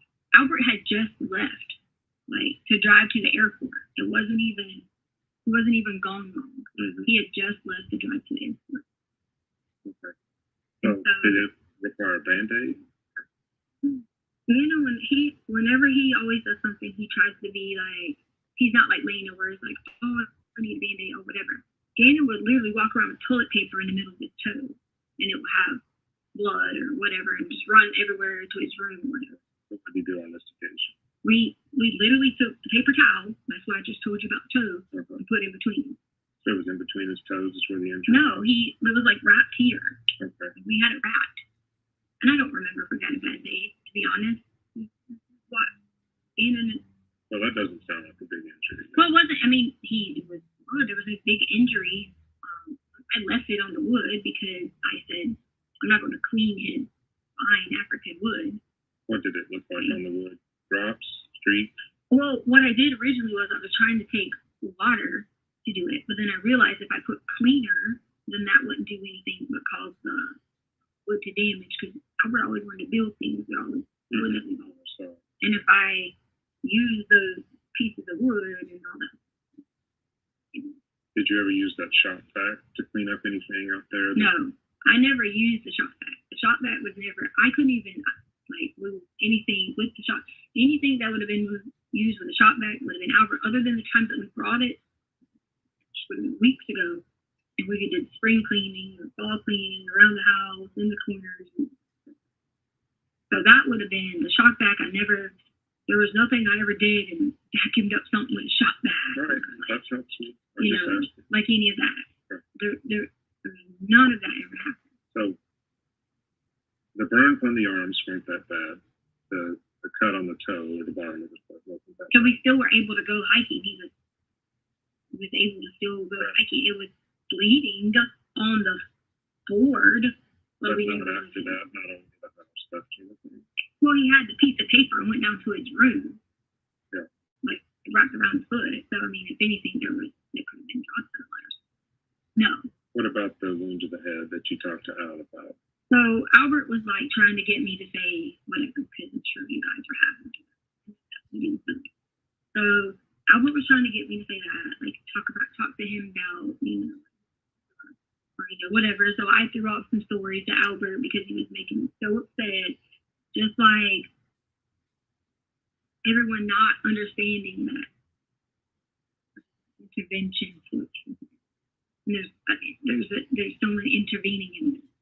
And that's where people didn't understand and weren't saving. So I just started rambling stuff to Albert. And I even said to you guys, hey, I know you listen. And it was just to be whatever. But do you know what that sounds like, though, to a dad who's whipping a kid? And then you say, and a grievous head wound happened to where it was blood running down his face and that sort of thing. And it, had to bandage it up. And well, I don't remember saying anything about bandaging up. I think you said Quincy Brown tried to bandage it up. Oh, because he was making me mad about it. I was about to say, I don't remember me saying I did that. So he did suffer a head wound. Head? Yes. Head or neck. Okay. And that is what caused the blood there. And so even if you choose not to tell us where Gannon is today because you're too nervous or whatever else, we would like to know where that was on him. So if we find him on our own, if you've given me the clues to go find him, that sort of thing. Mm-hmm. Where was that wound? Gannon is alive. He's alive, fine, but where was that wound? Was it his neck or his head? I don't know anything about his neck or head. Well, you had to clean up the wall. You went ahead. It was not. That is not even from what you're talking about there. Had nothing to do with anything from Saturday, Sunday, or whatever. That had nothing to do with anything. How could it not? It did there not. Was a lot of blood. It did not. You're going to have to explain. Sir, it did not. Well, just tell me how. It did not. I promise. But you're not going to tell me how. So where we can help you with You're not going to help me. I'm not help you. How are you going to get up, Leticia, on the stand after telling all these stories, which I'm going to ask you about, and then say, I can explain all that, and it's some party that I never told law enforcement to go chase? If Gannon is alive, we have an 11-year-old kid somewhere being held against his will, and you're not telling us. You might as well have done this yourself. That's why I'm saying. Let me go look at it right now.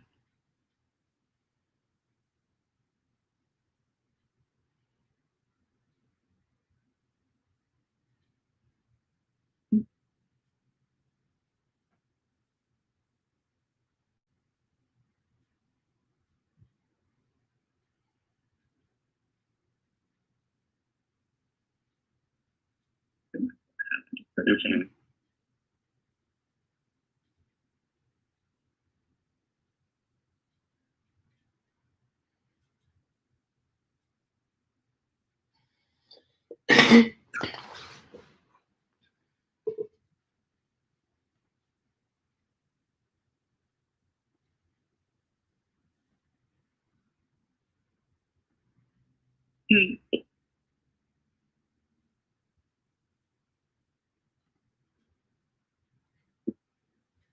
I paused it at 2 hours, 8 minutes, and 55 seconds. What did she write down in your notebook? I just remember the first part, that the head wound was on Saturday. You remember it saying, and had nothing to do with this? Words to that effect, yes. What was your take on that? That instead of saying it on the camera, she wanted to write it down in your notebook? Well, whether it's by now, whether it's the argument that she didn't want to talk about, the burns, and even calling Gannon in as absent. You know, I wasn't pushing her. I would give her the opportunity to talk, and then she would not talk, so I would move on. And now that we're to the blood and what happened in the room, I think it was too difficult for her to say it out loud with the head wound. When she's going over the wound to the head, and then she actually says she just started throwing out stories because Al was making me mad. Remember that portion? What were your thoughts on that particular part of the interview? Well, that was consistent with what she was telling Al on the phone calls. And Al would continue to push her like, we need to find Gannon. And then she would say, what about our relationship?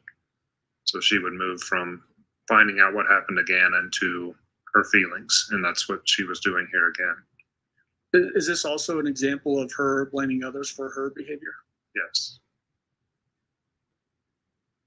Did you ask her about blood being found in the back of her Volkswagen Tiguan? Yes, I did. Okay, we're going to play that portion next. And Judge, just as I'm watching the time, is there a time that you want me to shoot for a break? Okay. I'll just watch the clock on that. This next section picks up from here and goes through 2 hours, 10 minutes, and 57 seconds. Okay. Blood in the back of the Tiguan. Tiguan? Mm-hmm. The only blood would have been in the back of Tiguan when we opened the car up.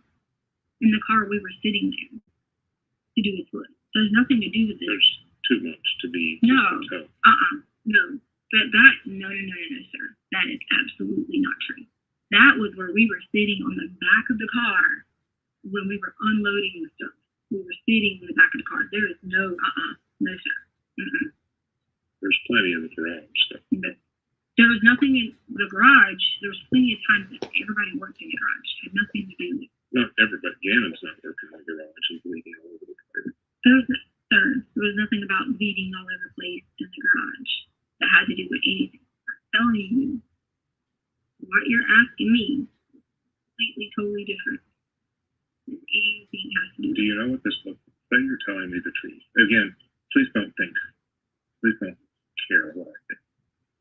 Say you're telling me the truth right now. That Saturday had nothing to do with him disappearing and being gone for over a month. Do you know what that looks like to you? It looks like I'm in the next situation that I need help getting out. But you're not willing to tell me how to help you. So now you're saying that Gannon had a really bad head wound on Saturday. No, I didn't say that. That's not what I said. The head thing was Saturday, right. And the amount of blood there? That's what I'm saying. I'm saying what you're talking about completely different than what you're saying. Right. Yeah, but this doesn't look any better for you because now you haven't told Al that he has a head wound. You haven't called the hospital. It wasn't like that. It was not. And then you have to tell me. I mean, you don't have to do anything, but. Not what it was like, sir. It had nothing to do with me. It's not what it was like. So in that particular portion where you're asking about the blood on the Tiguan, had you been made aware of when she showed up to the El Paso County Sheriff's Office for an interview and the condition of her car? Yes. What information did you know about that? That the car had been washed.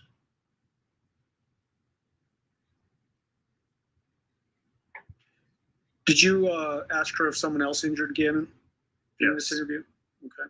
We're going to jump to that portion. It picks up here and goes through 2 hours and 20 minutes and 06 seconds. Someone else injured him on Saturday. That's an easy question. You don't even have to tell me a name. Did someone else injure him on Saturday? Friends. Because I didn't have friends. Right? So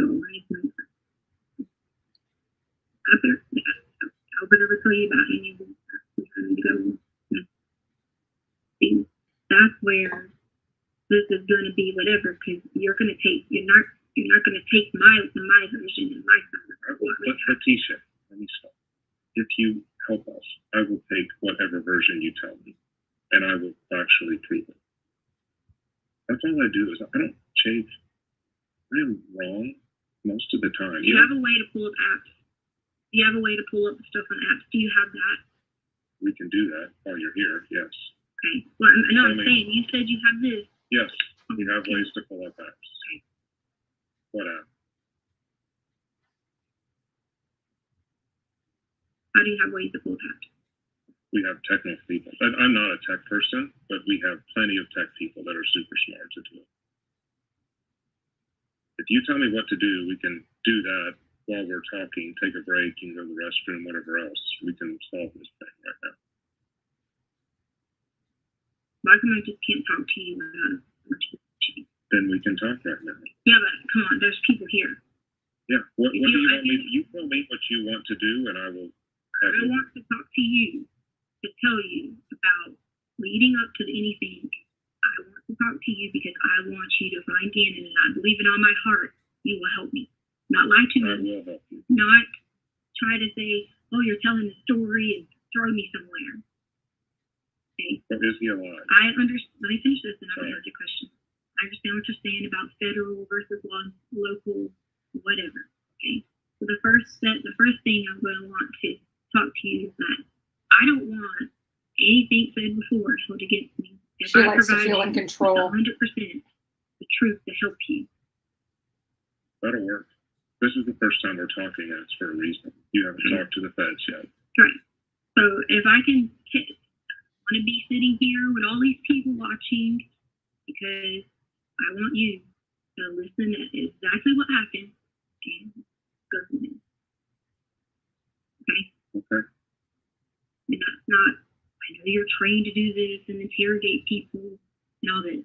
I want nothing more than for Gannon to be okay. That's all I want. I promise you. That's all I want. That's it. And I will take whatever resources, whatever help you want me to go do, even if it means take myself in the middle of somewhere where someone wants me to go to get him. Make sure he's okay. I would do it. Because I love Gannon. And I love family. And I love the ground that everybody walks on. Albert, Burley, Lena, Gannon. That is my family. So in the end, you might think you got whatever by this and forensic and whatever. And I'm not arguing any of that. Very smart to know that you're a smart man and not stupid. But I need the help, the resources, to not be attacked anymore. To know something on the stupid app was a suicide. So you brought someone in. So I'm not. I get it. So I'm representing law enforcement in Colorado. And if you tell me something, even though, we started a recording now, and if you say we won't talk unless we turn off the recording, that can happen, but I'm going to pull in all the resources. No, I want you to pull in resources. I'm not denying you to say pull in the resources. I'm looking at you from mother to a father. I have been scared because I don't know what's going to happen. Not always because I did something. I wouldn't have told you that there was people, random people, intervention, or all these things if there wouldn't have been. Okay? I wouldn't have done that. I wouldn't have done that. Could have easily just been like, hey, if there was truly what you guys have thought about, I don't think you intentionally done it. There was an accident. Common sense, well enough to know, stick the phone, say an accident. Not stupid. Okay? Might be freaking out because I don't know how to get this help, but I'm not stupid. Okay? And that's looking you dead in the eye to tell you, I did not hurt Gannon at all. Okay? Willing. So if you're willing to give me opportunity to talk to you, I don't want to be like watched by people. I don't want to be Separate reporter. This is mine. Right. And so does the Myrtle Beach House.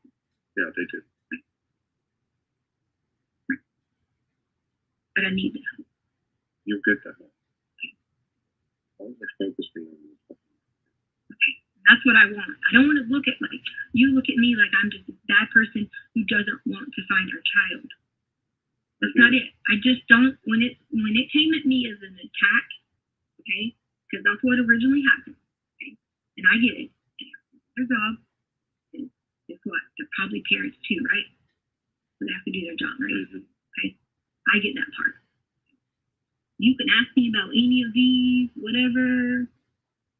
I'm sure it was something I saw somewhere, and I don't never look up anything about some stepchild. I looked up how I haven't got help, and how I wanted help, and how I wanted to be the person that they always were. Well, I didn't even want them to go home. I didn't even want them to have to go to their mother at all, because I had to see the pain and agony. I was worried. So you're going to take my character based upon whatever. That's just part. Listen, when a kid goes missing, we don't only look at the person, we look at the entire neighborhood, we go through people's closets, we go, everybody's lives is turned upside down. And I'll tell you right now, if any of this is since then, of course I looked at what people said. If people said something about the FBI, I Googled FBI.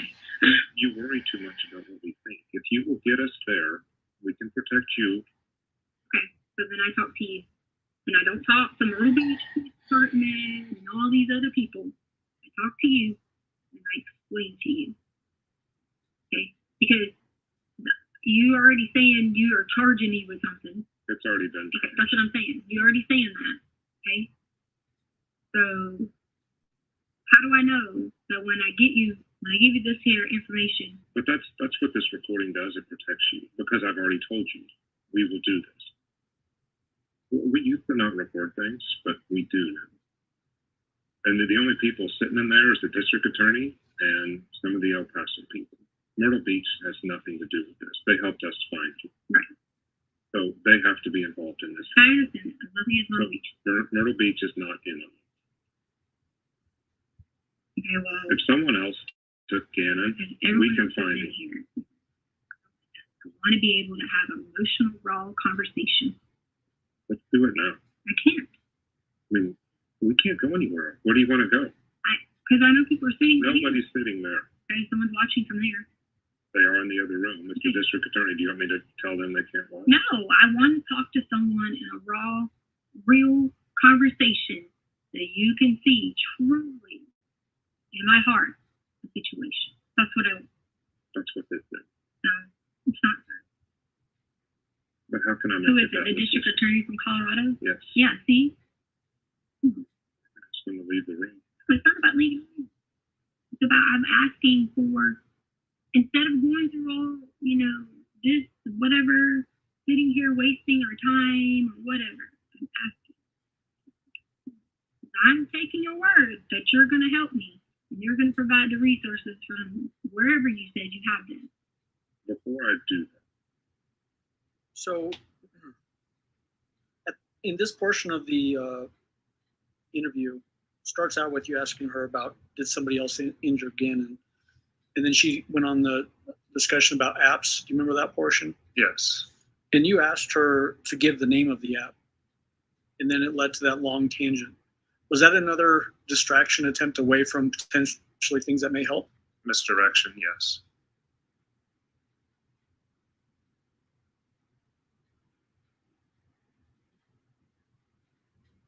Did you ask her about trips that she may have made to Palmer Lake area, so northern El Paso County? I did. We're going to watch that next, and this is short. It's from 2 hours, 20 minutes and 10 seconds through 2 hours, 21 minutes and 20 seconds. Let me ask you some questions, okay? Because this is our investigation. Right. You're taking all these trips up to Palmer Lake, multiple trips, different cars, renting a car. Okay. How are you not involved in this? First off, I didn't ever get the drive to rent a car anywhere because immediately once we, let me go and correct on this now. Once we got the rental car or whatever, the National Guard was there, everybody was in the house. We went and Albert's took the whole entire day going to come and go and all these places. So I never drove the rental car anywhere. And it's already been corrected from budget about the rental car situation. I had to get that corrected yesterday. I never even drove it anywhere because I didn't get to. So whatever GPS you get from the rental car, it never was driven by me anywhere but literally up the street. I didn't hardly drive it anywhere. So there's no rental car driven to any kind of places at all. The only time I went anywhere in the car might have been maybe 40, 50 miles. I don't know, no more than 100 miles, counting there and back. And that was just driving it through the day because I went back to get my car. What information did you have about rental cars when you were asking that question? We had that on the day Al returned back in town, which I believe was Tuesday. The Tiguan had been parked at the airport, and Leticia had rented a car for that day leading into the next day. But then she'd actually came back and picked up the Tiguan Tuesday night. I don't remember or not if I had the mileage. She is correct here, and she drove it between 50 and 100 miles. I think it was about 70 miles. It came back that the rental car was driven, and like she said correctly, you could see the level of detail here. I believe she's being honest, and probably was not driven up to Palmer Lake. So, yeah, it was factually correct what she was saying. Were you aware of her having access to any other rental cars during the early days of this investigation? Yes. Like the Nissan Altima? Yes, I believe her Tiguan was seized, and then after that, she rented the Nissan. A relative rented the Nissan? We've got that in evidence. That's Okay. from a different witness. But also, did you later learn that she also had access to 2 different types of rental vans? Yes, I learned that later. Okay. Did you have a discussion about PetSmart/Petco that leads into a discussion about blood on the walls and on her shoes and that kind of thing? Yes. We're going to jump to 2 hours, 24 minutes and 51 seconds and play through 2 hours and 28 minutes and 5 seconds.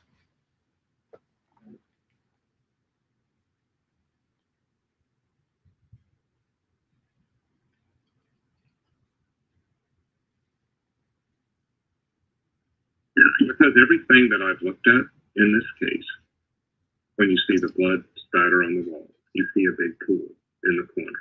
You see your shoes that we collected with Gannon's blood in the bottom of them. And then you point to Eduardo, who doesn't exist, or maybe he did exist, and we don't have a last name. Then you point to Quincy Brown, and then you say Uncle Matt, these names and stuff, and it's like, I've seen it before, and that was Harold. That was. But I'm not Harold. I'm not saying you are, but I'm saying this is my experience. Right. I got you. I'm not saying you are, but it didn't go well for him because his attorney got up. He's one of the best attorneys in Colorado. He got $600,000. Greg Truman, and he started paid $600,000. Okay. With his dead wife's money, and Greg got up and said, Harold is not a murderer, but he is a liar. And I was worried about when I first got the case because they asked me to come in and work that case because I had worked other cases like it. And Harold's just Harold confident and whatever else. Please don't say this is you. I'm just saying this is my experience because Harold told all these different stories. But when you start out with your defense attorney saying, my client is a liar, he's just making up crap. That's to the victim's family on how Tony died. That's to his friends at church.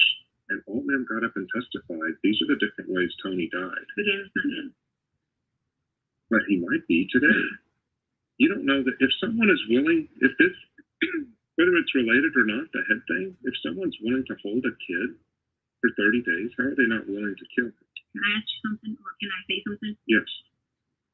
Even if the scenario would have been me just going to go talk to the lady here and telling them, hey, this is what happened. This is who did it. I know that he was hurt by someone. You know what the next question you're going to say to me? Who was this person? And all I'd say to you was, oh, well, can you help me figure it out from this app? Can you help me figure it out from this? You know what you would say to me? Oh, yeah, sure. Right? That's exactly what you would say to me. So finding unless I can take you directly to where Gannon is, safe and sound, that is the only way that you're going to be like, oh, she was truth. So this person is telling you that he's safe. So that's the only thing. I've even asked y'all, or I say y'all again, I mean, you're. I get it. Okay, hey, please help. Why isn't there water? Please, please, please. You're not understanding. Like, I have begged that completely. Like, day in and day out. Begged it. Begged it to let me. Understand. So in this discussion where you're trying to find information about how could there be blood in these places and on walls and Eduardo and Quincy and all that kind of thing, is this consistent approach from her in that she then doesn't want to give you any answers? Yes. When either in the recorded consensual phone calls with Mr. Stauch or this interview, did she ever give you any explanation like, you know what, I just woke up and Gannon was hurt and I don't know what happened? No. Did she ever say that she blacked out and Gannon was just gone and didn't know what happened?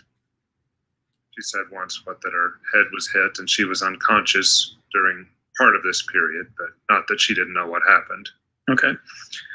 Did she ever say she woke up in some other place and didn't know what happened? No. Some point, there's been a couple of references now where she's wanting to go off camera, and she does it here again as well.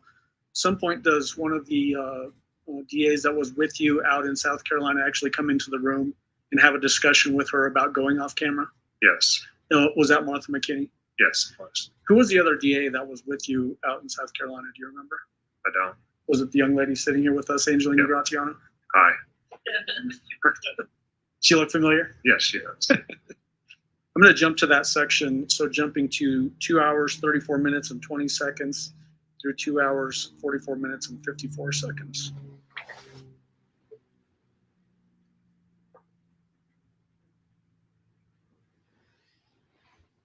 And before I jump, as I'm typing in that timestamp to get to that exact point, is it shortly after this where you actually leave the room for a little while and have a discussion about, can we do this off-camera thing?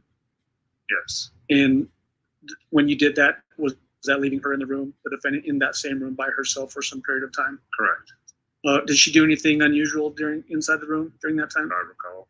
Starts talking in Spanish or anything like that? No. Okay. So we're at 2:34:20, and I'm going to play through 2:44:54. Yeah, it is, Judge. Thank you. Going forward, how many more of these do you have to play? Well, the whole thing, like I've told you before, judges. Well, let me rephrase that. Let me give you some guidance. I think if it's going to be longer than about 10 minutes, Mr. Grusin can step down. Oh, I see what you're saying. Yeah. I can just make notes of when they're going to be longer like that. And then this should get us to about 3:10, Judge. So maybe we can take the break right after this one.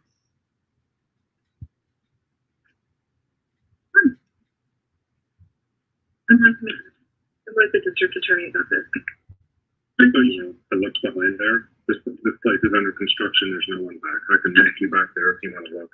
Oh, no, I believe you. I'm just thinking about people watching. Yeah, and Martha's been watching.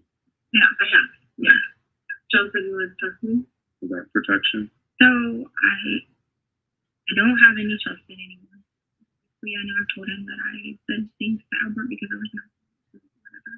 But how do I know that I'm going to get help? Like, because I didn't hurt you. But I need the help to figure out how. Let me read you what she wrote. Okay. Or I'll just show it to you. And I have Saturday. I had things Saturday and nothing to do. And so we do have your phone, and we have gone through, like, these are keystrokes. Right. I'm talking about did you have a different phone beside the one that was in your van? Did you have another phone? Like a second phone? Yeah. No. It's the same phone. The same. Yeah. No, not the same phone. You guys have the phone. Okay. Yeah. But at this time, like, yeah, I understand that's the same 843, the 645 number. But you didn't have a second one that this app might be on. No. I only had this phone. So, and let me explain that. But my understanding of what Leticia's asking is, how does she know? Since I've said, if there's a bad guy or guys out there that did this to Gannon, that she can tell us where these guys are. And she's concerned for not only her safety, but the safety of her family. And how can she asked me would I trade my life for Gannon? And I said yes, but I said it's also other people. Like, how do I know that everyone else is not going to be? And how do I know that you guys aren't just trying to be like, whatever, if I walk you through anything or can help you with anything, I don't want to be just thrown somewhere, like being like, okay, well, you didn't tell me this, and I want to be able to help you and work together because I'm sure you have kids or grandkids or whatever. I do. I don't want to sound like I'm cold-hearted and I'm just tired of being like the person chased instead of being able to have someone that actually have compassion to help me. Well, I was a little bit confused when I was watching it because John talked about how they're the FBI and they're the premier law enforcement agency that could protect you, could protect your entire family. And they, if Gannon's alive, they, okay. I can't make you any promises, right? Because obviously there's a lot of information that you have that we don't. Okay. So there aren't any promises. I can't come in here and promise you anything regarding the court case or the arrest warrant or your involvement. But I can tell you what the number one priority is, right? And it's to find Gannon. Right. And so if you were talking to some small law enforcement agency and they said, sure, we'll protect you, I mean, I can see how you would be suspicious of that. Well, you guys are the lead agency, that's why I was asking. Yeah, I mean, they're the most elite agency there is. Okay. And so if there was a time for you to feel like that you could protect the traffic order, you can. Because I know you have yours, but yeah, I'm saying. There's a backup. So if you want the recording turned off, you need to tell us really explicitly that that's your choice. Because the recording have been put into law so that there's not a debate where he says you said one thing and you said I didn't, right? So it's to protect the person being interviewed, right? But if it's something that you... It's something I'm trying to, I just don't, it's just I wanted to have like a conversation with him, just him, and try to explain to him and completely so about everything, because I do want this, I want the help to the next level to find out he is. I really do. You guys have looked, you went to GPSs and all this, but you haven't found Gannon because you're coming after me. And I understand you're going to say, well, this is what we have to go on, and I respect that totally. But it's the first time I ever get to sit down with people to actually to say, okay, this is what happened, this is what I know, please help me. Because then I feel like if I don't, you see, I easily would be like, hey, just give me an attorney and call it a day. I really want.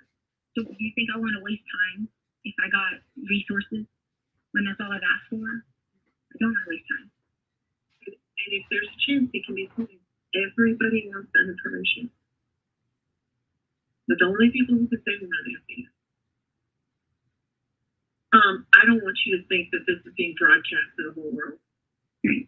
You know, there's another DA with me. There's no sympathetic person. Right. But they're the ones. The reason that we do that also is I might miss something, and I probably do. And so then I can go talk to them and say, what am I missing? And then also it protects you, because if I make a promise that I can't deliver on the FBI, then Martha gets there, and then she would knock on the door. But as soon as I give you the information, what's going to happen is someone's going to say, well, you were involved with this person. You were cheating with this person. You were doing this. I'm just giving you scenarios. But that's a lot better situation than you're in right now. But what if I wasn't? That's my thing. And that's where the burden of proof, I can't depend my life on the burden of proof to be involved with just someone thinking that I'm just a bad person. I did not hurt him.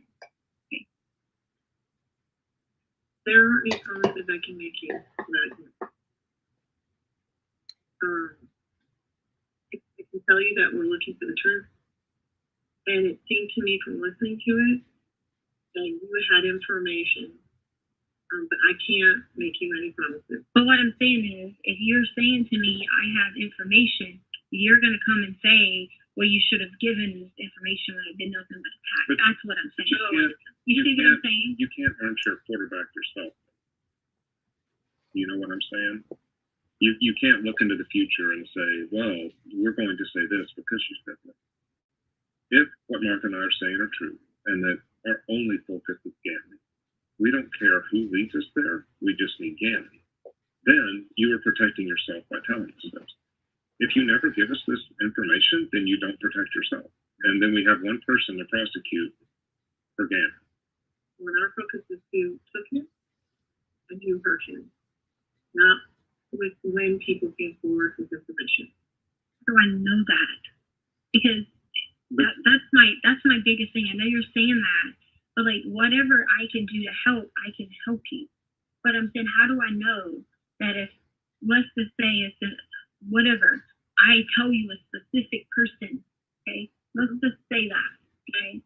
Then my thing is, what your thing is going to be like, well, you held this information for me, and I'm having to utilize my resources, okay, and do all those things, not understanding that maybe sometimes there are people who are afraid of any other things going on. Every day in my work, there are people who look at things later than some people think they should. Every day. And we try to focus on the violent crime. We certainly try to focus on the kids. I know that you want assurances, and you want me to be able to say, you know, I will or won't do this. I can't make you promises because I'm in the dark. Right? It would be foolish for me to make you promises, but I have people who late report sex assault all the time. We have people who come forward years later. Our interest is in the truth about the crime. This is really all conversation I have. And I know that you wanted to have a frank conversation with them, but you could really tell them. So unless you need me, I will step out. But you're still going back in the room. Unless you want to turn it off. Yes. Okay. Yes, we'll turn it off. How do I know that? Not that I want you to know anything. I want to be able to like really talk to you. Know that I can sincerely see in your heart you're going to help me. I can bring you back there and you can see us turn it off. But the truth is, I could just turn it back on again. I know. I mean, there's a point where no one can verify everything you want. Of course, that's her life. She has to tell the truth, just like I to you, when you don't want her to listen to you. You kind of have to look at logic here. Okay. I don't think Martha would throw away. I don't want you to. I want you to have all the information. That's it. So, are you okay with the recording continuing? We just won't be monitoring. No, I didn't. He said that you wanted to turn off. He said I could just talk to him. Okay. So we're just going to turn off the recording, and that's your choice. That's what you want, right? Yes. And so he controls the turning it off from here, or are they? No, you'll have to ask. Okay, I'll have to do it. And so it's just going to get turned off. Okay. And then once it's done, then I'll come back out and we'll turn it back on. And it'll be a conversation between the two of you, and it'll be like the way law enforcement. All right, anything else for me? Yeah. I'm gonna go get him, turn it on.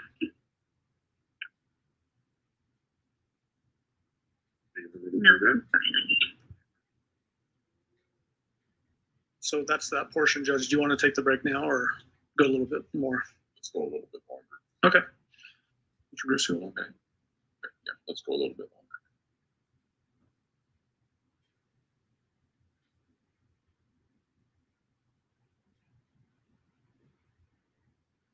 Some point, did you have a discussion with the defendant during this interview where you're talking about ransom? Yes. Why was that part of the discussion? She had brought that up, I think it was on February 15th, that Quincy Brown was demanding a ransom. And also, since we were talking about a group possibly having Gannon, I couldn't see another reason why someone would have him. He would still be alive without them asking for something in demand. But why bring it up in that particular interview? Why confront her with that? Just to change tactics a little bit and see if she will move somewhere else, really. Okay. In that portion of the discussion, were you also talking to her about in ransom cases, kids don't actually turn out to be okay? Yeah, and maybe I'd worked one ransom case, if that.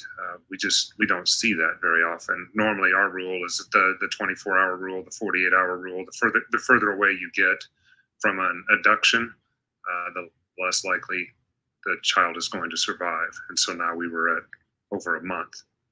Does that same hold true for a missing kid? So the longer you get away from the point that a kid goes missing, the chances of survival go down as well? Correct.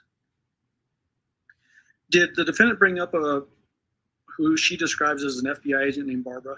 Yes. What was your take on that portion of the discussion? I did not know a Barbara who was involved, and I asked the Colorado Springs office if there was a Barbara working in the case, and they said no as well. Okay.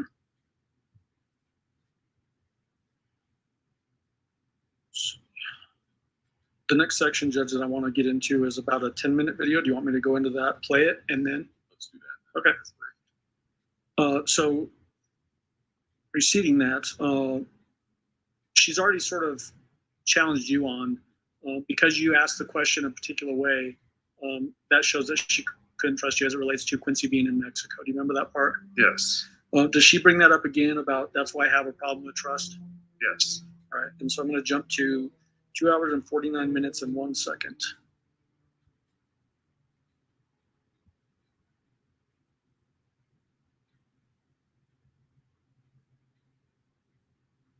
So this is a 10-minute section, Judge. And then if we're going to go directly to break, maybe he can come down. Step down. Sure.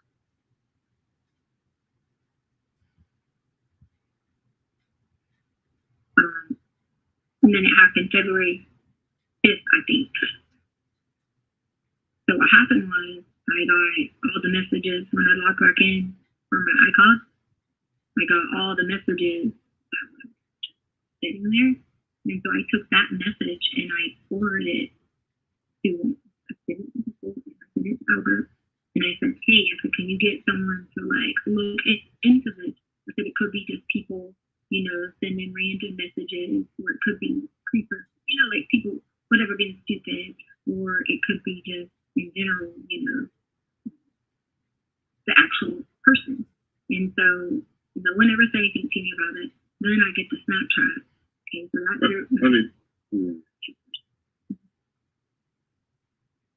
Leticia, there's an 11-year-old kid. Again, we have to go back there. 11-year-old kid, injuries in the house. Now we know that. Taken. And you don't come to law enforcement? This was a law enforcement person. There's no Barbara. I mean, how did you get in except through your friend? You had Amber from the FBI. Right, but she said that she worked with the FBI and she was going to send information. She said that she worked with Amber. I swear to you, if you call 80, you can get the number from her to find out what it was. Who the Barbara is. And she was actually emailing her today. But if you told them back then and you trusted them with that information, this is why why are you not today? Because no one has help. I tried since February 5th. The 5th. Today's March. That's why you see I have such a problem with trust. It's because I was there when you were talking to Amber, though. That was your chance. And Amber. Yeah, that's the Right. legit FBI. So then, what happened when I was talking to Amber, I got a message back from the attorney said not to talk to you guys because you guys A, weren't lead agency or something, and then B, not to say anything else unless he was present. That was when I was trying to talk to Amber. But why wasn't that with Barbara then? Because I gave it to my friend Amy, who had this relationship with Barbara, like trying to check on her. But see, and again, this sounds like a lot of your calls, to where you're pointing fingers in different directions, but never giving specific things. Right. Right now, I mean, if Gannon is somewhere, and you can get us there, and he sent proof of life or a picture of Gannon or whatever else, it makes no sense for some man to have an 11-year-old child. It wasn't that. It was because we thought it was someone playing games. And if someone was playing games, we were trying to say that that person would have been, like, obstructing or whatever. That was the whole point. Not somebody had him and they were like, here, come get. My point was that we thought it was someone, hey, here's someone playing games. Could you find out who this person is? Yeah, but do you see where that's going? In all your talks with Al, those are distractions. Those take up time. Yeah. And Gannon's over here. Yeah. And you are misleading law enforcement. No, I didn't mislead them. Well, you're misleading anybody who would report to us. No, I didn't mislead any of them.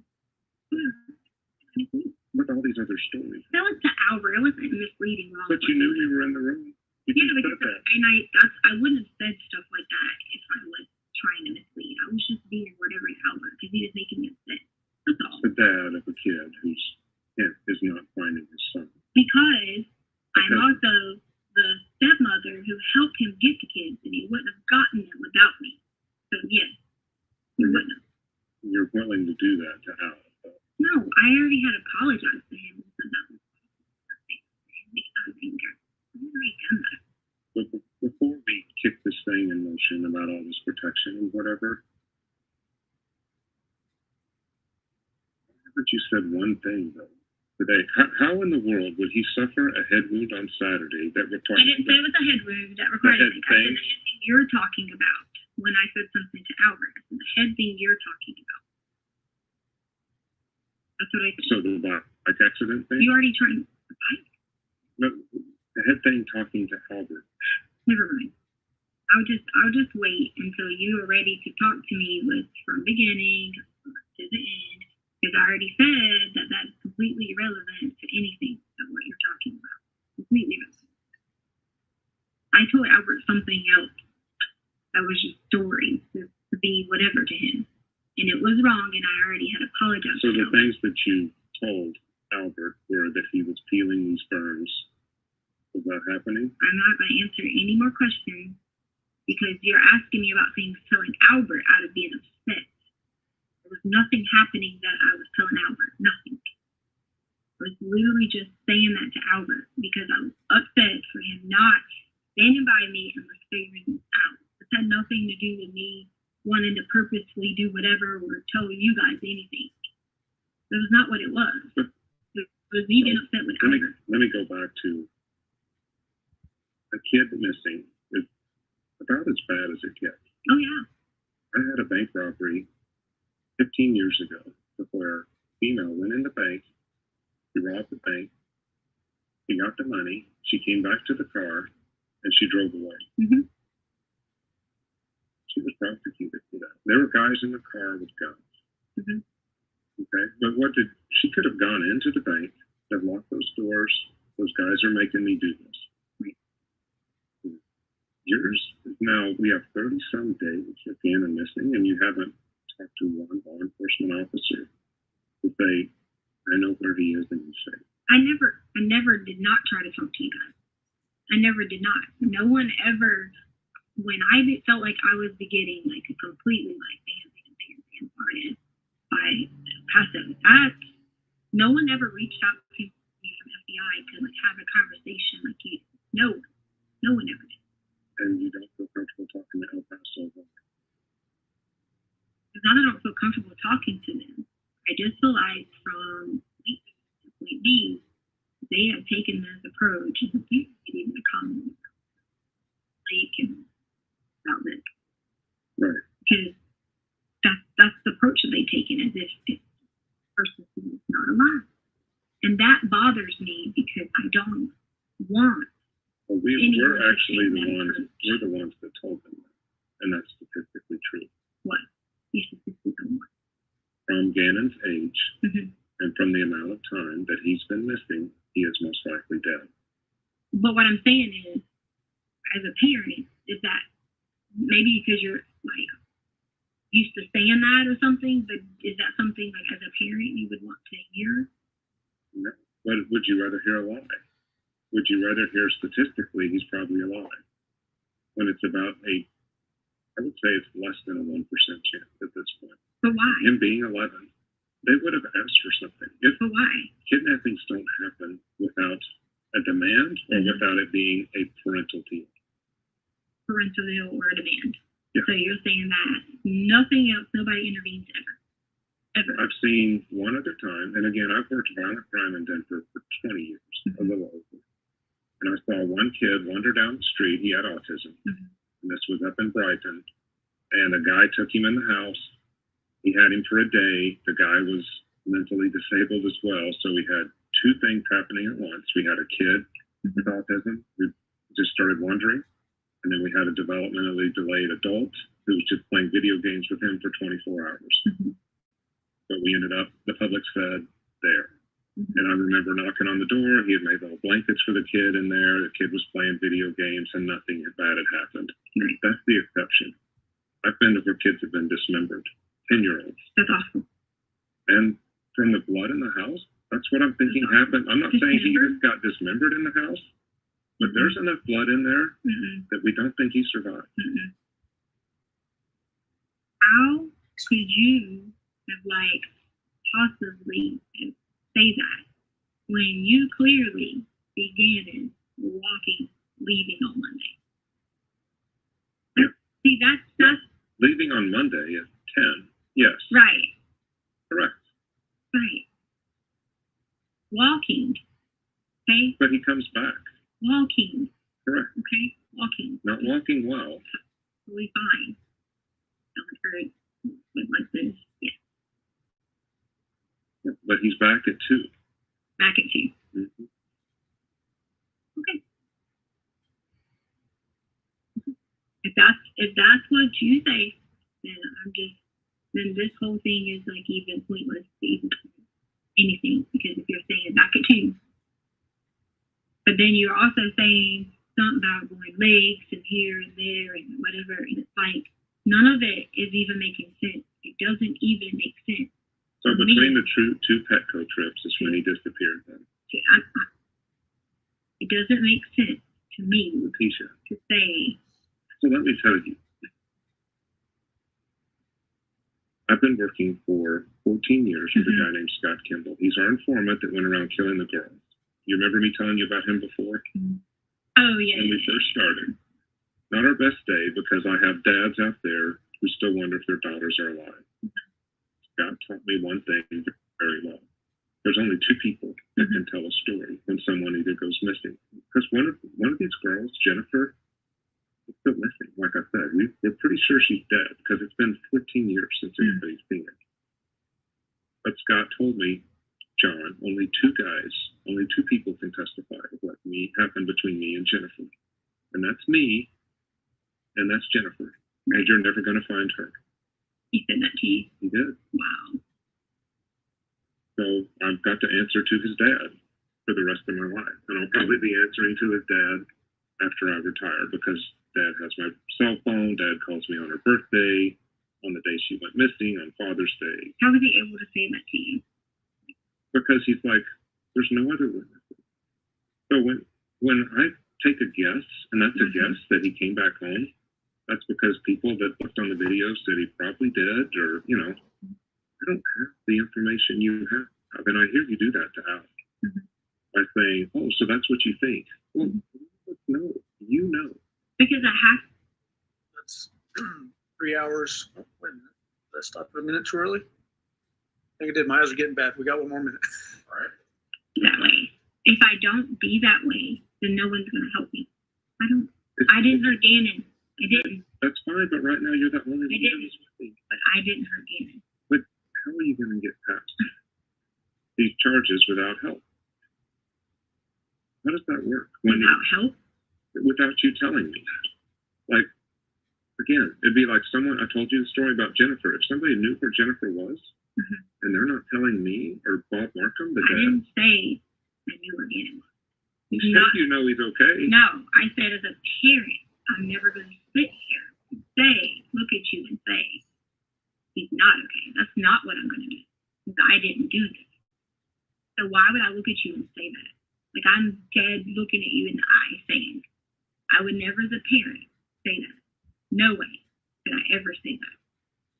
Because I love Gannon. I did not hurt Gannon. Okay. All right, now it's really 3 hours, 1 minute, and 35 seconds. All right, ladies and gentlemen, we won't take our afternoon break until 3:35. If I can have.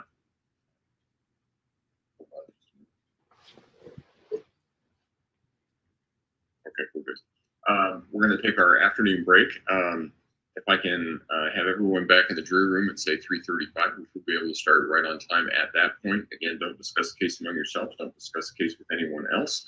All rise for the jury, please.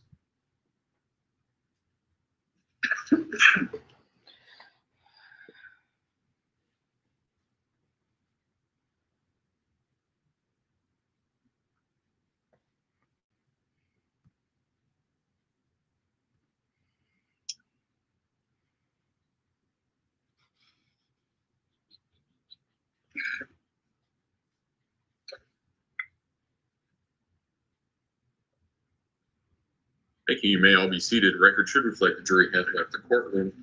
With that, court will be in recess until 3:35.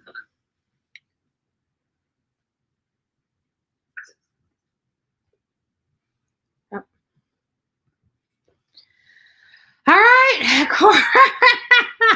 court is in recess until 3:35, right? So 20 minutes. We've got stuff to talk about. My mind is numb. My mind is absolutely numb. This woman, I don't even know how to put into words. I am literally speechless at this point. Speechless. Mark the calendar, folks. This lady, the whole time I'm watching her in this interview, she wants to be in control. She has to feel that she is absolutely 100% in control of this whole conversation, of what is happening. She knows what they're thinking. She knows how they're going to play their cards. She knows everything. She's smarter than everybody else in the room. She wanted protection. For all the work that she's done in researching how to, get blood stains out of sheets, and, how should she divorce her husband, and what does she do if she hates her son-in-law or her stepson? All these horrible searches on her phone, and she can't search that the FBI is the people that give them, immunity, give them witness protection. But how it kind of works is you still have to tell them something. You have to tell them the story to see if they're even willing to give you protection or an immunity agreement. You trying to elicit that protection or immunity agreement before you even spill anything, they're not going to do. And not only that, but you're literally negotiating your stepson's life. So for whatever you did, you don't get in trouble for. They're telling her right now, because of the time that has passed, which we talk about the statistics in this case. That's why we know that, things like Summer Wells is not going to be seen, because I tell you all the time, that first 48 hours is a necessity to find information and to locate a person, period. There's a reason why there's that standard of the first 48.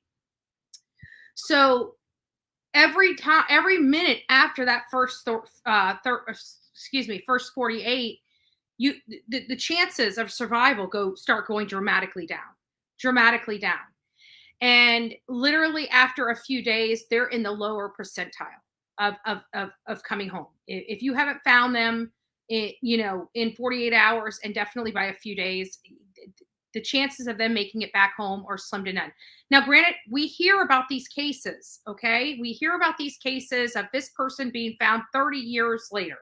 Okay, that is 1 in a million. Literally 1 in a million.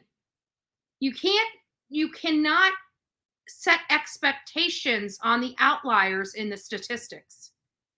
It's just the opposite. It's the law of large number. It's the statistic of the majority, not the few. Are there cases that, they go, of course. So she's knowing that they're saying at this point, we know he's most likely gone. The amount of blood in that house, he's most likely gone. She is still adamant that they don't know what they're talking about, that, she has a way of, if they just give her this deal, she'll give them what they need. She'll give them what they need. And also, just for those people that don't understand immunity deals, you only get immunity if you tell the entire truth and nothing but the truth. Like when you get an immunity deal, you have one shot and one shot only. If you lie, or if they ever find out that one small detail is wrong in your story, that plea deal is gone. It's gone. Because the immunity requires 100% truthfulness. So, I don't know. Let me ask you guys this, by a show of ones, okay? How many people are like literally sick and tired of hearing her voice? Like at this point, we've had like video after video of lies and deception and manipulation and just me, why a kid is lost. It's like, I know I've got to hear her talk to this guy a little bit more, but it's like, I'm just sitting here. Like I am sitting back here with these cameras off. And I'm like, I have to listen, but I don't even want to listen. It is starting to become her voice right now to me is like those nails on a chalkboard, right? It is now starting. It's like, I can't even listen. I literally just want to shut down when they start playing, because we know it's going to be filled with nothing but lies. And she is lying. And you know what? Now that I'm looking back on this, I don't believe Gannon was hurt that much. When we look back on all the information down to his foot being hurt and everything, that was all to justify certain things in her crap story. That every time you turn around, the story kept spinning to justify the new information coming out. And I'm serious, like I think he was burnt with a candle. I definitely think that. But I think something else is going on here. And I think that he didn't hurt his foot. I think that was just to explain the blood in a certain area. And so she said he hurt his foot. But every time she turned around, she had to come up with another injury for him to justify whatever was being found. So next thing you know, you got like this boy in a 12-hour period having 15 things happen to him, which looks really bad, but she was just spitting this stuff out every time more information came up. And I don't think she realized how many additional stories she said about the injuries on him. But if his foot was injured, I'm questioning whether the foot was injured. If his foot was injured, I believe she did it intentionally. And I believe this is all part of the same kind of thing going on here in this period of time. It sounds to me like she was ultra jealous of his relationship with his biological children. Even though the girl, his daughter, didn't have issues with her like Gannon did, it was clear that she did not like Gannon. Whether Gannon just didn't like her either. Sometimes kids can sense bad people. a lot better than adults can. And maybe he just didn't like her because he sensed she wasn't good. And he didn't like that. She tortured that poor child. I believe she did. I believe she did. And everybody keeps saying that, the reason why he's, we have to consider that his dad was coming home. His dad was there the very next day. And I don't know if it was because of him disappearing or if he was scheduled to come back home or not. But what do you think happened to Gannon? Well, we definitely know he was bludgeoned, shot, and stabbed. But like with the whole candle thing, like I don't know what to think about that. I feel like she threw the candle at him. I feel like she might have done something to him when they were out at Petco, because he was seen going back into the house, but he wasn't moving very good or very swell. So she might have attacked him out, and that's where he got the blunt force trauma. And then she went back home, and I really don't know. I don't know, but whatever happened to this poor boy was really, really horrific. That I think we've gotten from the testimony in this trial. Whatever Gannon did, I mean, he's an 11-year-old boy. She was a parent. She knows how to raise, should have known how to raise kids.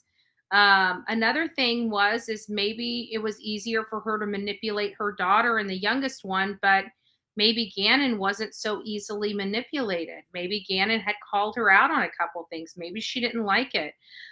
Maybe Gannon saw her with another person. Maybe Gannon was going to tell his dad and his mom that she's been abusing him at home. There are literally endless possibilities on why she chose to do this and why she chose to do this that day. It sounded like this had been building up in her quite some time. And while she was talking to the agent, do you notice how she kept talking about Christmas? How she kept, I think there was something at Christmas that happened that kind of started provoking maybe some of these responses that we're having, in the January, February timeframe. For example, maybe she didn't feel appreciated. Maybe she went out of her way to make this the best Christmas and everybody enjoyed it and nobody bothered to even say thank you. You would think that is nobody. I mean, families take families for granted all the time. Let's be honest. When we're young kids, our parents go out of our way to make Christmas, but we're too young to understand how much time and effort went into their labors to give us that beautiful Christmas.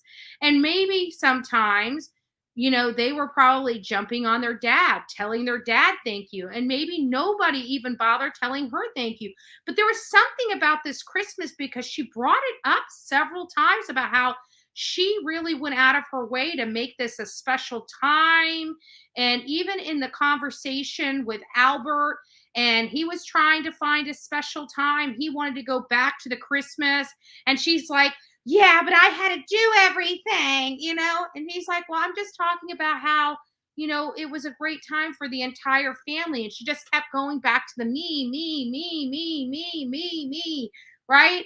Like everybody was supposed to just stop everything they were doing, bow down and kiss her honorable feet, her highness feet. It's like, this chick is something, man. She really is something. And she's putting really high expectations on her husband that's in the military. You would have thought that she would have thought this through and realized that, he's in the military. She's going to have some time with his kids.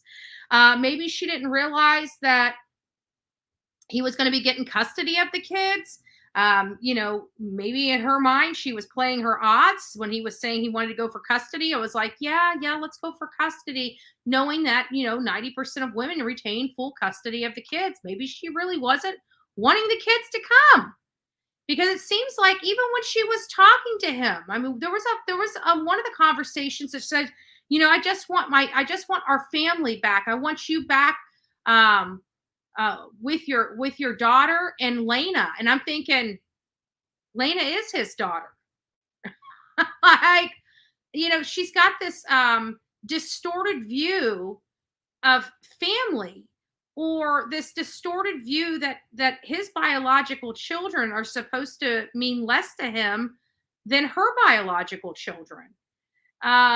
It's just really odd, her mentality. And obviously we're watching this, so we can't help but to get an insight on kind of how she thinks and processes information. And her stuff is off.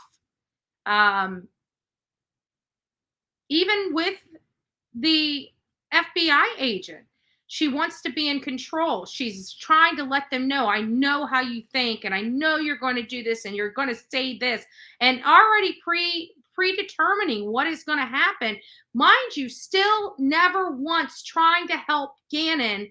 She was trying to, yet again, for like the 500th to 1,000th time, put herself and her well-being above an 11-year-old boy that she proclaims to love like a son. And yet she is refusing to help in any way unless she knows she is going to be cleared of any wrongdoing whatsoever. And at this point, the only thing, the manipulating woman, the only thing she can think of is they're never going to find the body.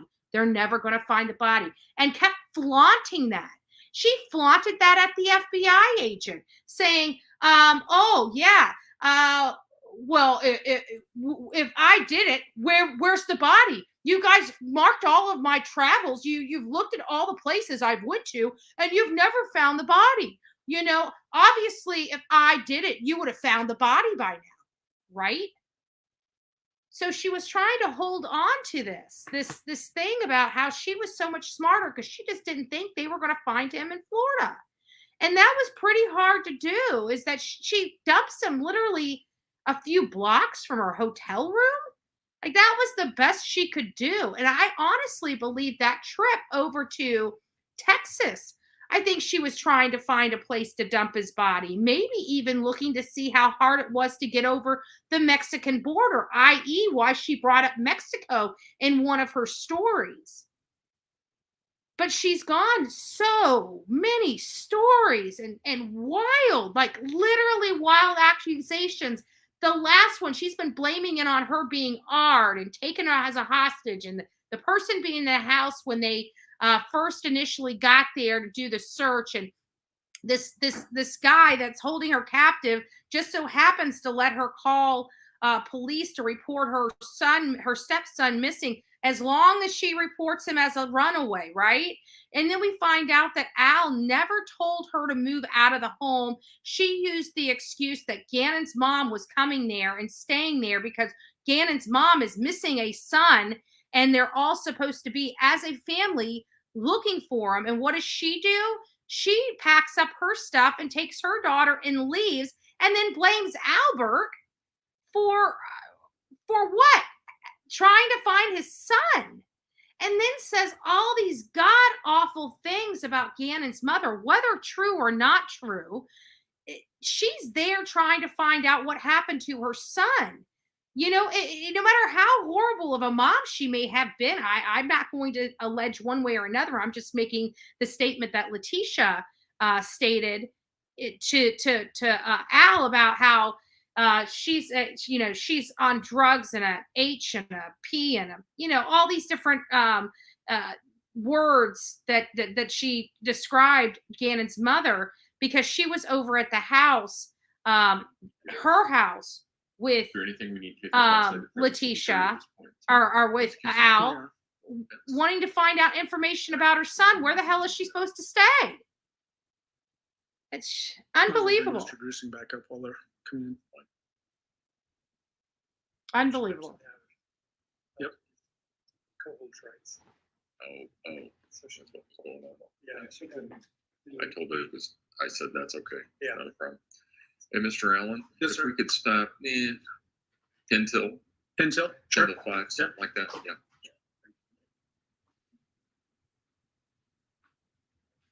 If you wanted a little bit of cushion, I could stop at even quarter till if you want, just to give us that extra. No, it's just going to be a longer instruction for them because since it's the weekend, I read them the whole thing, and I want to go over exhibits. Okay.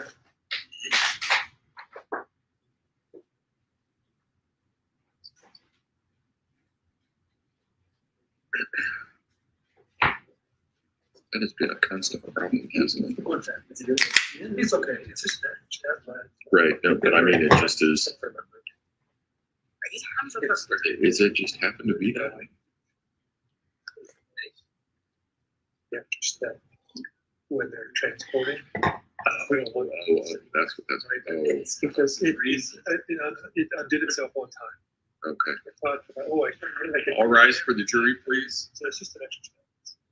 Yeah. Hey, Pug Mom, nice to see you. Yeah.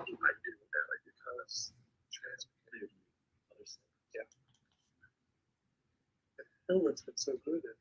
Yeah. If I forget it, yeah, it takes it on.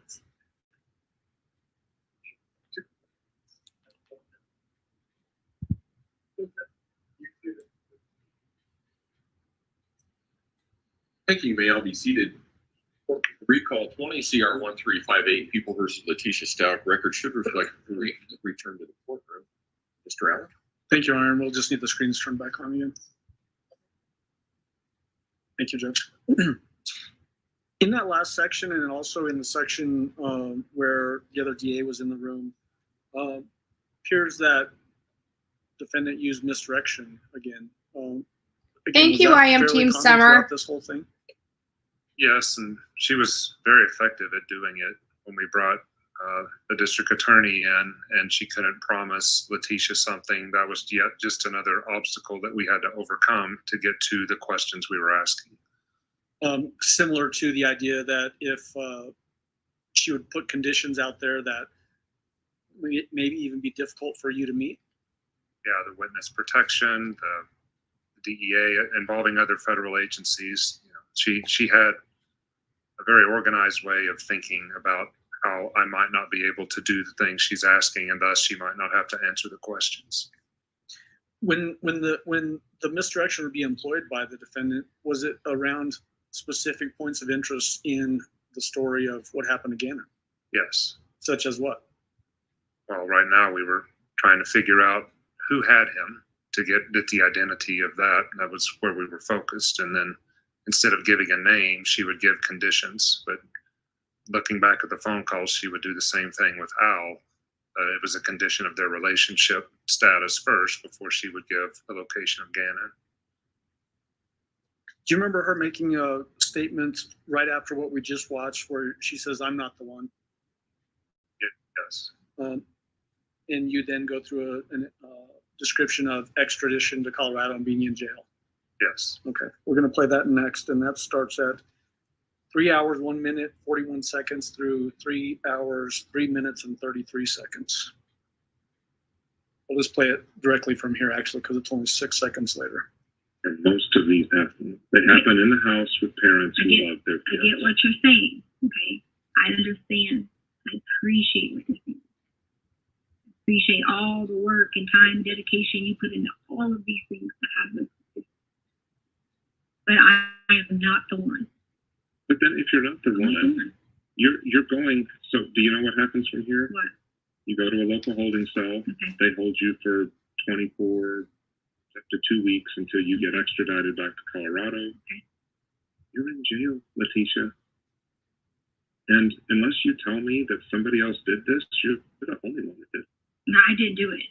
But I'm telling you. But I didn't. But that's what would be horrible. Is it someone else did this, and you're going to let them skate because you're scared? Not letting someone skate. What could you possibly be scared of at this point? I'm not letting. Do you think I would say to let someone skate if I could take you directly to the person right now? Why do you think I would need resources? You don't need resources. Right now, what you need is that if someone took my son, and I know who it is, am I going to go to jail for the rest of my life because someone else took my son? No, absolutely not. No. And would I be afraid of my own protection going to jail when I could be free and that person could go to jail? That doesn't make any sense. There, even if I walked you to the person, she just sit there and said, "Oh, I can't make any promises." You can't make promises. What's it better? To go to jail for the rest of your life and hope that we find a person, or to point us to a person? If I'm in your position, it makes no sense. Right? What could you be scared of at this point? Reprisals? No, the fact that done some of this already if you would have had the resources. That's what scares me. So stopping you at 3 hours, 3 minutes, and 33 seconds. After you explained the extradition, you said you're the only one that did this. Does she then use misdirection again to get you off topic and move you away from trying to press her? Yes. What's your impression of that very end where what scares me from her perspective is you would have found this if you had the resources. What's your take on that? It's what I explained to her earlier, that she's expecting me to know answers to the questions that only she has the answers to.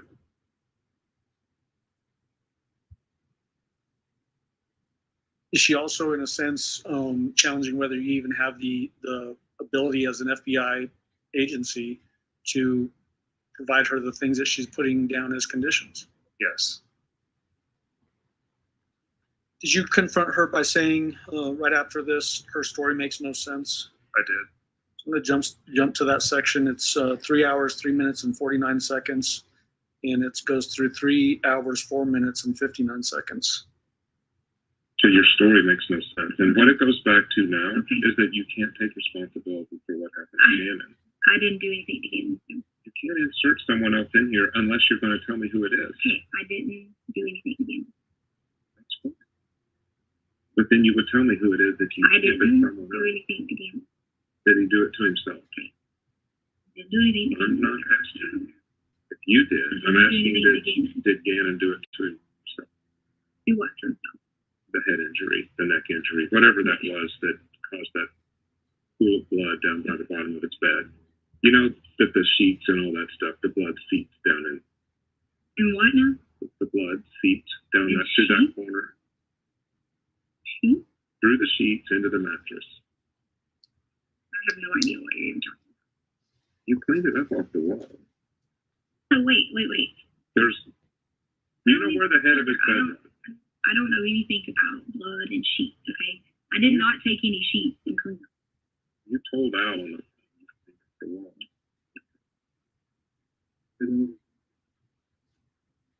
So now paused at 3 hours, 4 minutes, and 59 seconds. You start to confront her about the head injury and blood and all that sort of thing.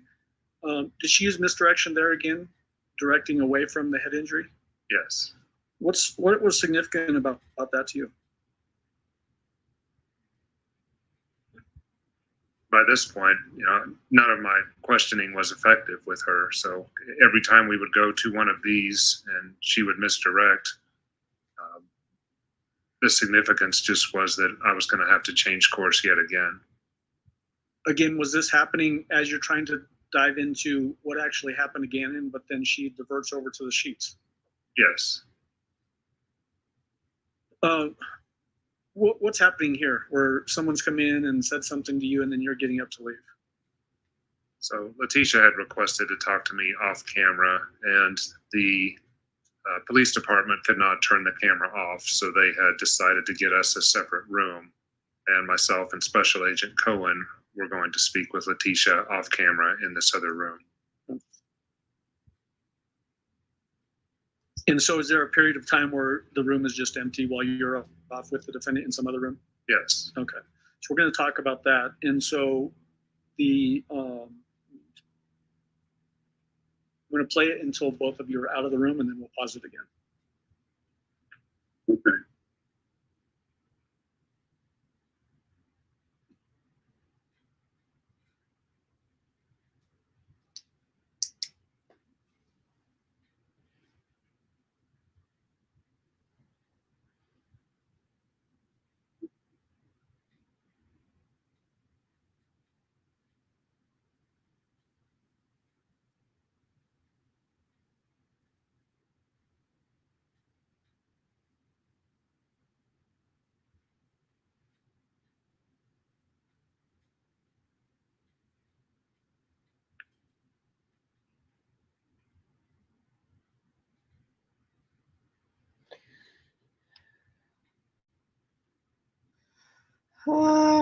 Excuse me. Didn't realize I was so loud when I did that. I was yawning. I'm sorry. I don't know if I can handle listening to this lady's voice and any more lies. It's like, how do you know she's lying? Her mouth is moving. My word. She like says maybe one scintilla of piece of truth, like every million You can leave that word. recorder in there. We're going to a room that doesn't record. Are you sure you don't need to go to the restroom? Okay.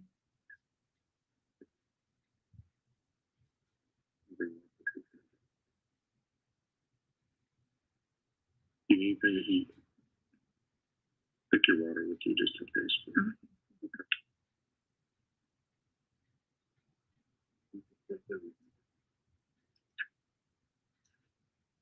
Great.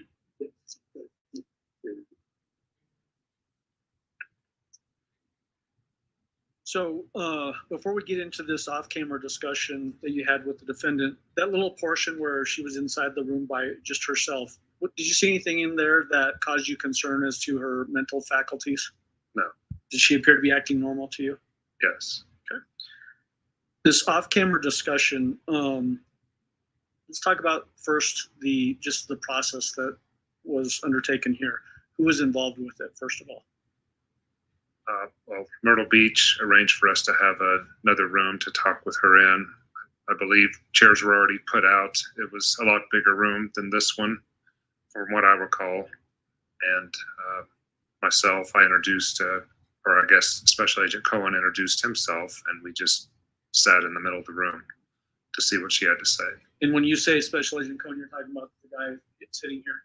That guy, yes. That guy? Should we call him that guy from now on? How long would you say that portion of your interaction with the defendant lasted?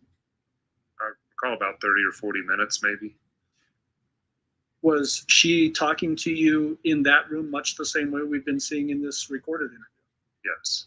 Can you give the jury some idea as to what that means? It was more of needing protection that I recall. The primary things I remember from this was that this person or people that she was saying was responsible for Gannon might have been associated with an app that was on her phone, and that Al had wanted Leticia to participate in a threesome, and this person that was part of the threesome might be the person responsible for Gannon's disappearance. When you say these people, is she pointing her finger away from herself saying these people, or is she saying these people that are inside of herself? No, it's another person, and when I say people is when she's talking to me, it sounded like a group.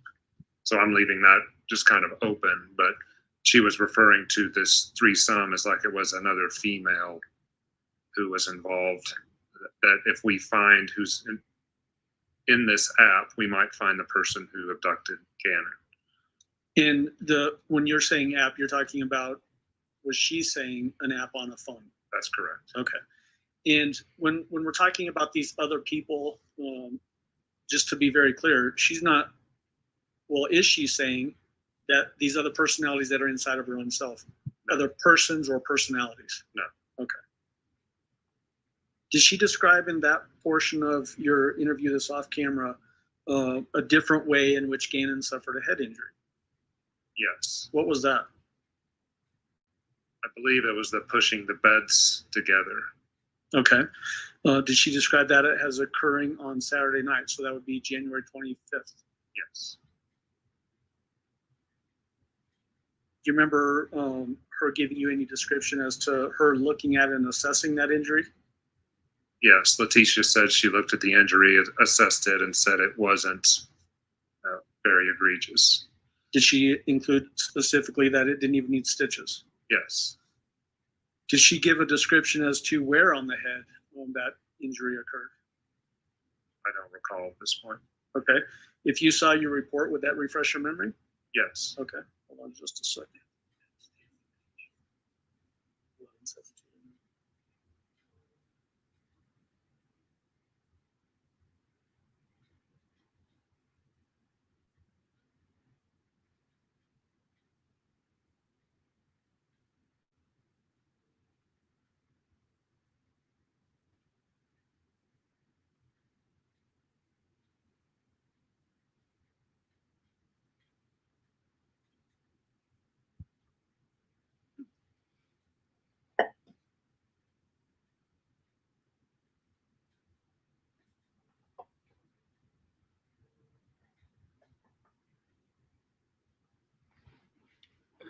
No, it wasn't snoring. I wasn't snoring that time. No, there was a time earlier today that I ended up waking up. I kind of like dozed off a little bit and heard my mouth. But no, that wasn't this time. No, I'm not seeing it in this particular report. So let me come back to that. I was yawning, Um, not snoring. Did she But talk that's to you about okay. taking a SIM card from her phone? Yes. What'd she say about that? Yeah, I don't remember that either. Sorry. Okay. Well, that one is definitely in this report that I've got in my hand right now. I'll try not to yawn, but I'm before I get to yawning that, now though, too. Were you aware, Lord, it's a long day. from the investigation that her cell phone was seized by El Paso County Sheriff's Office on January 29th when she tried to leave the sheriff's office during her interview? Yes. Do you know or are you aware of cell phones having SIM cards that are in them? Correct. And so her indication that she still had a SIM card from that phone, would that be factually possible? It should not be. Okay.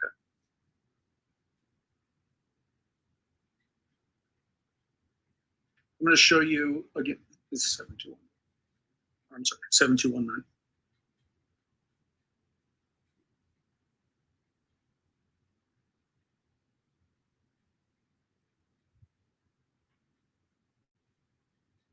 SIM card sections here. And this is pagination 11-7220, page 3 of 4. Look at that when you're done. Okay. Did that refresh your memory? Yes. What did she say about the SIM card? She said that it was the SIM card she had previously, but she had placed it in her friend's phone. Did she describe getting a bunch of messages then at that time? Yes. Was this another distraction in your mind? Yes. Oh it my was goodness, nothing that we sweetie thought pie. was possible. You're a don't rock even know if star. The investigation was able to verify it or not, because that happened after my involvement. Okay. And then going back to that head injury issue that we were talking about earlier, where I asked if it would refresh your memory to see the report. I just didn't pick up this one page. May I approach and have him review that page? Okay.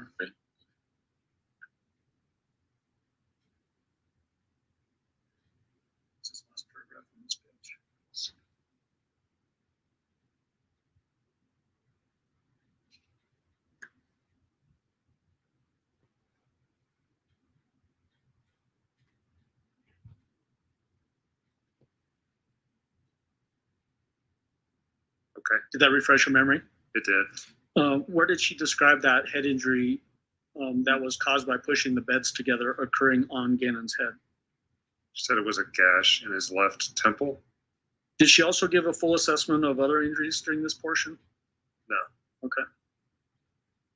Was there some discussion here about Angel and Petco? Yes. What do you remember her saying about that? We discussed Angel later,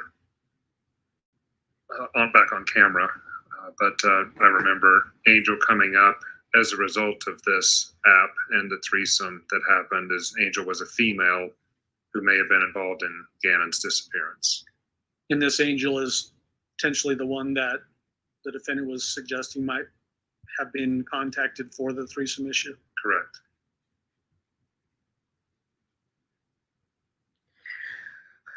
Shortly after that portion of the discussion, do you come back on camera with the defendant? Yes. All right. I'm going to retrieve that page of the report from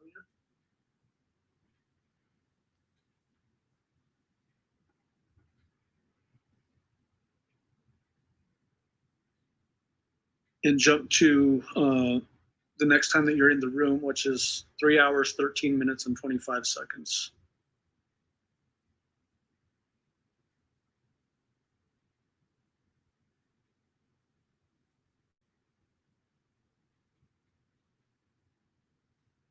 Is this immediately after you get out of that separate room that's not recorded, you then discuss Angel on camera? Yes. Is that what we're about to watch here?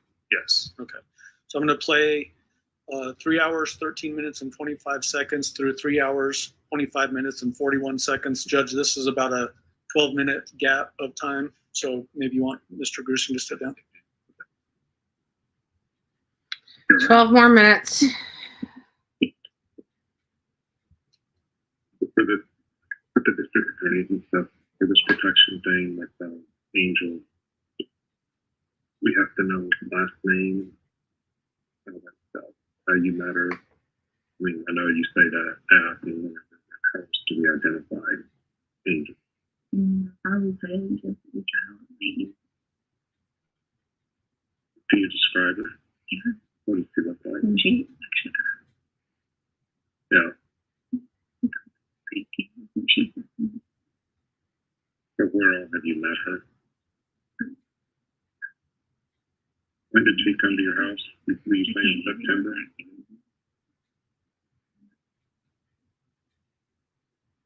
And then who all did she babysit? Okay.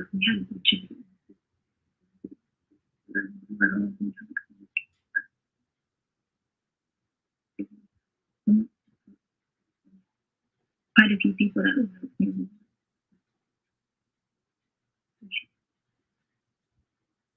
So these messages that are coming through to your phone, the threats or whatever they are coming from her? you can get on YouTube.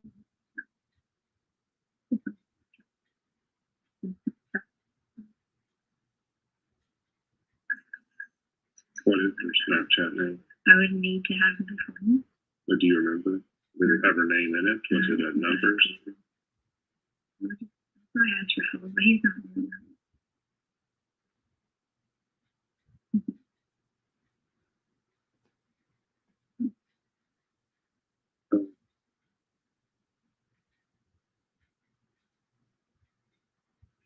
To take you back what we talked about. But,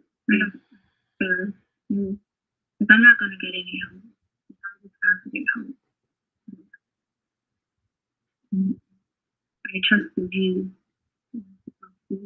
well, we went in there. I know. And I don't know, Leticia, if it's just the way you're used to communicating over a long period of time, but when you're asked a question you don't really answer, you kind of go in a little circle. So I said like, where did you last see Gannon? And then you say, well, it's supposed to drop off, So we're just used to asking you a question and then you tell us an answer. It's just, I just don't, as always.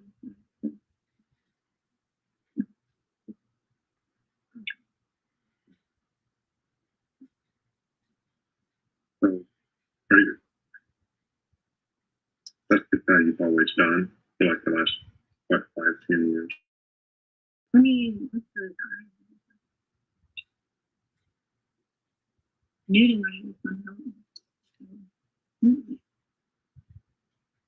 like, it's gonna look bad. No, I'm not. That's not what I'm talking about. No, it's gonna look like that. Here's what it's gonna look like is that you were the last one in, and nothing on this Angel thing we can't authenticate you. When you say it's all off camera, like with the Black and Paul in the parking lot, we have cameras for that whole place, and we don't see you anyway. Well, can you show me that so that I can show you what direction? But you would know where it is. Where did you said meet? what direction? Because I'm not. What you talking about? What direction? Because where it would be at, then maybe you could be like, if he's wanting to pull the camera off, no. Maybe if there's lots of places you could pull the camera off. Well, that's not what I'm asking for that. That's offering help. Yeah, it's but Gannon goes into this car.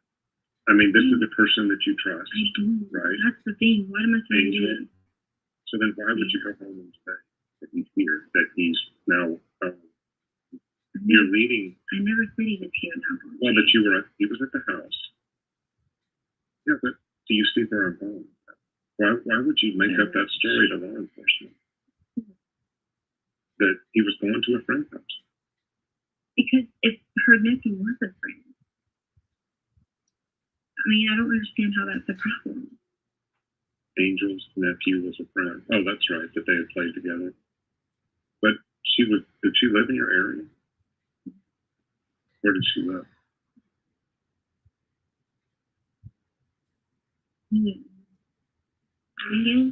I'm like country. It's stuff will come through. People doing stuff, saying stuff. But the people, are they different people from Angel? I mean, are they acting on her behalf? Because that doesn't sound like a friend to me. Obviously, if they're not helping with your child. But how do you think that makes sense? Trusting people. You ain't lying.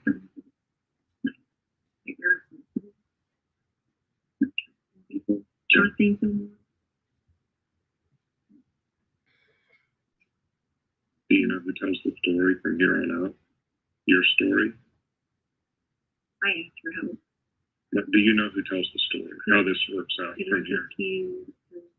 If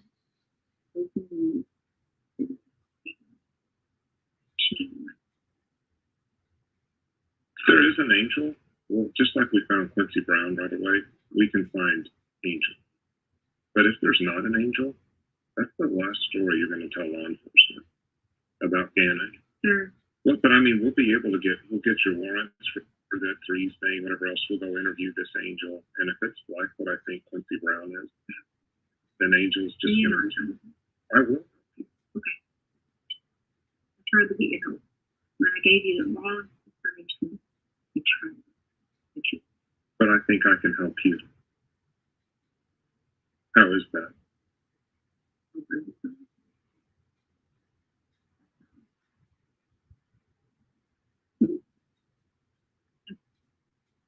But I'm happy to chase down anything you tell me. Leticia, and I can. Is that I think that Al left you alone because he's gone to Alaska for so long, and then he's on this trip without raising Gannon, and something bad happened.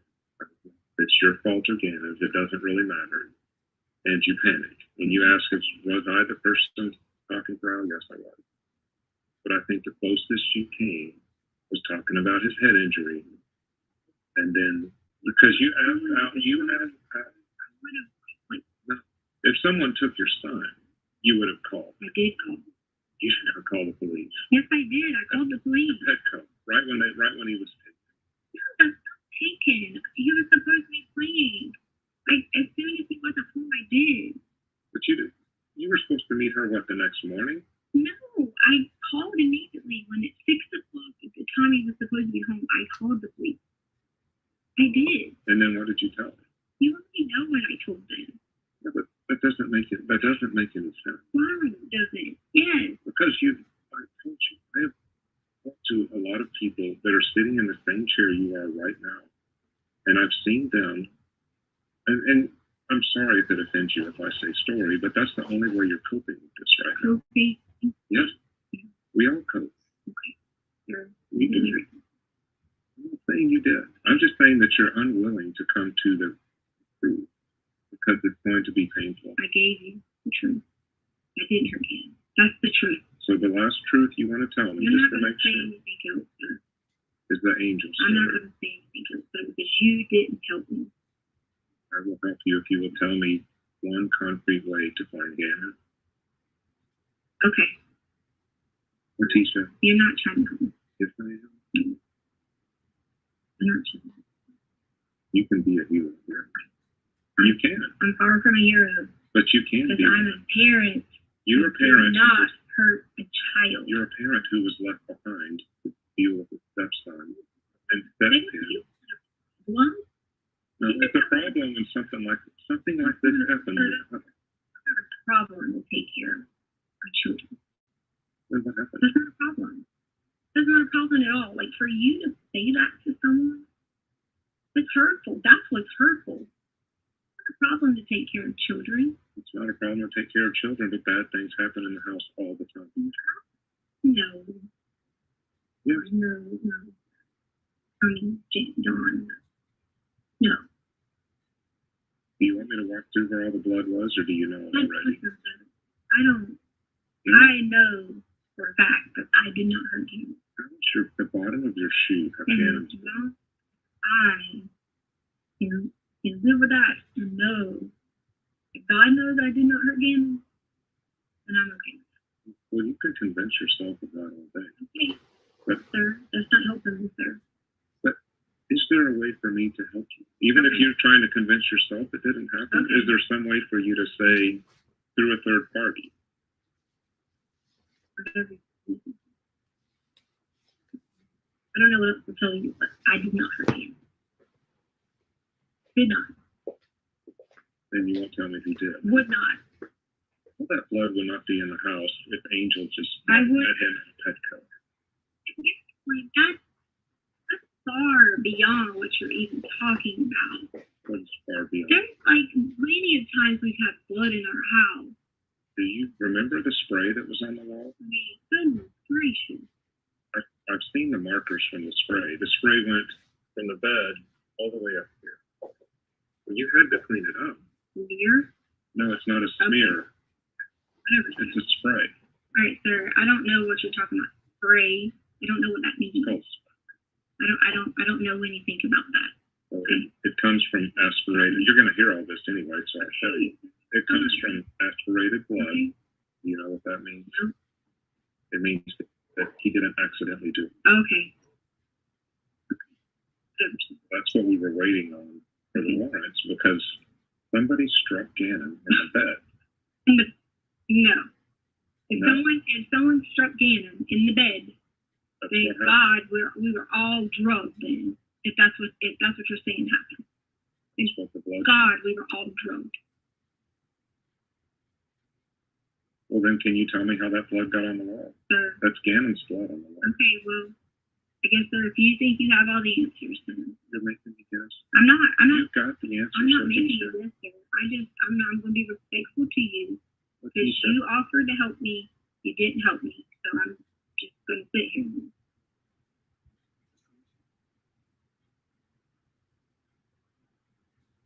So we've got it paused at 3 hours, 25 minutes, and 41 seconds. Mr. Grusing, this continuation of the discussion about Angel, was there any indication in the investigation that somebody by the name of Angel was involved in Gannon's disappearance? No. At the beginning, when you asked her for her being the defendant for a description of Angel, what did she say? She said that Angel looks a lot like herself. Do you remember the defendant saying that she had no motive to do this? Yes. We're going to play that next. It's 3 hours, 26 minutes through 3 hours, 34 minutes. So about 8 minutes, Judge. I don't know if you want him to stay up for 8 minutes or not, on the stand or not. Give me just a minute. Okay. You can, it's up to you, Mr. Grusing, if you want to stay there for the 8 minutes or. I'll go. He's got a step school, I think.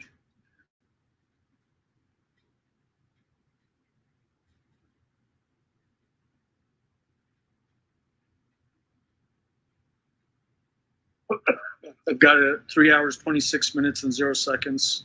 So having skipped roughly 19 seconds, and then we're going to play through 3 hours, 34 minutes. If someone presents us with evidence, then we just follow the evidence. Okay. Right now, you're the last person with Gannon. I don't do bad things to people. I don't. I don't think you do bad things to people. I don't do bad things to anyone, and I didn't do anything bad to Gannon. I think something bad happened to Gannon. And I don't know of a way to get Thank you you, to tell me kind. about it. I tried through Al to get you to tell me about it. We've tried here. Okay. You came, and I think you have a defense mechanism. But I think your defense mechanism was, you need to go into another room, you tell us. No, that was not no defense mechanism. I trusted you to talk to you because I thought you would If you help. trusted me to talk to me, you would tell me where Gannon is right now. Dude, you know where he last was, and it wasn't at the Petco. Okay. But see, you can't make me guess. That's not fair to me. Why would I It's not fair to Gannon. if you're not going to help me? You tell me how to help you. I already did. I already did tell you. told you I could help. Nobody helps the kid like that. Okay, that's what you think. No, I'm just saying. Okay. If the sun comes up in the morning, it goes down at night every day. We have worked hundreds of these things. That's what you think. Okay. Me talking to you is not going to do anything else, because all you're going to do is go think that you're going to get me to say something that I did that I didn't do. That is not what. Because I did not do anything to Gannon. Why would I hurt our child? I had everything in the world. Why? I have no motive. None. Don't have the first motive. Everything I wanted in my life, I had it. Why? Doesn't make any sense. It doesn't make sense a lot of the time what happens inside of a house. Sir, I don't even know what I'm talking about. All I can tell you is no reason to. In fact, to go on the record, I had a way better relationship with Gannon than I did with William. Way better. Who believes that? Always like the same thing. One, if you believe that. Two, if you think she's full of crap. She wasn't searching in the search engine to what to do with her horrible great stepdaughter. It's her stepson. She's bad things happen in the house. I'm telling you that. Well, maybe bad things happen in your house. They happen in the house a lot more than they do out in public. Maybe bad things happen in your house. But would it help if we showed you pictures of me too? I am Team Summer. Out of bed? When you say nothing bad happened, you can't get around. Yes, Al, but we did not show Al that on purpose. He had to come get stuff out of the house. And he looked and saw the blood pool was about this big on the concrete. Okay. That is not from a little gash like that. Okay, and then what? And then you showed this to him, or how did he see this? He had to come get stuff out of the house. I wasn't even there that day. After you allowed people to stay in this house for a week. I did not allow anybody to do anything. Someone did. Right, that's not my call. Okay. So what I'm saying, though, is the wounds that you're describing to him, even when you're saying it doesn't. Sir, I'm going to tell you now. When you say the head thing was Saturday. What I'm telling you now is people were inside of a home living, and it was not me. So maybe you can talk to whoever allowed people to live in the home. Whatever you're saying that was done extra or whatever, maybe you can talk to those people who were allowed to stay in a home during this supposedly. Okay? That's what I think. Maybe you can talk to people who were. You're saying that the injury again happened. I'm not saying anything except I know you're telling me this stuff. You're saying this about, how bad these were and these things were. All I can tell you is maybe you can talk to the people that were allowed to stay in the home during this time. During this time that you have this supposed evidence, people that were allowed to stay in the home, and people that were allowed to walk in and out to see it, supposedly. Okay? But none of those people were there when he disappeared. Happened after he went. I'm not saying anything other than, sir, you are telling me, you are here on record and telling me that Albert went inside somewhere that you were supposed to have as a supposed crime scene. I wasn't there for that. If you want to get an answer for you about who was with him. That's not what I'm asking you. I'm saying for you. You as a professional, you would have allowed that, supposedly? If he has to go get stuff. Okay. Yeah. I'm sure that. As long as the scene has been processed. Okay. Process, sure. Okay. I'm sure that's how it works in this country. Doesn't it sound a little bit weird to you? If the scene has been processed, no. I had a girl that was burned alive in a house in Bailey. We got realized. The thing was processed supposedly when people were still there day 1, day 2, day 3, and the thing was processed. Day 4, day 5, day 6, and the thing was processed. You're saying that people were going in and out of the house, civilians, while they were processing this thing. I'm asking you that because apparently you said the thing was processed, and then you want me to talk to you when I know that how shady that whole situation is. And you want me to give you answers for how shady that is. So you need to tell me in the scene that was processed, day 1, day 2, day 3, day 4, there was nobody going in and out. There was people Gannon was still alive. Okay, living there. Okay, but you're saying the same as process because you, not you, but people surely were there. It's all on camera. That there was crime scene people there while people were living there. Of course, because they didn't know the severity of the scene. They just thought Gannon was ran away, like you said, to go see a So neighbor. the point is, how am I supposed to put my trust and faith in any bit of the system like that when that was going on? How?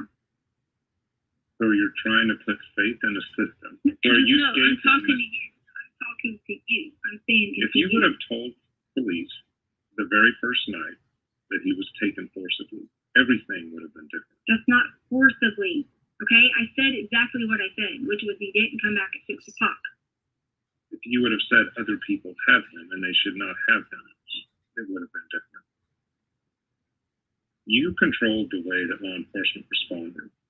I did. So now it's my fault that they Yes, right. You say he's going walking in to play there, with a friend. had people in there doing a supposed crime scene, and now you have all this stuff. I can let people live there, and now you want to look at me and say something. Sir, I did not hurt Gannon. Okay? Okay, well, who did? Did not. Who did? Did not. Just like all Why of are these things. Why are you telling me you did not? I don't care if you did or not. I'm just telling you. Yes, you do. Care about your father. You care. I care about Gannon. I don't care if you did it or not. Sir, I didn't. Okay? But you're saying you did it, but that doesn't help us find it. Okay, well, I didn't do it. I didn't do anything. I would not. No motive. No reason I'm asking you about to hurt a child. No reason. Who did? No reason. So we paused it at 3 hours, 34 minutes.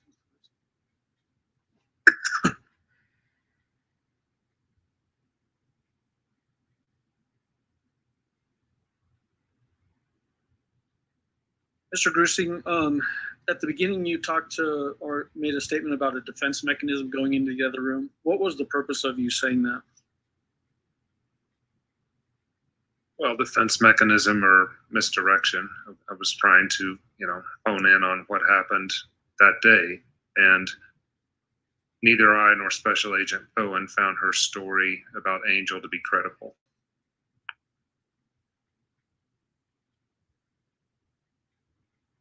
This tangent that we just witnessed happening, where you're trying to get her to give who hurt Gannon, right? That challenge of that, and then she's talking about the scene instead. What was your impression of that? It was yet another attempt to knock me off my line of questioning, another misdirection. As you can see, she's very effective at doing it. And I was telling her that the whole reason that law enforcement responded like they did was based on her initial report. But as she continues to talk over me and saying that because of the way she created Gannon just being at a friend's house, now that is a problem. It's yet another big hurdle that I've got to overcome to get to what happened to Gannon.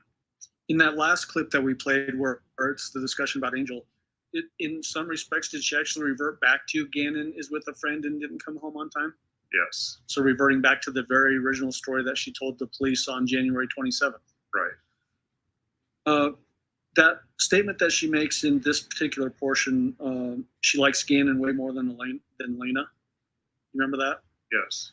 When you went through those searches with her earlier in the interview, did you find any, or did you recount any searches, I should say, to the defendant about involving stepdaughters or Lena specifically? In fact, you read to her some of the searches. One of them, I don't like my stepson. Correct. I don't like my stepson. Should I get a divorce? Yes.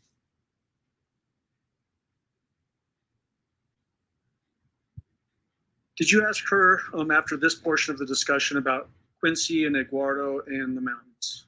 I did. What were you trying to get to there? Well, as you could see with this story, it didn't take her long to get off of Angel and then divert to other people being in the house. And I wanted to just address the other stories yet again. And again, where we are at this point is we're still trying to find clues about where Gannon is. And I had already explained to her that I think the closest she came to describing Gannon's injuries was when she spoke about Quincy Brown. So I decided to go back there and give that a try. What do you mean by that? That the closest she was to describing Gannon's true injuries was when she was talking about Quincy Brown. Tell me what you're talking about. I never saw the full autopsy of what happened to Gannon. I only heard about it secondhand. But when she was describing the head, the hands, the knees, and the blood pouring, that's the most descriptive. She had come with us, with us meaning investigative team, even including here. So that was the most descriptive as far as any potential injuries that she was willing to tell the investigation. Correct. So we're at 3 hours, 34 minutes, and 50 seconds. We're going to play a 5-minute clip, 3 hours, 39 minutes, and 50 seconds. If you give me another name, I will chase that person. You've tried Eduardo in the house. You've tried Quincy Brown up in the mountains. Now you've tried Angel. I never said that about a mountain. Yes, you did. You're supposed to ride a bike up there in the mountains with Quincy Brown. But I never told you that. You said you knew I was in the room. I didn't say I knew you. I didn't even know who you were. FBI. Never know who you were. I didn't never say FBI either. No, I said. Law enforcement. No, I said that I know someone is listening. That's got to be us. No, it could have been anybody. Exactly. There's no point of arguing that. You're not going to help me. I think you could control this story by. Well, you are concerned about what other people think. I've been completely respectful to you. I have talked to you. I've been respectful to you. Been kind to you. I did all those things to you. Because that's who I am. I was wasn't raised to be bad to people. I think you're a bad person. But I think bad things happen all the time. I've seen. Why bad things have to happen? Because the 11-year-old boy is not home and he's not hanging out with somebody. Okay. I'm glad that you think something so bad happens all the time. I'm sorry that you have to have this filled up of nothing but no compassion. You know that. I'm sorry for that. I really am. But I have no reason, none, to hurt anyone in my family. None. Can you tell me why there's blood on the shoe? Yeah. The shoes they were covered in the garage. In the garage? Or in the top of the washer or something. People were. Did you think I didn't walk around in shoes? With Gannon's blood on the bottom? Not to do with anything. I've already told you. We were outside unloading stuff. What does that got to do with anything? We were outside unloading my car. I mean, come on. That doesn't mean somebody's a bad person and done something wrong. Thing like that. But her, Gannon, innocent, loving, helped me out more than any person in the household. More than Albert. More than anyone. Help me. Gannon's a bad kid. No, help me. You know how much you've been helping me? With everything, pulling everybody else's slack. Who did it? You. I think that's why this is so hard. Mm-hmm. You're right. It's hard, you're right. It's hard because I didn't hurt you. Not having helping me,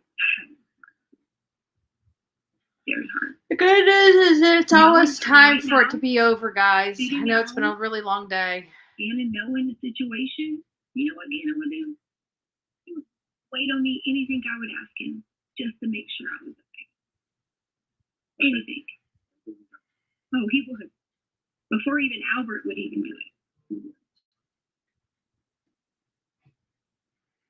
If he was sitting here right now and needed anything, me to ask him to do anything, he would do it. So there's no intention, motive, reasoning, nothing for him. Nothing to hurt him in any kind of way. None. Nada. You did say on the phone calls there was no premeditation involved. was saying to Albert, like if you're talking about when Albert was asking me that, I was simply saying, because you were trying to get him, or whoever was trying to get him to walk me down some pathway of whatever it may be, whatever that may be. Come on, sir. I don't need to wake up and be like, oh, my life changed today. That's not how it works in life. Bad people, whether you say this or do that or do that or do this, they just do bad things to people. That's very true. Well, I told you, good people do bad things. I think. Are you a good person? Yes. And you do bad things? Mm-hmm. Okay. Yeah. But if you had any key to telling us where Gannon is, you would tell it to us if you were a good person. Would you not? And so pausing it now at 3 hours, 39 minutes, and 50 seconds. At the very beginning of this, you said, if you give me another name, we'll chase that down. Have you ever tried to go back and count the number of different versions of stories this defendant gave during the pendency of this investigation? No, not. Is it too many to count? I just haven't sat down and done it. It's quite a few. And then variations of maybe like the Quincy Brown story has different branches of that story. Correct. The Eduardo story has different branches on that story. Yes. The Gannon was playing with a friend and didn't come home. Are there different branches to that story? Yes. And then we get the pregnant woman with a money in her belly story. Different story. Right. Why did you tell her you don't think you're a bad person? What was the purpose of that? It's hard to get someone to talk about something bad if they think the person talking to them already thinks they're bad. Were you hoping that that would maybe loosen her up and she would give you some information?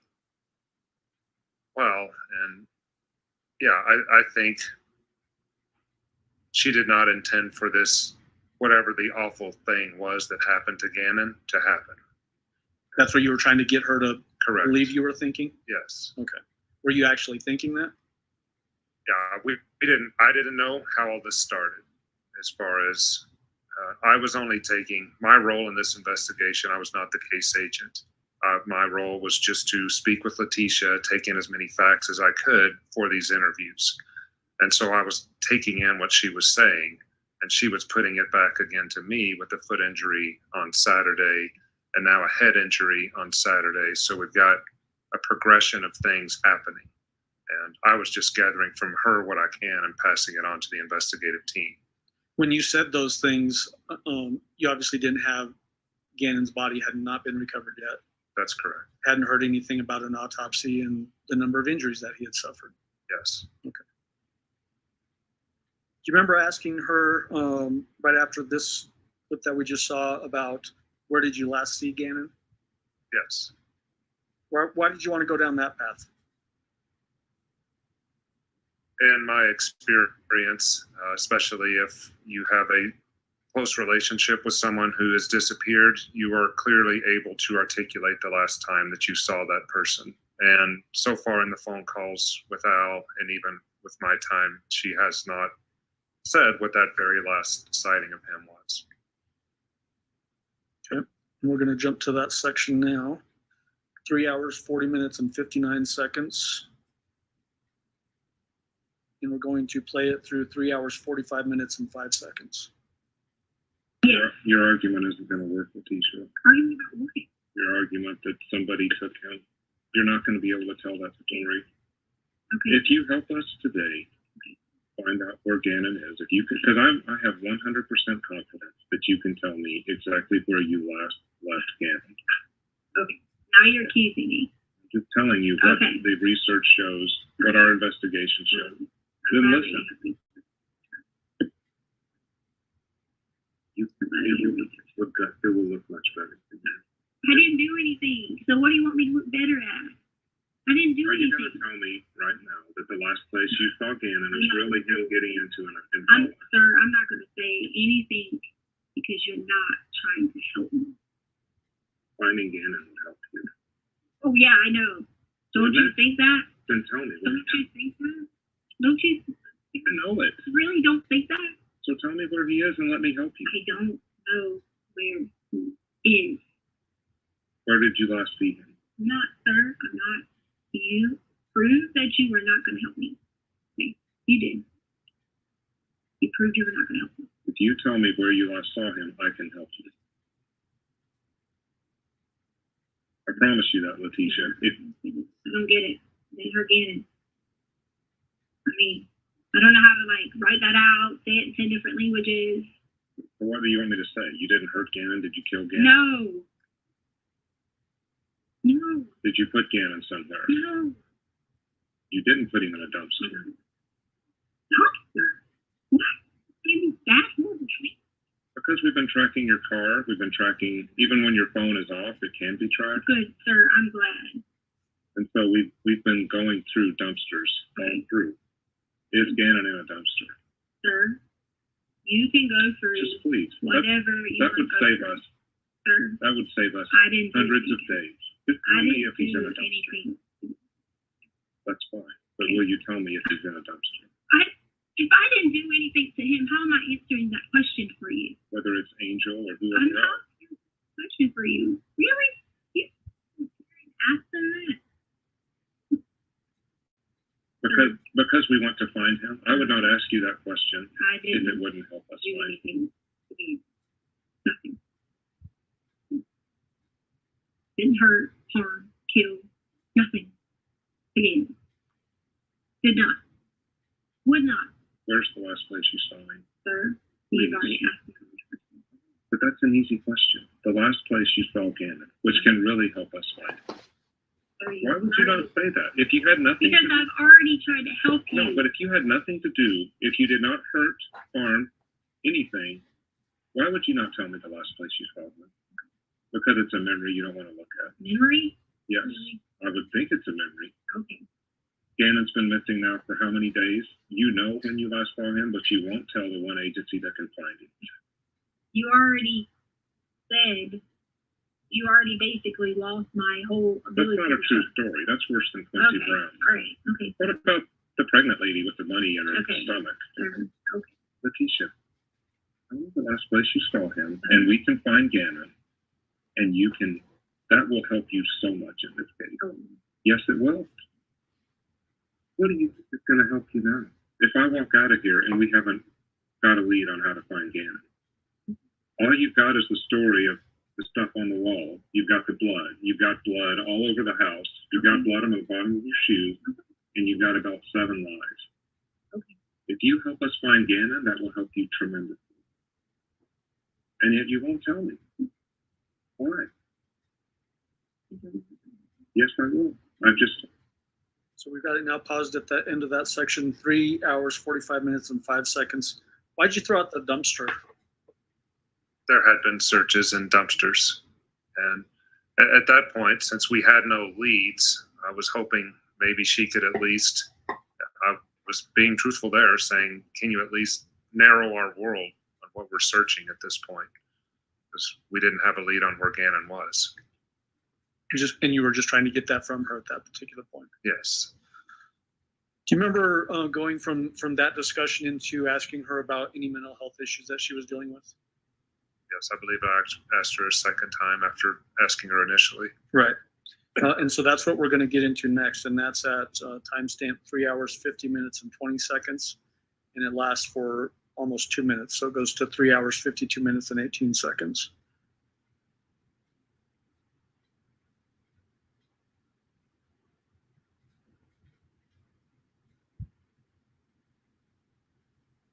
So I'm starting it at 3 hours, 50 minutes, and 20 seconds. The one, not the one. You know, if I asked you ahead of time if you're having anxiety or depression or stuff like that. Yeah.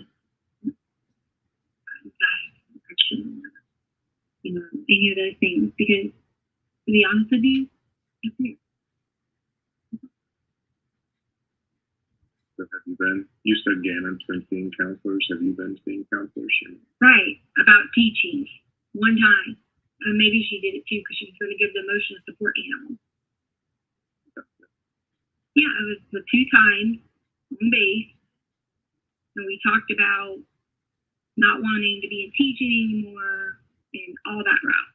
Stress on the job. That was what we talked about. You had searched a little bit on the suicide stuff. What suicide stuff? Was that you, or was that just random stuff? Suicide? Have you ever thought about suicide? Who? You. Who's thinking about suicide? What a suicidal person might say. That's what.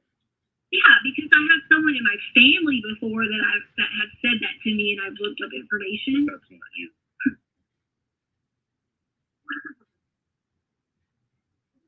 Have things in their family go on too, you know, that you want to look up and be like, oh, this is going on. You're doing the bid.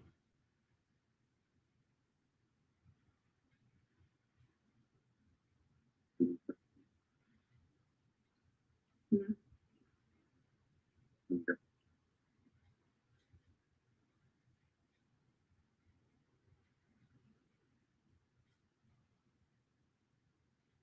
So when you're asking her about any mental health issues, did she indicate basically only 2 times?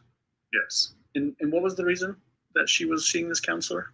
Counseling on the base regarding her teaching, I believe. Okay. When you left the room here, what were you doing? I believe she asked if she could make a phone call, and plus I wanted to check with our team, so I wanted to see, what was going on with them. Okay. When you came back in the room, did you start to ask her about the board that was found with blood on it? Yes. Okay, we're going to jump to that.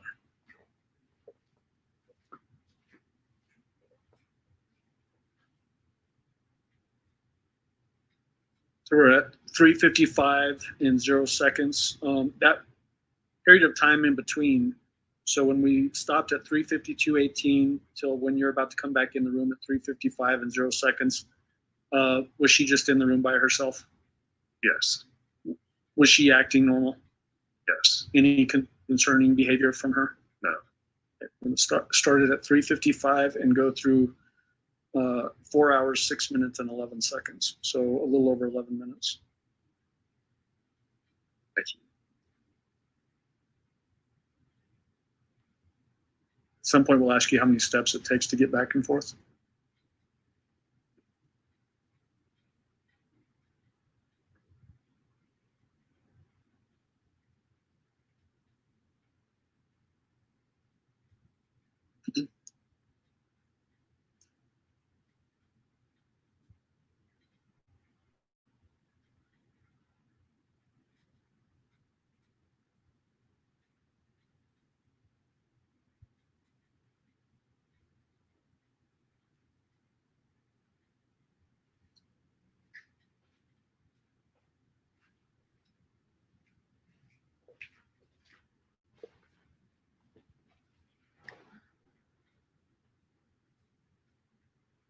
I still see her in the room moving around. And another thing is she keeps her hands crossed the entire time.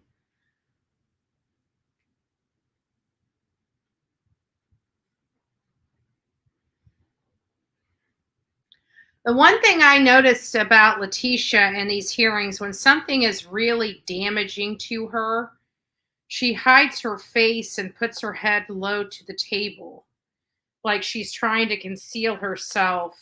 Like that's her only protection mechanism, is trying to hide and conceal her face. And she, is using her hair, as many of us know, to help hide and conceal her face from the jury. But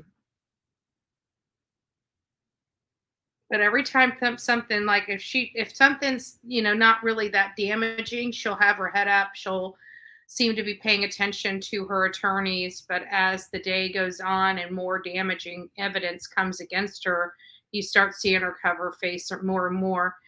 So she can flip the bird so the judge can't see, in my opinion. Possibly, possibly. It's hard to believe that she was a teacher or around kids. to hate a child so much. She didn't hate that child. She was angry with his father. That was what it was. And she felt like he was the hurdle between her happiness with his father. And I don't know. It's just sad. I just wanted to call to see that Harley got home. She did. Yeah, they talked with Harley, they've talked with Dee Dee, they've talked with Laura. There were search warrants at Laura's house, Dee Dee's house, your van. So yeah, they got Harley back.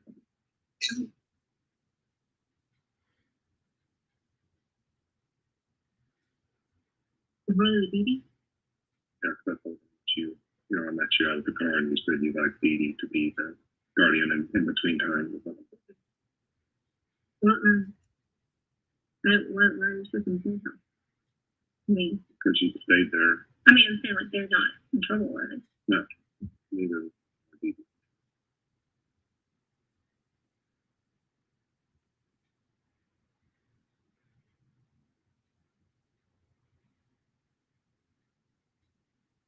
I'm not asking you for the wrong teacher.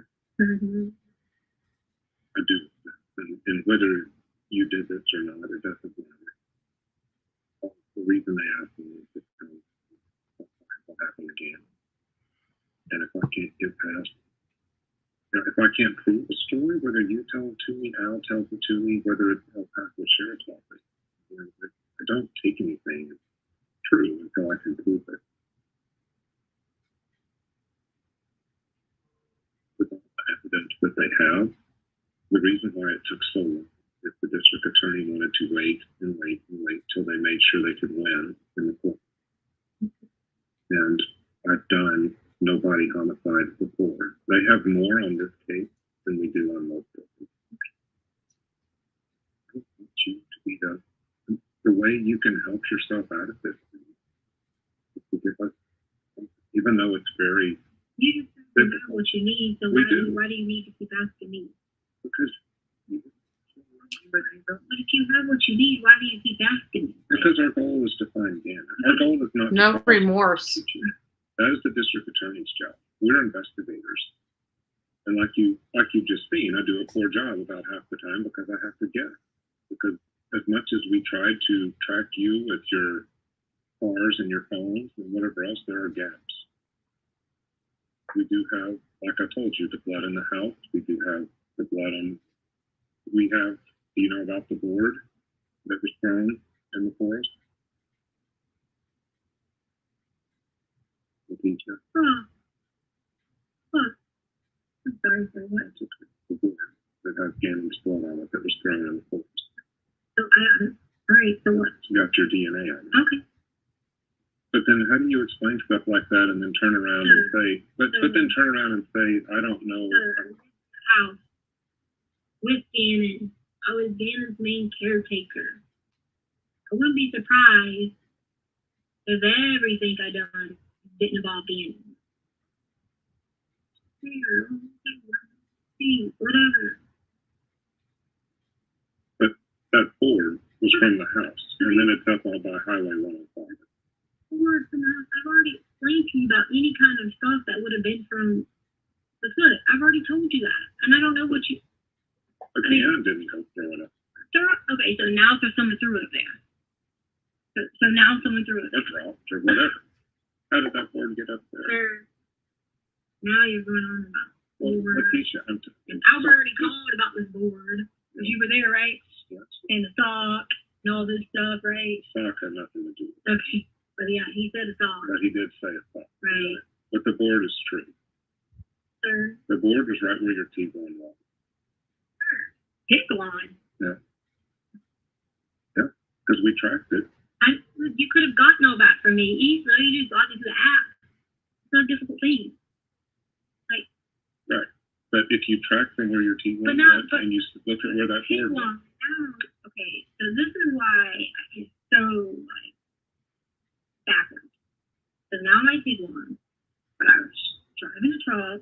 And then now my big one, and now, you tried on the rental car, but then. No, you had 3 different cars. There's proof in the rental car. I didn't even get to drive it. So I mean, Right, there's low mileage on it. But we don't know where you went because you had your phone. Yeah, but you had your phone. But the watch is up in the forest somewhere, isn't it? If you guys have your watch, it's at El Paso Detention Center. That's the watch there. I thought you had an iWatch. That is. That's where the watch was at. My watch says it's clearly sitting in El Paso County. Okay. But your phone was off for a couple of days. A couple of days. The 27th, it was off. When you were between the Petcos. But I had my watch on. Right. But what I'm saying. The watch tells you where you go. I mean, it's mirrored. Yeah. But I'm telling you, we have holes in our investigation, and you can help us with that. Sure. I didn't even drive my car anywhere really, other than just going to meet friends. You drove the Tiguan up. Yeah, other than to meet friends, yes. So who do you meet? That can be a lead we can help find Gannon with. You guys already know all my friends, so maybe No, we don't know those up there. that should be the ones that you really know. We don't know the ones up there, I guarantee you. And like the guy said, oh, tire pressure and all this, then you would have saw where if I stopped anywhere or done whatever. Can't you tell me though? Sure. Instead of making me. I've already had to tell you everything personal about our life. You have everything personal. I don't have where you, what friends you saw up there on 105 where that board is. Look, I'm not going to admit to any kind of board. I'm not saying you need to. I'm just saying tell me who your friends are up there and we can go talk to And my TIG line wasn't even driven that way until okay, so maybe it was later. How much later? I don't even know. Before they took it. Okay, so was the truck up there? But where? That 105 area.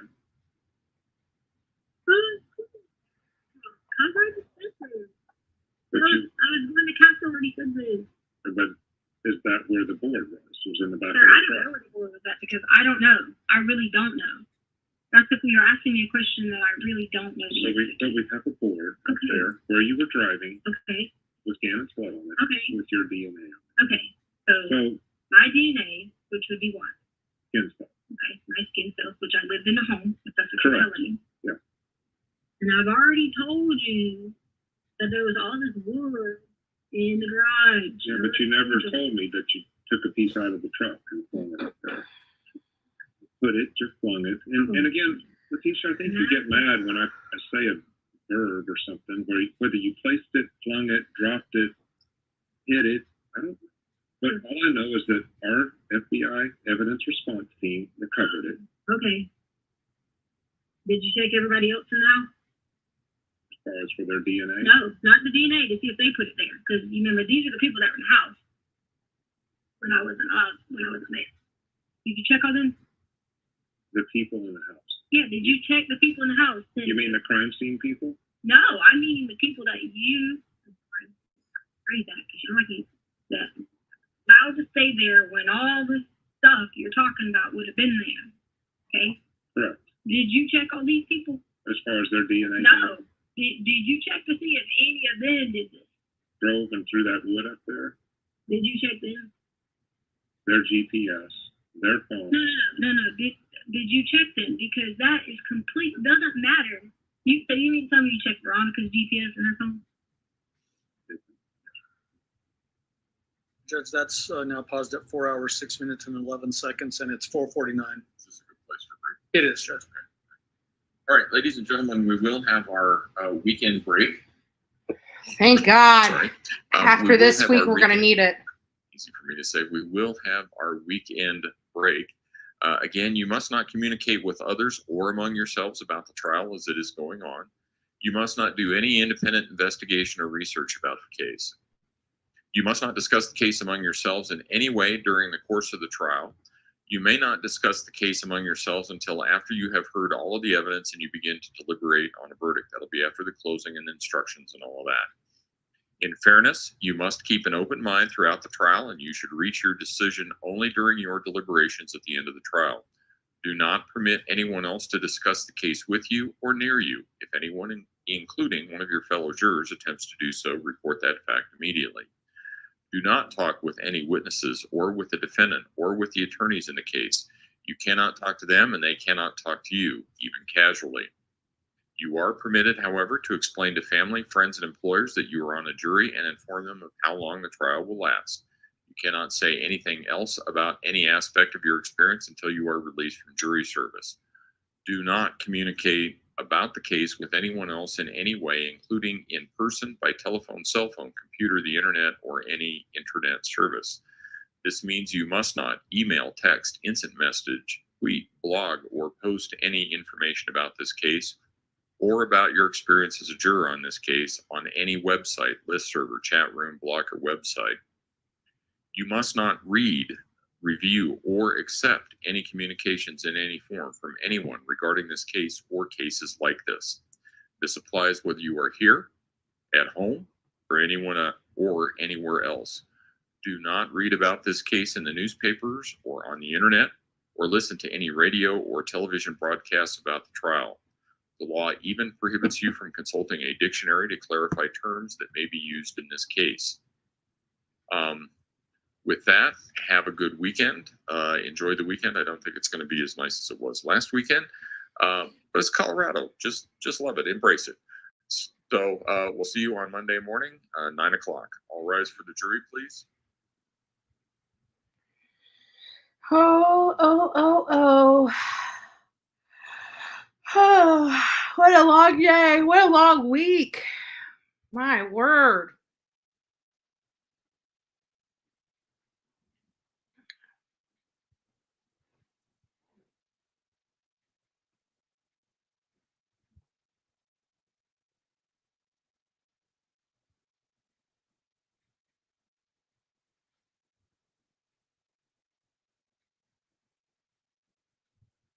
Thank you. May all be seated. Record should reflect the jury has left the courtroom. Let's go through the the exhibit list. Oh, that's right. I forgot they were going to go through that. So we'll I have exhibits 1 through 43. Oh, no, sorry. 1 through, yeah, that's right. 1 through 43. 46.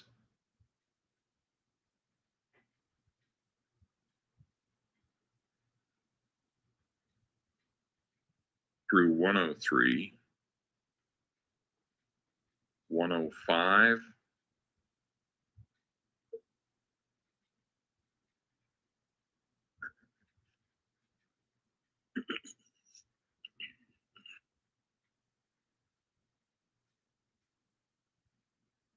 Through 198,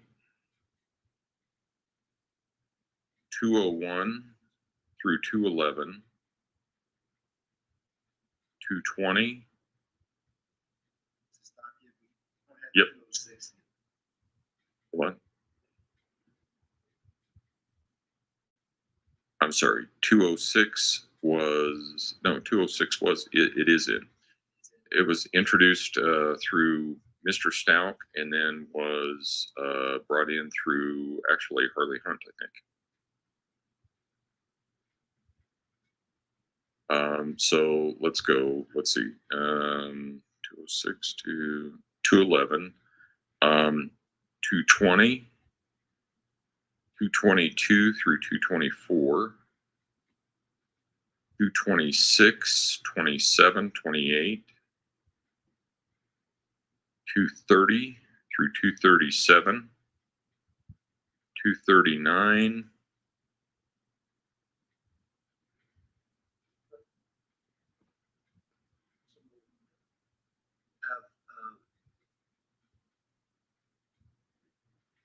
maybe what we should do, and the easier way to do this might be, I can show you what I have, because it's, what is it, 40 pages? 50 pages, sorry, 49. I can show you what I have. You guys can take a look at it, see where you agree or disagree. And we also have Defendant's Exhibit A. That's the only exhibit I have so far from defense. Does that sound right? Okay. And then, so you can take a look at what it is that I have, who it is that I admitted it through, because I tried to take accurate notes on that. And then we'll see where there's a disagreement. Is there anything else that we need to take up at this point in time? Prosecution? Defense? What does next week look like? And I suppose primarily, when are we anticipating Dr. Gray's testimony? Obviously, it's going to depend on witnesses ahead of that, but I didn't know if you were going to try and sandwich him in somewhere, or if he was last, or what. well, the debate for us is either Dr. Gray or Torres, Judge. So it'd be one of those two, and it's at least as we're tentatively looking at that, it'd be Wednesday morning. Okay.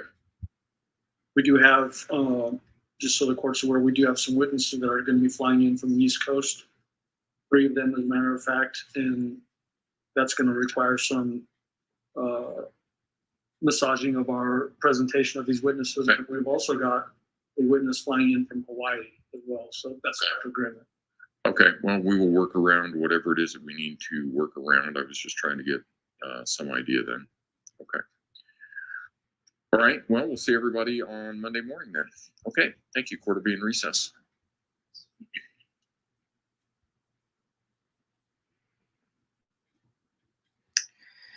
All right. All right. All right. All right. We are in recess. Mind-numbing. Mind-numbing past couple days, if I say so myself. Mind-numbing. So I think we can all see why she was zeroed in on. I mean, the stories, she has literally a plethora of stories that she concocts on a whim. She hears something, she concocts it. Now she's trying to say that it's the people inside the house that's disposing of evidence. Mind you, all the people inside the house, not one of them was present at the time he disappeared, with the exception of his little sister. I am very tired. I am very tired. I'm exhausted today. I truly am exhausted. So we're going to take the weekend. We're going to enjoy our weekend. I will be back here tomorrow. Tomorrow is going to probably be a short live. And here's why. I've got other commitments. And also one of my friends, I got to tell you this. So I have a friend that we have been working on a lot of stuff together, primarily affordable housing and services for homeless vets and homelessness. And so one of the things that we have here, this is just kind of like a kudos to my friend. He does a lot of stuff to try to bring awareness to different affordable options.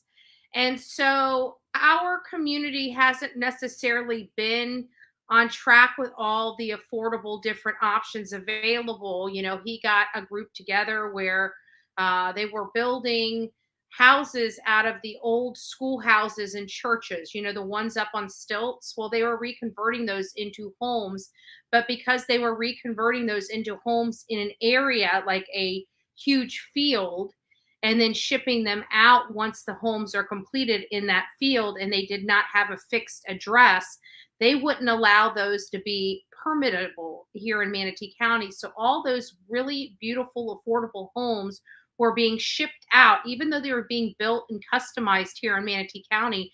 Manatee County could not be afforded the home affordability that they offered. So he started using shipping containers, and he's doing his first debut on the shipping container here for Manatee County, which is really interesting because it is an affordable option. And we just passed the ADUs, which makes it easier to place on property. So I'm really excited for him. I couldn't be prouder of my friend. And he really does try. He is truly a person that is of service and really tries to help so many people, as many people as he possibly can. And I just couldn't be prouder of him. So he knows who he is. And I'm just really honored. He's making sure that I know that his open house and making sure I don't miss his open house where we bless this container home. So, and he just was put in the newspaper. So I'm just really happy for him. I'm really happy for him. So anyways, guys, God bless. We'll see you here tomorrow morning. And I can't wait. I don't know what we're going to talk about, but I'm sure we've got enough. We've got enough because I have been monitoring a lot of cases here lately and keeping up to snuff on them. And I did get a response back from South Carolina. They are having all of my requests, going to be working on fulfilling all of my requests that I have. So I'll let you know as that information becomes available. And as, you know, if there's something I can't get for different reasons, I will let you know. So God bless everybody.